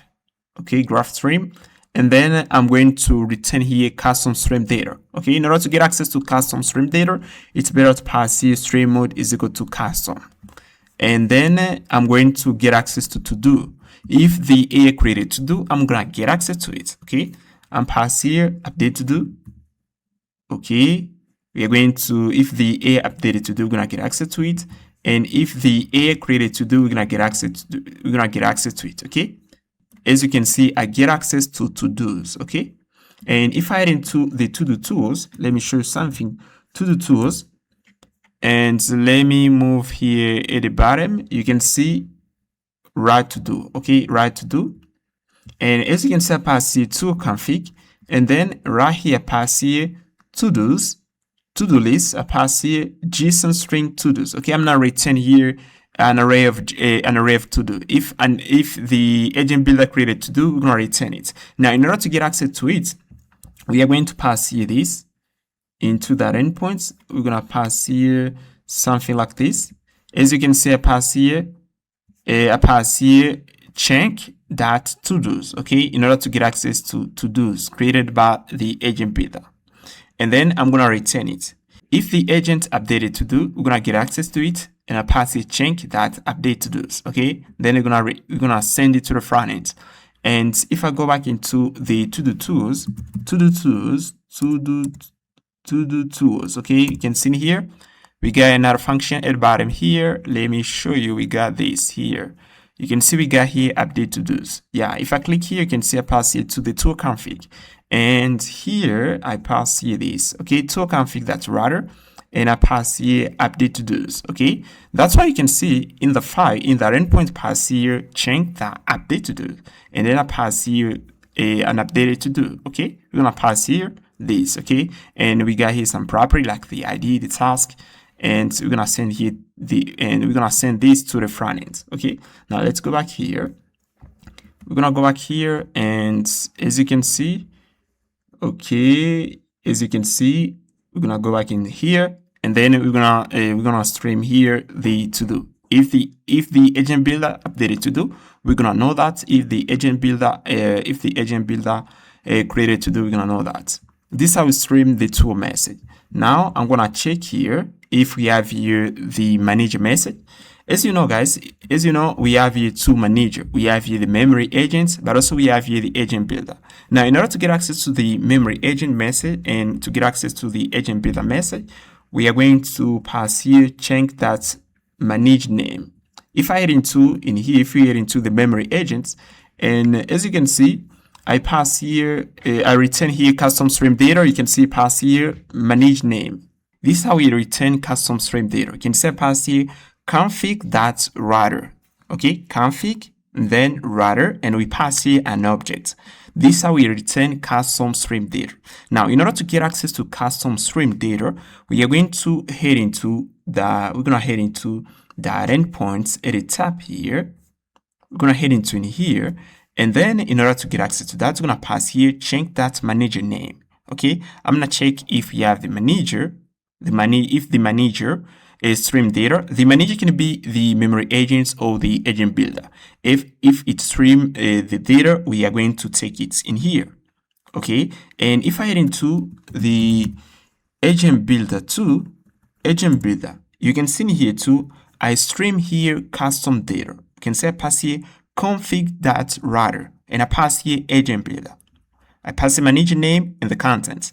Now, in order to get access to the data, we are going to pass here this stuff. We are going to pass here this. Okay, we're gonna pass here the content. We're gonna pass here check that manage name. Then I'm gonna get access to the content. Then I'm going to remove thing tag. Okay, we're gonna escape thing tag. Okay, we're going to take off thing tag. We're gonna pass it into the thinking event. Okay, and then we are going to send the end event to the front end in order to close the connection. And we're going to take the thinking buffer, the thinking message, but also the content. We're going to pass into the child array. Then we're going to send here the end event to the front end. And on the front end, once we get the end event, they're going to close the connection. Then we are going to take here the thinking buffer, the content, but also the user ID and prior ID. We're going to take that and we're going to store that information into the child array. And we're going to close here the connection. Okay, we're gonna pass this. In case we got an error, we're gonna catch it. And now we're gonna return here stream data to the front end. Okay, and we're gonna pass here these two. In case we have an error, we're gonna catch it. Okay, like this. And we just finish. We just finished, guys. Now, what I'm going to do, guys, I'm going to head into here. I see we got an error here. Okay. I can pass here even any to get rid of this header. Okay, yeah, we don't have an header again here. Now what we're gonna do next, we are going to head into the chart panel. Okay, we have here the agent builder. Now I'm going to head into the file here. Let's head into the component folder. Okay, you can see we have a project. Yeah, I'm going to head into workflow, and you can see we got here charts. Okay, I'm gonna head into in here into the components, and at the bottom here you can see we got here a chart component. Let me check here. Yeah, we got here the chart panel. Now what I'm going to do in here, I'm going to modify here the endpoint. Okay, you can see pass here API/agents. I'm going to take that and pass in here. I'm gonna comment this, and as you can see, we have here now the agent builder. For this one, okay, for these endpoints, you interact only with the memory agent. For the second one here, which is the agent builder, for the second one here, I'm gonna copy this and I'm pass in here, and I'm passing this. We're going to say something like this: you interact with memory agents and agents builder. Okay, you interact with two agents when you are hitting these endpoints. API/agent/agent builder, you are interacting with two agents. Okay, this is the difference, guys. Okay, like this, and we just finished. Now we're going to head into the browser and we're gonna try this. Okay, you can see actually we got here this. Okay, we got here the memory. Okay, everything is okay in here. Now let's head into the browser and try this. And I'm gonna select here the project. Now let's pass here hello. We're gonna pass here hello and see what we're gonna get here, guys. Okay, and we're gonna get here data. Yeah, actually we got an error here. You can see actually we got an error. Now in order to fix the error, let me do something in here. You can see here we have here that 4 is not iterable. Yeah, you can see 4 is not iterable. So I know why we got this error. So you can see in here I'm extracting the array but also the chunk from the graph stream. Now in order to get access to a tool, in order to get access to a tool message, you know, if we get into in here, I'm streaming subgraph. Okay, a tool is a subgraph. You know, when the agent created to do, we are going to return that to the user. Now, as I want to stream two calls, I'm going to pass here subgraph is equal to true. Okay, we're gonna pass here subgraph true like this because we want to stream two calls. That's why it's better to pass subgraph true. Now I'm going to try again this. Let's see if we're gonna have here something. I'm passing hello. Okay, let's wait a bit. Oh yeah, you can see actually works. Hello Ben, good to see you. Ready? Yeah, you can see hello Ben, good to see you. I'm here and ready to help whenever you're ready. I know you've been working on agent builder. Okay, yeah, like this. Okay, I've been working on the agent builder. Now what I'm going to do in here, guys, I'm going to let me first pass here create a to-do list to build a React app. And now you're gonna see the memory agent is gonna transfer that to the agent builder. Okay, you can see thinking. Okay, you can see the transfer the input to the agent builder. Let me show you. You can see we got here something like this transfer. User Ben wants to create a to-do list to build a React app, and he passes the context about Ben. He is a programmer. He previously focused on growing Rust. He's been working on agent builder projects. This is a new request for React app to do this. Okay, you can see pass the memory agent pass control to the deep agents, but actually it doesn't work. Let me check here. Okay, you can see in here we got an error. Okay, the memory agents call here the tool. Okay, you can see it pass here this. It pass here only. Let me check here the transfer tool. You can see pass here only the counters. Let me zoom a little bit. It pass here something like this. Okay, something like this. and this provoke an error. Okay, provoke an error.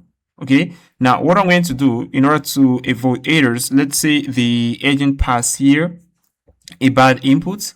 In order to avoid an error, what I'm going to do here, I'm going to pass here try catch. Okay, let's pass here try catch. In case we get an error, we're gonna inform the agent to try it again. Okay, it's better to pass the try catch, guys. Okay, and I'm returning here this return. I'm pass here JSON that stringify. I'm pass here error. Try again. I'll pass here error occur. I'm pass here. Please try again. Okay, like this. Okay, that's what we're gonna send to the agent. Now let's try this again. I'm gonna copy the same input, and then I'm gonna copy that again. I'm gonna copy that again, and then I'm gonna pass in here. Because if you head into the public folder, you can see actually we don't have here the agent builder folder. Okay, you can see actually we don't have here in the public folder. You can see actually we don't have here the agent builder folder. Okay, actually. Okay, let me see here. The still working here. You can see still working. Let me see here. Yeah. Now let me head into here and try to see here we have here. Okay, you can see the agent here first right into the memory, then call here the tool, transfer tool, and he passes the context. Okay, you can see here's the constant. Here's the context. User Ben wants to create a to-do list to build a React app. Please help me create a comprehensive to-do list checklist for building a React application from scratch. Ben has a programming experience and has been working on agent builder projects with Gunras. Okay. Now the agent created to-do. He uses here a tool, write to-dos, and you can see we got a to-do. Now let me try to check here the to-do. Okay, you can see we got here now the to-do. Here's the to-do. Okay, he create here a big to-do list. Okay, create big to-do list. Define project scope and requirements. Okay, this is the to-do list created by the deep agent. You can see pretty huge. yeah, you can see the to-do list is pretty huge. It contains a lot of information, and as you can see, it's still streaming here because of the to-do list was pretty huge. Okay. And now you can see we have here the inputs, React app build checklist, phase 1, planning and setup. Okay, we have this, and other stuff. Okay, actually works, guys. Actually, the memory agent is interacting with the agent builder. Actually, they are working together. If I pass an input that the memory agent cannot handle, it's going to pass control immediately to the agent builder. And now what I'm going to do, I'm going to head into the toolman ring mirror here. Toolman ring mirror, and you can see, actually I'm passing here the arguments. You can see this is the arguments here. Arguments. Now I'm going to cancel this. Let's cancel this. I don't want to see the arguments. I want to see only the tool name that has been invoked by the tool name that has been invoked by the agents, by the given agents. If the deep agents call a given tool, I'm going to know. If the memory agents call a given tool, I'm gonna know. Okay, that's why I pass only the tool name. Okay, like this. I don't want to pass here the tool param. You can see when we pass here the tool param, we have a lot of stuff. Okay, we have a lot of stuff into the console. Okay, you can see actually the memory agent can interact with the agent builder. Okay, the user pass an input that the memory agent cannot handle, pass control immediately to the agent builder. Okay, and that's how it works. Okay, you can see actually we have here the agent builder. Let me pass in our inputs. I'm gonna pass here ask. I can pass here ask assistant to say hi Ben. Okay, I'm pass here this, and then it's gonna work. Let's see. Yeah, you can see again the transfer. You can see user. Let me zoom a little bit here. You can see user Ben wants assistant to say hi Ben. Please greet Ben by name. And then you can see, good to see you, Ben. You can see, good to see you, Ben. I'm Assistant 2. I'm Assistant 2 here to help you with your projects. I know you've been working on Agent Builder with Go and Rust, and you're now exploring React development. Yeah, you can see actually the Agent Builder has a memory. The Agent Builder has a memory. Okay, it has a memory. Once we pass an input, the memory agents load the memory and then pass the counters, the right counters, to the agent builder. And now the agent builder is going to be aware of about everything.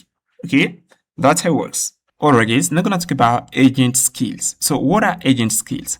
Agent skills are set of instructions. In order to understand this better, I'm going to head on agentskills.io/home. Okay, head on agentskills.io/home. Okay, you can see we have a little overview about skills. A skill is a simple open format for giving agents new capabilities and expertise. That's what we call a skill. A skill is an open format for giving agents new capabilities and expertise. Agent skills are folders of instructions, scripts, and resources that an agent can discover and use to do things more accurately and efficiently. That's what we call agent skills, are folders of instructions, scripts, and resources that the agent can use to do a given task. That's what we call agent skills. Now, we're going to head on Anthropic. Yeah, you're going to visit the page here. You're going to visit the link, github/anthropics/skills, and then you're going to see this. We're going to clone here this skill folder, okay? Clone this skill folder. Okay, you can see, actually I've already cloned it. If I head into my project here, you can see into the agent builder folder, we got here skills. Okay, I got here these skills. Okay, clone this repository, and then you're going to head into the skills folder. And then you're going to copy these skills, okay? You're going to copy this skills folder, and then you're going to pass it into a skill folder. You can see skills folder. You're going to pass in all these skills like this. You have to do only this, okay? Now, let me give you a further explanation about agent skills, okay? Let me give you a further explanation. Now, as you can see, actually, we are building an agent builder, okay? Actually, we are building an agent builder. Okay, that's what we are building. We got here agent builder. Okay, that's what we are building actually. So if I head into the agent builder folder, pass here agent builder, and you can see we got here prompts, agent builder prompts. Here's the system prompt that we use for the agent builder. Okay. You can see if I go at the bottom here, you can see here's the system prompt, okay? You are assistant 2, okay? But as you can see, if you notice, guys, we don't have any place where we pass this kind of system prompts. You are an agent builder. We don't have any place where we pass this kind of system prompts. You are an agent builder agent, okay? Your role is to generate a JSON string. We don't have any place where we pass this kind of system prompts, guys. As you can see, we don't have a place. Let's say you are building a blogger agent. If you're building a blogger agent, you're gonna pass this kind of system prompts. You are a blogger agent. Your role is to craft beautiful. Yeah, I can pass here beautiful. Yeah, beautiful, amazing blog post. Yeah, this kind of system prompt, guys. Okay, we don't have any place. As we are building an agent builder, we don't have any place where we pass this kind of system prompts. If you're building a blogger agent, you can pass this. Okay, now let me show the difference why it's better to use skills. So as we are using skills, we are going to make our agents dynamic. This is a dynamic agent. It means it can do a lot of stuff. Okay, it can do a lot of stuff. This is dynamic agents versus a static agents. We got also static agents. Okay, let's say we got also static agents. Okay, this is static agents. If you are building a dynamic agent, okay, it's better to use skills. Okay, skills is an instructions that the agents can read in order to perform a given task. Okay, this is dynamic agents. If you are building, let's say, an agent, let's say a blogger agent, and you pass a system prompt like you are experts, you are an expert. I can pass here, you are an expert blogger agent. Your role is to generate amazing blog posts. Okay, this is static agents, guys. The only job of that agent is to craft a post, okay, blog post, only that. But with this kind of agents, that we call a deep agent, it has the ability to do a lot of stuff, okay, and it can do a lot of stuff. A wide variety of tasks. Let's say ask this agent to do this. You can see it has a skills folder. Let's say I ask this agent to do this. To do what? Let me show you. Let me see here something. Let's say I ask this agent to manipulate a PDF. Okay, you can see we have here a skill. Okay, a skill is an instruction that informs the agent how to do a task. Okay, this is a skill. It's like think of a system prompt. Okay, now the agent, let's say I want the agent to manipulate a PDF. It's gonna use here this PDF skill. Use this skill whenever the user wants to do anything with PDF. This includes reading or extracting text. If I pass to the agent a task like, I want you to manipulate this PDF, the agent is going to use here this skill. And as you can see, we have here script. Okay, we have here script. We have here a lot of stuff. The agent can run code into a sandbox environment. By the way, if you want to learn how to run a sandbox environment, you can go check it out this video, CrewAI Clone. The link down in the description. You can see with this kind of strategy, the agents can do a wide variety of tasks. Okay, it can run Python script into the sandbox environment. If I ask the agent to, let's say, to do something, to do web research, it can use this skill. If I want the agent to let's say to do web scraping, I can ask the agent to create a web scraping skill, and then it's gonna do it. You can see in here we have a folder, skill creator, agent skill creator. Let me look for it here. Okay, we're going to scroll at the bottom, guys. You're gonna see skill creator. You can see this is skill creator.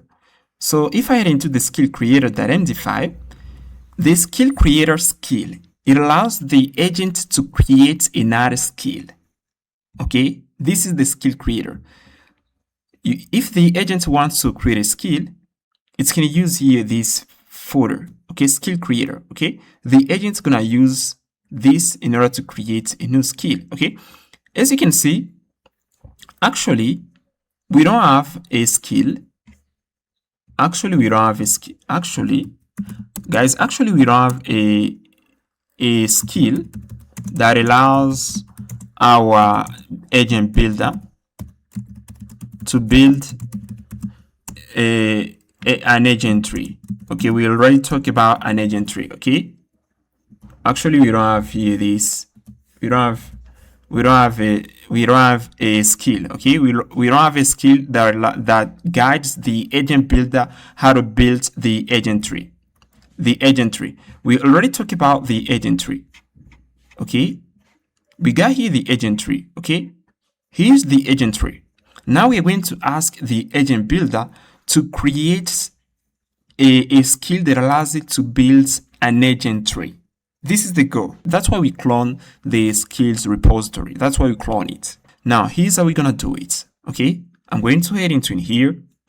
And first of all, I'm going to ask the deep agents. I'm going to pass here, head into the skills folder, then create a readme .md file, add the roots the root of the skills folder. Okay, this is the input. Head into the skills folder, then create a readme.md file, the root of the skills folder, documenting all skills in the skills folder.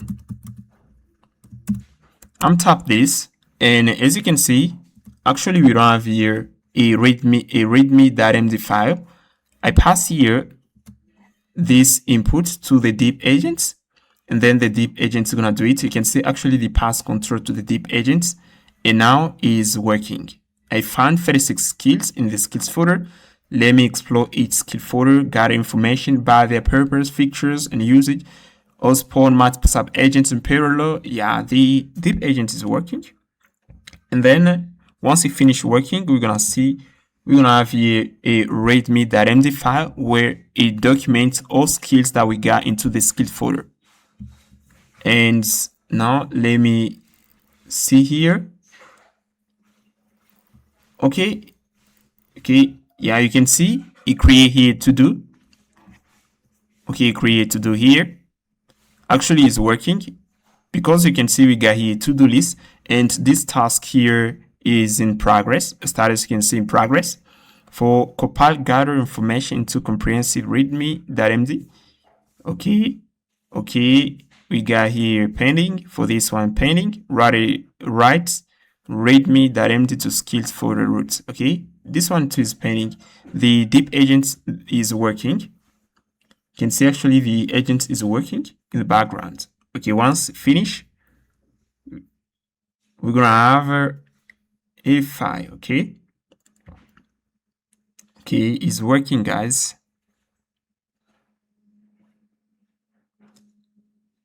Okay, skill number 9, web research. Skill number 10, web scraping. Okay, it's working, guys. 11, workspace cleaner. Okay, it's working, guys. Okay, it's working. It's creating.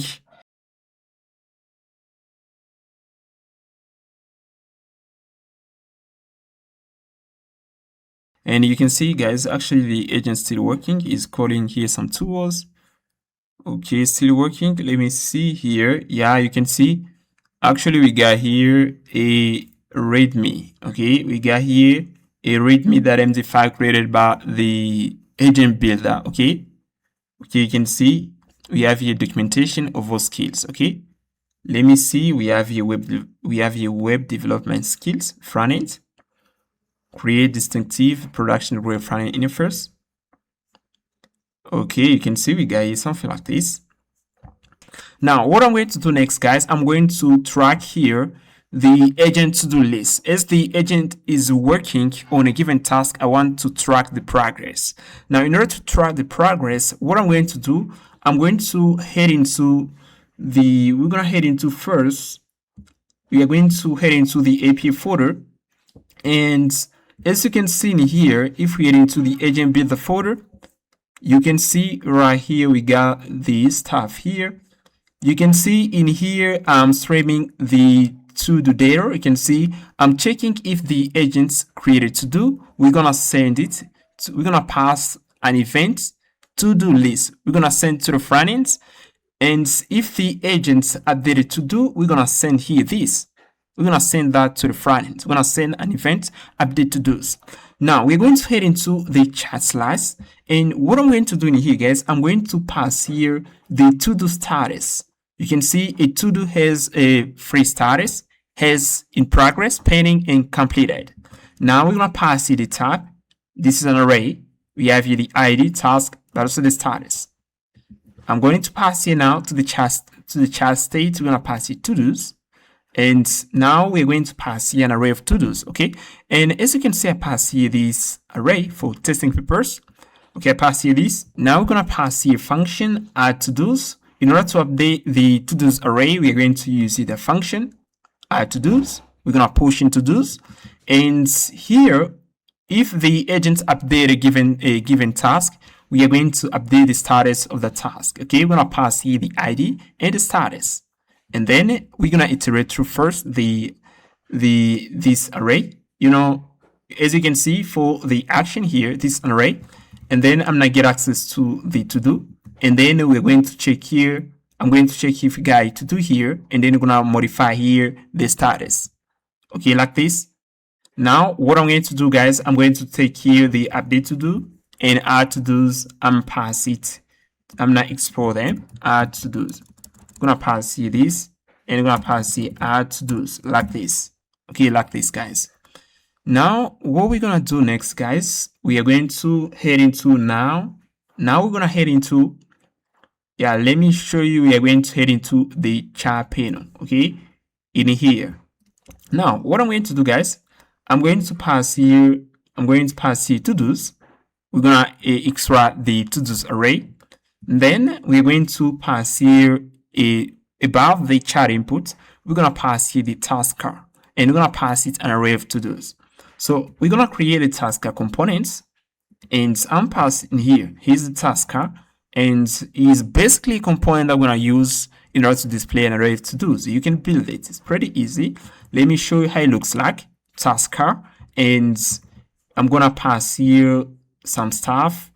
Okay, you can see status icon. We are going to use the component. Yeah, we're gonna use the function in order to get the status of the icon. Then I'm going to pass here an array of to-dos. Okay, I'm gonna pass it at the bottom. Okay, and I pass it in here like this. Okay, you can see we just pass here an array of to-dos. Okay, we just finished. Now, if we head into the chat panel and I head into the browser, as you can see, we have here an array of to-dos. You can see if somebody asks you to design this little component that allows us to display to-dos, you can do it. Everybody knows how to design this from scratch. Okay, these little components, you can see pretty easy. Okay, now once the agent created to-do, we are going to pass it into the components in order to know the status of the work that the agent is doing in the background. We have to know the status. Okay. Now I'm going to head into in here. I'm gonna go back into the chat panel, and we are going to pass here now. We are going to listen to that event. You can see previously, in order to listen to the message events, we use here the message. Okay. Pass the data, that message, and then we're gonna listen to that event. Then once we got a message. Once we got data from the server, we're gonna take it and then we're gonna pass it into the user message ref. Okay. Now we are going to pass here. I'm going to take here the data. I'm gonna pass it to the add to do function. Okay, add to do's. And if we got it, we're gonna pass here this. Now if the agent updated to do, we're gonna pass here this. Okay, we're going to invoke here update to do's. Now I'm going to invoke here this. I'm now import here these functions like this and clear to do. Yeah, we haven't yet exported this function. And now we're gonna go back here and we're gonna pass it right here. Okay, clear to do's. I don't know if we got this function. Let me check here. Okay, clear charts. Oh yeah, we need to pass here clear to do's. And in order to clear to do's, we're gonna pass here this state, and then pass here state that to do's and is equal to an empty array like this. Okay, let's go back into the chat panel and we're gonna import here the clear to do function. We're gonna pass in here. Now let's head into the browser. Okay, now I'm gonna get rid of this data. Okay, let's go into here. We're gonna get rid of this data right here, guys. Okay, I just removed this. Okay, I'm gonna get rid of this stuff, and then we are going to see this stuff here. Actually, you can see we got the components right here, guys. And as you can see, we don't have here anything into the components. And what I'm going to do, guys, I'm going to go back in here into the chat panel and I'm going to hide it. I'm passing a little condition. Okay, you can see we can pass it an array of to-dos. Now I'm going to pass here this. I'm pass here little condition. Okay. I'm going to check here if to-dos, I'm gonna pass the to-dos, that's length. Let's pass here something like this. And here we're going to pass here little condition. I'm gonna get rid of this. And then I'm gonna pass this, and I'm going to pass here if to-dos, that's length. If we got to-dos, okay, like this. Yeah, I'm going to pass here if to-dos that's length is greater than 0. We're going to return here these components. Else, we're going to return here anything like this. Oh yeah, you can see actually we hide the tasker component. Okay, as we don't have any to do, we aren't going to display it. Now I'm going to pass here an input, guys, and I'm going to pass here an input to the agents. Like right now, let me pass here hello, and then I'm pass here when you are, yeah, I'm passing when you are working. Do not forget to update the to-do list. Okay, this is the input that I pass to the agents, and let me check here. Okay, let me move at the bottom. Okay, yeah, let me see. Yeah, you can see the agents respond here. Hello Ben, good to see you again. And I'm passing this input. And now, as I pass this input to the agent is gonna keep that into the memory. Okay, it's gonna keep that, and it's not gonna forget here. Okay, I understand Ben. Okay, you can say I understand Ben. Or make sure to update it to the list when working on your projects. Okay, it's gonna do that. Okay, now I'm going to pass here. You can see we got, I'm not take here. You can see this is a table. This is a markdown table. Okay, now I'm going to ask the agent. As you can see, this is the readme.md file that we got into the skills folder. You can see we have here, let me zoom. You can see we got here 521 line. Okay, now I'm gonna pass here this kind of input to the agent in order to reduce the size of the file. Actually, I can pass here. Actually, I checked the readme.md at the roots of skills folder. I notice we have 521 lines. I need you. Okay, let me zoom a little bit. I need you to follow this format. Okay, to get at least I can pass it to get at least 150 lines. Okay, and then pass you this. Okay, I'm gonna copy the input so that you can see it. Okay, this is the input, guys, that I'm gonna pass to the agents. Actually, I checked the readme.md at the roots of the skills folder. I noticed we have here 520 lines, and I need you to follow this format to get at least 150 lines available. 150 lines. Now we're gonna pass that to the agents, and then the agent's gonna start working. Okay, yeah, you can see actually we got an error here. We got an error. Okay, and the true or false. Model GPT-06 does not exist, or you do not have access to it to monitoring middleware. And now I'm going to get rid of this model here, guys. I'm gonna get rid of this model because maybe I don't have credit. That's why it failed. I'm gonna get rid of this model. Now let's get rid of this model, guys. I'm going to head into the graph here, and as you can see, graph, let me reduce here the zoom. Okay, we're going to move here, and I'm gonna pass here. Let me head into LLM, and I'm pass here another model. I can use here Minimax graph time pass here I can pass here fireworks minimax, and let's head into again here GPT-OSS. Let me check here. Okay, we got here GLM here. Okay, we got here fireworks. We got here Cerberus. Okay, let me see why we got this kind of error.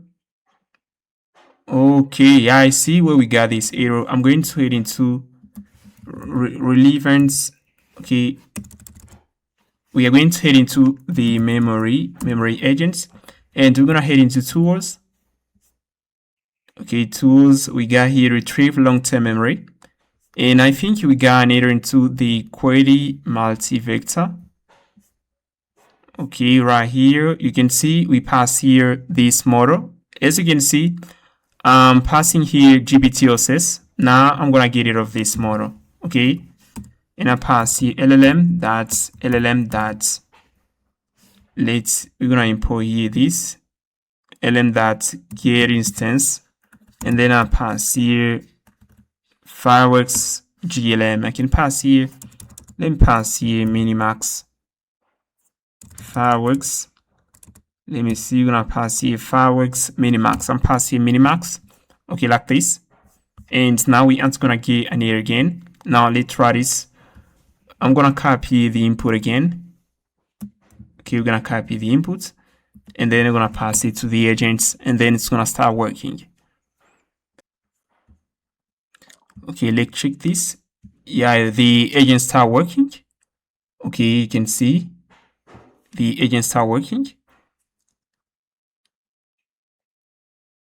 Okay, yeah, you can see actually the agent created to do, and you can see it already completed here task. As you can see, it update here to do read current readme.md script for the root, and you can see the ongoing task, which is reformat readme.md into table format with all 34 skills. Yeah, you can see it's working. And now what I'm going to do, I'm gonna check here the file. We're gonna check here.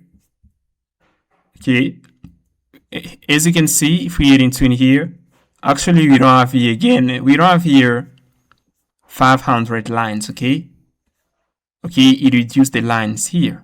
Okay, it put our skills into table in order to have a small, in order to have here something small, in order to have a small file, and it updating to those. Okay, it's working. It updating to those.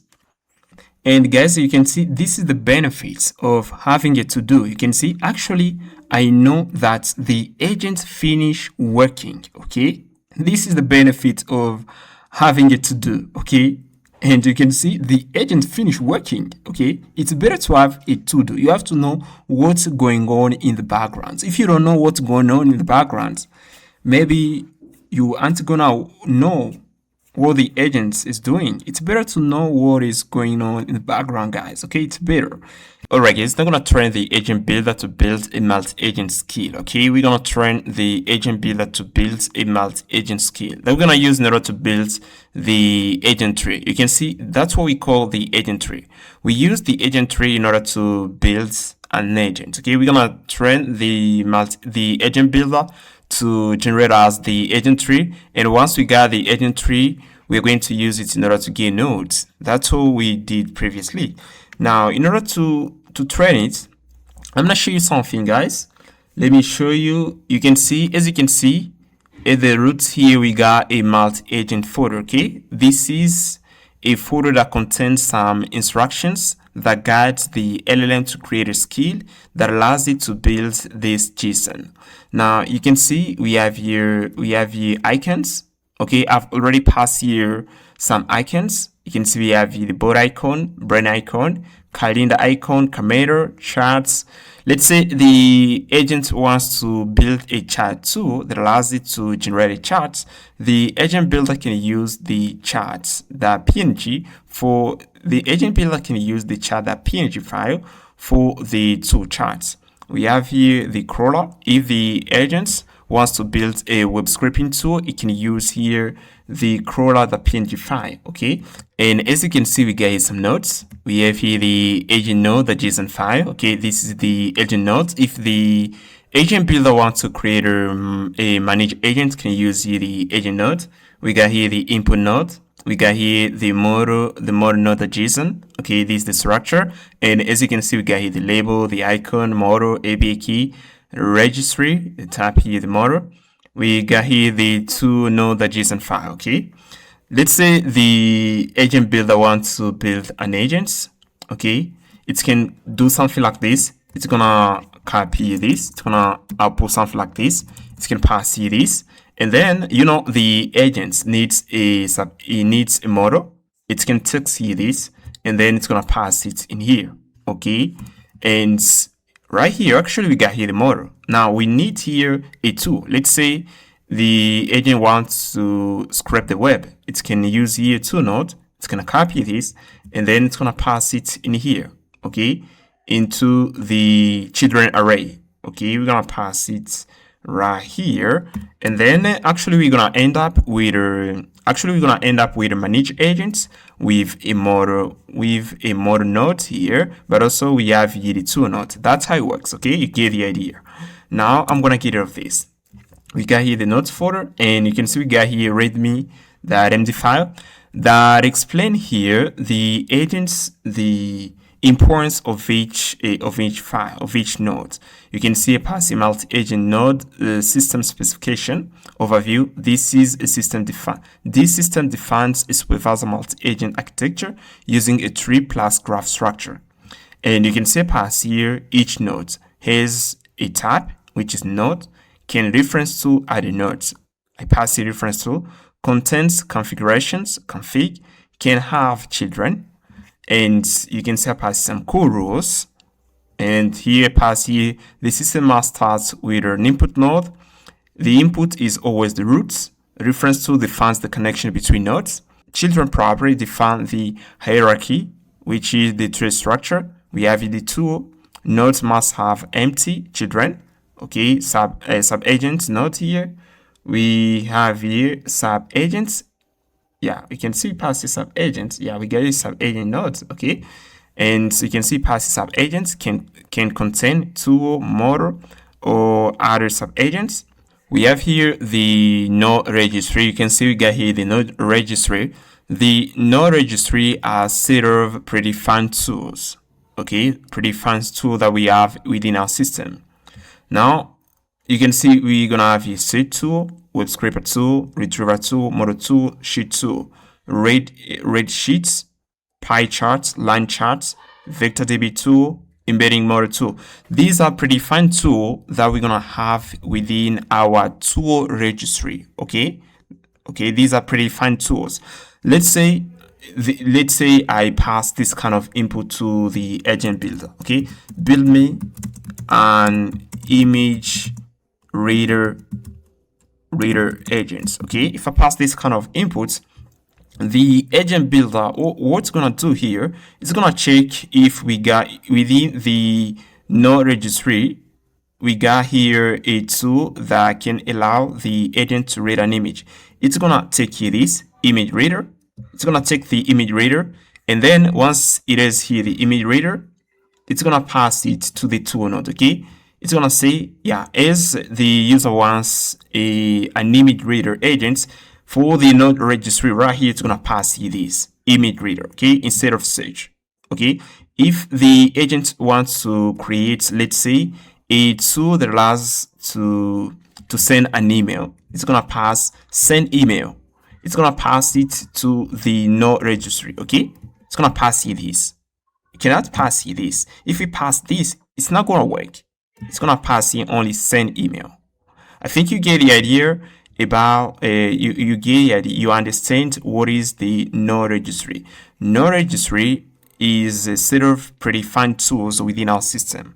These are some tools that we're gonna have within our system, but I can increase this number. We have also some example patterns. Manager with tools. Okay, no model. Manager uses tool only, no reasoning model attached.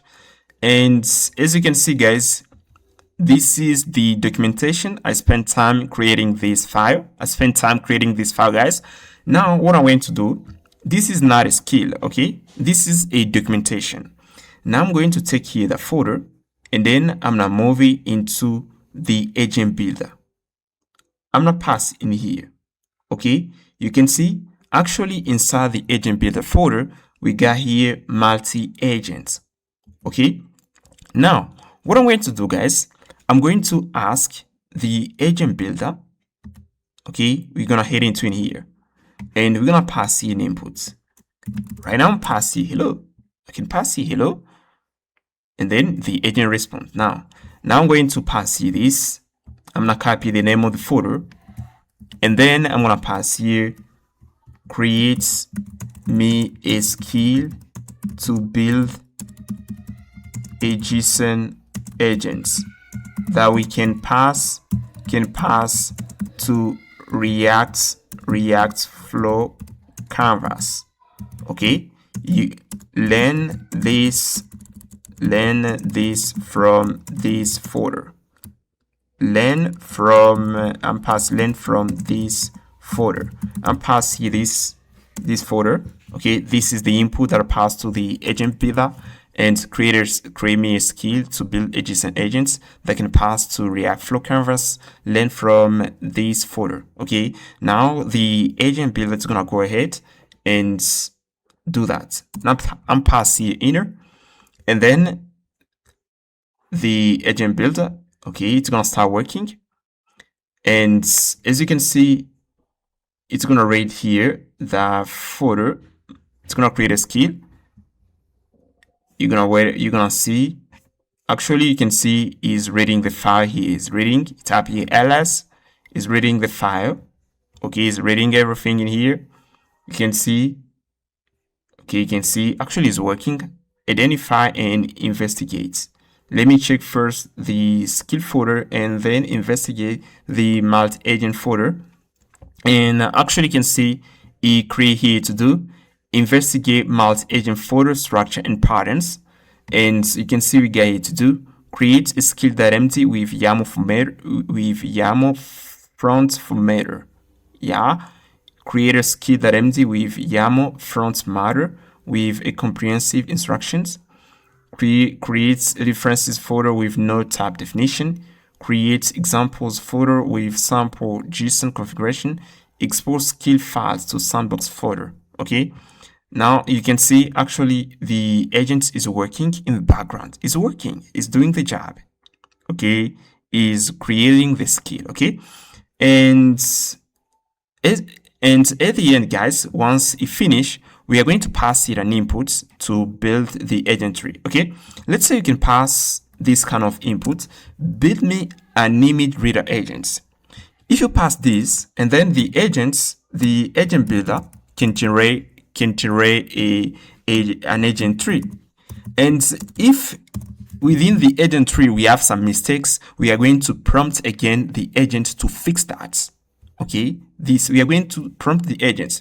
If the agent made a mistake, we're gonna prompt the agent to fix that. Okay, this is how we're gonna improve the agent builder skill. Okay, we're gonna improve it like this. Okay, actually it's working.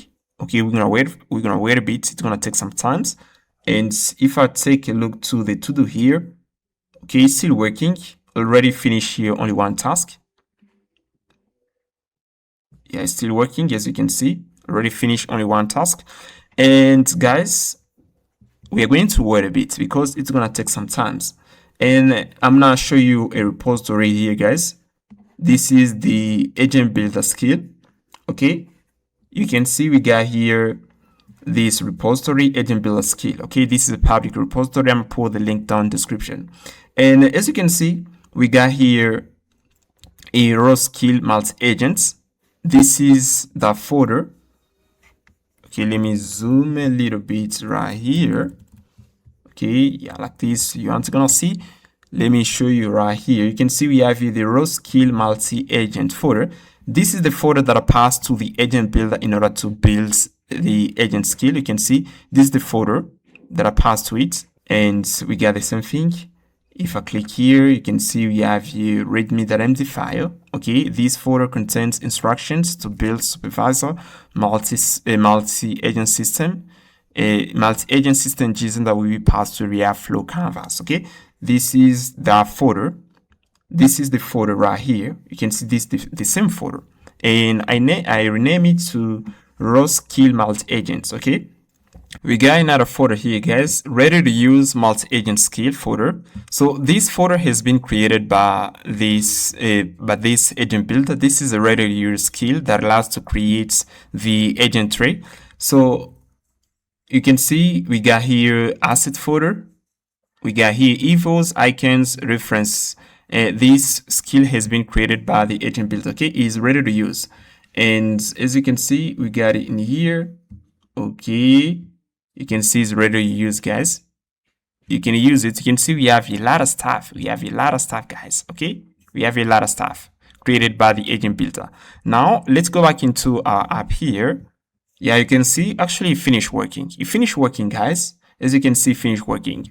Now what I'm going to do, guys, I'm going to pass it an input. Okay, and it takes here more than 10 minutes in order to finish working on that skill. So it takes more than 10 minutes.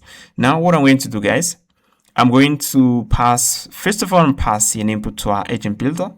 I'm pass here an input. Let me pass here an input. I'm going to refresh the page. And then we're going to pass here an input. We're going to pass here this kind of input to the agents. Let me pass here this. Before start creating an agent, delete all to-dos located at the roots of your of your working folder. This allows to start fresh and avoid confusion. Update the JSON agent builder skill. Okay, you already create this. As you can see, we got it in here. If we get into the folder here, you can see we got here skills folder, skills, and you can see we got here the JSON agent build. I think we got here this. Okay, this is the JSON agent build. Okay, you can see we have the examples, we have a lot of stuff, we have the icons, we have the references. It creates a reference, it creates a documentation for each node, agent node reference. Okay, and we got here a little description. The agent node, also known as a supervisor manager agent, is the primary orchestrator of the multi-agent system. It coordinates sub-agents and tools, makes routing decisions, and manages the overall workflow. And you can see we got here responsibility. And we have here the input node. We have here little documentation here about the input node. Is the entry point of the entire multi-agent system. It serves as the roots node where the user enters the workflow. Every agent configuration must begin with the input node as the top level container. And you can see, guys, we got here the little documentation created by the agent builder. Okay, we got also the model node. We have here the documentation, how to use it. It passes here a lot of stuff. Okay, pass here a lot of stuff. We got here the node registry, and at the end here we got here skill.md file. Now this is the skill, guys. You can see this is a huge file. Okay, we got here a lot of stuff. JSON agent builder. Use this skill whenever you need to create, modify, or visualize. Use this skill whenever you need to create, modify, or visualize a agent system, multi-agent architectures, supervisor worker pattern, agent orchestration workflows, or any JSON configuration for React Flow Canvas. This skill is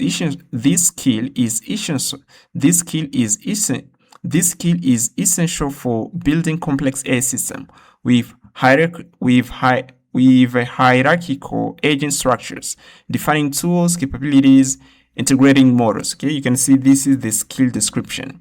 We have here now this skill. Okay, we got here a lot of stuff, guys. I don't know how I did it. Okay, you can see we have a lot of stuff. Okay, now I'm going to close this because I think it's gonna be able to do that. Now let me pass here first of all this input. I'm gonna copy this input. Before start creating an agent, delete all to-dos located at the roots of your working there.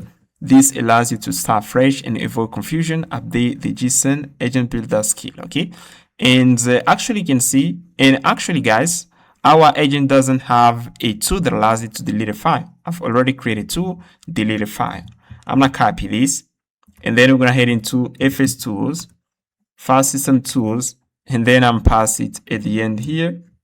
I'm gonna give our agent the ability to delete a file. This is the skill, guys. Delete, and then we're gonna copy it. You can see pass here, delete a file inside the project workspace. Okay, I'm going to take that, and then I'm passing here. Okay, like this. Okay, it got that tool. Now I'm going to pass here now this input. We're gonna take it in here. We're gonna copy this, and then we're gonna pass it in here. As you can see, guys, I do this because our agent sometimes can forget to update to-dos. Okay, I do this. Okay, and as you can see at the roots here, if we head into the agent builder folder, you can see we got here some to-dos. Sometimes the agent builder can make a confusion. Okay, on every work, I need the agent builder to delete all these to-dos. Okay, to delete these to-dos. Okay, let me check here again the inputs. Let me copy something. You can pass here. Give an example and pass here the JSON. You can pass here to the name, the JSON. We're gonna pass here this. We're gonna copy this, and then we're gonna pass it now here. Okay, I'm gonna delete this. Okay, I don't pass anything. Now I'm pass here this. Now the agent's gonna start working. Okay, identify the raw skill. Okay, clean up any that to-dos. Okay, is working. Let me check here in the background. Okay, the agent is reading files.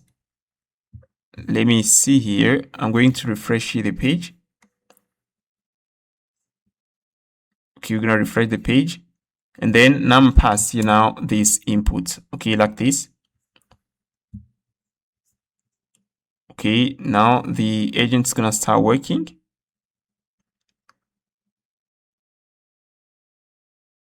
Okay, you can see it calls here the tool retrieve relevant long-term memory.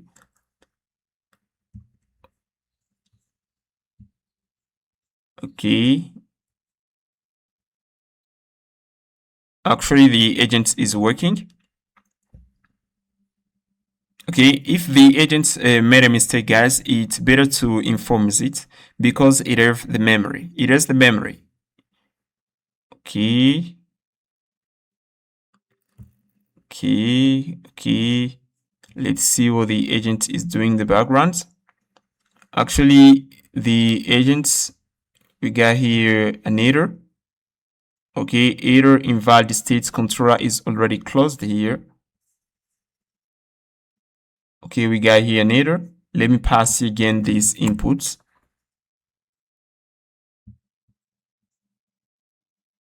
Okay, we're gonna pass that input again. Okay, now it start working. Okay, start working.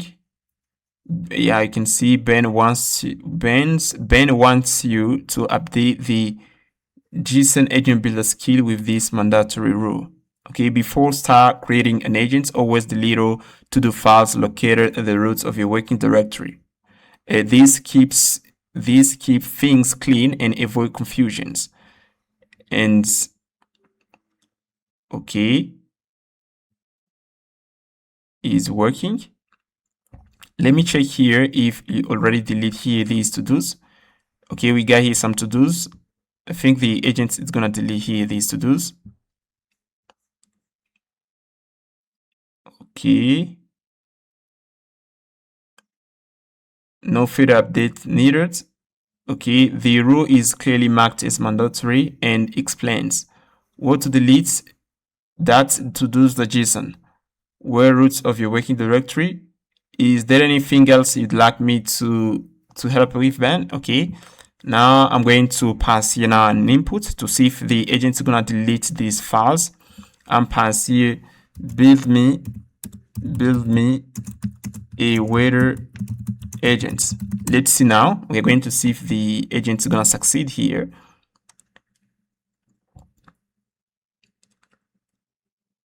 Let's see. You can see we have here some files. I'm going to check if the agent's build it's gonna deliver. It's gonna deliver more. Okay. Okay. Actually, they are compressing the memory. Okay. Let's check here. The agent is working. Okay. The agent is working. Okay, you can see actually clear all to-dos. You can see it delete all these to-dos. Okay. Okay, delete all these to-dos. And now let me check here.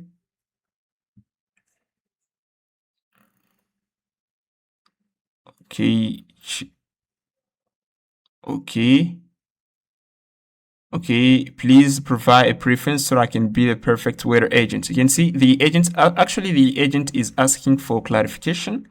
Please provide your preferences so I can be the perfect waiter agent configuration for you.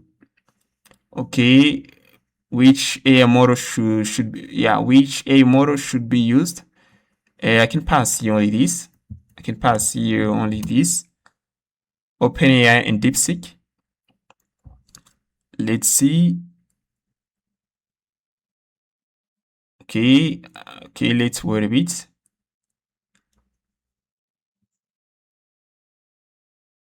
Okay, the agent is working. Actually, the agent is working, guys.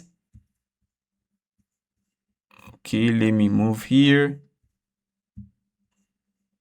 Okay, actually, you can see the agent created to do. Read JSON agent builder example for reference patterns. Build a waiter agent JSON configuration with all required nodes. Validate JSON structure. And export waiter agents JSON to working agent folder. Okay, it's gonna export that there. Let's see here. Okay, the agent is working actually. Is working.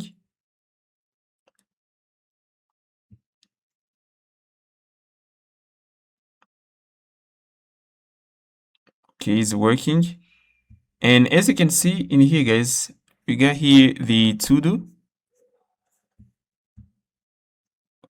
Okay, in progress. We got here this. Okay, actually the agent finished working, but actually you can see it forgot to update it to do here.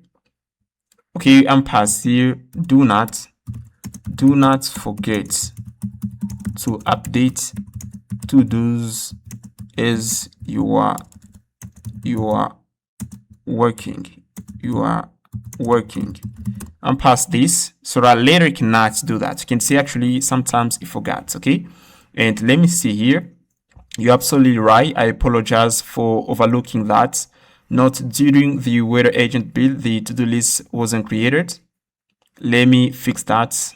Activate project to do. Okay. Okay, and I pass here on each project you should create to do and track the progress. We're gonna pass here this kind of input so that later the agents will not forget. Okay, I'm past that. Now let me check here. Let me see what we got in here. You can see the agents export here, the waiter agents right here. You can see we got here the waiter agents. And as you can see, we have here the input node, the icon, agents, and waiter agents, instruction, UI waiter coordinator that manages waiter related requests. ask users for their allocation when they request weather information. Delegate weather fetching and forecasting tasks to the weather specialist sub-agents. Provide friendly and helpful response about weather conditions. Okay, this is the prompt, the system prompt for the manage agents. And you got here the description. We got here the model. Okay, we have here sub agents. Now let me copy this, and then we're gonna pass it right here. We're gonna pass it to the page here. You can see we are going to test this here. I'm going to head into the agent tree, and then I'm going to comment all this stuff. I'm gonna get rid of this stuff here. I'm gonna remove this, and then I'm passing this. Okay, now we're gonna head into the browser. I'm gonna click here testing. As you can see, we got here something. Now let's try this. We got here this. Okay, we got here this. Okay, this. Yeah, you can see actually works. And as you can see, we got here for the sub agents, they use here DeepSeek.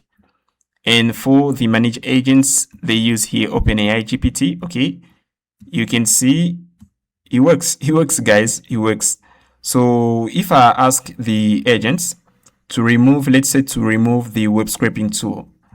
Okay, let me try to pass this kind of question. And I'm going to go back here. We're going to go back here. Remove the web. We're going to pass you this. Remove web scraping tool to the weather agents. We pass here this. Remove the web scraping tool to the weather agents. Okay, it start working. Okay, create here to do. Okay, as you can see, create to do. Okay, create to do. Read current weather agent.json file. Okay, remove web scraper tool. It's gonna do that, guys. Let's wait a bit. Okay, let's wait a bit. We're gonna try it again. Let's wait a bit. Let's wait a bit, guys. Okay, actually the agent finished working again. And as you can see, it ignore here the to do. I'm passing do not ignore to do.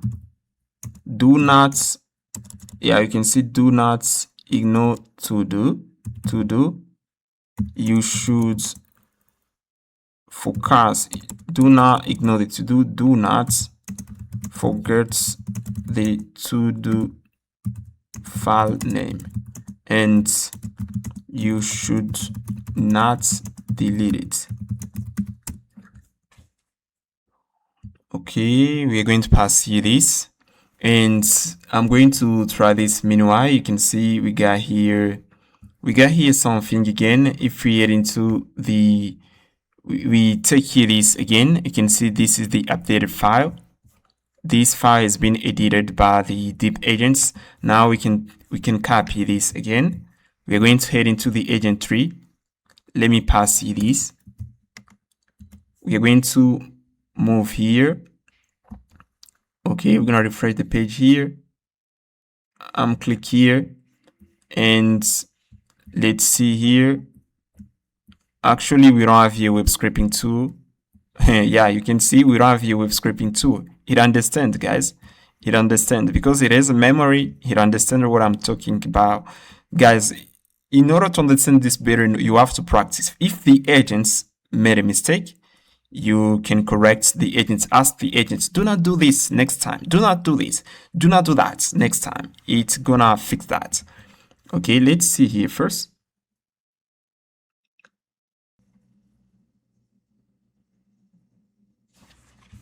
Yeah, you can see, guys, you can see the agent fix that. Next time, it's not gonna do that. You can see actually it update all to-dos here. It update to-dos, okay? You can see next time the agent will not make a mistake of not updating the to-do, okay? It's gonna track the to-do, the progress of the to-do list, okay?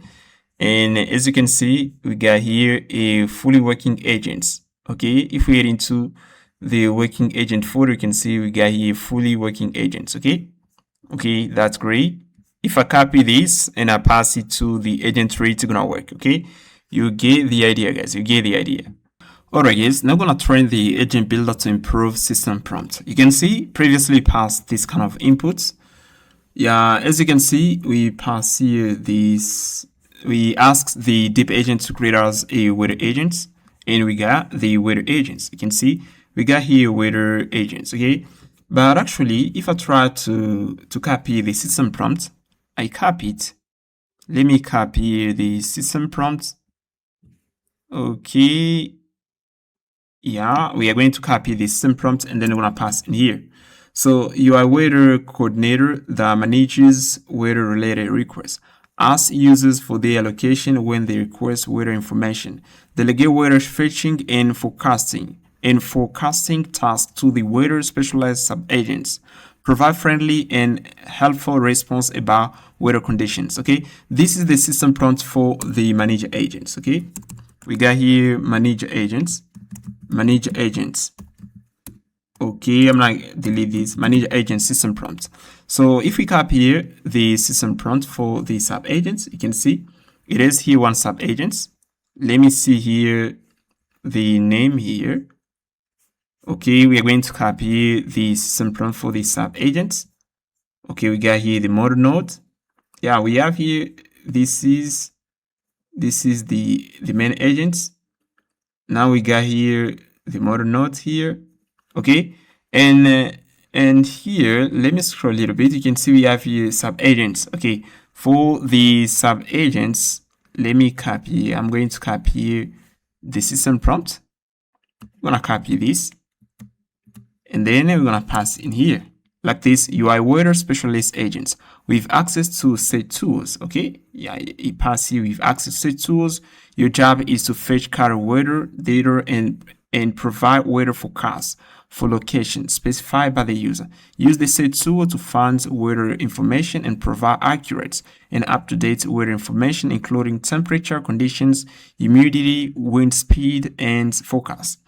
I'm going to pass this input to the deep agent because sometimes the deep agent can pass a system prompt which is not solid. Okay, now what I'm going to do, I'm going to pass here you have to make sure you pass a detailed, here's the input, a detailed system prompt to, we're gonna pass it to the agents, and I'll pass here, we are going to pass here like try to make sure you specify that into the skill. You can pass you this. If I pass you this kind of input, let me show you. If pass you this, pass here, you have to make sure you pass a detailed system prompt to the agents. Try to make sure you specify that into the skill folder.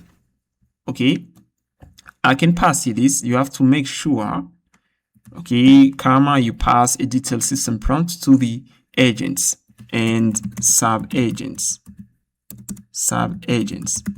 okay, to make robust multi agent system. Okay, we're gonna pass you this. So make sure to specify that into this key. Okay, I can pass here when crafting. I'm gonna pass here when crafting system prompt acts like a senior system prompt engineer, like this for LLM. Okay, now I'm gonna copy this. We're gonna pass it that input right here, and then the agent's gonna start working. It's gonna start working, guys. You're gonna see in a bit of moments. Okay, you're gonna see that. Okay, you can see actually the agent start working. The agent start working. Okay, let me see here what we got here. Okay, the agent's working here. Is working.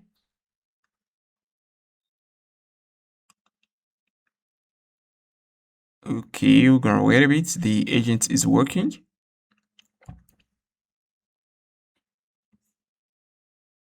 Okay, let me check here. The agent is reading files and updating files.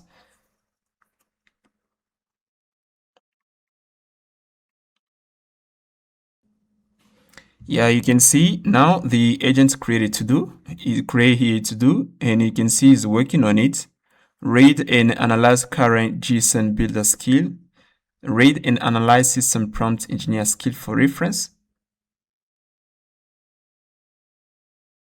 Okay, make a system prompt properly mandatory for agents.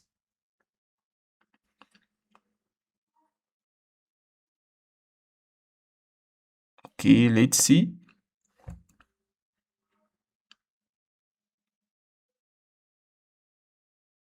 Is working, guys. The agent is working. Okay, now in order to improve these agents, you have to interact with it. And as you're interacting with the agent builder, it's gonna improve. Okay, it's gonna improve. By interacting with the agent builder, it's gonna improve. Okay, it's gonna improve. Okay, you can see is writing file and editing files. Okay, edit here file. I don't know what the agent is doing in the background. Okay, let's wait a bit.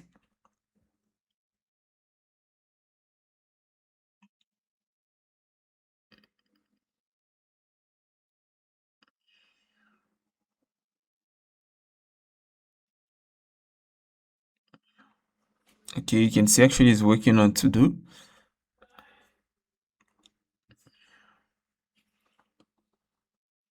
Already completed here only 2 tasks. And guys, this kind of agent can spend even more than 1 hour or 2 hours working based on the task. Okay, actually you already spends, I think, more than 5 minutes working. Okay, actually you already spent 5 minutes working. Okay, 5 minutes working.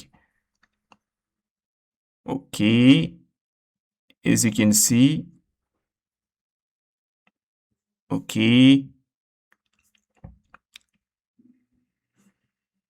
the agent finished working.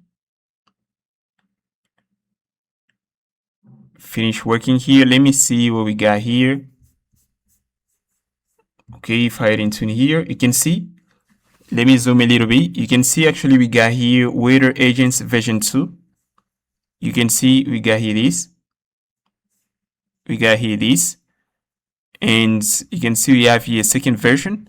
I think actually we're gonna have here robust system prompt. Let me copy this. Yeah, you can see we got here the system prompt, but it's pretty huge. Pretty huge. The agents exaggerate. Okay, the agent exaggerate. Okay, the agent exaggerate, guys. You can see we have a lot of stuff for nothing. Okay. Okay, the agent exaggerate here, guys. Let me see for sub agents. Let me see what we got here. If I copy this, I'm gonna pass it in here. The agents exaggerate. Okay, I don't know how many lines we got here, guys. Pretty huge. Okay, you can see we have here huge system prompts. Okay, we have here, I don't know, we have here more than we have here 7. Yeah, you can see we got here huge system prompts. Now what I'm going to do, guys, I'm going to ask the agents the system prompt should be concise, not huge. We're gonna pass this, and we're gonna pass this again. And guys, in order to improve this agent, you need to interact with it. In order to avoid confusions, errors, you have to interact with it. Okay. Okay, you're gonna see again the agent's gonna write to-dos. Yeah, he created to-do. Okay, the agent created to-do. Okay.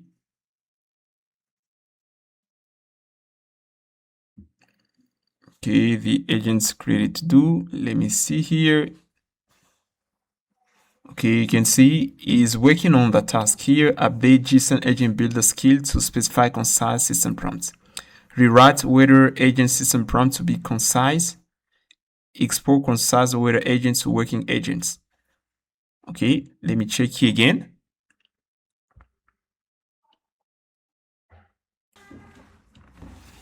Yeah, you can see actually he's working on 2 tasks at a time.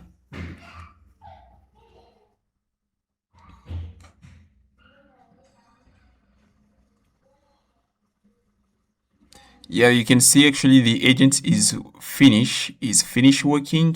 Okay, you can see the agent finished working. Okay, the agent finished working, guys. Finished working, and we got here whether agents concise the JSON. We got here another, yeah, we got here another file. Okay, actually we got here something. Let me see here, we got a system prompt. Let me copy again this. I'm gonna copy the system prompt. I'm gonna pass in here. Yeah, for this one, I think, yeah, for this one is not pretty huge, guys. This is not pretty huge. Okay, okay, it's not pretty huge. Okay, this is a good one. Okay, waiter specialist. Okay, pretty good, guys, pretty good.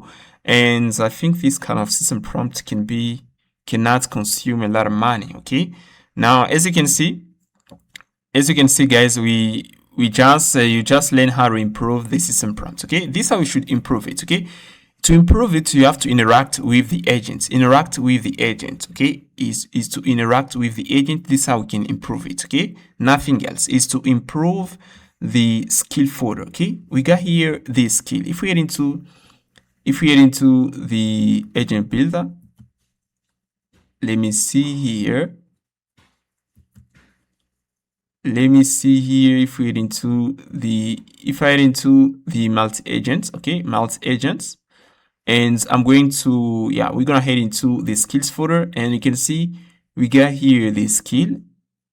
Okay, we got the JSON agent builder. Okay, this is the skill to improve. Every time you want to improve something, ask. Now we are going to test our deep agent. Okay, I'm gonna pass it an input. Build me an agent that can perform following tasks: send an email, read an email, generate image, and create calendar events.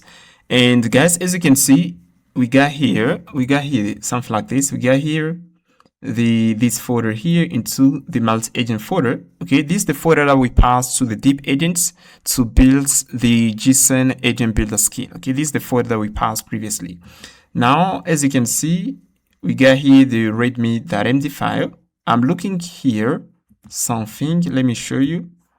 I want to show you something. Okay, I'm gonna head into nodes, and I'm looking for something here. You can see we got this. Okay, let me head into in here. Yeah, I think we got here this. I'm looking for this. Okay, you can see we have here the no registry tab. So the no registry tab is the number of tools. Okay, you can see a pass here is the number of tools that the agents can pass to the tool node. Okay, you can see if the agent wants to create a search tool, it's gonna pass here search. If the agent wants to create a web scraping tool, it's gonna pass here web scraper. If you want to create a retriever, it's gonna pass you this. Okay. If the agent wants to create a set tool, it's gonna pass you this. If you want to create a web scraper, it's gonna pass this. If you want to create the model tool, it's gonna pass you this. If you want to create if the agent wants to create a sheet tool, it's gonna use this sheet. If the agent wants to create a pie chart tool, it's gonna use here this word. Okay. Now I'm going to pass this input to the agents, build me an agent that can perform following tasks: send an email, read an image, generate an image, and create a calendar event. Okay, actually, I think we got these tools.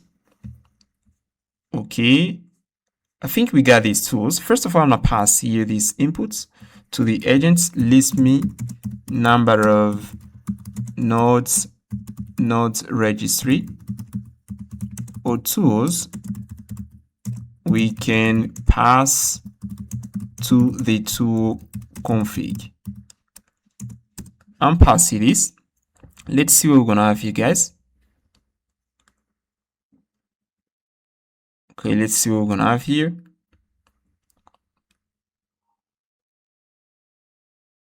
Okay, you can see.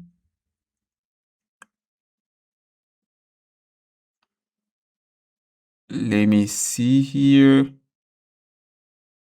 Okay, actually, the agent is checking here. I'm going to pass here. You can see. I don't know if he found data. Okay, I'm going to pass here, check. I'm going to copy that input again.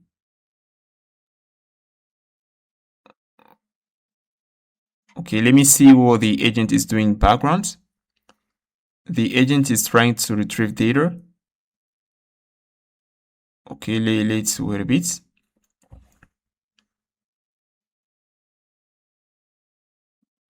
Okay, let's wait a bit.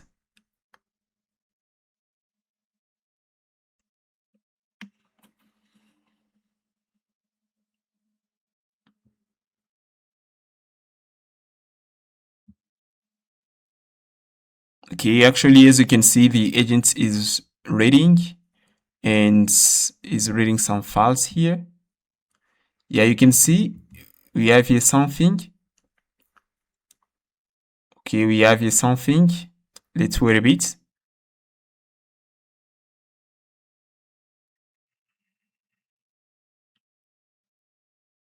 Oh yeah, the agent finished. And as you can see in here, guys, we got something in here. Let's see. You can see this, the input that I passed to the agent. The input was this. Let me show you. Okay, this the inputs. Let me show you the inputs. Okay, we're gonna scroll again here. We're gonna scroll the bottom. Okay, let me see here the input. The input was like this: list me number of nodes, list me number of nodes, list me number of node registry or tools we can pass to the tool config. Okay, now you can see the agent come up with this. You can see node tabs. We have the input node, agent node, sub agents, tool, and mode node. Okay, we got here two node registry tabs. Okay, this is the two node registry tab. We have here search, scrape, a calculator, file. Yeah, you can see we have here a bunch of stuff here. I don't understand what the agent passed here. Two node registry tabs. Okay, we have here this. Okay, and available icons for files for inputs. Yeah, the agent doesn't understand my input. The agent doesn't understand my input. Let me pass here this. I'm going to pass here list me number of node registry. I can pass here list. Yeah, I'm gonna pass again the input. I'm gonna pass in here list me number of node registry or tools we can pass to the tool nodes, tool config node. I'm passing check the skill. Okay, I'm gonna copy this. We're gonna pass that again to the agents. I'm copy that and pass that. Okay, let's see what the agent is gonna come up with.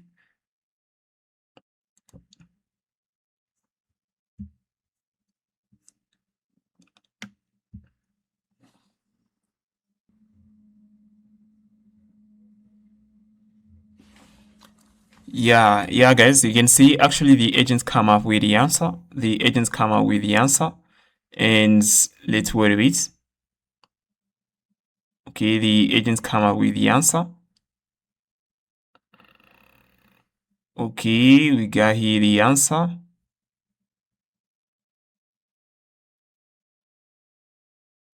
Okay, we got the answer. Okay, let's wait a bit.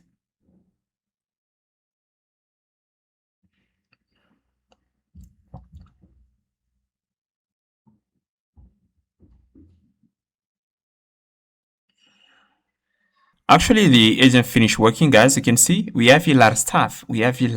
Guys, okay? You can see we have a lot of stuff. The input was like this. Okay, the input lists me number of node registry or tools we can pass to the tool config node. Check the skill, okay? That was the input, okay? Now you can see we have a lot of stuff. Complete list of node registry tabs for tool config.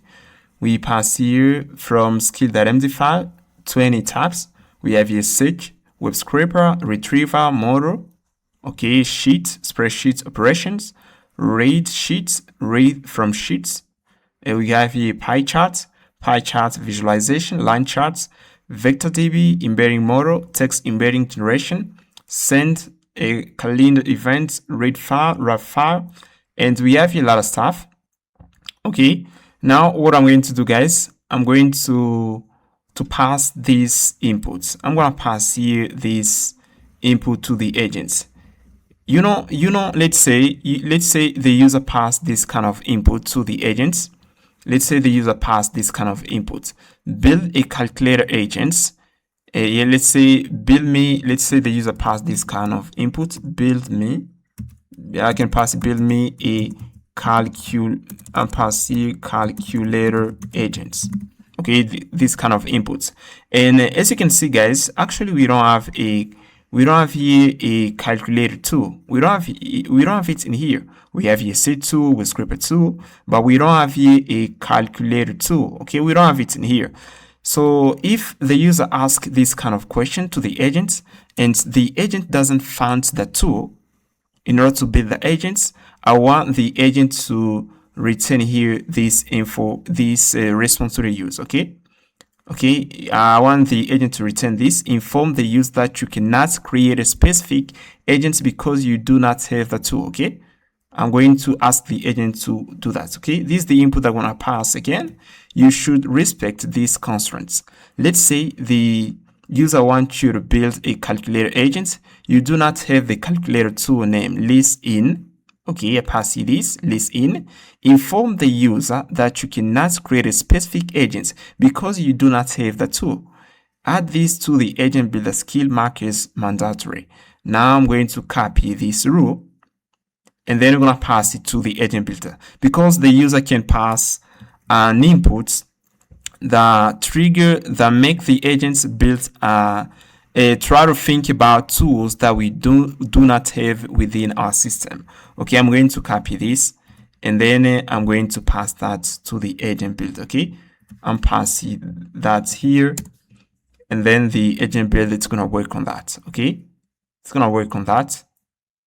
Actually, it's going to start working again. Okay, it's going to start again here. Okay, the agent start working.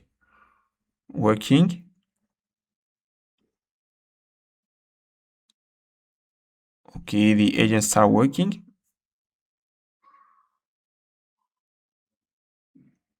Okay, let me see here. Okay. Okay. Yeah, the agent is working.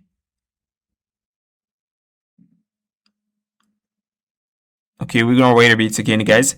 Before we pass this input, guys, I want the agent finish. We're gonna pass this input. Okay, before we pass this input, I want the agent finish working on the task here. You can see actually is working on a task. Okay, the agent is updating the JSON agent builder skill. Okay, before we pass that input, I want the agents to update first the JSON agent builder skill. Okay, and then we are going to see what we're gonna get. Okay.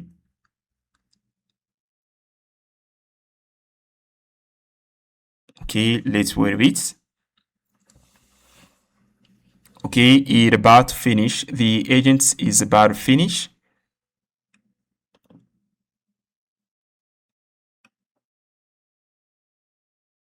Okay, we're gonna wait a bit. The agent is about to finish. Okay, as you can see, the agent's already completed 4 tasks out of 5. Yeah, as you can see, the agent finished working.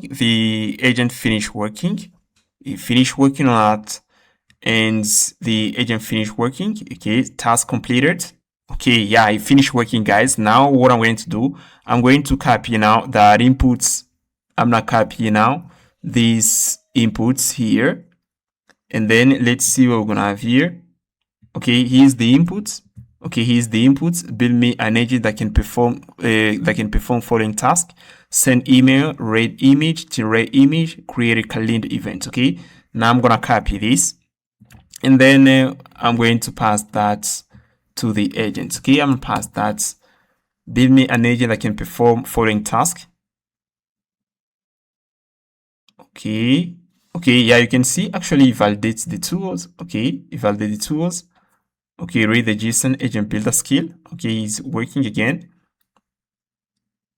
And let's wait a bit.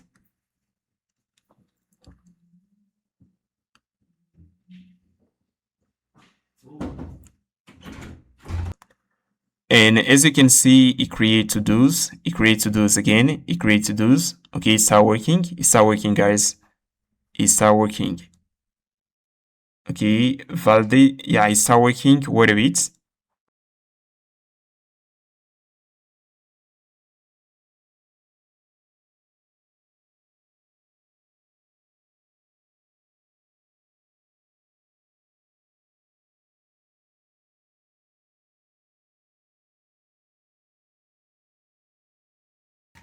As you can see, guys, the agent finished working. Now we're gonna try this. It finished working. Okay, now let's I'm going to head into the working agent folder, and then we're gonna copy this JSON. We are going to try this. I'm gonna try this and see if we're gonna have here an agent, a fully working agent, and we are going to head into again the working agent folder, and you can see this is the name of our agents, multimedia assistant.json. Okay, I'm gonna check here the file, multimedia assistant.json. Yeah, you can see this is the agent. Now let's copy this, and you can see we got everything in here. We got everything. I'm gonna copy this. I'm going to head into the agent tree for testing purposes. We are going to I'm going to pass this again here. I'm not getting rid of this, and then I'm pass here this. Okay, yeah, you can see we have a huge tree here. As you can see, we got a huge tree. This tree is pretty long. Now let's head into in here. We're gonna refresh here the page. Now we're gonna click here testing. Okay, I'm clicking test. Let's see. I don't see anything in here. Maybe we got an error. Let me check here. Yeah, you can see we got an error. We got an error into the skills. We got an error. And you can see reference to multimedia assistant. Okay. Now this is an error. I'm going to ask the agent to fix that. Okay. You can see we have here reference to. Okay. I'm gonna copy this, and then I'm going to pass this to the agents. I'm going to pass here this. The reference, you can see the reference to property should take the agent's node name. Okay, node name. Okay, I pass. You can see passive multimedia assistant should take the agent node, and I'm going to pass here should take here for the agent nodes name. Let me see, can be inputs. Let me see here. I'm gonna pass it on this. Yeah, I'm going to copy this again. I'm gonna pass it in here. The reference to property should take the agent node's name. Okay, for example, like this example, I'm going to take. I'm gonna take this. Okay, I'm pass agents. Okay, as parents, you can pass here as parent node. Okay, check examples. Okay, examples folder in skills folder of JSON agents builder. Okay, we're gonna pass this. The reference to property, the reference to property should take the agent node name reference. Okay, node name. Okay, I'm pass here not like this.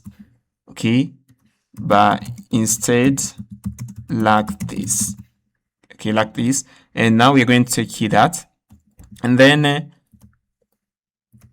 we are going to, as you can see, I pass here this. Okay, parent node. Okay, and I'm gonna pass here to update this skill. Should be mandatory, and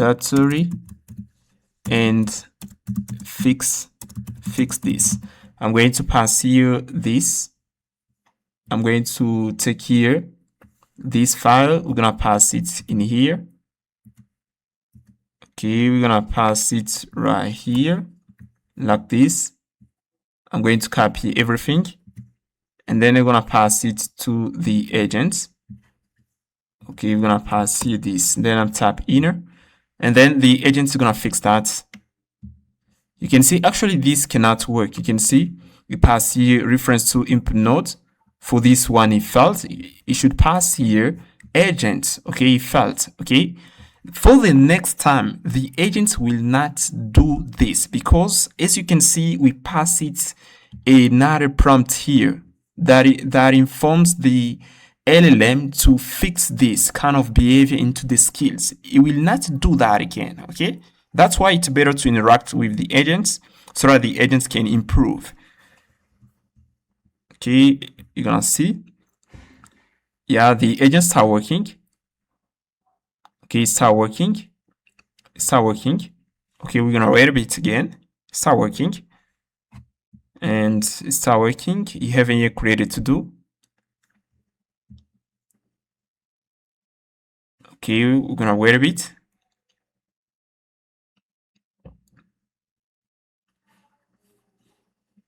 Yeah, as you can see, the agent start working and start fixing. Okay, the agent start working. Okay, the agents start working. Okay, the agents start working. Okay, it create here to do's.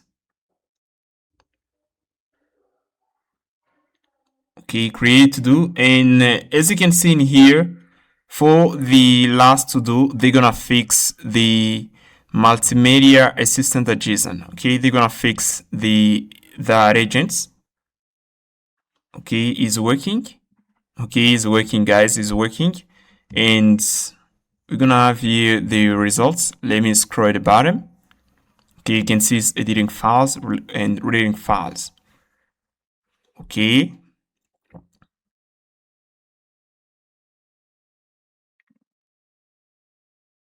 Okay, actually they are updating the JSON agent builder skill.md. Okay.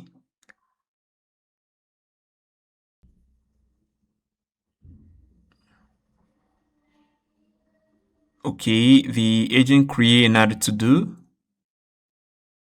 Okay, create another to do is working, guys. It's working. We need to wait a bit, guys. Okay, this how you should train it. Okay, actually it's working.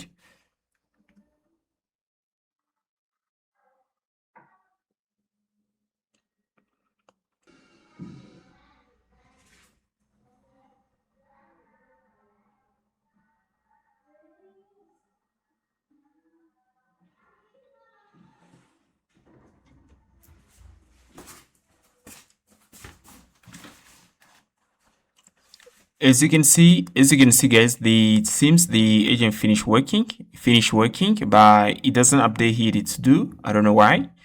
Let me check here first the results. I'm going to go back into the multimedia. Okay, we're gonna go back in here. Okay, you can see this is the generated agents. You can see this is the generated agents. Now we're gonna copy this again, and I'm gonna try this. I'm going to copy everything here. We're gonna copy everything in here, and we're gonna head into the agent tree. I'm gonna get rid of this. Okay, we're gonna get rid of this stuff here. And as you can see, we got here an array. Let me see here. Yeah, I'm going to, you can see, actually the agent generated a JSON. Okay, now let me wrap here this into an array. Okay, we're gonna wrap that into an array. Okay, like this. I wrap into an array, and that was a mistake. I'm gonna ask again the agent builder to fix that. Okay, actually, let me try this. Let me try this first. Okay, now we're gonna click here, and as you can see, we got here something. We got here something. We got here this. Yeah, let me pass here this. Okay, this. Okay, this. We got here this. Okay, it can generate an image. It can read an image. Okay, that's great. That's great. Great, guys. Great. Amazing. And as you can see, it's beautiful. But what if I ask the deep agents to create sub agents for this? I can ask create sub agents to make it efficient. Okay, let's pass this kind of input. I can copy this, and then I pass here. I can pass here make it create sub agents to make it efficient, and to avoid counters blow for counters blow. Okay, I can pass this. Let's see what we're gonna have here again. The deep agents are gonna update a file. They're gonna update a file here. As you can see, we pass here an array, but the deep agents didn't pass here an array. Let's see here. If we head into the multimedia, you can see at the top here, it didn't pass here an array. It didn't pass here an array. For the weather agents, I think we got an array. We got an array here. For this one, it didn't wrap that into an array. One more time, I'm gonna ask the deep agents to not wrap the objects, the JSON into an array. Okay, we're gonna do that later. Now let's see what the agent is doing actually. Okay, actually is working, and it create here to do. Okay, it's working again.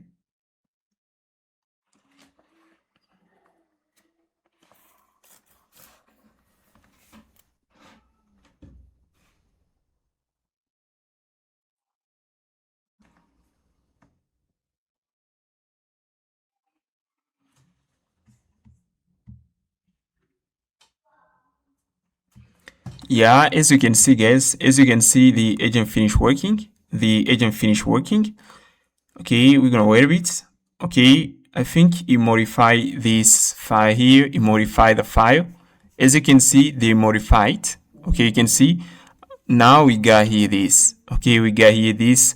And as you can see, guys, it wrap everything into an array. Previously, we didn't have an array. Now I'm gonna copy this, and then we are going to pass that to the agent tree. I'm going to pass that to the agent tree. I'm gonna delete everything in here, and then we're gonna see what we're gonna have here. You can see actually we got here this. Now let me click here again. I'm gonna copy this, and then you're gonna see the difference. I'm past that here. Now we're gonna click here test, and as you can see, guys, we got here again. We got here the agents. And now you're gonna see we're gonna have here sub agents. Let me move this right here. We're gonna move here the manage agents. Okay, beautiful. Okay, let me pass here this here, and then I'm pass here this right here, the right. Okay, we are going to move here something like this. Okay, we got here. Yeah, we got here this. Let me move here the input node. Okay, we're gonna pass here something like this, and you can see that actually the agent builder are here sub agents. Okay, we got here sub agents, guys. Okay, and you can see this beautiful guys. but we got here some issue. We're gonna fix them later. Okay, we got here the first issue. You can see if I refresh here the page and I click here again, you can see when we got here stuff, these stuff are so close together. Okay, we don't have here a lot of space here. You can see these stuff are so close together. Okay, now we're gonna fix this. Instead of this, you can see actually we got this. Now we're going to get something like this. Okay, we are going to train the agent builder to generate something like this. Okay, now what I'm going to do, you can see if we head into the agent builder slice. Okay, let me zoom a little bit in here. You can see we have here this function builds nodes. Okay, we use this function in order to build nodes. And in here, inside the traverse function, we got this function here, gear-centered random position. Okay, gear-centered random position. Okay, we use the function in order to generate a centered random position. Okay, this is the function that we use. Now, because of this function, we got something like this. Okay, we got something like this. Okay, now what I'm going to do, I'm going to train the agents to include the position property. We're going to train the agents, the agent builder, to include the position property right here. Okay, position. We're going to ask the agent builder to include here the position property. We're going to have something like this, the X and Y, and here, something like this. We're going to train the agent to include the position property in every node. Okay, that's what we're going to do right now.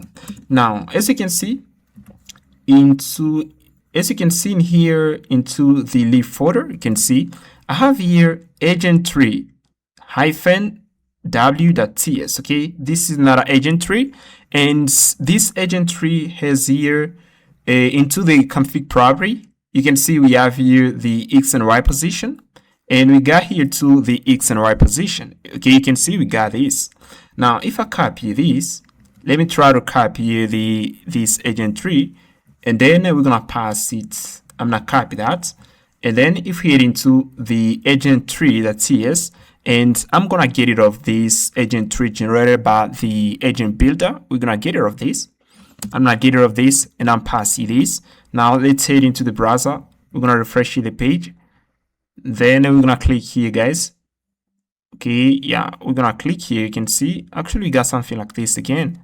Okay, we got something like this because of this function into the.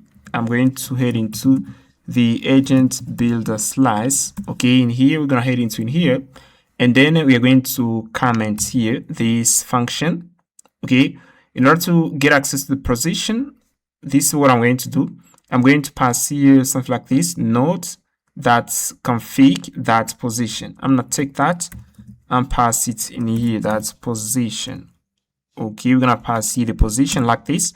I'm going to take here this again, and then we're gonna pass it in here. I'm gonna take it right here. Okay, we're gonna pass in here, something like this. Now let's try to see what we're gonna have again when we're gonna run this.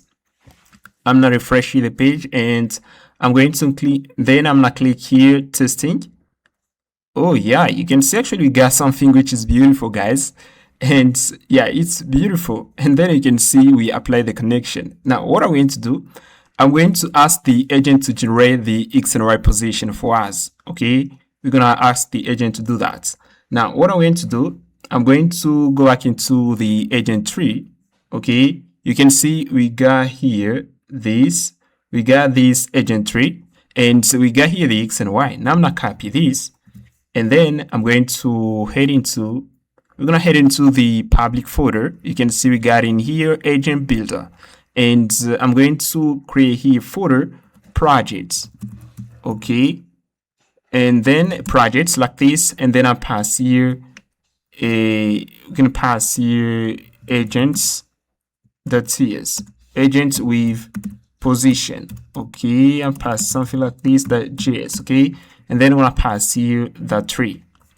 Now I'm going to copy that. Okay, we're gonna copy that. And then I'm going to pass it in here. Okay, here's the prompt that we're gonna pass to agent builder in order to update the skill. Update the JSON agent builder skill by following this. Okay, by following these instructions. I'm pass here instructions. Okay, new requirements, visual positioning. Okay, each node must include a position object inside its config. We got here the X and Y. Positioning rules, very important. Think of the agent tree as the 2D canvas, like React Flow. And then I pass here the roots, the inputs, and then I pass here place near top center, I pass here something. This is the prompt. And then at the end, for further information, check this folder, projects, check this folder, project/agents with position.js. Okay, and pass here agents with position or position property into the config object. Okay, I inform the agent to check the file for further information. Now we're gonna take that and then we're gonna pass it to the agent build. Okay, now I'm not heading to in here. We're gonna pass here this input to the agent builder and then it's gonna start working. Okay, right now I'm pass here, let me copy here everything, and then I can pass here first hello, then pass here hello. Okay, we're gonna pass here hello. Okay, we're gonna wait a bit. Okay, we're gonna wait a bit. Okay, we're gonna wait a bit. Let me head into in here and see what we got in here. You can see actually they are compiling the roots here.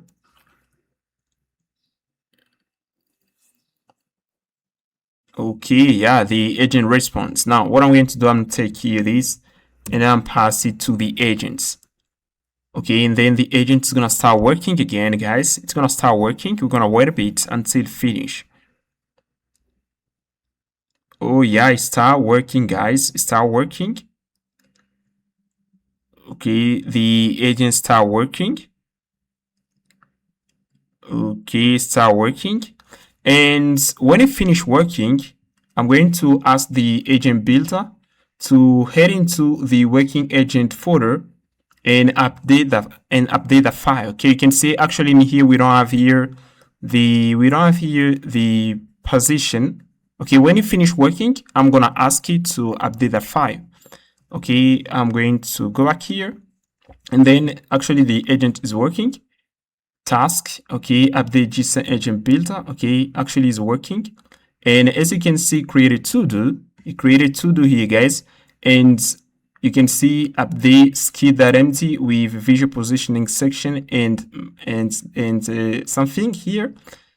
Okay, start working. Update input node.empty reference file with position property. Okay, it's working. We're gonna wait a bit, guys. It's gonna take some moments. Okay, it's gonna take some time. Okay, we're gonna wait a bit, guys. And guys, the agent's still working. It's been 5 minutes. It's been 5 minutes. Okay, it's been 5 minutes. The agents continue working, guys. And let me show you something. As you can see, actually, if I head into the JSON agent builder, you can see actually the agent is updating everything in here into the JSON agent builder skill. And as you can see, okay, is correcting here nodes, and then you can see every nodes actually it's gonna have here the position property into the config object. Okay, we're gonna have something like this. If I head into the input here, you can see we have here something. Okay, we got here something. If I head into the model, you're gonna see we got here X and Y position. Okay, we got here the X and Y position. Okay, and as you can see, okay, right here we got an error. Let me head into, and here you can see, okay, yeah, you can see, yeah, the agents may hear mistakes. Okay, the position property should be inside the config object here. Okay, you can see, okay, we got something here, we got errors. Okay, we're gonna ask the agent to fix that. Okay, right here we don't have here an error. Okay, we have here for the model node. Let me head into in here. okay, into the input node, that empty file. As you can see, we have here we got here the position here, and we have another config here. I'm going to ask the agent to fix that. Okay, we got something. Yeah, we are going to wait until the agent finish working, and then we're going to ask the agent to fix errors. And guys, it seems the agent finished working. And as you can see, it didn't update here the to-do. I'm going to ask the agent to respect this rule. You have to update the to-do when it's working, okay? And pass here, you must update or track the to-do when working. Add that into the skill. Can pass that. Okay, you must update or track the to-do when working. Add that into the skill. Okay, let me see what we got here again. Oh yeah, you can see it's working again. Okay, start working. And guys, you can see the agent finished working. The agent finished working. Now what I'm going to do, guys, I'm going to head into the public folder. Okay, you can see we have here we got here the working agent folder, and as you can see, we have here the multimedia assistant.json, and it passed here the position property. You can see we got here the position property into the config object. We got it in here. It did what we tell it to do. Okay, you can see we got it in here. We got in here, we got in here. Now what I'm going to do, guys, I'm going to copy everything in here, and then we're going to pass it. We're gonna head into the agent tree. I'm gonna get rid of this array right here.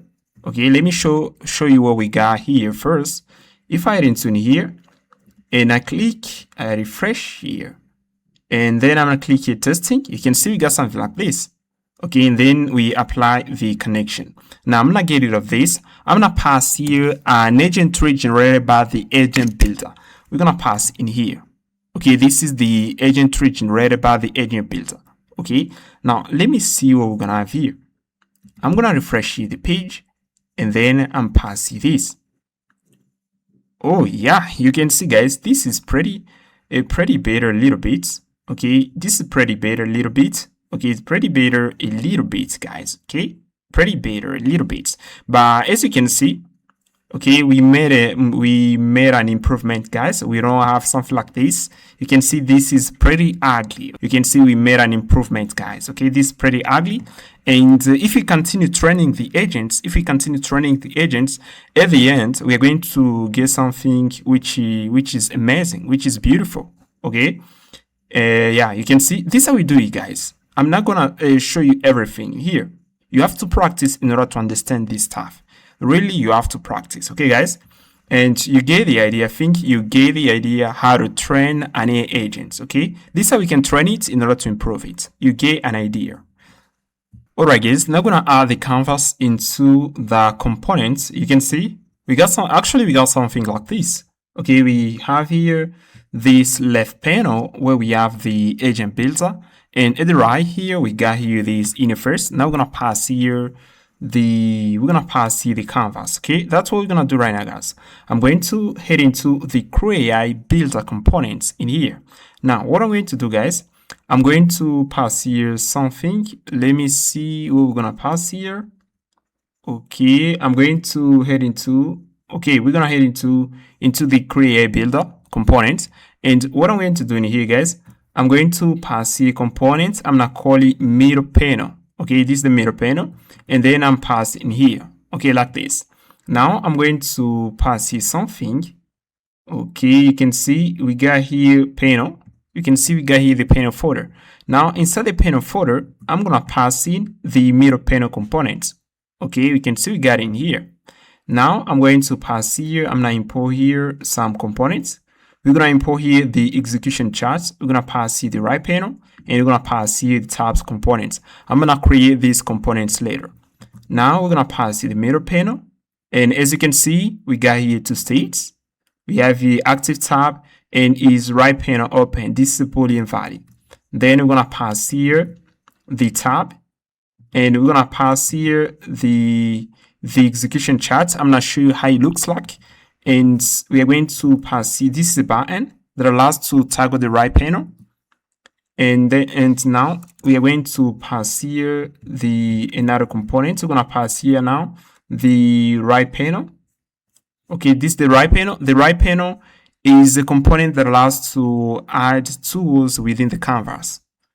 I'm going to pass here another component. We're going to pass here tabs, and I'm passing the last component. We're going to pass here the execution chart. Okay, now we're going to head into the browser, and then we're going to see how it looks like.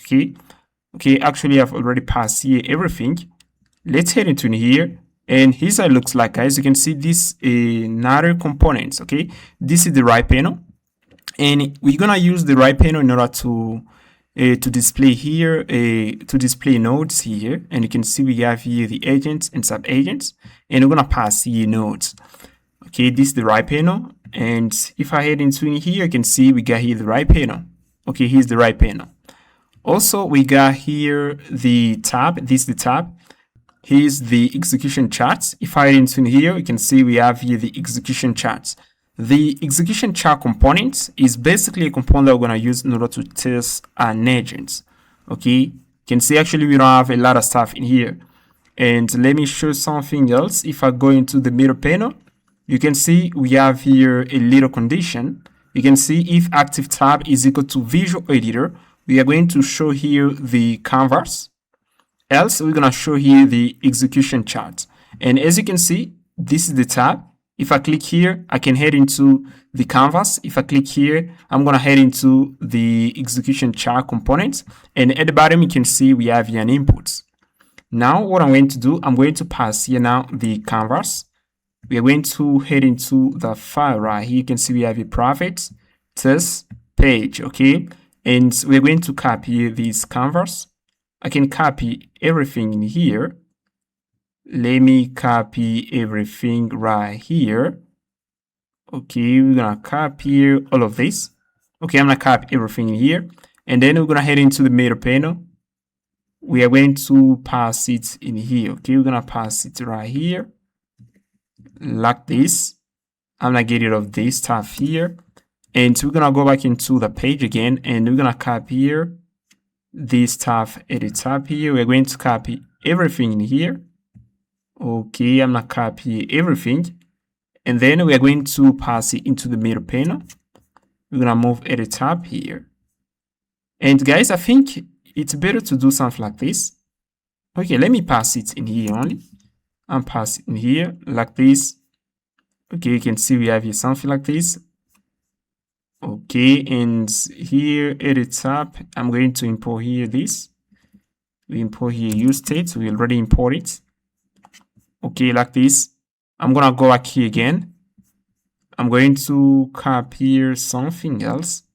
We're going to copy here dispatch, and we're gonna copy use selector hook. I'm gonna copy this stuff. Okay, let me copy everything in here. We're gonna copy everything in here.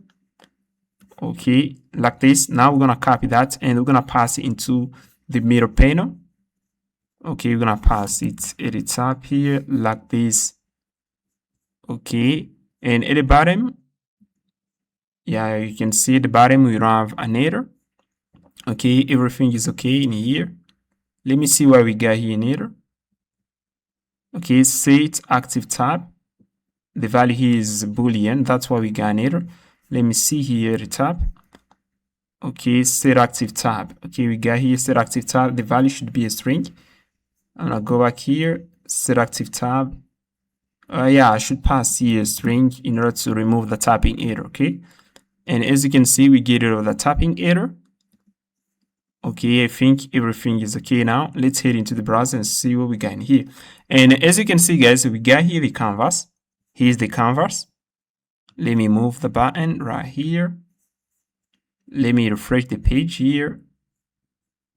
Okay, we have here the execution tree. Okay, we have here this. Okay, and if I head into the canvas, we don't see it.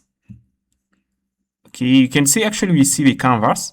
You can see actually we see the canvas in here. But if I head into the execution chart, you can see we see this. If I go back into the visual editor, which is the canvas, we hide the right panel. Now what I'm going to do, I'm going to go back in here and I'm going to fix something. We're going to head into the middle panel and I'm going to get rid of this stuff here. I'm going to get rid of this div. Let me get rid of this div right here, the bottom.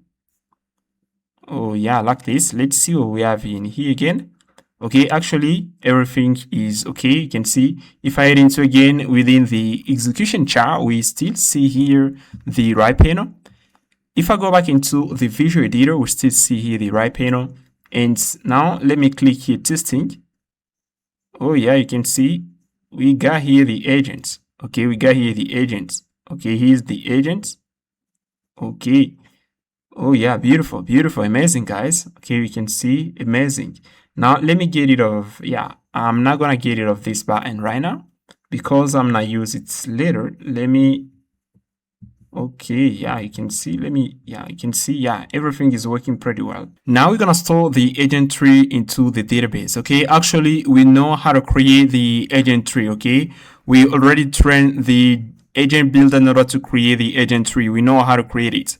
Now, once the agent builder finish creating the agent tree, we're gonna take it and then we're gonna store it into the database. Okay, we are going to ask the agent builder, when you finish creating the agent tree, take the agent tree and keep it into the database. We're gonna pass to the agent builder another tool that allows it to save the agent tree within the database. Okay, that's what we're gonna do. Okay, now I'm going to head into in here.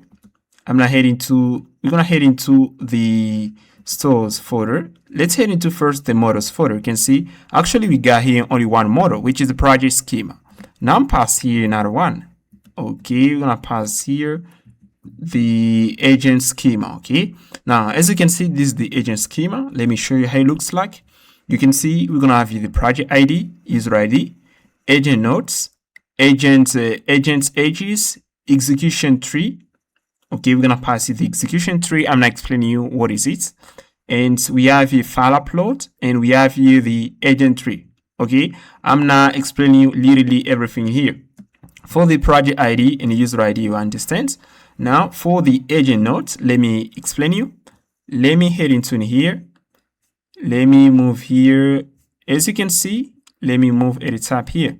As you can see, we got here the agent tree. Okay, this is what we call the agent tree.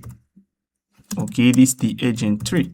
Okay, so once we have here the agent tree, we're gonna take the agent tree and then we're going to generate nodes. Okay, we're gonna have here nodes. Okay, once we have nodes, we are going to run a function that we call autoconnect. Okay, we're gonna run here function autoconnect. Autoconnect, we got a function. This function generate nodes. I should pass here autoconnect like this, and then once we run it, we're gonna have here nodes. Okay, yeah, we're gonna have here edges instead of nodes. Okay, we got the agent tree. We run a function that we have within here. Let me head into the agent builder slice. I'm gonna show you. You can see we have the function here. Okay, build nodes. Once we run the function, we create nodes. Okay, we got an array of nodes. Okay, as you can see, we are going to take the nodes array and then we're gonna pass it to the node states. Okay, as you can see, when we run this function, we create nodes. From this stage, nodes creation, we got here nodes creation. And when we run the autoconnect function, we have here the edge array. I'm passing edge array. Okay, and if I head into in here, you can see we got here the autoconnect. The autoconnect function, it's creating connection between nodes. So once we have here this, we have here this. Okay, we are going to take all this information. We're gonna keep it into the database. Now let me show you what is the agent tree. As you can see, if I head into the agent schema, you can see we have here the agent nodes. We're gonna pass here the generated nodes. We're gonna take that. We're gonna pass into the agent nodes column. we're gonna take the agent age. The agent ages are this array generated by the autoconnect function. We're gonna take it, and then we're gonna pass it to the agent's age here. And you can see we have here now the agent's execution tree. Okay, this is another column. Okay, you can see we have here something like this. This is the agent execution tree. The agent execution tree is basically the, you can see, as you can see, is basically the agent tree. Okay, I call it like this. Okay, I think I should pass here only. I should pass here only the agent tree. You can say pass here agent execution tree, and I pass here the agent tree. I should pass here only this. I comment this because we at the bottom here, as you can see, we have here the agent tree. Now what we're gonna do next, we're gonna head into the service folder. You can see we have here service, and now we're gonna pass here agent service. As you can see, actually we don't have anything in here.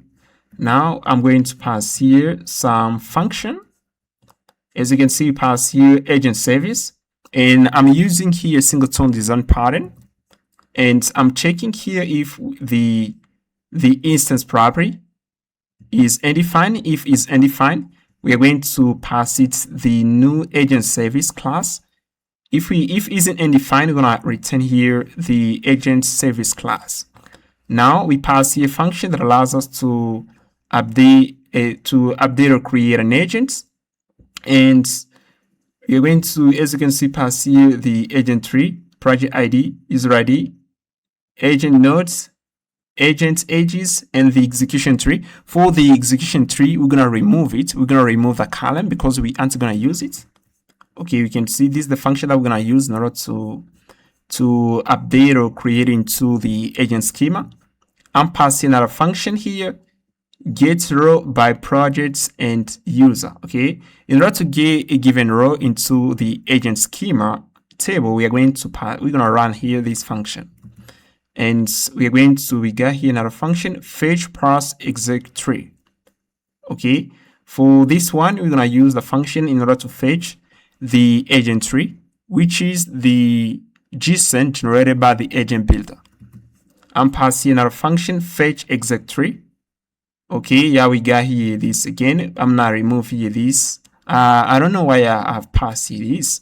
I'm not get rid of this later. Okay, and we have here enable file upload. Okay, for this one is we are going to use the function in order to modify the value of the file upload property. Okay, if the value is equal to true, we're gonna modify it to false. Okay, and we got here another function in order to modify the value of the file upload property. Okay, you can see pass it false like this. Now I'm going to get rid of something in here, fetch exec tree. Okay, I'm going to comment this. I'm not comment this, and also I'm going to comment something at the top here. As you can see, pass here the agent execution tree. We're gonna comment this. Okay, and then I'm comment that right here. Okay, we're gonna comment here too. Okay, like this. Okay, like this, guys. You can see we get rid of it. And yeah, we just finished in here. Now we're gonna head into the agent builder folder. Okay, I'm passing file system tools, and we're gonna head into the agent builder folder. You can see we got it in here. Now what I'm going to do, I'm gonna head into the save agent tree. You can see I've already passed here tool, save agent tree.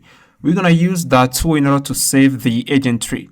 And as you can see, pass here the current working directory, and then I pass here the tree there. And public, we have here agent builder. I'm gonna head into the agent builder. We're going to head into again within the working agent folder. Okay, as you know, guys, when the agent builder finish creating the agent tree, it stores it into the working agent folder. Okay, it stores it in here.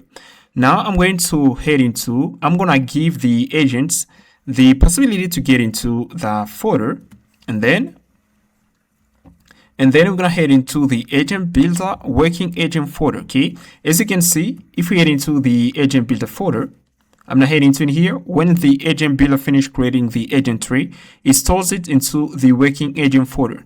Now I want to get access to the folder because the agent is going to provide here the name of the file. Okay, the agent is going to pass here only the name of the agent tree file, and then we're going to keep it into the database. Okay, and as you can see, I pass here the file name, and I pass here the config property because I want to get access to the user ID and project ID. I'm not getting rid of this stuff here.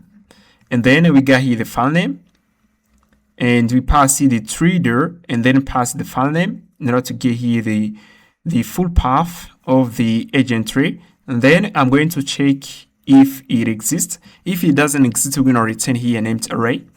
And then if it exists, we're going to parse the file, and then we're going to retrieve data. So once we retrieve data, we have here the agent tree. I'm gonna take it, I'm gonna pass it to a function here, build nodes helper. Okay, the build nodes helper is this function right here. This function we got it into the agent builder slice. Agent builder slice. If I click here, you can see we got here this. Okay, we got here this function. I create a helper function of the function. That's why you can see I comment this. And then I pass here the helper, okay, in order to get the nodes array. And I use it into the save agent tree function. You can see I use it in here, and then we're gonna get here the nodes array. Then we're gonna take the nodes array, we're gonna pass it to the auto connect function in order to create edges. And then we're gonna invoke here the update or create agents. We're gonna pass here the user ID, project ID, agents, edges, agents nodes, and we're gonna pass here the agent tree. We're gonna keep all this info into the database. And if we got it, we're gonna console here this, okay? And as you can see, save agent tree. We pass here a little description. Use this tool to save the JSON agent into the database, okay? And now what I'm going to do, guys, I'm going to take here the tool. I'm gonna take the save agent tree. I'm going to pass it to the agent builder. We're gonna head into agent builder. Okay, in here. Okay, we're gonna pass here something. As you can see, we have here some tools. I'm gonna pass it right here, like this. Okay, save agent tree tool. I'm gonna pass it to sub agent 2. I'm passing here too. Okay, like this, and now we're gonna import it in order to avoid errors. Okay, like this. Okay, you can see actually we import it. We still have here an error. Let me import it like this. Okay, we just import it, and actually we got here some errors. Let me get rid of this. Let me get rid of this line here, and then we're gonna import here file system tools. Yeah, like this. Okay, like this. Okay, as you can see, we just passed to the agent builder the save agent tree tool. Okay, like this. Everything is okay. And I'm not heading to here. And then I'm going to inform the agent builder something. I'm gonna copy this name, save agent tree. I'm going to head into the browser, and then I'm gonna inform the agent builder that I just passed it another tool. Here's the input, guys. Okay, I'm pass here hello. I'm pass here this hello. I just added another tool. I'm pass here hello. I just passed you another tool that allows you to save the JSON agent tree. Okay, the JSON agent tree is the tool. Okay, and I'm going to ask the deep agents. Let me copy this so that we can see pretty well. I'm gonna pass in here. Hello, I just passed you another tool that allows you to save the JSON agent tree. Here's the tool name. Save agent tree. Okay, and then I pass here update the skill JSON agent builder. Okay, Okay, I'm going to pass it something like this. Okay, you should invoke that tool. You should invoke the save agent tree tool when finish creating the JSON agent tree. Okay, and then pass here update the skill JSON agent builder. I'm gonna take here all of this. We're gonna pass it to the agents, and it's gonna do that. Okay, I'm gonna take that, and then I'm tap inner. It's gonna do it, guys. Okay, let's wait a bit because the agent's gonna start working. Okay, it's gonna start working, and it's gonna take maybe it can take even 1 minute or 2 minutes in order to finish the task. Okay, you can see start working here, guys. Start working. Okay, start working. Okay, the agent start working. Okay, the agent start working. Okay, and if I enter in here, you can see the agent is working. You can see is reading, and you can see is reading files here. Okay, you can see is reading files.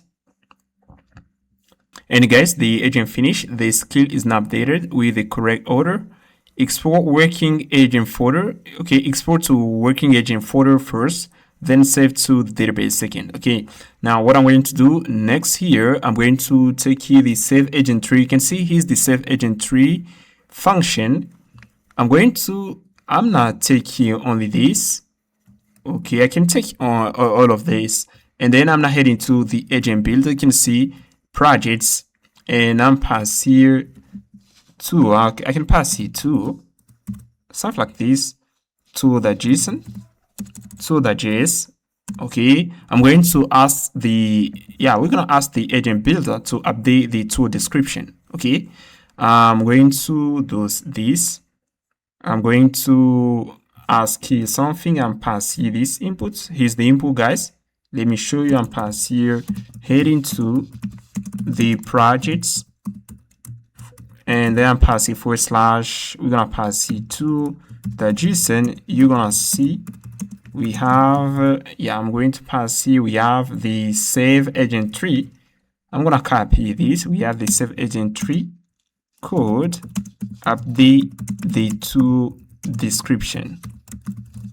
We have the save agent tree tool code, update the tool description. I'm gonna copy this, and then I'm pass it in here. Okay, I'm pass that here, and once it finish working, I'm gonna copy the tool, and then I'm pass it into our Nextjs app. Okay, let's wait a bit.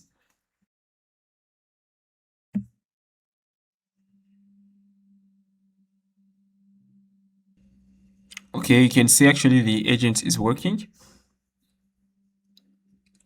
Okay, you can see, let me check edit tab here. Okay, the assistant one already transferred the input to the second agent. Okay, yeah, no update is needed. The tool is already configured as you specified. Okay, I'm going to ask the agents, does the tool description is details 1, and pass something like this. Let's see. You can see actually the agent says something like this. Okay, yeah, you continue again. You can see previously said something like this. No update is needed. The tool is already configured as you specified. And then I pass here, does the tool description is detailed 1, and then you write you write to the question that the current description is quite brief and generic. Okay, let's see what the agents is doing here. Okay, should I have assistant to update it with more detailed description? I'm gonna pass here yes.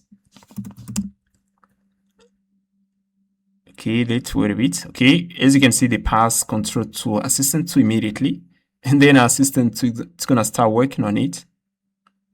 Okay, assistant tool will update the tool the tool.js now. Okay, let me check. You can see actually it's working. And once it finish, we're gonna get the results. Okay, let me check here something. I'm not heading to the tool.js. Actually, we don't have here any modification to the description. No modification in here. Let's wait a bit. Let's wait until the agent finish working. Oh yeah, the agent finished working. Let me see here. Yeah, you can see we got here a right tool description. Okay, now we can copy the tool description. Okay, I'm gonna copy the new tool description, and then we're gonna pass it into the save agent tree. We're gonna pass it in here. Okay, save the complete JSON agent configuration to the database before saving. Ensure the agent JSON is ready in the working agent folder.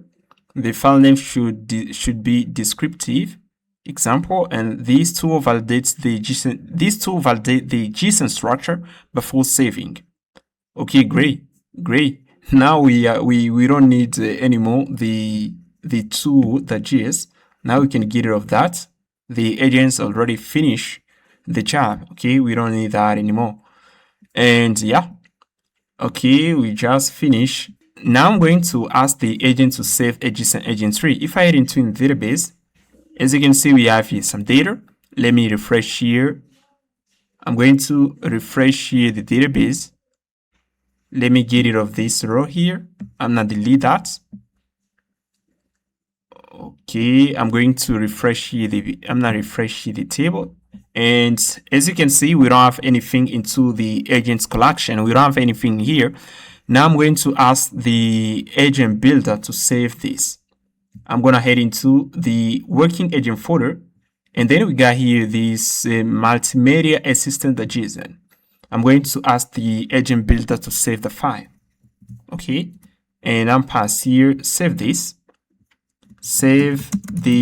agent tree. Save this, save this JSON agent tree. I'm gonna pass this. Okay, I'm past that, and then it's gonna do it. Okay, let's see. Okay. Okay.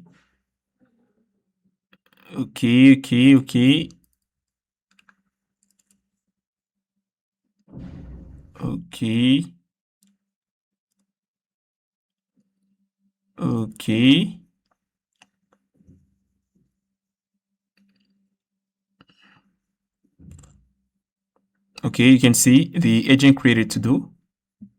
He created to do, deletes to do's at the roots. Verify multimedia assistant JSON is a verify multimedia assistant JSON in working agent folder. Save agent JSON to database using the save agent tree. And let's wait a bit. Yeah, you can see call the save agent tree tool. It calls it, and I think you're gonna have something within database. Let me try to refresh here. Yeah, we don't have anything in here. Actually, we don't have anything in here. Let's wait a bit. Okay, you can see. Actually, you haven't yet called it. Because you can see actually is working on the second task, verify multimedia assistant.json working agent folder. Haven't yet already do that. Let's wait a bit. Okay, I'm gonna check here. It update to do here. And then he call here the tool save agent tree. He calls it again. Okay, I don't know why we. Okay, he calls it again here. Okay, he calls it. Let me head into the database. Okay, we don't have anything in here. Maybe we have here an error. Okay. Now what I'm going to do, let me head into the memory agents. I'm gonna check here something. Yeah, we're gonna head into the memory agent. Okay, you can see here's the memory agents. As you can see, we pass to the configurable object. Here we pass the user ID and project ID. I don't know if we pass the user ID and project ID to the agent builder. Let's copy this stuff, And then we're gonna head into the agent builder, and then we're gonna scroll at the bottom. Okay, let's see here. Yeah, we don't pass here this stuff. Okay, we don't pass here the user ID and project ID. That's why the agent builder is trying to save the agent tree within the database, but actually it failed. Okay, it actually failed because we haven't yet passed here the user ID and project ID, because when it's gonna call that tool, they're gonna request for the user ID and project ID. And if I head into in here, we aren't gonna see anything. Okay, now what I'm going to do, I'm gonna call this because the agent builder is not gonna do it. Okay, let me see. It's not gonna do it because it's not gonna do it, guys. Okay, you can see. Okay, you can see we got here the response of the agent builder. Retry saving. You can see try to save agent tree 2 again. Check the backend. Investigate if there's a server issue.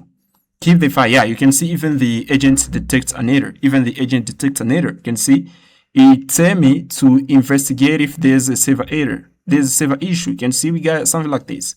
Now we need to fix this. Okay, I'm gonna fix that. We are going to pass to the agent builder the user ID and project ID. I'm gonna take here that, and then we're gonna move at the top here. You can see for the agent builder, we pass here only the user user input. Okay, let me head into the graph and see what I can do in here. Okay, you can see memory agents, and we got here the user ID. We're gonna take here this, we're gonna take here that, and then you can see we got here the agent builder. Okay, we pass here the config, and now I'm pass here an object. Okay, we're gonna pass here the user ID and project ID.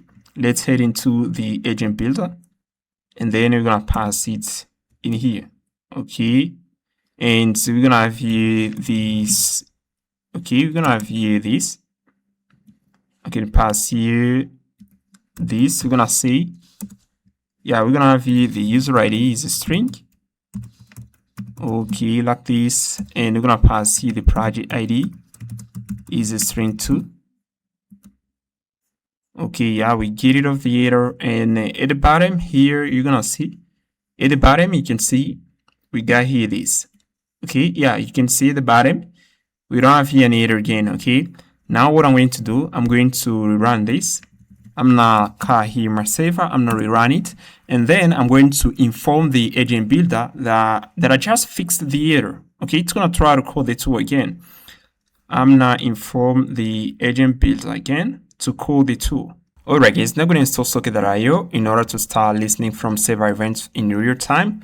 Actually, you can see when the agent builder finish creating an agent, we don't pass the nodes on the canvas. You can see actually the canvas is empty. Actually, it's empty, guys. We don't have nodes on it.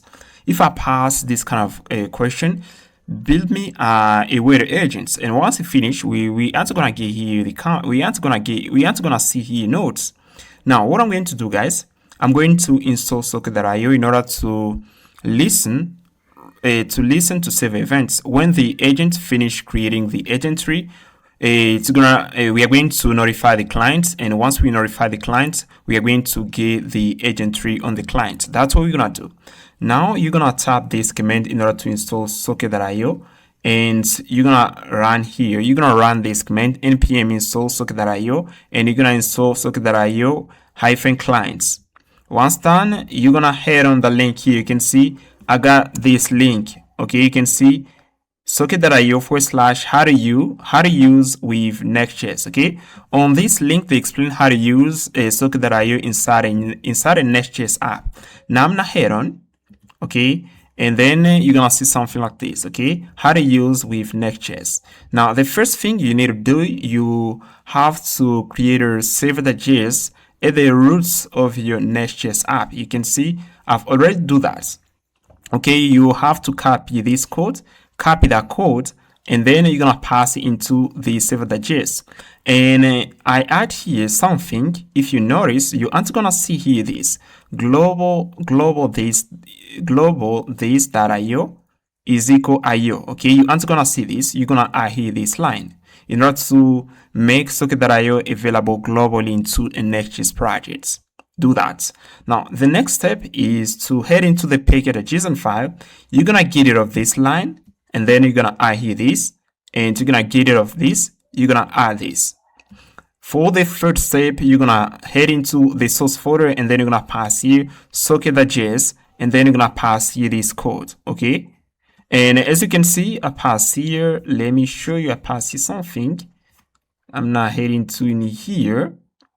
Okay, if I head into the source folder, you're gonna see, yeah, you can see I've passed here a socket.ts. You can pass socket.js or socket.ts, it's gonna work.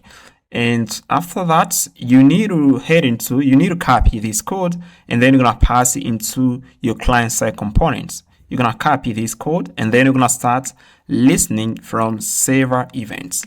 Now I've already copied that. I'm going to head into the CrewAI builder component. Okay, this is the CrewAI builder. You can see actually we got here the left panel where we have the chart, and this is the CrewAI builder component. Okay, this is the component at the right here. Okay, now inside our components, I pass here this use effect. You can see I pass here the code here in order to start listening from server events. Okay, I pass the code right here. You can see I pass all the code here, and then I add here this line. You can see we got here this line sockets that yeah, you can see we got here this line socket that's on agent tree. I'm going to listen to an event agent tree from the server. If we got that event, I'm going to invoke the function builds nodes, and then we pass here the agent tree. Okay, and in order to string message, you can see the pass something like this. Let me show you the pass something like this. Okay, you can see here the pass here socket.emit. Okay, on the server, I'm gonna pass here this in order to emit an event. And if I head into the save agent tree tool, save agent tree, and you can see in here I pass here global.io, global this.io, and I'm checking if we got error. I'm pass here io.emit agent tree. I'm not emit here the agent tree, and on the client, in order to get a value, we need to pass socket.on agent tree. We need to pass here the name of the event. Okay, now if we get into the CrewAI builder, you can see pass here socket.on and agent tree, and I get access to the agent tree. Okay, we invoke here that, and then we're gonna get it. Okay, that's all you need to do, guys. It's ready. Okay, now what I'm going to do, I'm going to pass an input to the agents. Okay, let me see here something. If I head into the working agents, you can see we have here the waiter agents. I'm not delete that. Let me delete here the waiter agents. I'm not go at the top again. I'm not delete that. Yeah, you can see actually within the working agent folder, we don't have here waiter agents.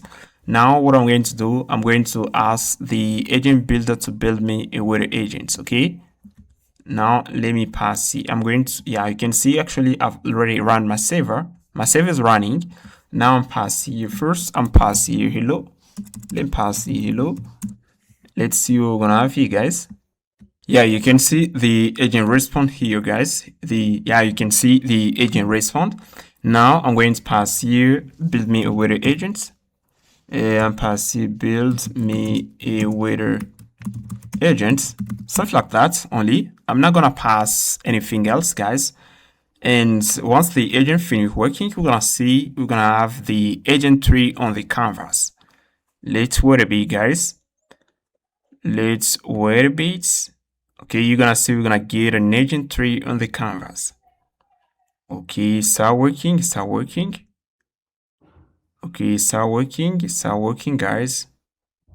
Okay, let me see what we got in here. Okay, the agent is working. Oh yeah, the agent is working. Okay, the agent is working, guys. Okay, let's wait a bit. The agent is working.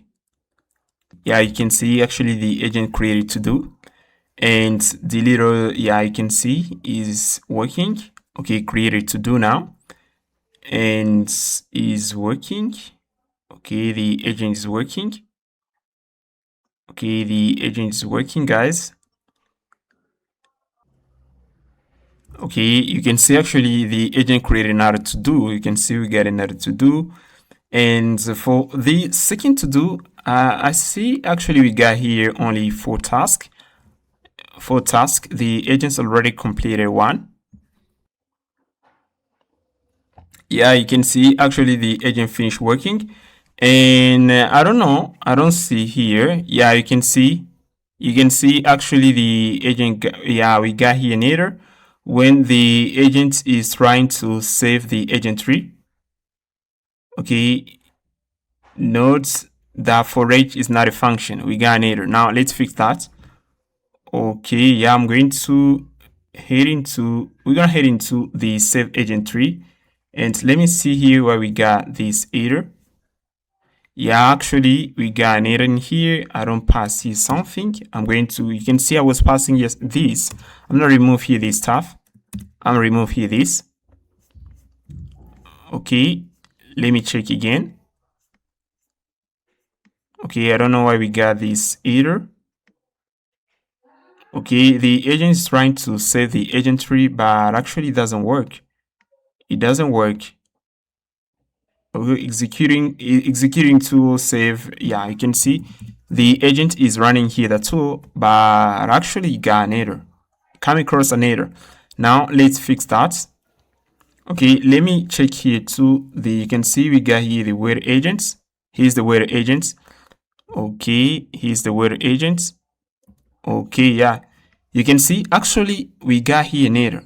Actually we got an error. We got an error, guys. You can see the agent doesn't wrap the agents. Yeah, you can see actually it doesn't wrap the agents into an array. We should have something like this. Okay, you can see this is a JSON. Okay, we should have something like this. Okay, we should have here an array. Actually we don't have an array. Now what I'm going to do, I'm going to ask the agent builder to wrap into an array, and the next time it should not do this. And I'm going to pass it this input. Okay, let me pass here this input. Okay, I'm going to pass here this input. Okay, let me try to pass here this input. Okay, I'm pass here. Hey, agent builder, you must wrap always. Okay, you must wrap always the JSON agent tree into an array. Okay, into an array, and I'm going to pass it this. I'm gonna take here this, and I'm going to pass here this. Okay, not this. Okay, but this. Okay, okay, I'm gonna wrap here this into an array, and I'm going to, yeah, with this kind of strategy, I think I'm going to consume a lot of token. Hey, agent builder, you must wrap always the JSON agent tree into an array in order to avoid errors. And I'm going to pass something like this. The save agent tree tool accepts only an array. Enforce the rule in the skill. I'm pass that to the agent builder. We're going to take that and then we're gonna pass it to the agent. You can see at the end here, you can see we got here warning from the agents. Okay, there was a temporary issue saving to the database, but the agent JSON file has been successfully exported to your working agent folder and is ready to use. The configuration file is located a working agents folder /weather agents, and then I'll pass you this. Okay, hey agent builder, you must wrap always the JSON agent tree into an array in order to avoid errors. I should pass here. Yeah, in order to avoid errors. Okay. Okay, now it understands what it have to do. It understands. Now it's gonna do that, and next time it will not do that, guys. Okay, you can see I'm teaching the agent, guys. If the agents produce an error, it's better to inform the agent so that it's not gonna do it later. Okay, so that it's not gonna do it next time. It's better to inform the agents. Okay. Yeah, you can see the where agent is not wrapped in an array. It's a single object, as you can see. Let me fix this by updating the JSON agent builder skill to enforce the array wrapping rule. Okay, you can see now it's gonna work on that, and next time we aren't gonna get this error. Okay, it's better to inform the agents. And again, as you can see, it create again here to do update the JSON agent builder skill to enforce array wrapping rule. Fix whether agent JSON wrap in an array format. Re-exports the where agents to the working agent folder. Okay, now it's working, and once it finish, I'm going to ask the agent builder to save this. Okay, it finish here. Let me see. Okay, it finish working. Okay, finish working. Okay, finish working. Okay, as you can see, finish working. I'm going to pass here now, save the whether agents into the database. You can see here's the input, save the whether agents to the database. Now, okay, and you can see create here to do. You can see it created to do, delete to do's at roots, and read whether agent from working agent folder, remove web scraping tool from the agent configuration. Yeah, you can see remove web scraping tool from agent configuration. Verify JSON is wrapped in an array format exposed to working agent folder. And then it's gonna save to database using the save agent tree. Okay, now let's wait a bit. Okay, let's wait a bit, guys. Let's wait a bit. Actually, the agent is working. Okay, let's see what the agent is doing in background. And yeah, you can see, guys, you can see that actually the agent is saving the where agents. And actually we don't have here anything. Okay, the agent finished, but actually we don't have here the agent.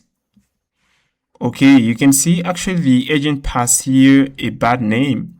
You can see working agent folder. Okay, this is a mistake, guys. This is a mistake. And here I'm going to pass here this. You can see pass here this to the tool. Okay, if I head into the save agent tree, you can see in here we got something like this. Okay, I pass here config file name. Okay, I pass here this in order to debug the tool to see what the agent is gonna pass there. And actually you can see the agent pass here this something like this as the file name. Okay, it passes here something like this. Now what I'm going to tell the agents, I'm going to pass here you should not pass this. Okay, instead pass the name of the file only, and make sure to update the skill and make that rule mandatory. I'm passing mandatory. I'm going to copy this, and it's gonna fix that, guys. Every time the agent makes a mistake, you have to inform it. Okay, I'm passing this because the agent didn't save the agent. Okay, you should not pass this. Okay, instead pass the name of the file only. Oh yeah, you can see. Yeah, it succeed, guys. It succeed. Yeah, that's great. It succeed, guys. Okay, you can see actually we got here with the agents. Okay, that's great. From the agent, it succeed, guys. You can see succeed. Okay, pass the correct file name. As you can see at the bottom, he called the save tool. Okay, and then it saved the file. Okay, and now I'm gonna pass here this input again. Every time you want to save the JSON agent tree, you should pass only the name of the file. Okay, this rule is mandatory, and